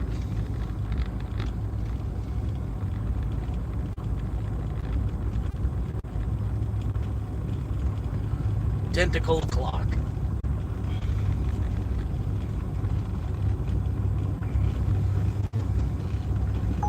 Oh. $7. Oh. I have never been there before. Sure, yeah, let's try it out. I've got no clue what this is going to look like on either end.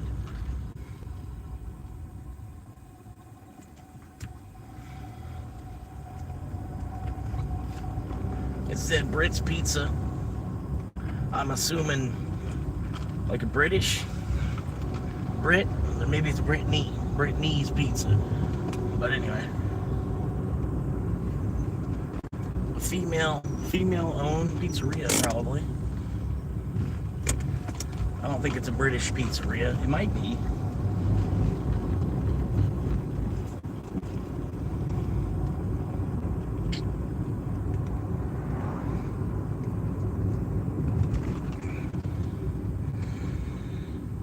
Woo.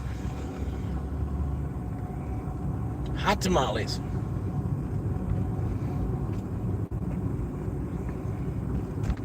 And the Brit's Pizza. Yeah, like I said, man, if y'all want to say anything in the chat, man, throw it out there. If it's your first time here, let me know from where you're watching.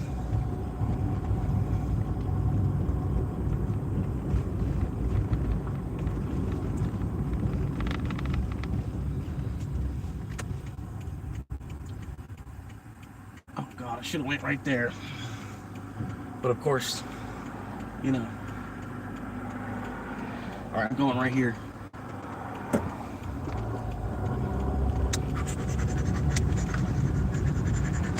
Oh, man.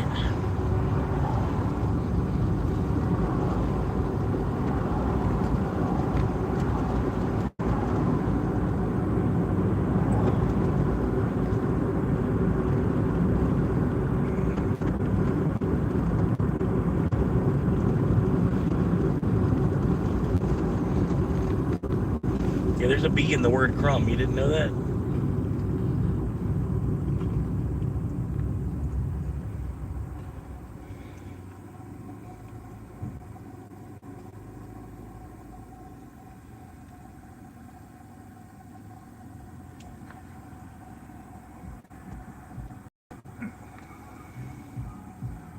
Tesla wants to race.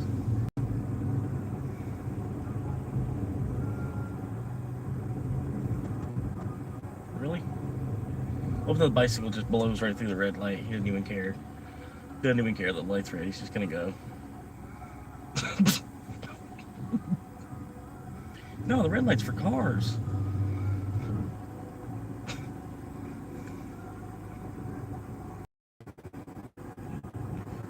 Alright, this is stupid. Come on now. What are we sitting here for? Thank you. God damn, they got like one of them boxes right there where they time the lights with. They need to retime that shit. Fucking God.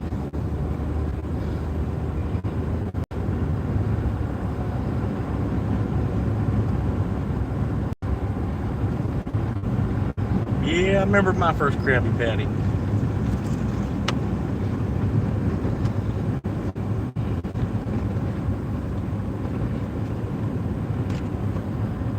British People's Pizza.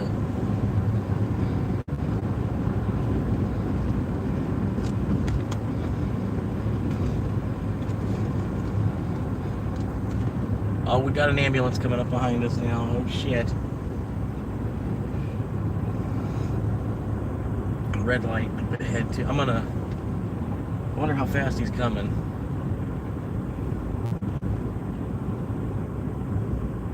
Truck behind me is acting like he don't see it. Oh, there's a green light. I'm gonna go through the green light first. One less green light to have to worry about here in a second. That ambulance is like not moving. It's like only going 40 and the speed limit's 40. Oh, the speed limit's 30.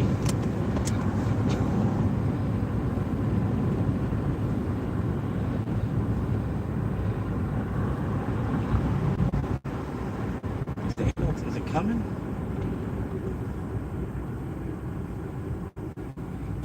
I'm gonna go ahead and pull over. Make sure it gets around me real good.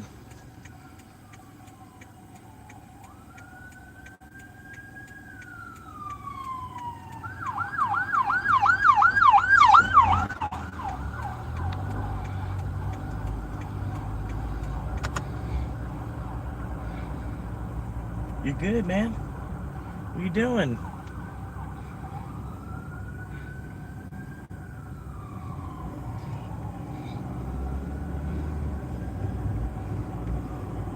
Come on, man, scoot boogie.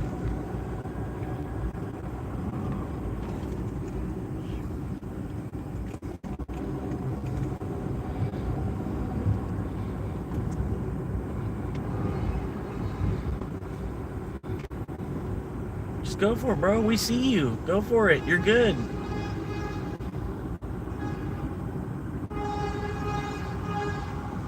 You're okay.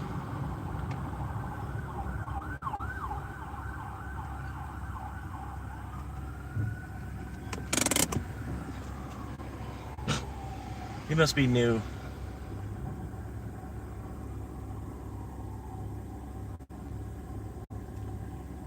Yeah, I don't know, man.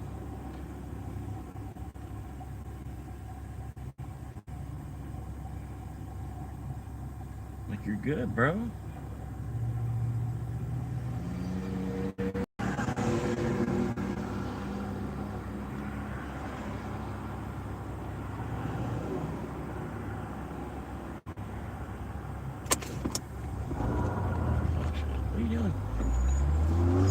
stupid.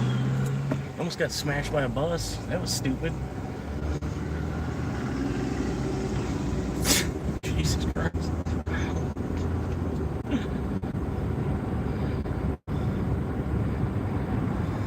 Oh my God. Love the city. I love the city. It's awesome. People stacking doors on top of each other.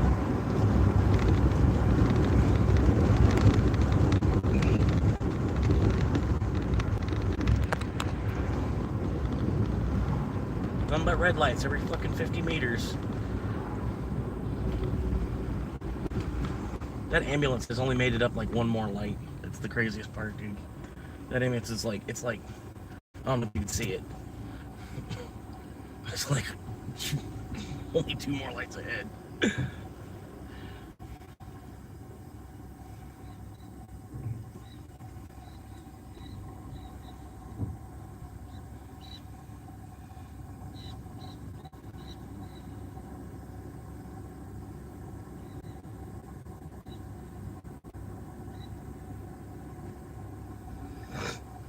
Alright. Another light for no reason. That's cool.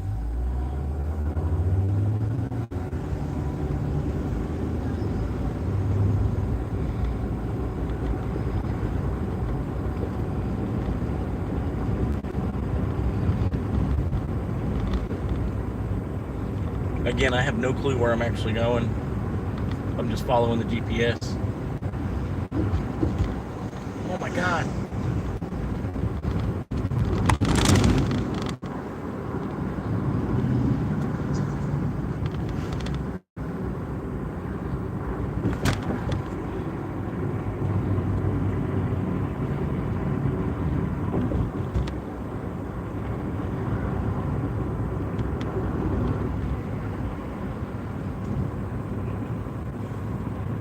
Like a mile and a half. Mile and a half till I gotta turn right. And then I should see the restaurant.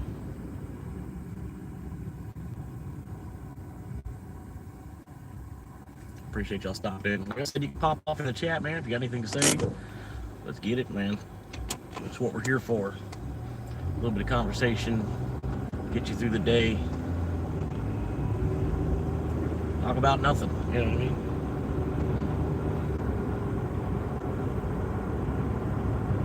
Just, you know, 2 guys in a car talking about bullshit all day, you know? That's all it is. Oh, this is the Drawberry. Oh, God. I gotta go real slow over this. They're gonna be pissed. They're gonna be so pissed. I gotta go slow because my tires. I'm gonna go ahead and put this on. So when they see that I'm going real slow, they'll maybe start to understand. Kind of gotta go slow because my tires. Oh, I thought it was a drawbridge. Okay, my bad. They said it was a drawbridge.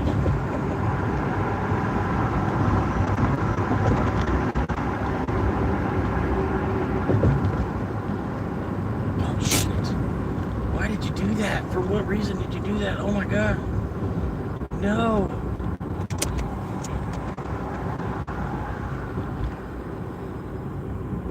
Now you open them up. See what you just did?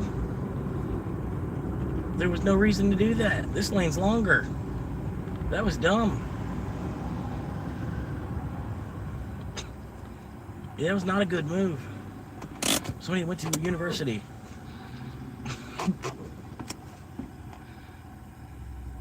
Somebody with 4 extra years of education. Probably.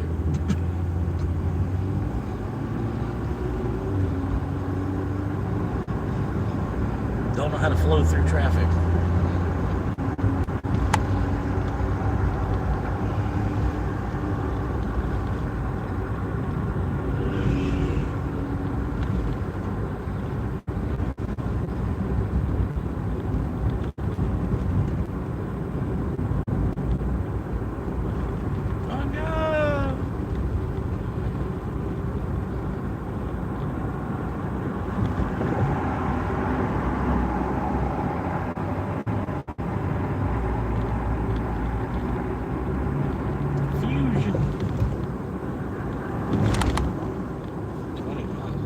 Yeah.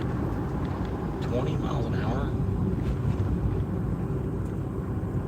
Why are there not golf carts everywhere? They only want you to go 20 miles an hour.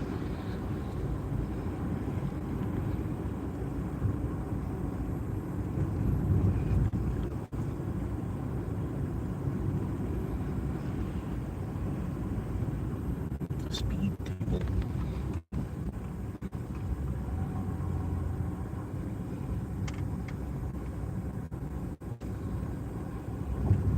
Four viewers? Oh my god. Mom, I have 4 viewers.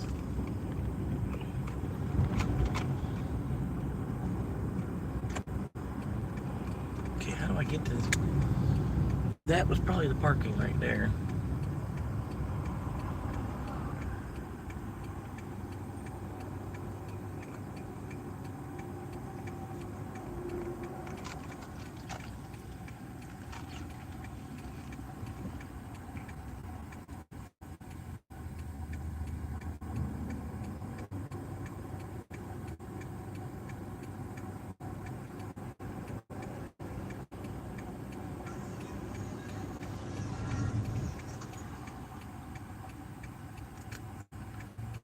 Right.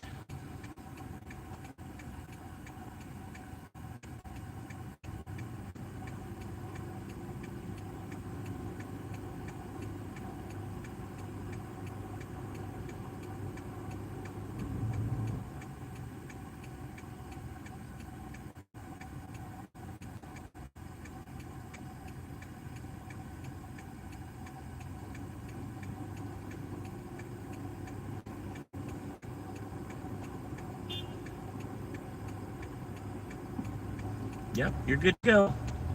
You could have made a turn on red any point there. I don't know why you waited 10. At any moment there, in the last 4 minutes, you could have made a turn on red. Yep. Oh, there it is, right there. Oh, this guy's trying to squeeze out. Yep. All right, you can squeeze in.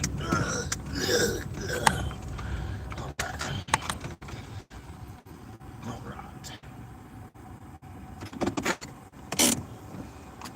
It doesn't even think I've arrived. It's like literally right there. All right, we're gonna just their instructions. Enter stored pickup at counter. Counter. Okay, all right, let's go.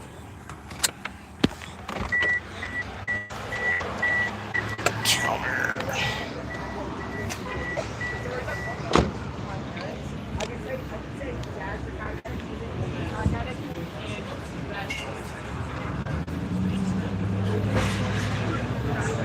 Yeah, you.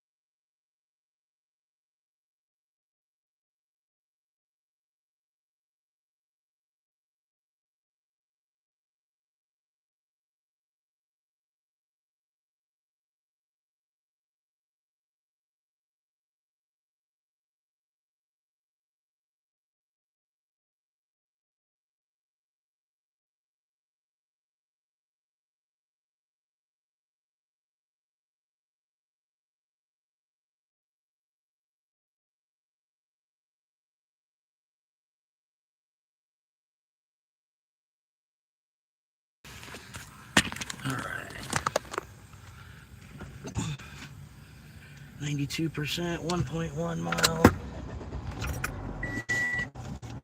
Normal voltage. Waiting connection. Bluetooth connection success. I don't know how I'm gonna get out of here. Pretty easily, I guess. Yeah. Maybe not hard.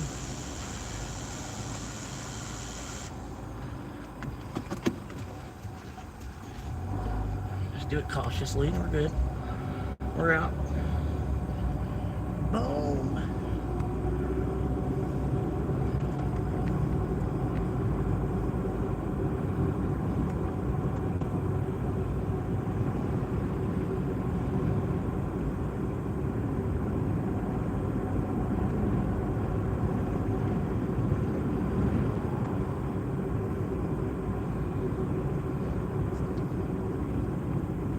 That's the awful house. Actually doesn't look like a bad awful house. Look at all the bicycles there are. Holy crap. What a bicycle event going on. Alright. If you were going straight, why couldn't you get in the other lane? That way you wouldn't be blocking people that are trying to make a right turn. I don't quite understand it.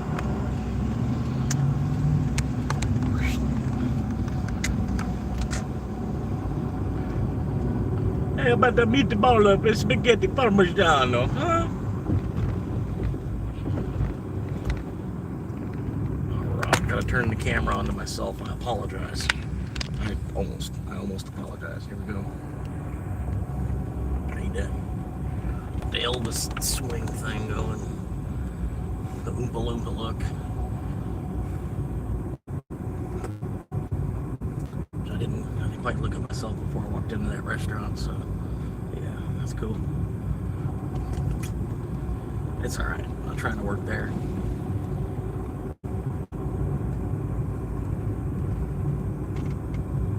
Wow, look at the size of that Adam's apple.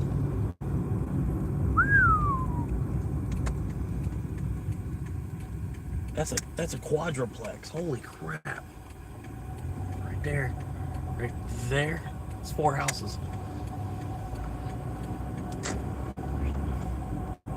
Oh man, look at that one. Look at that house over there.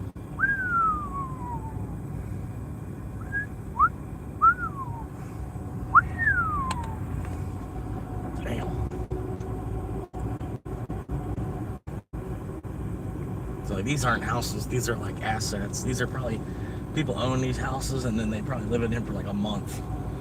People that own these houses, they own them as an asset.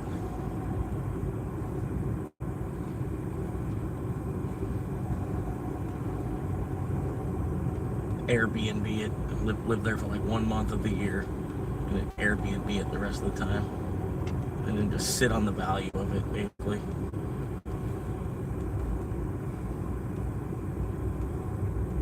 Another, I can't show it to you because I'm really close to the address now.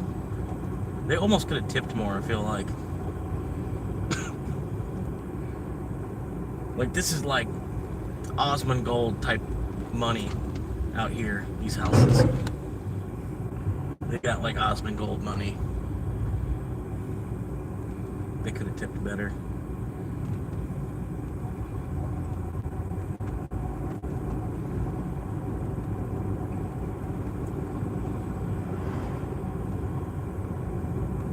Not Osmond Gold's house, you know what I mean? But like the amount of money that he had, the house that he could move into. These are like, yeah, that's like Osmond Gold's house right there. It's, okay, no. They don't even have a number. How do I tell? Okay, I guess that's how I'll do it. All right. Yeah, out of state tag, yep.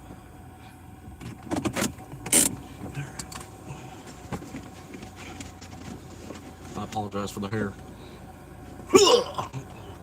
Alright, anyway, I'll be right back.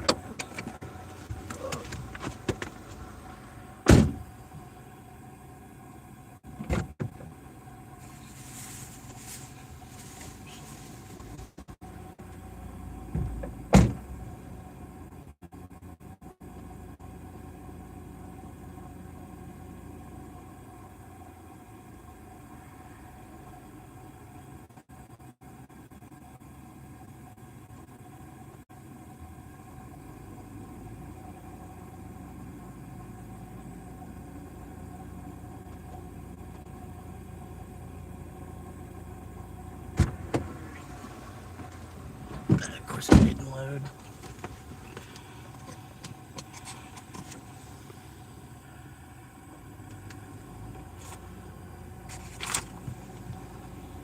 All right. Oh, we gotta go take a look at that one. Wow. Holy shit, like that's Osmond's house right back there. Look at that one. We'll get another look at it. This one over here, holy crap, man. This is Tony Montana's house right over here. Whoa, look at this thing. Look at that. No, that's the house next door. Look at this one.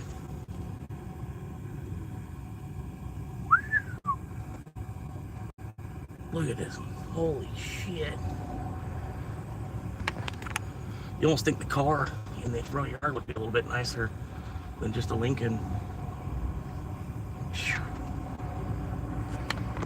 Look at this. Look at that blue house. Oh my god, that thing is gorgeous. Look at that blue house. And there's a lot. I wonder how much they want for just this vacant lot between these gorgeous houses. This is this lot right here. Probably $250,000 for just that lot. That's probably not even correct. It's just a lot. Holy crap. I'm surprised there wasn't a security guard to get back here.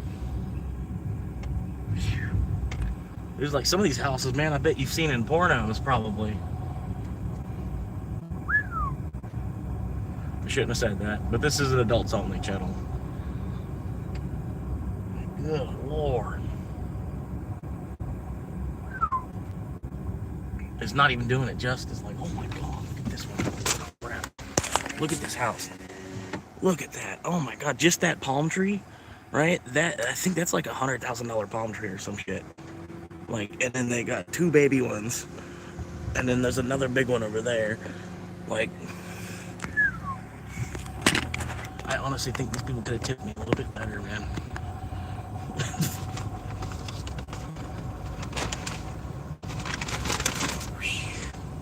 Alright, I think I just came up to a dead end here. I'm gonna get shot if I don't get out of this neighborhood shortly, probably. Watch how many mafia jokes I make, at least. I gotta watch how many mafia jokes I make. Should probably just go ahead and better off to do just none of them.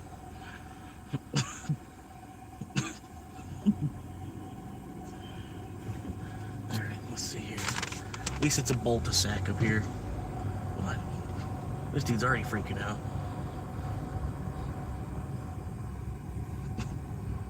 Look at that.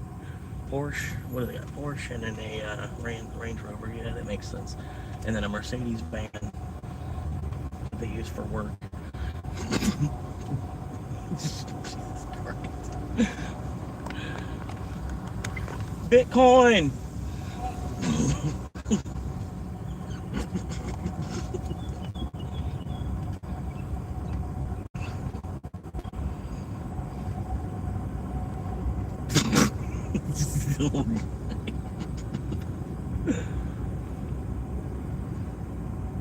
Yeah, there was like no security guard or gate to come in here, so like this is just like a street. It's part of the county.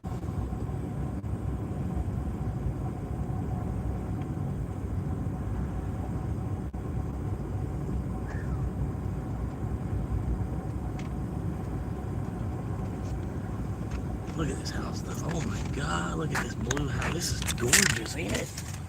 Holy shit. The whole bottom floor is your garage. Look at that. Oh my god, it's gorgeous. Smoking cigarettes off the balcony. Oh my god.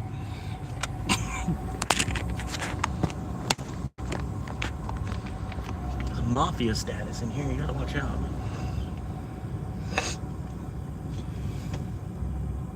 This is like all one family still owns this whole street, I bet you.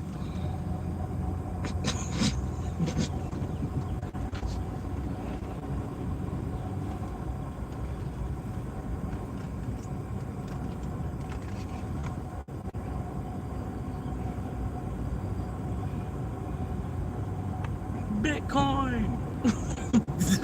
I don't even know what the guy yelled back. I think he said no.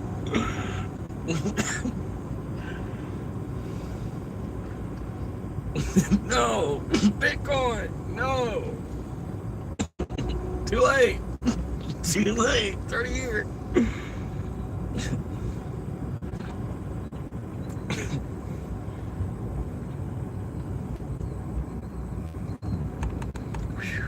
And this was the other blue house. That's my husband's house right there. Look at that. Oh my God. But these aren't houses. These are like assets. You know what I mean? Look at that. That's not a house. That's an asset. Look at this one over here. Oh, this one right here. Oh man.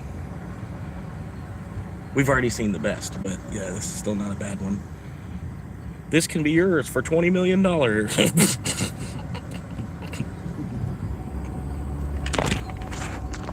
We'll sell it to you.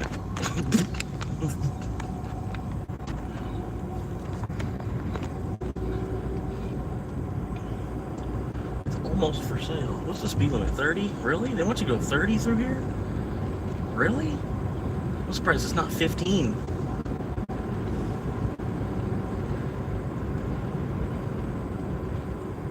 Yeah, Google's saying the speed limit's 30. Holy shit. That looked like the windows fucking sealed shut or some shit, man. Whew.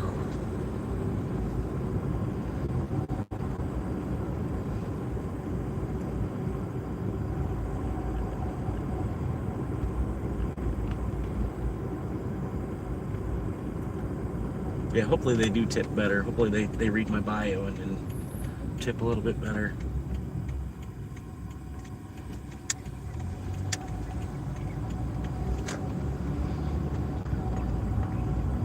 This is Treasure Island, man. Treasure Island, Florida.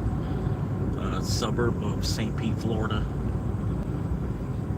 South of beautiful Georgia. A lot of places in Georgia that are still beautiful. They haven't turned into Florida yet.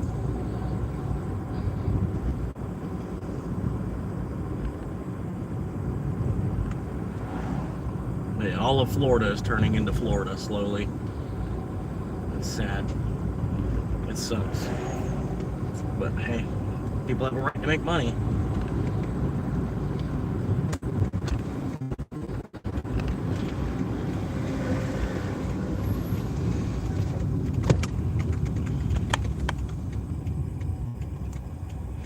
The Waffle House.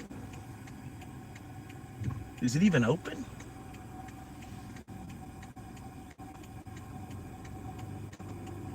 And this is the Treasure Island Beach, pretty much right in front of us. This Treasure Island Beach. They also have a really good sandcastle competition. They used to. They probably still do. The sandcastles are still shit, man.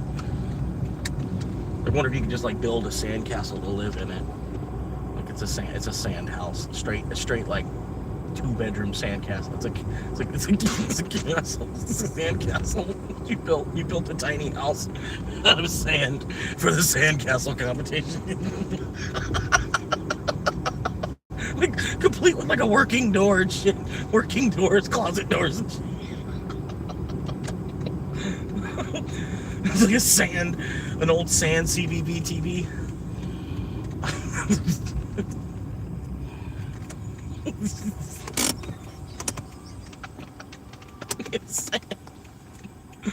It's like Patrick's living room on the inside. Everything's made of sand. An old 2-bedroom house made of sand. They probably do nowadays, but I know back in my day they didn't have sandcastles you could like walk through. You know what I mean? That'd be badass. You made a sandcastle you could like walk inside of and close the door. They probably do nowadays.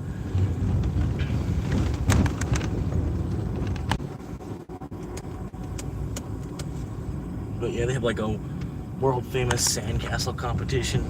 Or at least they did. They probably still do. Atomic Claw Arcade. Oh my god, it's an arcade. It's all claw machines. It's a circle building. A circle building, all claw machines on the inside. Arcade.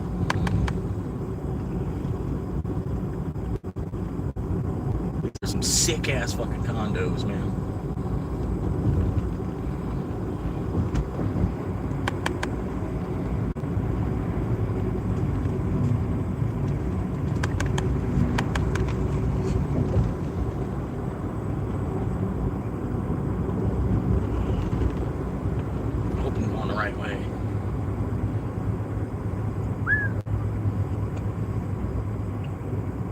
look like a GTA mansion. Most of these look like GTA mansions. Like, holy fuck. I wonder how many square foot does the house need to be before it's a mansion? Looks like, because it's a certain square footage, it becomes a manor, right? It's no longer a house, it's a manor. And I don't know what the square footage is like. It's technically, it's a small mansion at that square footage. But I'm sure there is some kind of like rule to it. Maybe it's like 10,000 square feet. 10,000 square. If your house is bigger than 10,000 square feet, it's a manor. And then maybe 25,000 square feet is a mansion. Because 25,000 square, that's a huge house. This is a huge house. 25,000 square feet. That's 10 houses. That's 10 big houses to me. Big houses to me. You have a 2,500 square foot house. That's a huge house. And not including the garage, like that's all AC. You know, like maybe you can count the basement. You know what I mean? But 2,500 square feet, that's a fuckload of footage. I would think 10 times that would definitely have to be mansion status. I don't know.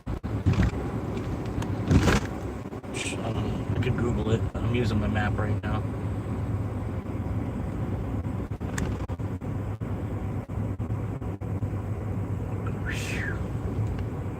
Oh my god. Beautiful. Yeah, I made a couple hundred Doge so far. Sorry, 215, man.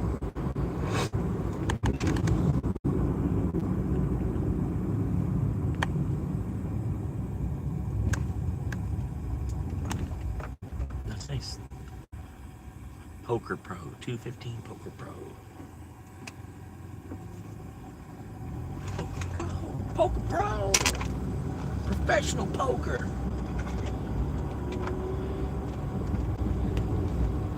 I don't even get on the table unless there's a $20,000 buy-in.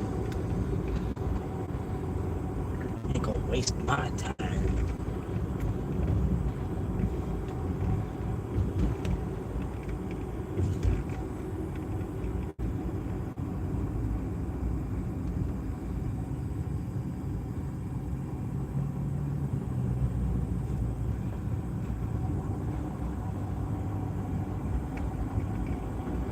Like start moving. That'd be nice.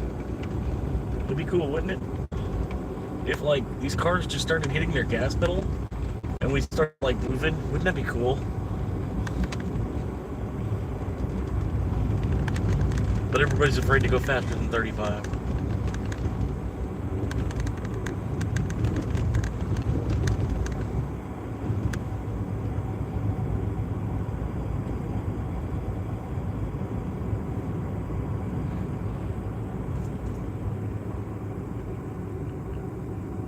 I don't know the green box. I think the green box is like where homeless people can stand to beg for change or something like that. Or maybe it's like this is the marijuana district or something. That's what the green paint is. I don't know. Because it's a weird spot for the homeless people to stand, the panhandle. But there's like some cities they do that. They paint boxes on the ground for where the homeless are supposed to stand when they beg for change. I haven't seen any of that here. I'm surprised they don't do that yet.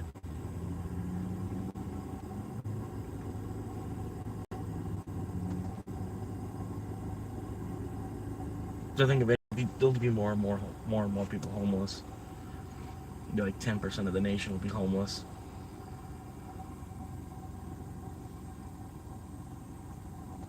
I think it already is like 10% of the nation is homeless. That's crazy. Like 1 in every 10 people has no house. Something like that.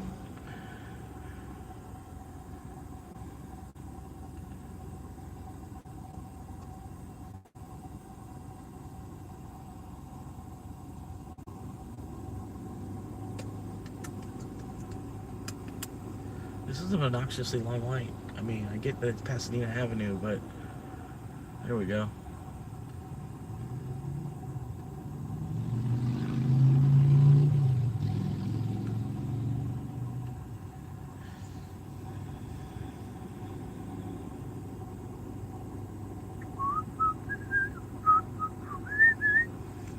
640. Waiting for another order. Number 11 busted out. Let's go.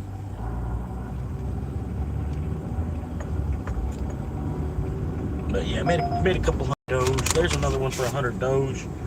I'll take that. 100 Doge right there. Oh, God. Fuckers. Womp, womp, womp. And somebody took it. As soon as it popped up, man, it was over 100 Doge. It was over 100 Doge, dude. I knew it was gonna be, I was like, oh, it's only 7 mile, 100 Doge? Give it to me. 100 Doge right there. Let's do it.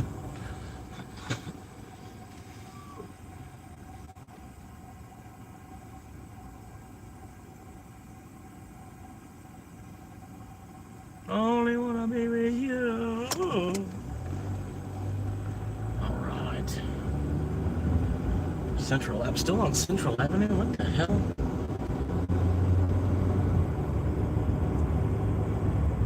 Another red light? Are you kidding me? Dead Bob's. Dead Bob's. Well, yeah, we're going to Dead Bob's tonight, hun. Hell yeah.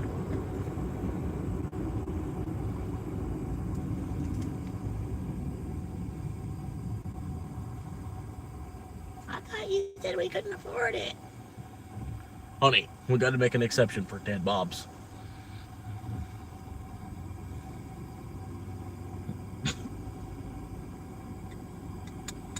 "24-hour coin laundry, air conditioned." 24-hour air conditioned coin laundry.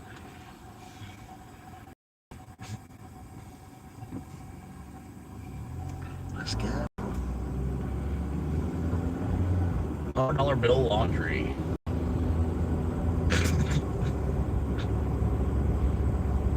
Only laundry.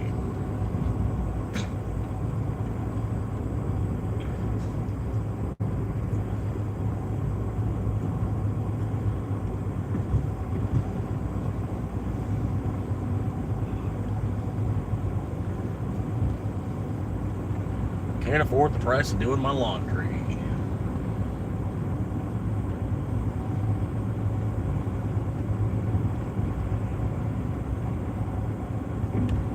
It's kind of like surprising me.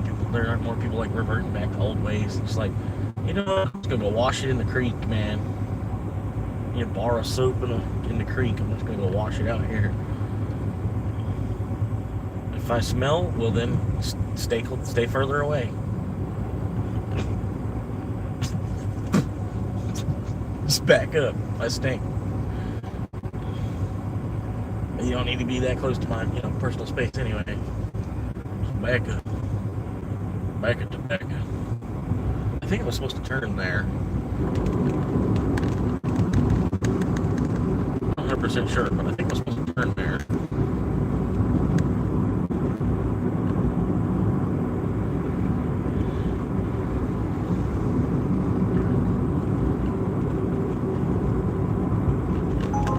Oh! Oh, 5 Guys. 2 mile 5 Guys. Alright, doesn't look bad. Let's go for it. I'm not trying to bust a uni. I'm gonna bust a uni. Hit it with a mono. See if you can pop a mono on that thing.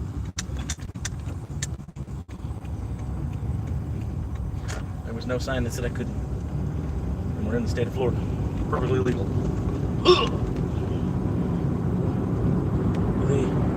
They don't think I'm on the right street. They think I'm on the other street. What a great GPS. It thinks I'm over 2 streets. There you go. That's why we call you ketchup.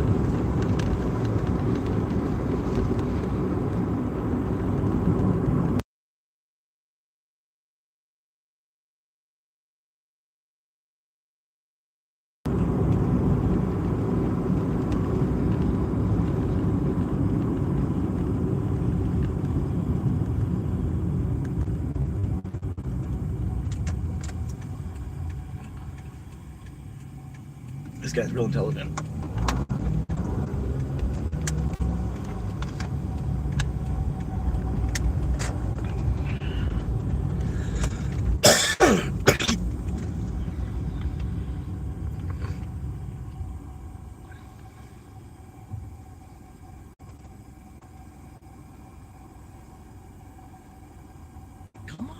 Gotta get to Five Guys.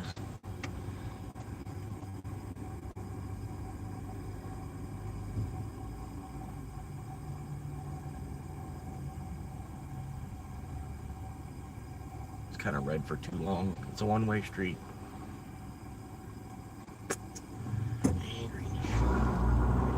0.3.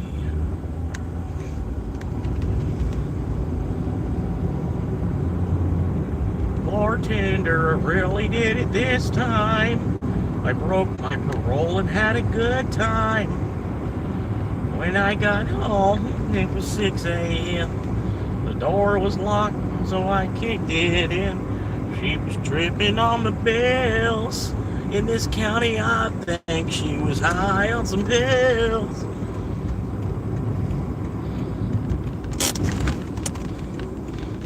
If you know anything about Pinellas County, you'd probably be laughing because the pills part.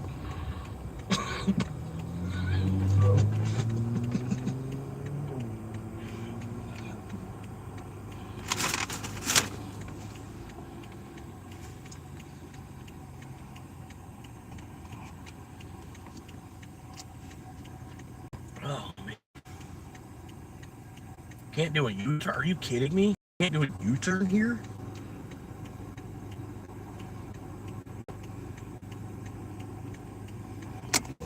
All the time. Can I have 2 more seconds to look at my phone real quick? Since the light is not red. It's red. Can I have 2 more seconds to look at my phone real quick? No!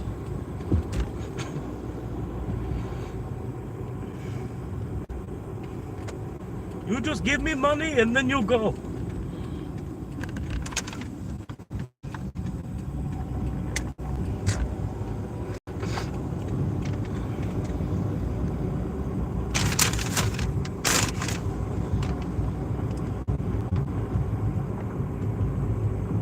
I lost a viewer saying that.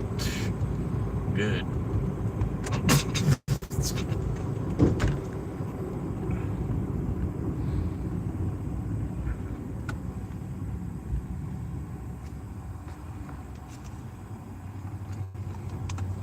Alright. They came back. Alright. They got over it real quick. I apologize. 1.1 mile. Where is this freaking Five Guys? Why couldn't they just put the Five Guys in here with the Wawa or something?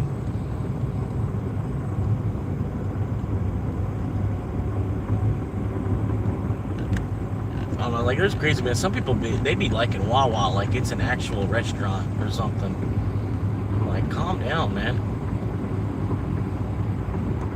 It's like getting food at the pilot station, you know? I'm like, what are you doing? Get food at the pilot station. Why? Is it the closest thing to you? No, I just want to go get food at the pilot station. Okay. Speed limit's 45. I'm going 49 and not an ounce faster.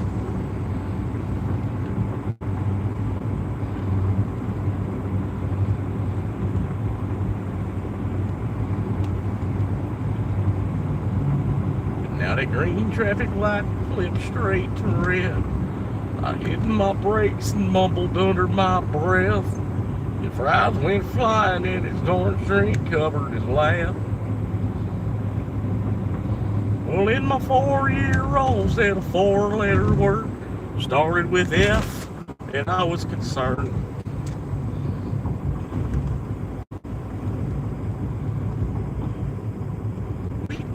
No, whoa, whoa, whoa.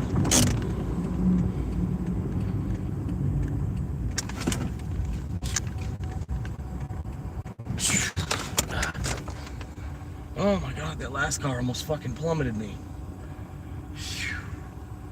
Oh God. Plumbus. How to properly use a plumbus. Volume 1.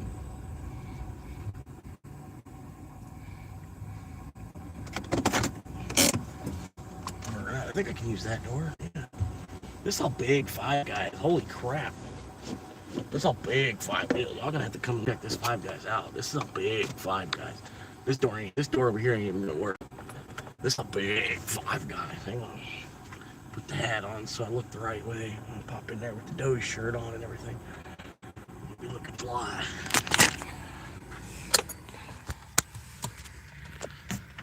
That's fly. Alright.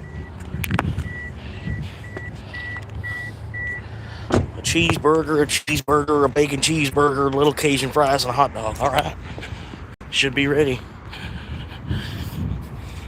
I'm sure they're gonna be playing music in here. So get ready. There's gonna be some music now.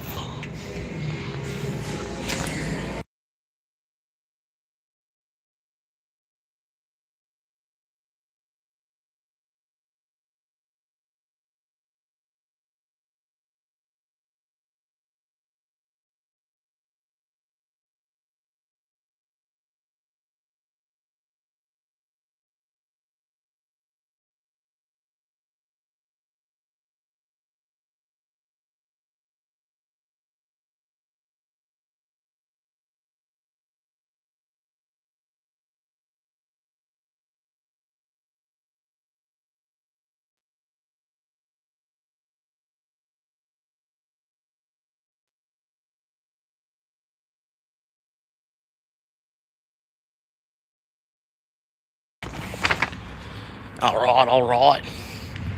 I got 0.7 mile. I don't even remember how much this was for.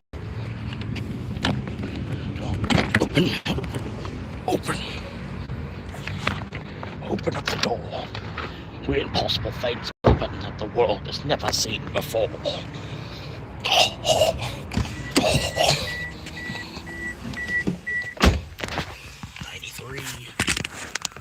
93 degrees, boy. Alright, they expect me there in about 7 minutes. Waiting They expect me there in 3 minutes. Bluetooth connection That's like success. one traffic light. How can I get there in 3 minutes? Seriously? Seriously, there's like 7 traffic lights I gotta get through. Seriously?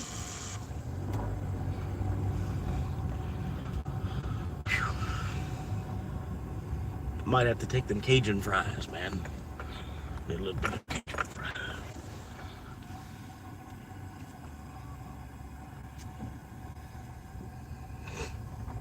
Alright, Cajun fries!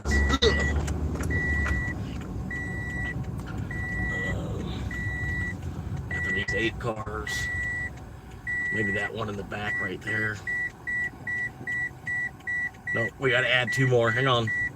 We got 2 add-ons. Come on. Come on. Come on.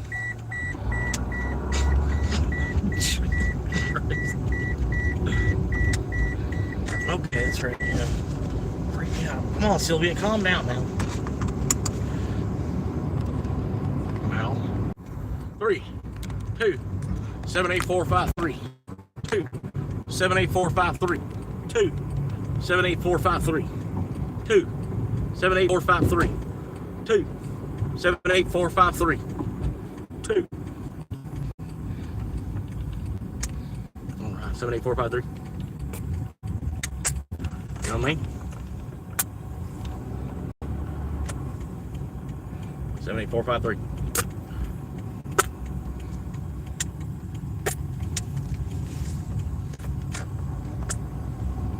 Seven, 8, 4, 5, 3. There it is. I found it, but I won't tell you where it's at. You'll never hear it. Yeah, 63. How? How? Am I supposed to tell what house this is? How? Is this the house? I think. Yeah, that's the house. Leave it at the door. How? How do I leave it at the door? How do I leave it at the door? Which door? Which one's 7 door? All right.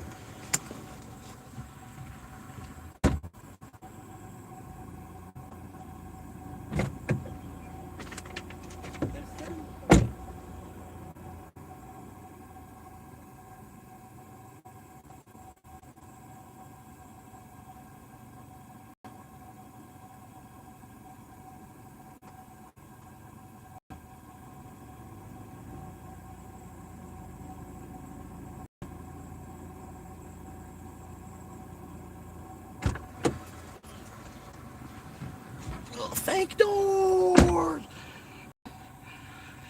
So come on in and get your fake doors. Fake door. Rita's Italian. That's way over there.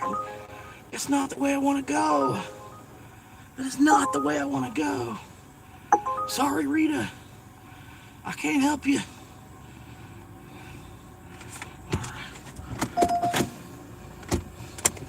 Oh, God, are you fucking me? Why? Why y'all? It's like y'all know I don't want to go that direction. You're like, hey, we can go further north. And I got my compass pointed the other direction and shit. Like, come on. Bro. Actually, that might work. Might work for me. Alright. Wawa.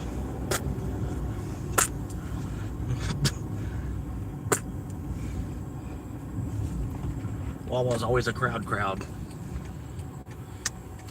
There's always a crowd at Wawa. Be careful. Careful.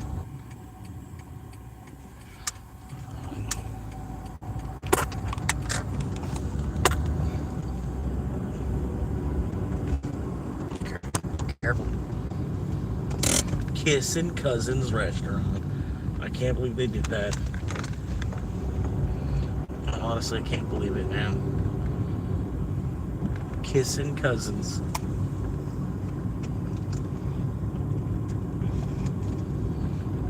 That is too far, bro. It's 2026, bro. You can't have just Kissin' Cousins Restaurant. You know what I mean? Can't have it.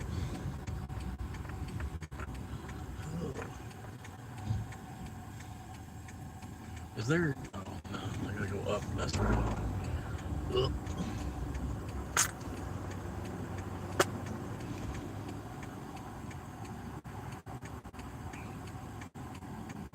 Is this the guy?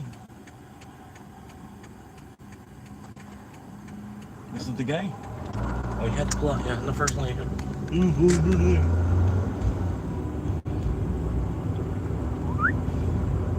Kissin' Cousins Restaurant.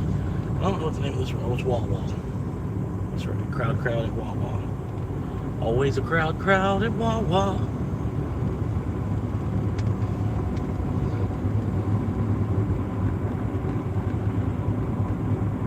Alright, so I guess they're not going. They don't actually want to move.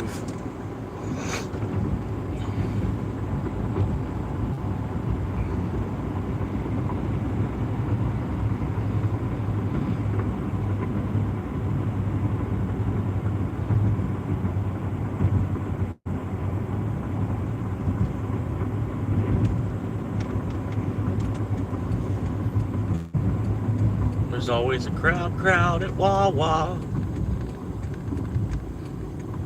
Well, come on in today.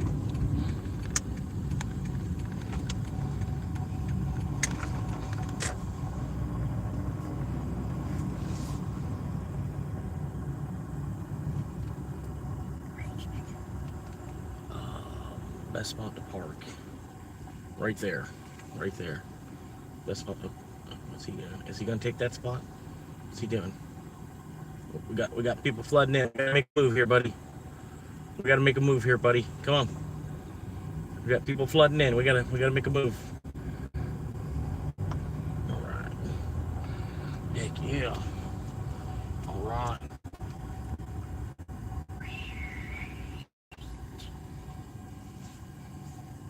Okay, there we go. Pulp it in.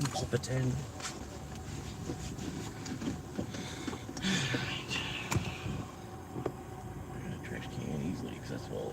No.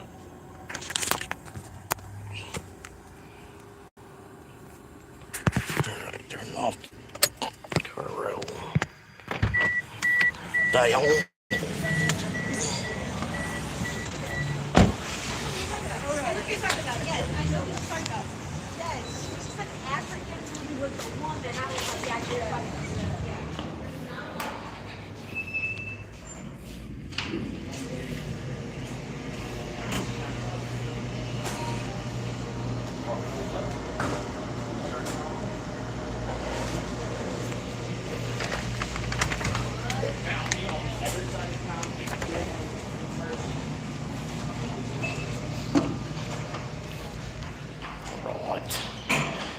I got the order in hand, and the app still doesn't even think I've made it to Wawa yet.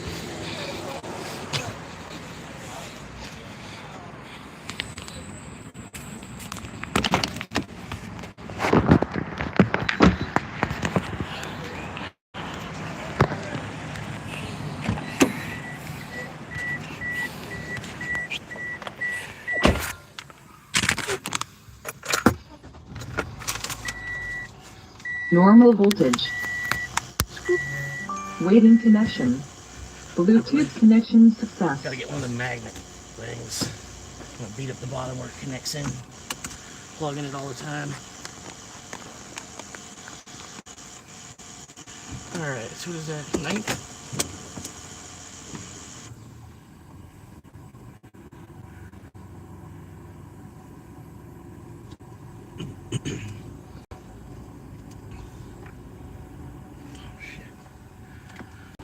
I thought it was Wawa.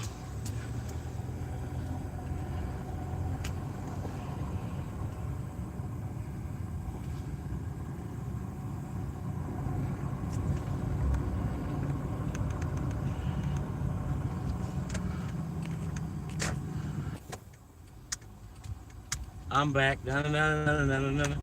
Fixing, cracking, and doing it. Oh shit. Really?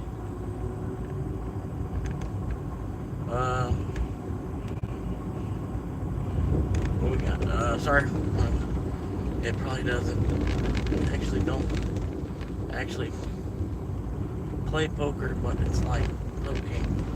But just like poking another AI model from the YouTube bag of tricks.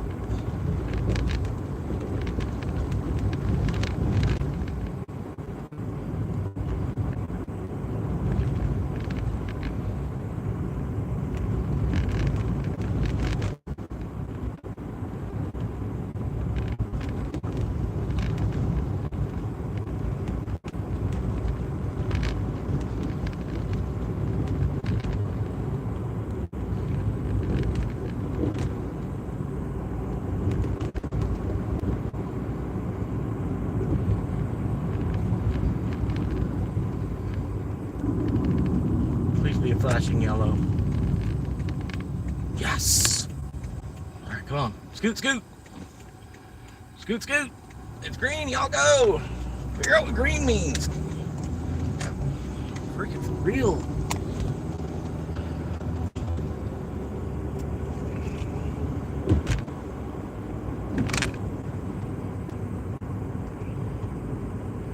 This is the life of a monkey.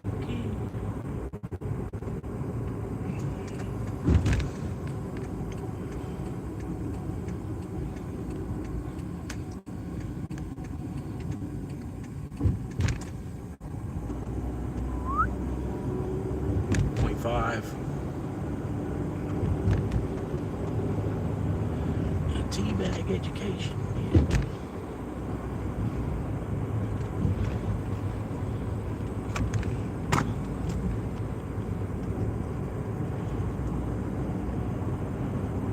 The beach. The beach.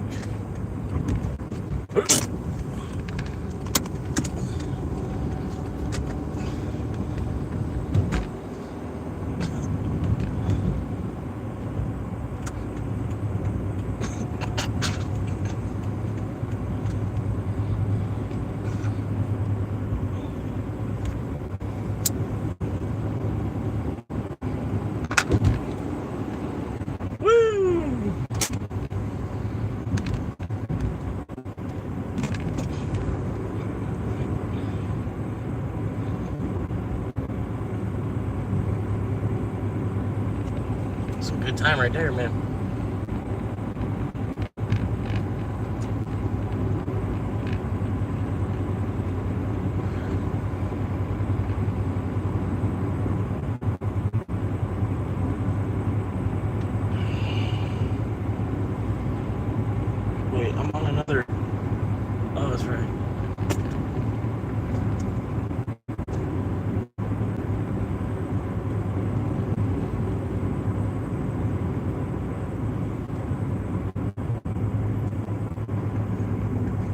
turning lights in, checking the oil, watching the radiator start to boil.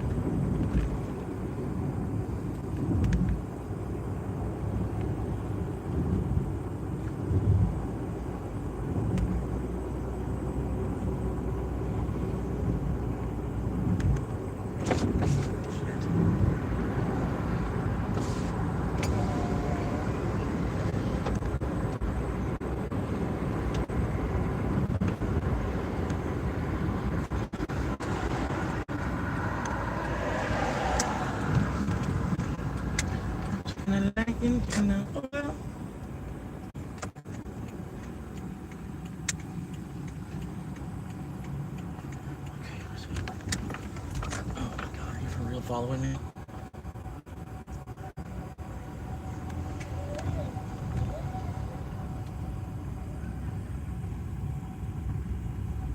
Alright, for real, you gotta figure out how to stop following me. Like, figure out how to park or something.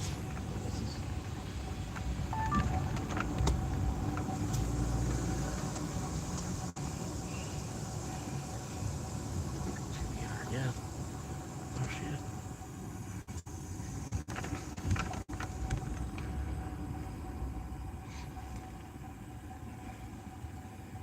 Right where you're standing. Hey, how you doing?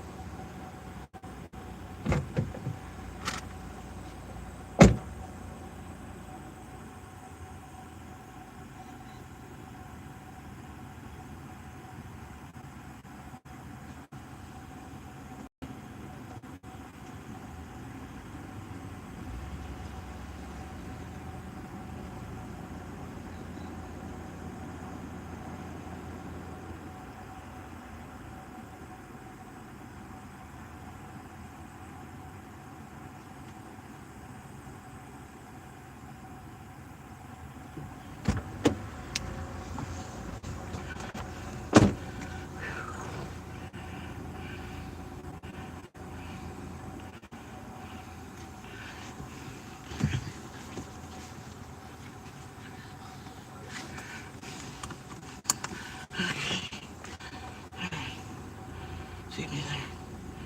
Let's go.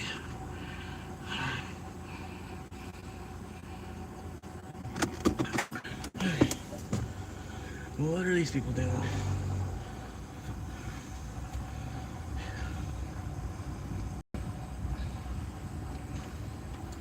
In 2 seconds, or just go around? I'm just gonna go around.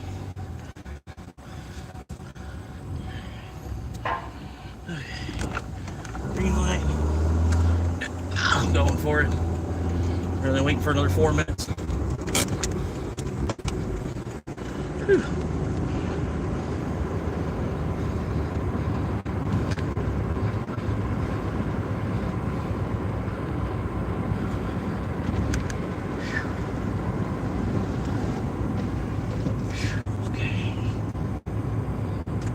Rocking and rolling.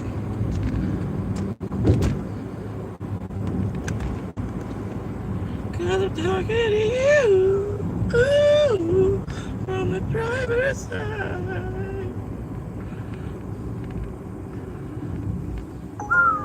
What? Are you kidding me? No. Why do y'all want me to go north so bad? Like, Why do y'all love doing that? I'm not going north.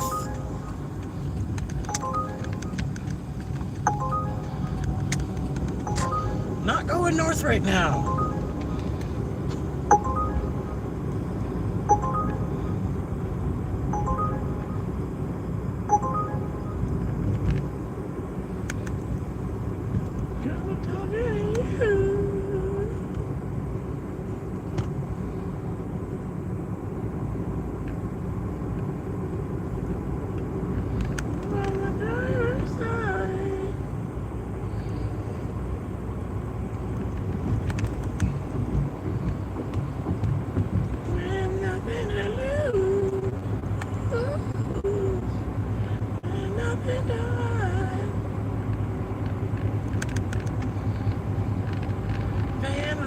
Dreaming in the city frame, praying me out the rain starts again.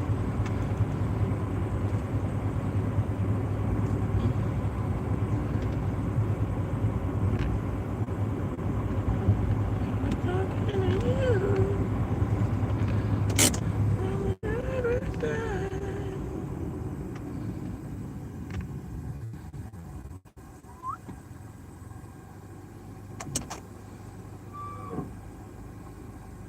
Villas de Varde.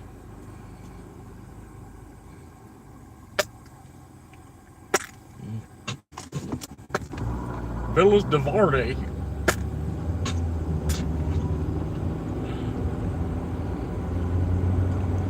Nobody's at the playground. It's crazy. Usually there's a bunch of kids out there at the playground on Saturday.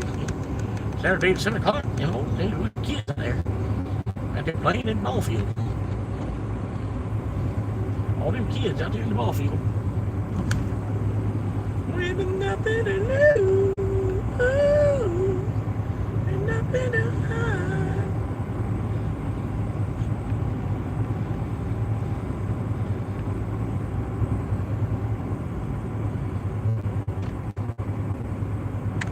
hide. You gotta hit your brake because you're in an SUV. You're afraid you're gonna roll over. Scoop.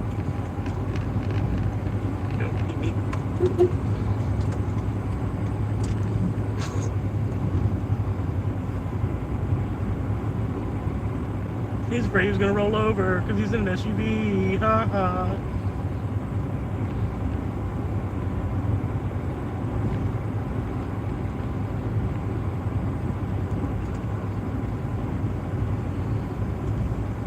I'm talking to you. Ooh, on the driver's side. All right. Good old Brenda.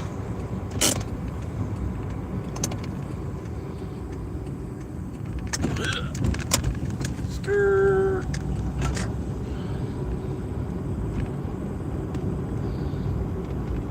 Thank you for tuning in, helping support the future real estate agent. I'm Florida Swamp Monkey. If you're looking to buy a home or purchase land in the state of Florida in about a year from now, you might want to look me up. I might be able to hook you up, get you a deal on something, and I might be able to get a paycheck out of it, which I could use a lot. You know, I'm currently homeless. I'm not going to say that I deserve it more than any other realtor, but yeah, it could honestly help me, probably more than any other realtor you'd be willing to work with. Until then, I'm just taking things one day at a time.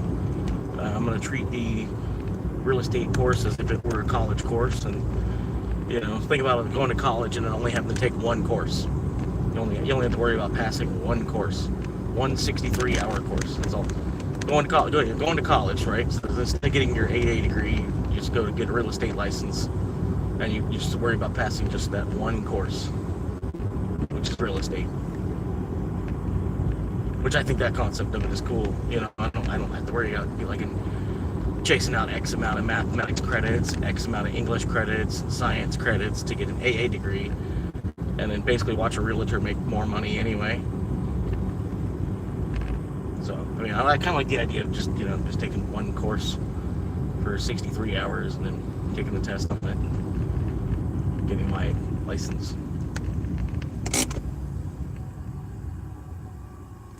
There I go.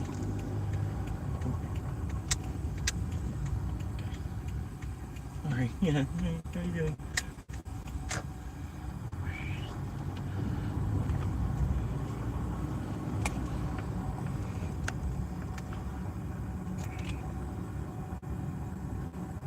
Oh my god, every parking spot's full.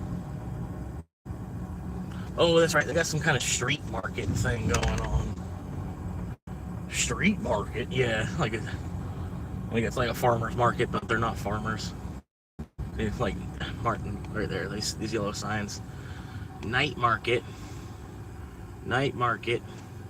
on Beach Boulevard tonight.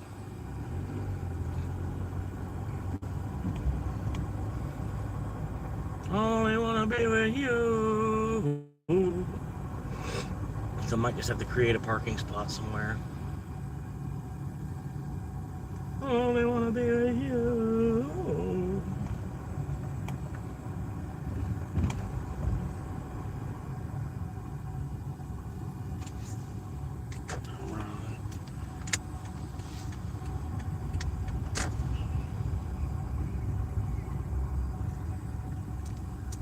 Oh god damn it.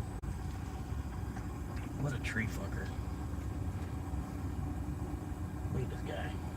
Look at my turn thing on. Are you gonna slide in there, or what are you doing? Slide in there, or what you thinking about doing there?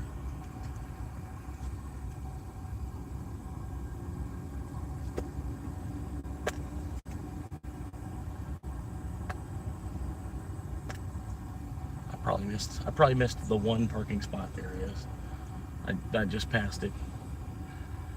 And these people are going like 4 down the rest of the parking lot. Feel kind of awkward if I were to just throw the car in reverse and back up like 100 meters. So I gotta go all the way back around.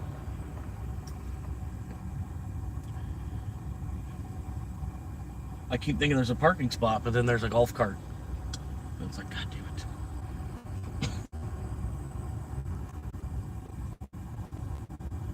Whoa, whoa, whoa, whoa, whoa. What are you doing? Whoa. You don't have the right of way when you're in reverse. Wait for traffic to get around and past you. Like, what the fuck? Oh my god.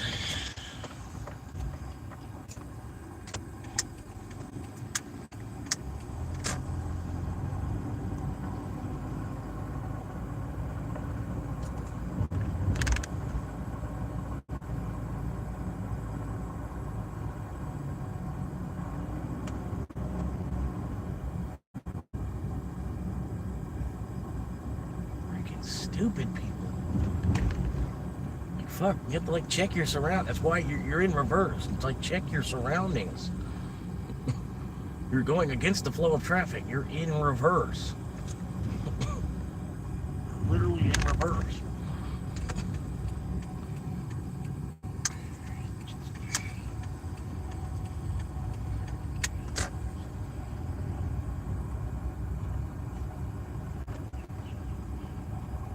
Pulling out, he's pulling in. Pulling out, he's pulling out. He's pulling out. Another one pulling out.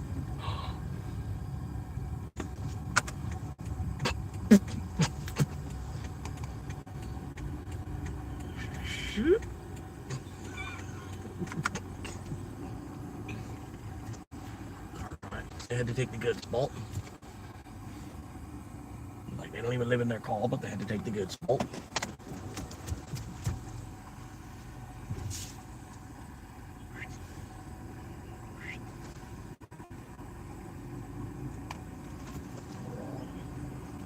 Park as close as I can to the Tesla.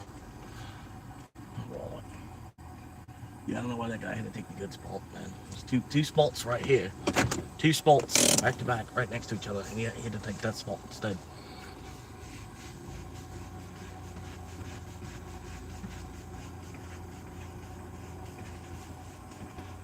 Ah, $4, woo! $4. Oh, man.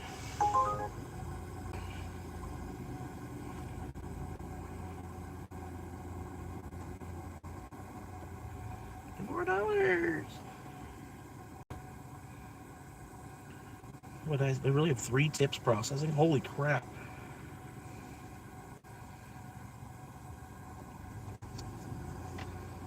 I got 3 tips processing. One for like $5.50. One for another $5.50. And one for $2.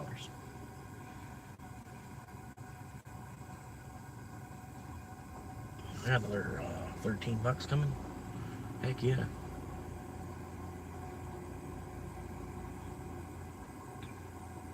It's showing me at 94. And then I got 13 more that's on the way. And then they could tip me even more than that. But it's a minimum of 13 that's still coming. Still processing through the back end.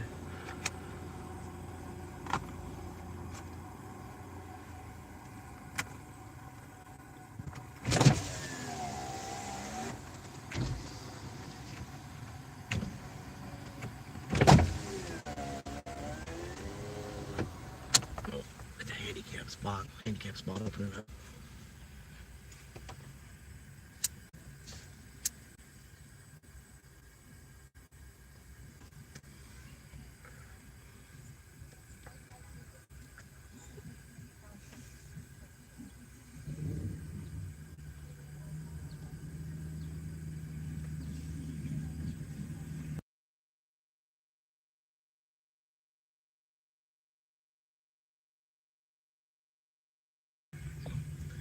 Sorry, there was some guys traveling by. They play music on their little 3-wheel tricycle e-bike thing.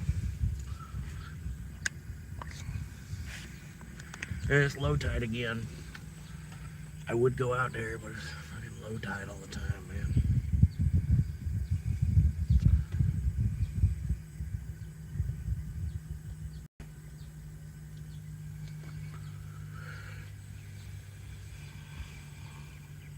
Actually, you know what? I'm gonna go out there. Y'all want to? Y'all want to take? I want to take a walk on the beach real quick.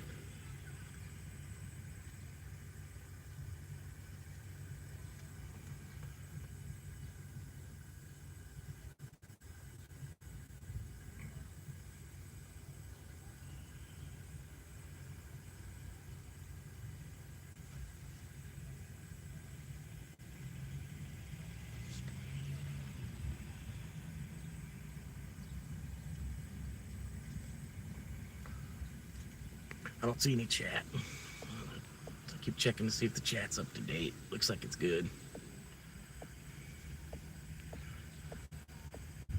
Yeah, chat should be good.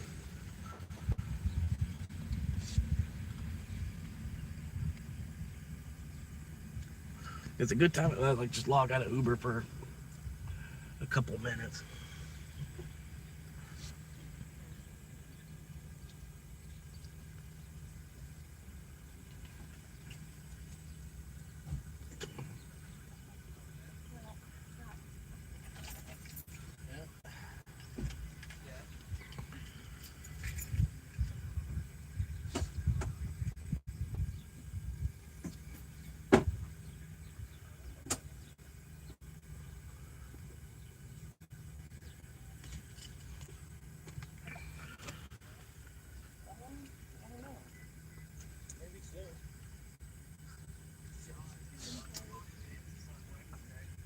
Hold on.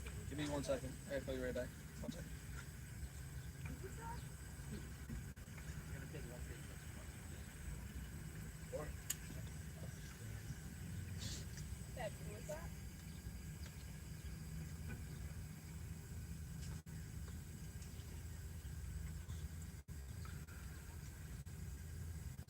Alright, good enough. Let's go.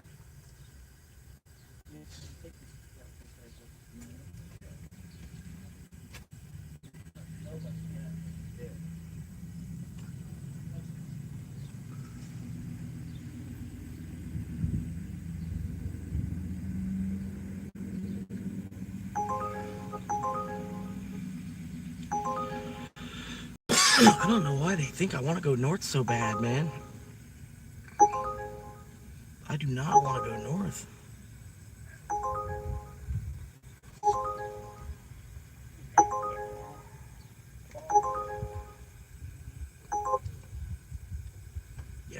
log out.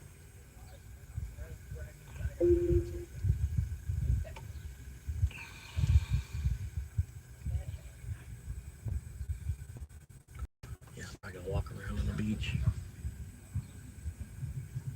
I don't know, there's like nobody out there. There's people out there, but they're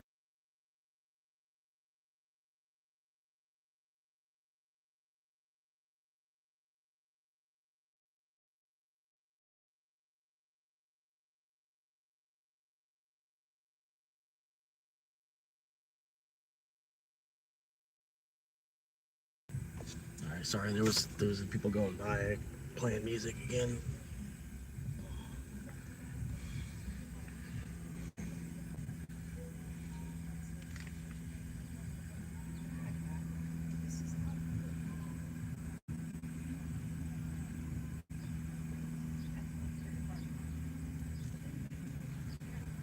I appreciate y'all hanging, man. I'm gonna probably go out there and set up the tripod and catch some of the sunset. Yeah, that's probably what I'm gonna do.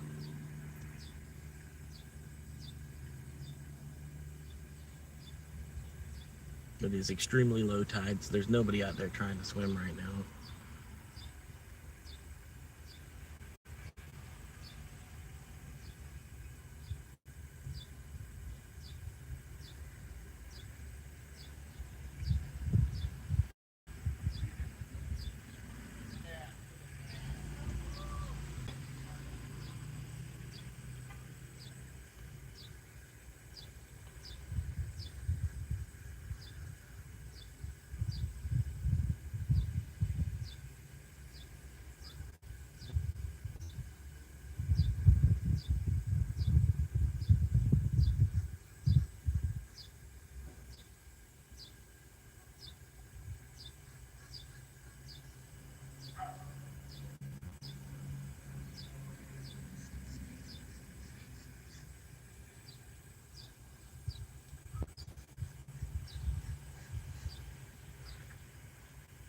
Hell yeah! Thank y'all for tuning in, man. I'm gonna play a song real quick, and then I'll probably head out there. I don't know, man. I'm gonna play a song real quick though. Do a little advertising while I'm sitting in this spot.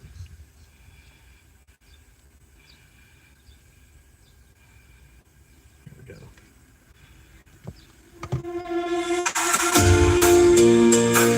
I'm looking for a swamp monkey with some Bitcoin.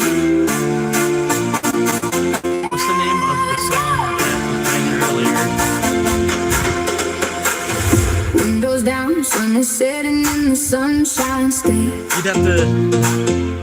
He's chasing every moonshot. You'd have to remind me like what genre it was. Like was it metal or was it like EDM? Got his dog Did it have a tropical sound? Did it have a male singer or a female singer? navigating traffic with the digital flow. Rolling through the drive-thru, delivery on lock.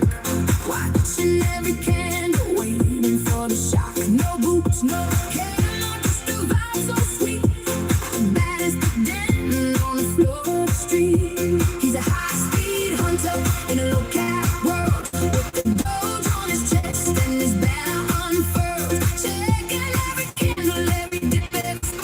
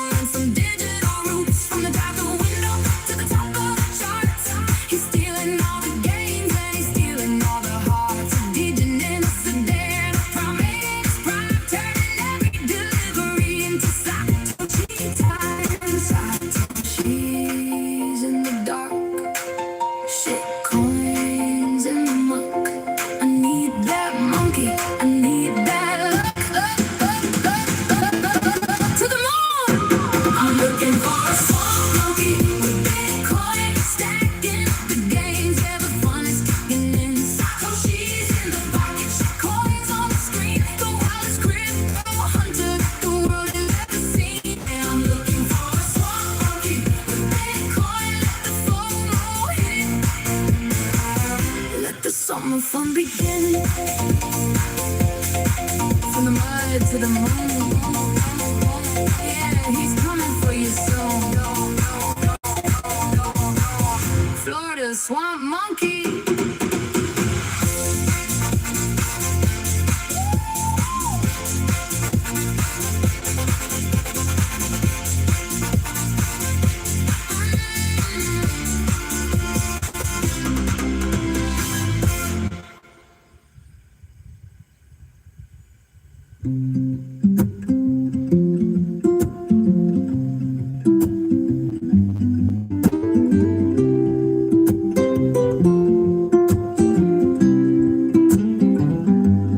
Down in the glades where the humidity clings, old swamp monkey's doing his own kind of things. He clocks in at 8 at the auto parts store, selling synthetic blends and a whole lot more. He's got a shelf full of filters, gaskets and gears. Been wiping down oil cans for 5 long years. But under the counter where the boss can't see, he's checking the charts on his old BlackBerry. He likes to dip when the candles turn red, with visions of digital gold in his head. From 5:30 way to a decentralized dream. He's the smartest grease monkey that you've ever seen. Yeah.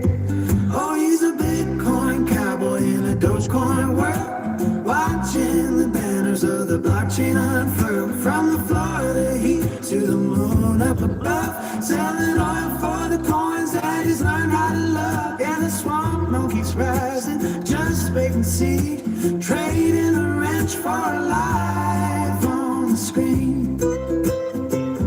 When the shift finally ends and the sun starts to set, he ain't heading home for a cold beer just yet. He's got the ring light glowing in a humid garage, building a kingdom out of a digital mirage, editing clips of the things that he knows, from fixing a piston to how the market flows. He talks to the camera like a long lost friend, praying the algorithm starts to ascend. He's got the Shiba and a sticker on his toolbox lid, dreaming of the payout like a lucky kid. He's got 10,000 followers and a dream so grand, to be the biggest creator in the Sunshine State land.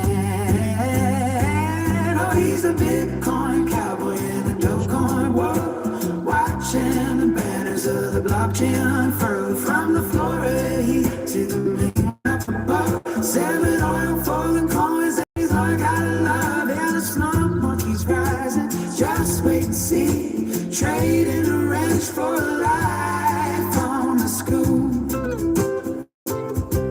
One day the oil stains will all wash away, and he'll upload a video to start off his day.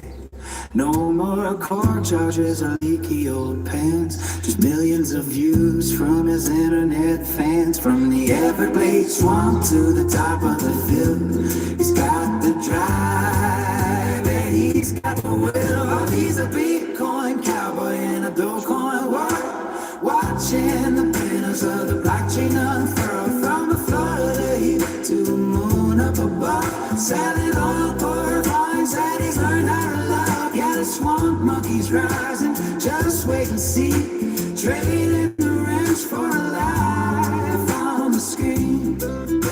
Yeah, he's trading that old for a digital soul. Swamp monkey's going down, just trying to survive.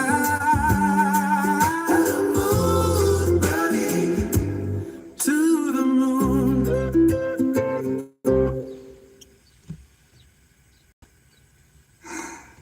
Looking for a swamp monkey with some Bitcoin. Yeah, let's go.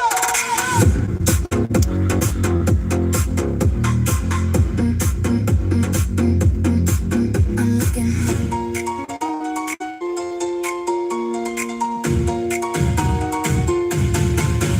Windows down, sun is setting in the sunshine state. He's chasing every moonshot, looking for some shade. Got his Doge shirt on, golden hour glow. Navigating traffic with the digital flow, rolling through the drive to delivery unlock. Watching watching every candle, waiting for the shock. No boost, no camera, the vibe so sweet. The bed is digging on the floor of the street. He's a high-speed hunter in a low-cap world with a doors on his chest and his banner unfurled. Checking every candle, every gap, every spike. The kind of wild genetic girl with light. I'm looking for a smart monkey with Bitcoin, stacking up the gains. Yeah, the fun is kicking in. Satoshi's in the pocket, Bitcoins on the screen. The wildest crypto hunter that the world has ever seen. Yeah, I'm looking for a smart monkey with Bitcoin. Let the FOMO hit. Let the summer fun begin.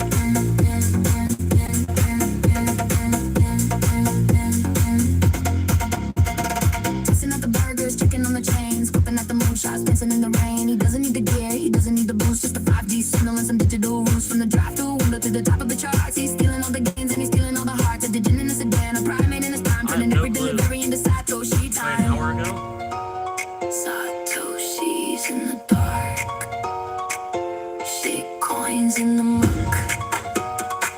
I need that monkey, I need that luck. To the moon.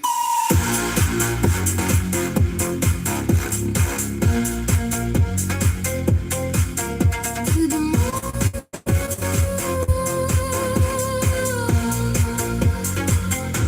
I'm looking for a swamp monkey with Bitcoin, stacking up the gains. Yeah, the fun is kicking in. Satoshi's in the pocket, shit coins on the screen. The wildest crypto hunter that the world has ever seen. Yeah, I'm looking for a swamp monkey with Bitcoin.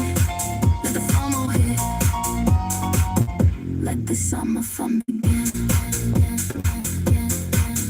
From the mud to the moon. Yeah, he's coming for you soon. Florida, swarm monkey.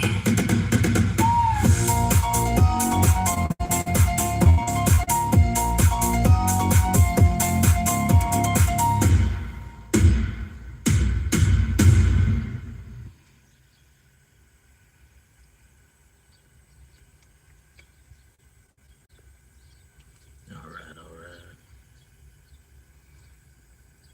That's pretty cool, man. Like, it's dead now.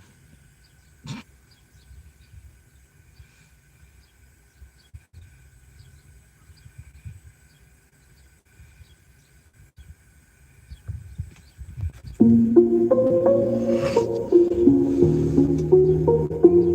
was too quiet. Put something back on. Down in the creeks where the cypress leaves grow. Florida swamp monkey's got a dream for them all. He's tired of the mud and the gators in the creek. He bought a ring light and a camera for the peak. Setting up the trap out on a mossy old stump. Ready for the jump and the digital thump and bump. He's got a hot spot beating from a broken band. Trying to make a living as a brand new man. He clears his throat and he checks the frame. Miles away, they're gonna know his name. Florida swamp monkey on the glowing screen. The wildest influencer that you've ever seen. From the humid dark to the neon light. He's uploading videos all through the night. Click that bell and hit the like below. Watch the swamp monkey start to grow and grow. Subscribers rising like the summer heat. From the muddy water to the... I don't know. I know, if you're talking about, there was like a dude on a bicycle just popped out of nowhere. Like the light turned green, and then there's this dude on a bicycle just popped out of nowhere, almost got hit by the bus. I don't know if that's what you're talking about. Like, I was like, dude, what the fuck? Like, he waited for the light to be green to then like pop off the sidewalk on the bike and try to cross traffic. You know what I mean? He almost got planted by that bus. Like, it was ridiculous, dude. I thought that's what you were asking about. I was like, yeah, I think it was like an hour ago. I don't know, probably 2 hours. I don't know. I didn't timestamp it or nothing because the guy didn't actually get hit. You know what I mean? But he's like, oh my god, he almost died right in front of me. That dude on that bike, like I don't know what he was thinking.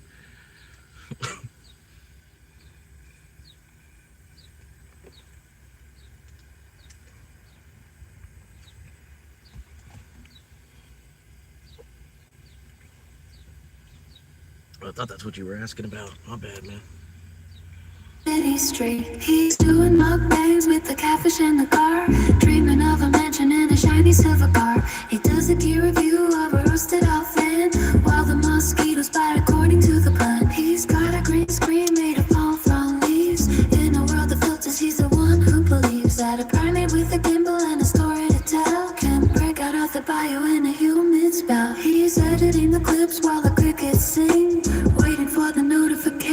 fluttering. Flawless one monkey on the glowing screen. The wildest influencer that you've ever seen. From the humid dark to the neon light. He's uploading videos all through the night.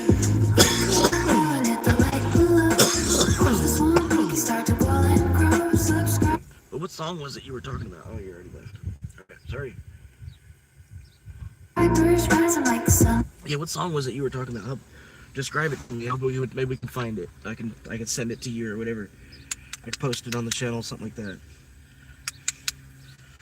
What song was it you were talking about? What, like, was it male or female singer? Because I can narrow it down in half just from that. And if it was like a metal song, there's only a couple songs it would have been. Unless you're talking about this song. I've been loving this song recently.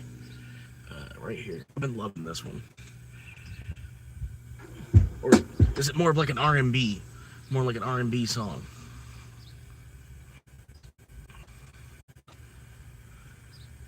No, I don't know. This is this one though.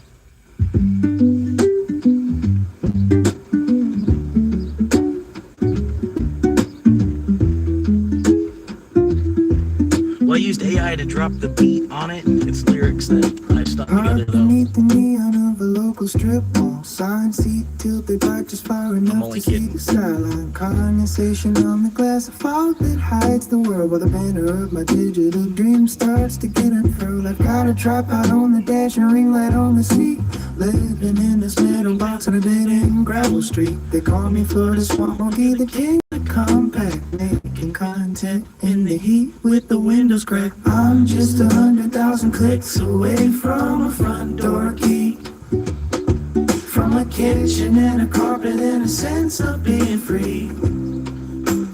If you're checking me out, they left. I'll get to tell them the story.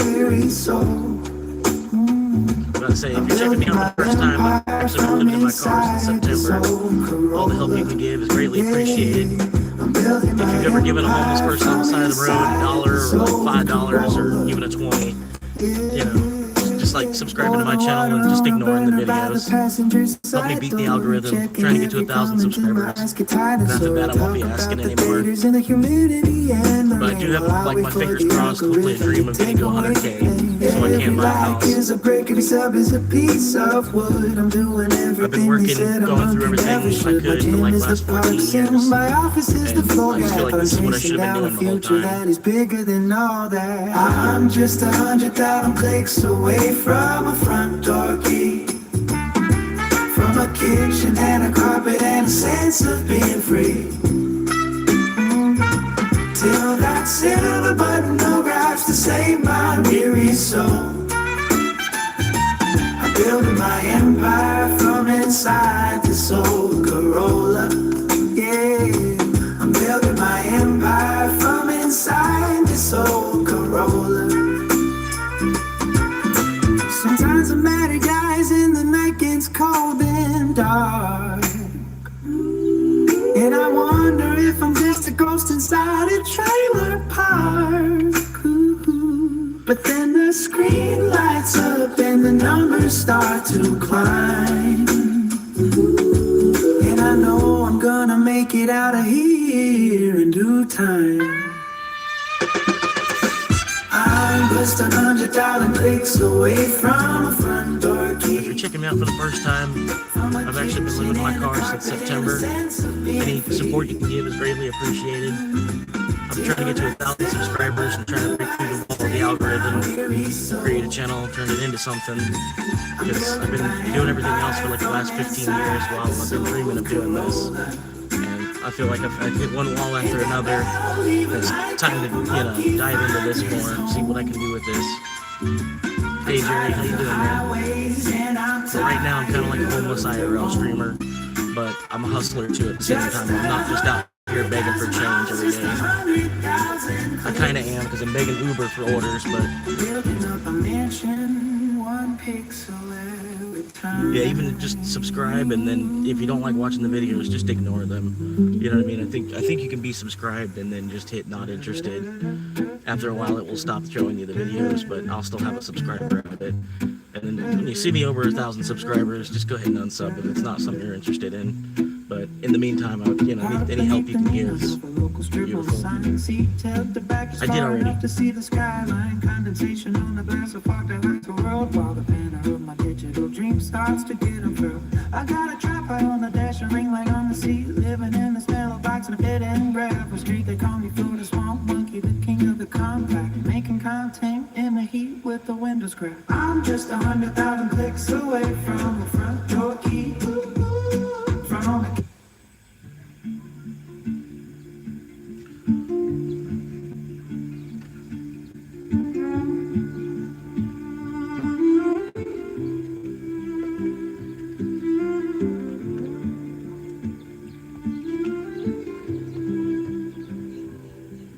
But yeah, I'm getting through it one day at a time. It's not the hardest thing in the world.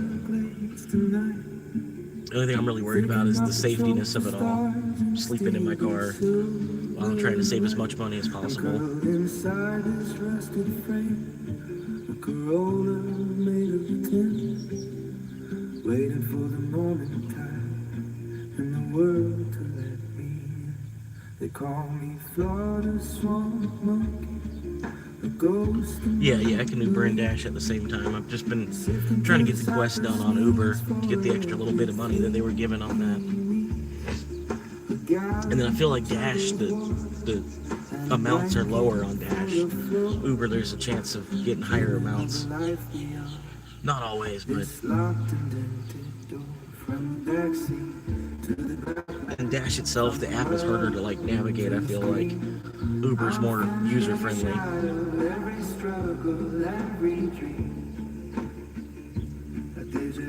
So then I turn the music down and then he leaves. I don't understand. He was bitching about, can't hear you, go to the music.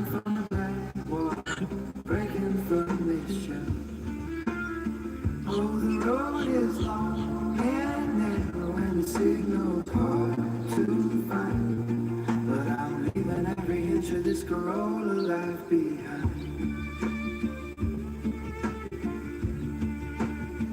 I charge my phone and libraries. I steal the public game.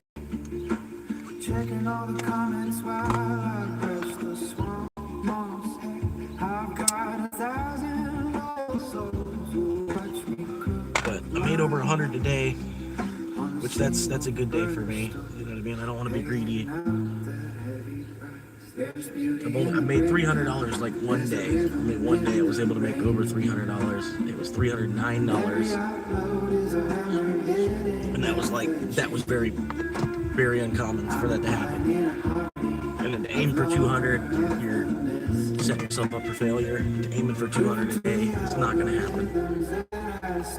No, I mean, it might some days, but not, there's too many drivers, man.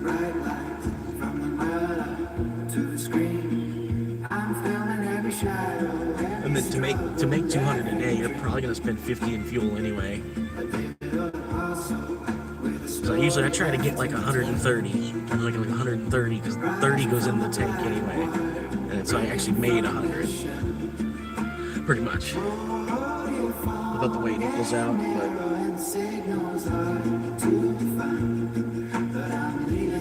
I've just been saving. Because I don't know, it's just insane how much they want to rent something nowadays. It's like I would rather just keep the money for myself than give it to them.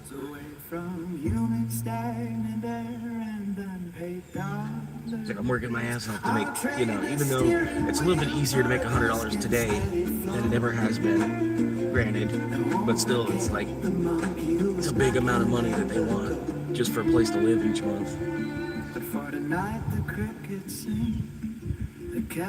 There's not a lot of cheaper options anywhere. It's kind of crazy.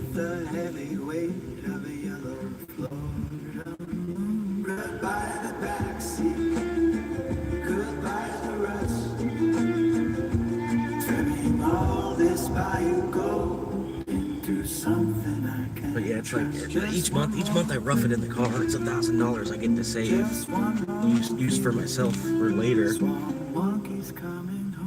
Like saving money on housing today so that way you can afford a better house for retirement, ultimately.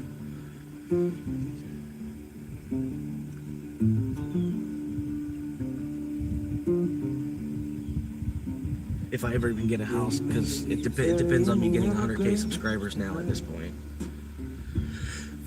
My focus is flipped.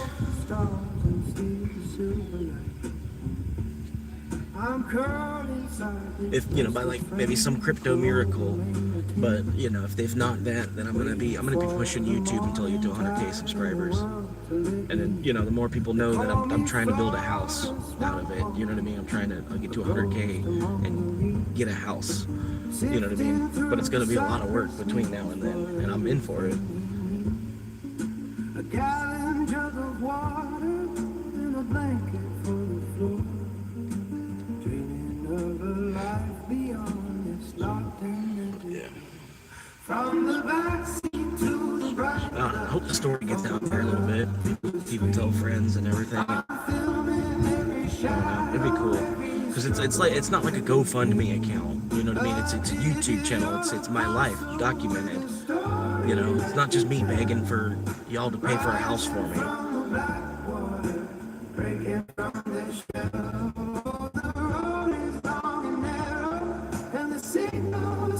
But yeah, this is where I'm at for now. This is where I'm at today. It's beautiful. I can't wait to go to Savannah, Georgia, though. Just Georgia's a different pace, man. Everything's a little bit, you know what I mean, more relaxed than city life here.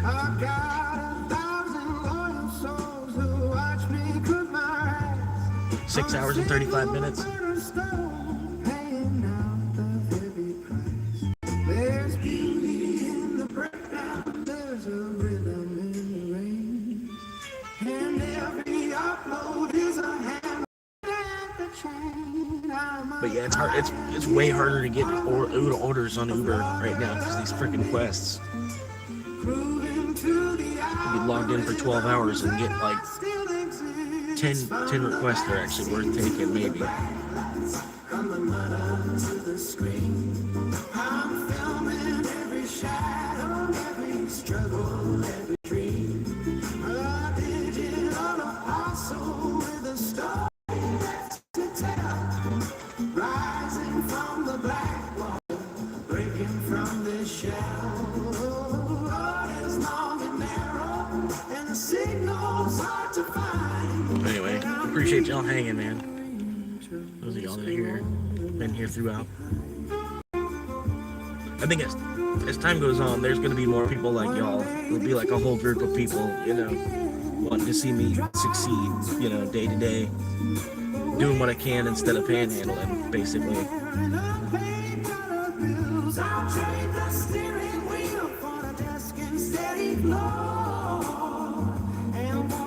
And some days I might even be panhandling.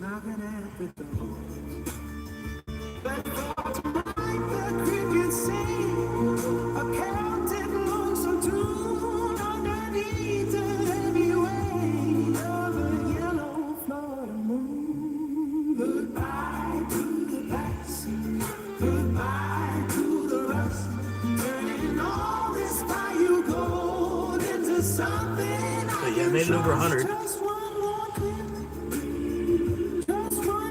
And I got one more tip that's still processing. So, good day, and I've just been chilling on the beach all day. They call it Gulfport. I like to call it Guiltport.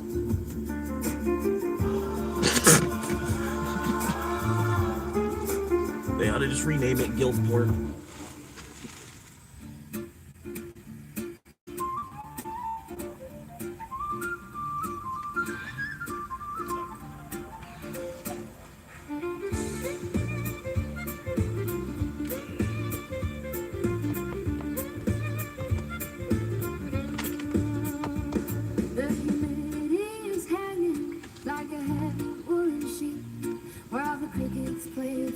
Everybody's freaking out about this.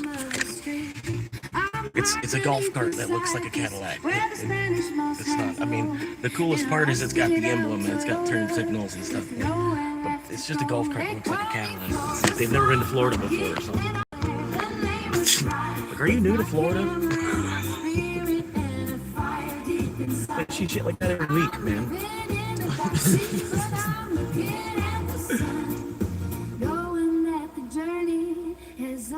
just begun. From the floorboards of a Corolla to the neon of the screen. This guy. I am building up a kingdom. Digital machine with a heart of Celtic iron. It's just a golf cart. To be told. I'll turn these muddy waters into bars of digital gold. Yes, I'm rising from Everybody's freaking out. and I'm breaking I tell you, I'd be freaking out more like one of the little tiny Lambos. The Lambos are like this big. They're like, I've got my tripod on the dashboard. The signal's getting clear. I'm talking to the world now. but like I said, man, I've been living out of the car since September. And if it's your first time checking me out, please subscribe, help me out. I'm trying to get to 1,000 subscribers, break through the algorithm. Yeah, trying to get to 100K ultimately, but after 1,000, I'm gonna stop asking and then just be producing material that makes people want to subscribe, hopefully, or at least they get enough of my story that they want to see where it goes. But that's what my plan is at this point: just get 100K subscribers and try to buy a house, and go from homeless in the meantime, building a crowd of people that are wanting to see it happen while I'm out here hustling every day as well. I mean, granted, I'm not hustling as much as I would like to because Uber just doesn't, I don't know. But, I don't know. But yeah, it's pretty much IRL of a homeless man getting through the American economy today. But I'm not giving up. I'm still doing my thing every day, pushing and saving in Doge. Now I'm like, I don't know. I see it a little differently now. I don't know. I've always kind of like had an eye for it, sort of. Just never like put my money where my mouth is until recently. I don't know why this dude just keeps going up and down, just eyeballing me on his e-bike.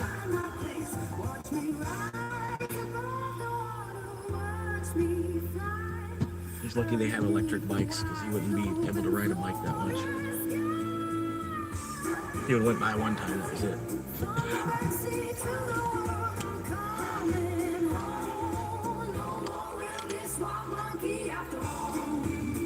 But anyway, I think it's a pretty good story. It's a very, very slow-paced story. There's not a whole lot of movement day to day, I'll be honest with you. But if you're here, if you're going to be a part of YouTube for the next 10 or 15 years, check my channel out, see how far I've come each day. Not each day, but even just check back each month or so, whatever.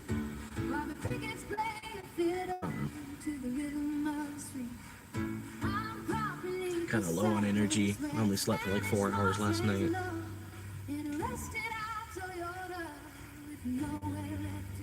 They call me Florida Swamp Monkey, and I wear the name with pride.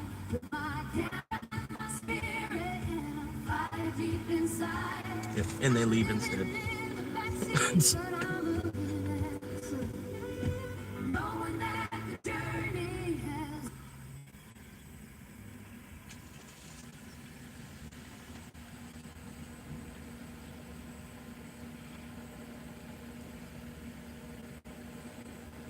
I don't know what happened. I don't know what happened there.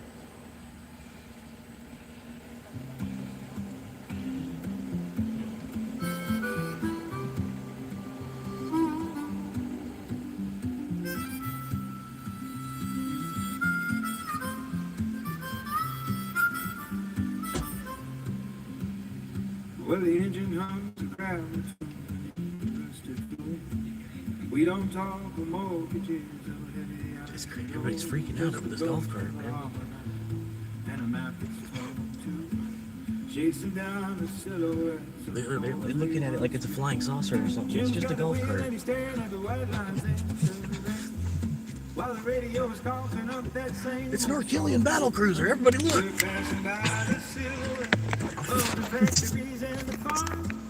Wrapped inside the memory of a lover's folded arms. All the night is just the curtain for the secrets we once kept, while the rest of all the weary world has laid its head and slept. I appreciate you tuning in, hanging out for a minute. Rhythm of the tire on the sea, in a long distance vision of a high.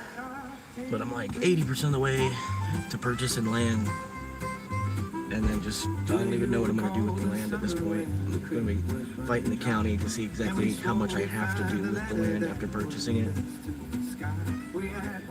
Because I think they're trying to, like, they only want to sell it if you have intent to build in 12 months time or less. And I'm trying to buy it as an investment. Like the same way that the person that owns it now, they have it as an investment.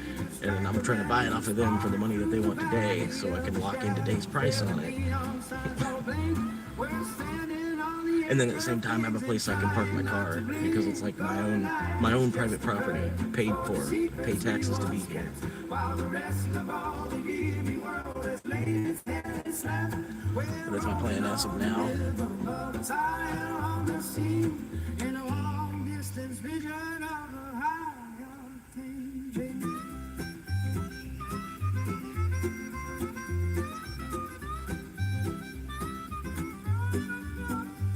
So pass the thermos round again and let the coffee burn. There's a lesson in the highway at every single turn. We ain't looking for a kingdom or a crown of polished gold. Just a feeling of the wind before the story's all been told. The hills are leaning in, like they're listening to the tall tales and the poetry of all the old designs. We're older than the river. It's just a fucking golf cart with a body kit on it.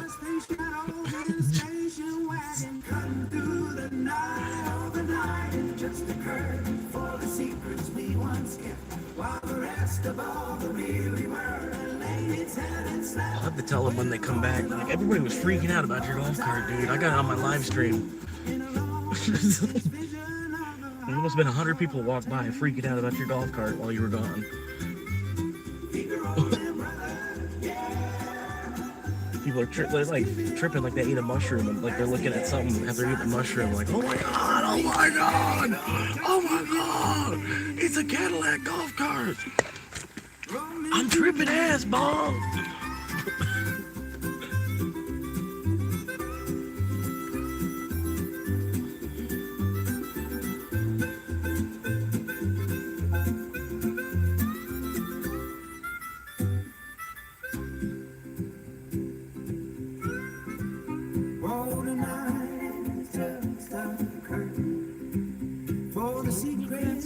We once kept, while the rest of all the weary world has laid its head and slept. We're rolling, brother. We're rolling, brother.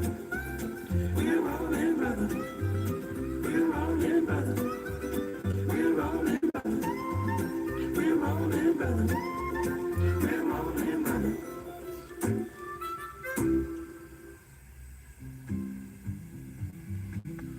Yep, I lost a sub today. I know. I swear I woke up at like 6:58. It's 6:57 now. It's whatever.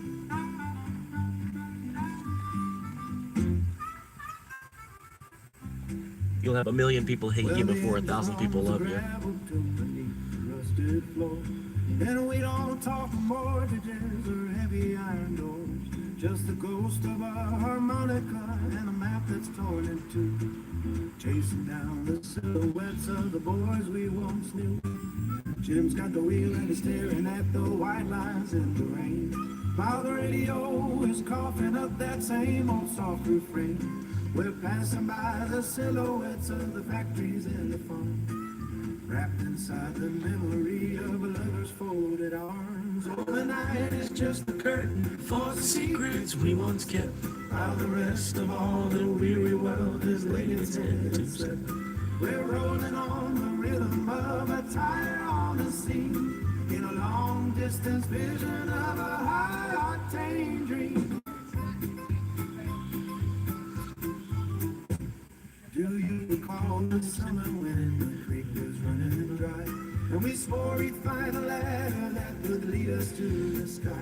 We had pockets full of nothing but the copper of the sun. And we didn't need a reason for the races that we run. Now the dashboard light is glowing like a campfire in the dark, waiting for a melody to strike a brand new spark. Through the valley of the shadows where the neon signs all blink, we're standing on the edge of things and trying not to blink. Golden eyes dust the curtain for the secrets we once kept, while the rest of all the weary world has laid its head and slept. We're rolling on the rhythm of the tide on the sea, in a long distance vision of a high octane dream. So pass the thermos round again and let the coffee burn. There's a lesson in the highway at every single turn. We ain't looking for a kingdom.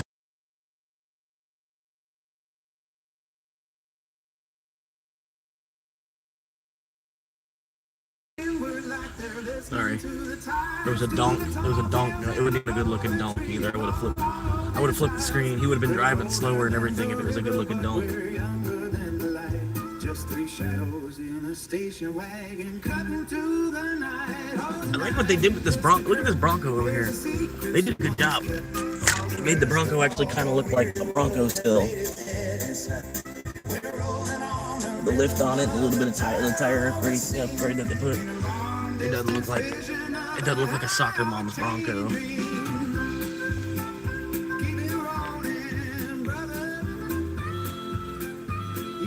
Keep it on the road, past the exit signs of yesterday, underneath the heavy load, just keep it rolling. Rolling through the night.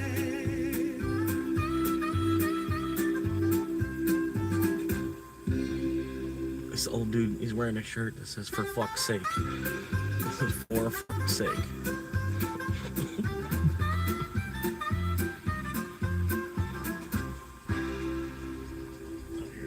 Here goes the dunk again.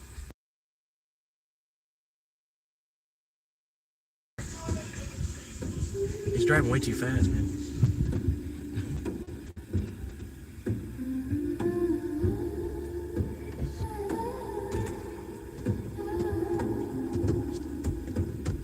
I appreciate y'all hanging, man. The windshield is far from the cooling of the night. My Florida home is a bucket seat of good, folding up the blankets to face another day. The dashboard is dusty, but the spirit is clean.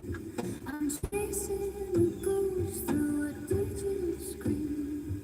A man they call monkey in a rusty out shell, living through a story that I'm bound to tell. I got a small lens and a heart full of cold. Alright, what are we gonna do? Should I get some beer? Saturday Night Slowdown's coming up. From the backseat floor to the bright neon lights, I'm filming my way through the long, lonely nights with an Irish soul. Y'all got anything to say? Come on, man, say it. Get it going, man. Gotta get the chat going.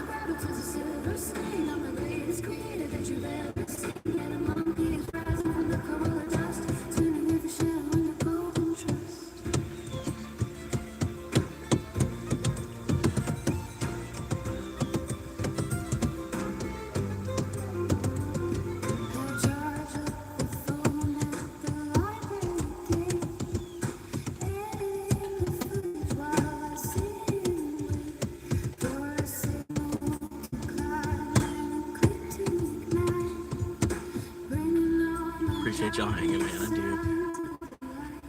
Subscriber count's going crazy, even though it's kind of, I don't know. I figured it was going to be stagnant at like 650 for a minute now. It jumped up from 535 to 650, and it's gonna be stagnant for a minute. I might have a couple more, and then lose a couple, and a couple more, and then lose a couple. I don't know. 'Cause a lot of the people I got, they came from shorts, so they were like nice enough that they subscribed, but they're not actually tuning in and watching, obviously. But even if they would, man, if I could get people that are actually watching for just like 10 minutes, you know. like take 10 minutes of your day to put this on a screen somewhere.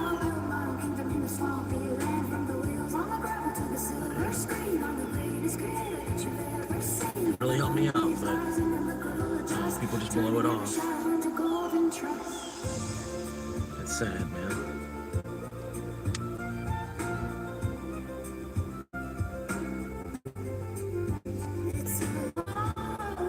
I'm going to crack a Bud Light pretty soon.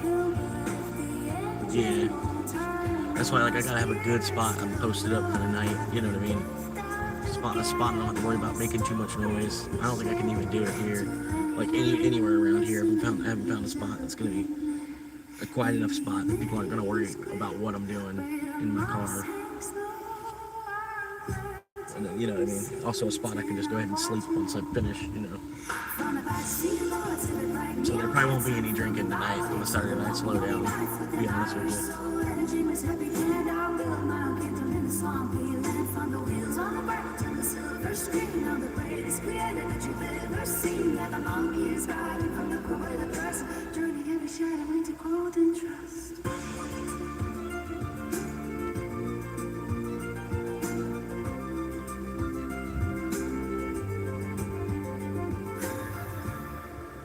I appreciate y'all hanging there.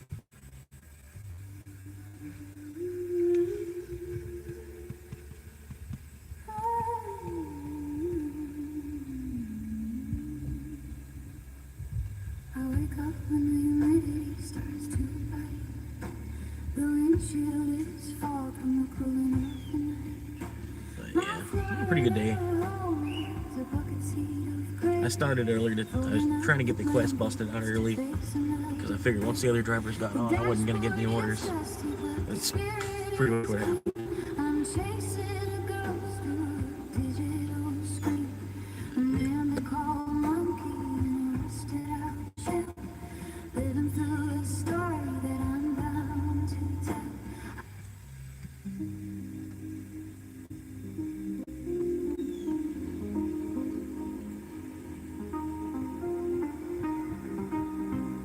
But yeah, it's like Google's saying I could probably find a sailboat for 10K.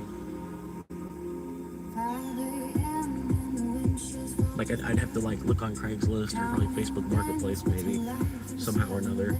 I don't think I could fit, like any kind of boat dealer. They're gonna want more than 10K somehow or another. They're gonna buy it for 10K and then try to sell it for 30 or something, you know. But I might could find it from the owner. But yeah, that's what Google was saying, like 10 to 50K. You can get a sailboat, might need work type of shit, but I don't know. Trying not to let the desperation start to blame. I'm for a swamp monkey right from the dead.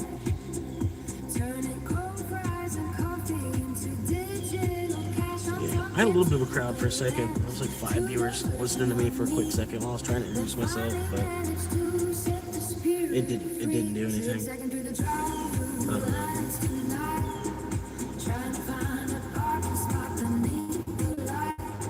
Just wondering what you think of the AI bot comments that show up, especially the ones that are negative or just stupid.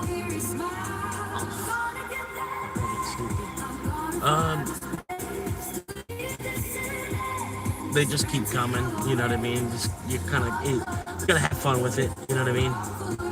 Use it as a wall to bounce off of, kind of spin the joke back on them, you know what I mean?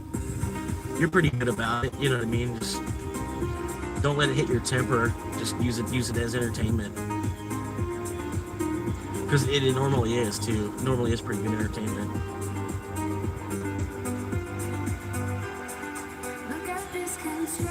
Yeah. That's just part of it, you know what I mean? Like if you know Ian the 7 guy, he got big making videos of himself working overnight at 7-Eleven. Pretty much, he made like a how to work overnight at 7-Eleven. Pretty much, he's who's gonna pop up basically if you type that in.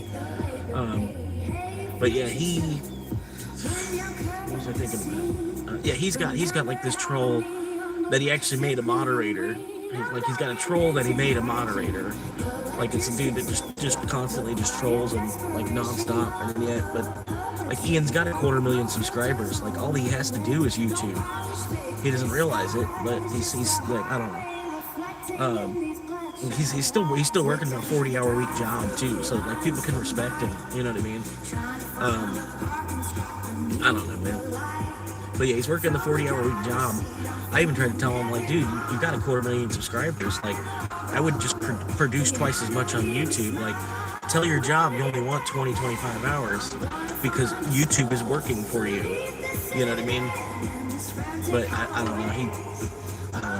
He's like, yeah, YouTube can dry up. You know what I mean? All my fans can disappear tomorrow. You know, which I get. You know what I mean? But it's working. You know, whatever, you know, whatever Osmos or whatever swagger he's got, you know, it's working for him.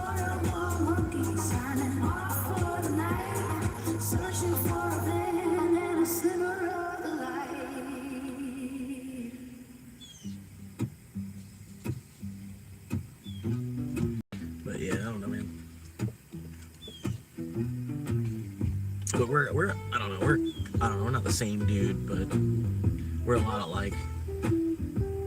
That's why I'm fingers crossed he actually does build a convenience store, or at least like a smoke shop. Like a 24-hour smoke shop would really be a better idea. A 24-hour smoke shop that has snacks. You don't need to sell gas and lottery tickets, because that just, you know, people buying gas, they're gonna hurry, kind of, sort of. You know what I mean? You get a different clientele, people coming to buy gas. You know what I mean? And then Lotto's just better just to not even fuck with. Just sell snacks. You know what I mean? Lotto causes a whole lot of trouble. Counting all that stuff, it's like, you know, it's like counting a whole nother drawer, and then you owe the state money if stuff doesn't come up right. You know what I mean? It's better just to not owe the state money. Don't even fuck with Lotto. They can go get their scratch off somewhere else. We sell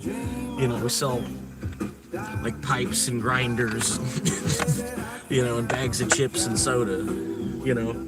And then because it's Ian's store, people from all over the country are going to want to come to see Ian work, you know, like at his store. It's his smoke shop, you know what I mean? Or whatever he wants to name it, you know what I mean? And I want to work for him. I want to work overnight for him because he doesn't like working overnight, you know? I'm trying to reach out to him, let him know, like, hey, you know, I'll work, you know, we're both creating, like, you should make this, do the store and get a whole bunch of small creators, and like it's a whole store of creators. You know what I mean? Like everybody working there is all YouTube creator. I think it'd be a cool, you know what I mean? Because you, like I said, you draw in a crowd on top of the local crowd that's gonna come from, you know, wherever that's gonna come out of. But you know, and he might even end up with more subscribers out of it. I don't know. It's stupid. I had a couple people watching for a second, but yeah, I'm totally down to work overnight for him because he doesn't like working overnight. I wouldn't mind working like 3 or 4 shifts a week for him overnight. You know what I mean? Just as long as there's enough security cameras where I don't have to worry about me getting called a thief. You know what I mean? There's enough cameras where I don't have to worry about me being called a thief. That's about it, you know? But I don't know. Gotta wait for him to make a move. Or if my channel turns into something, I'll do it for myself. You know? Because I've been wanting to like just sell bottles of water and then expand from, you know, selling bottles of water to like selling all kinds of snacks, like all kinds, you know, just open up my trunk and then have like a whole convenience store that pops out, sort of, and then just park right here, you know, back my trunk up and open up the trunk and boom, lemonade stand right there, like right here, lemonade stand right there on the sidewalk, just because my car's parked backwards up against the sidewalk. And then not be wasting gas, not be beating up my car, not be risking death fighting through traffic. But yeah, it'd be cool if he did, man.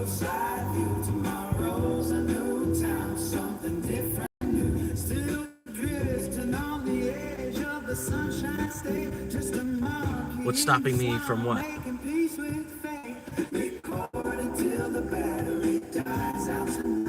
Like I said, I'm waiting on him. He's got the 250K subscribers.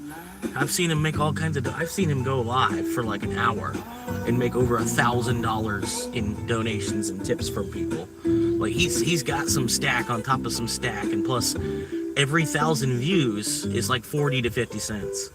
And he can post a video and get 1,000 views on it in like 20 minutes. You know what I mean? Like a day later, he's looking at 100K views on his videos. So that's 50 cents per 1,000 views. You know what I mean? He's got some money in YouTube stacked up.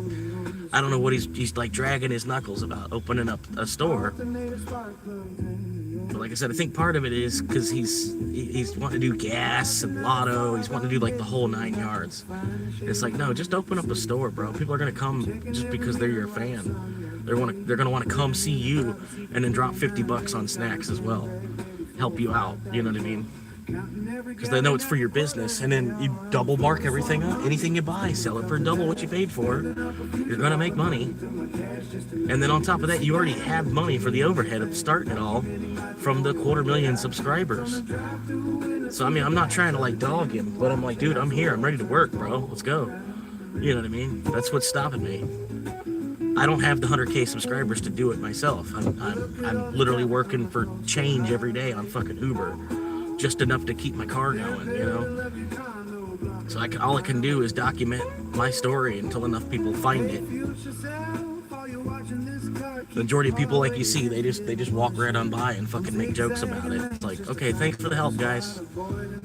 I don't get it. It makes no fucking sense. Like, you can see what he's trying to do, but you're like, you just fucking want to keep throwing sticks in the rim, you know.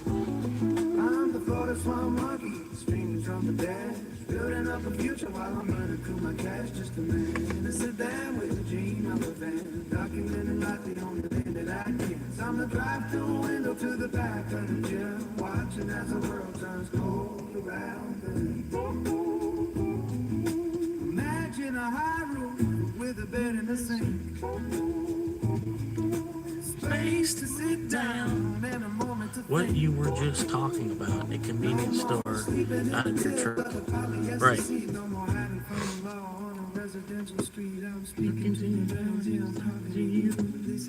One of the things that's stopping me is the fact that I'm homeless. I'm sitting there thinking like, well, who's going to want to buy snacks on a homeless dude? You know what I mean? Like, honestly, I'd be spending a bunch of money on some snacks and they just rot in my car. Half of it, you know, or the amount I'd spend on ice and then not actually sell bottles of water. You know, not sell enough bottles of water to where you even bought the bag of ice. You know what I mean? There's a lot of option that can go wrong with that. And it's, I don't know, it's honestly, I should be doing something about that anyway. Just a monkey in the swamp making peace with fate. Recording till the battery dies out tonight. Like I would rather be working for somebody than just trying to sell bottles of water out of my trunk, ultimately, I guess. That's what's stopping me.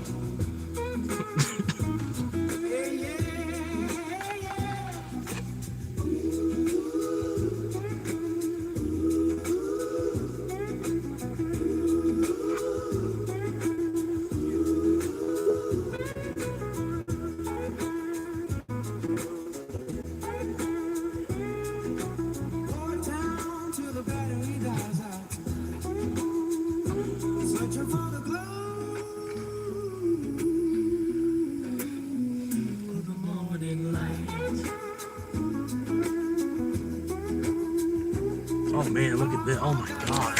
I should have went out there. And got some of that. Oh my god. Oh wow.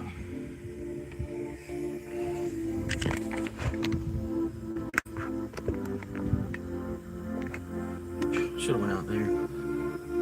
Just a fuckload of people still, man.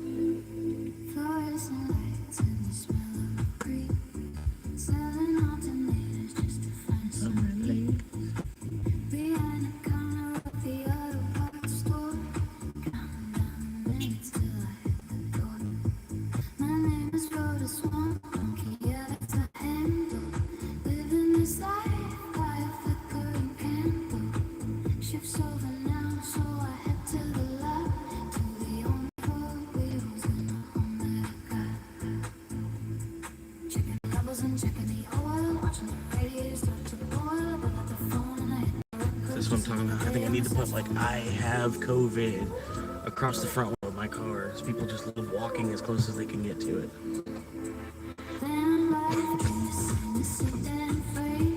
For like whatever fucking reason, he had to walk as close as he could get to my car.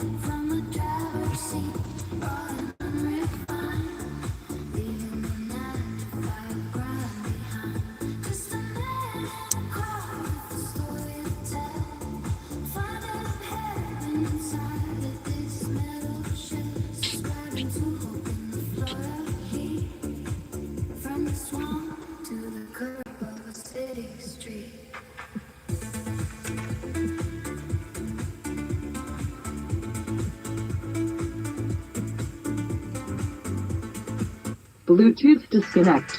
Waiting connection.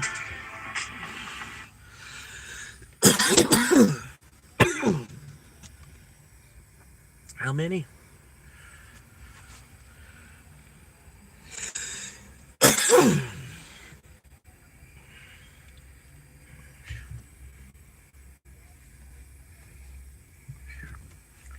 All right. I'm gonna walk out there. We're gonna get some of this. We're gonna capture some of this on film. I'm gonna ring y'all. Here we go. Selfie sticking.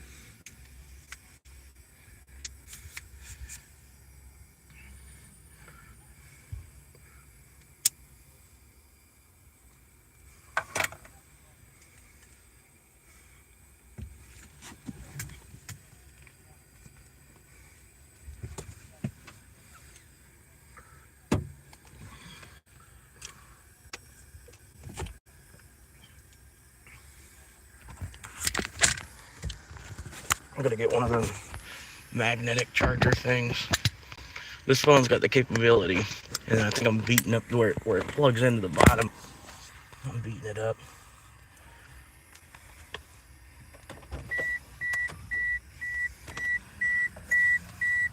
But yeah, it's like overall, it's like the financial thing that's stopping me. Normal voltage. Waiting connection. Like if it wasn't because of finances, like me and my cousin would probably already be running a pizza shop right now. But neither of us have like $250,000 where we could open up a pizza store.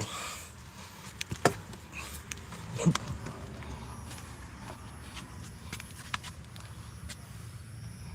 yeah. Keep my keys with me.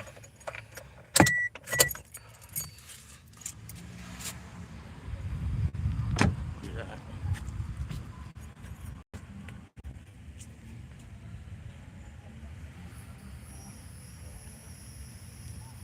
Freddie!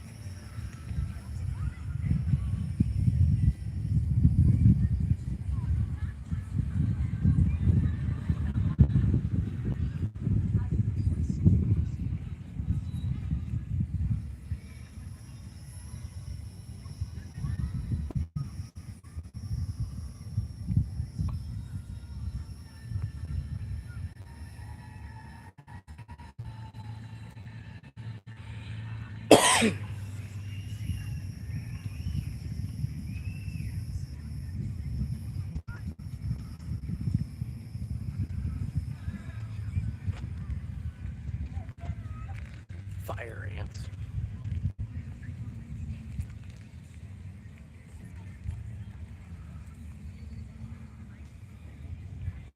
Yeah, I already know how to make pizza. It's like, it's in my blood. It's like my family history. I've been behind the counter at a pizza restaurant since I was 5. Like, well, until the age of like 21. I'm like a kid from New York, except the bonus is I'm not from New York.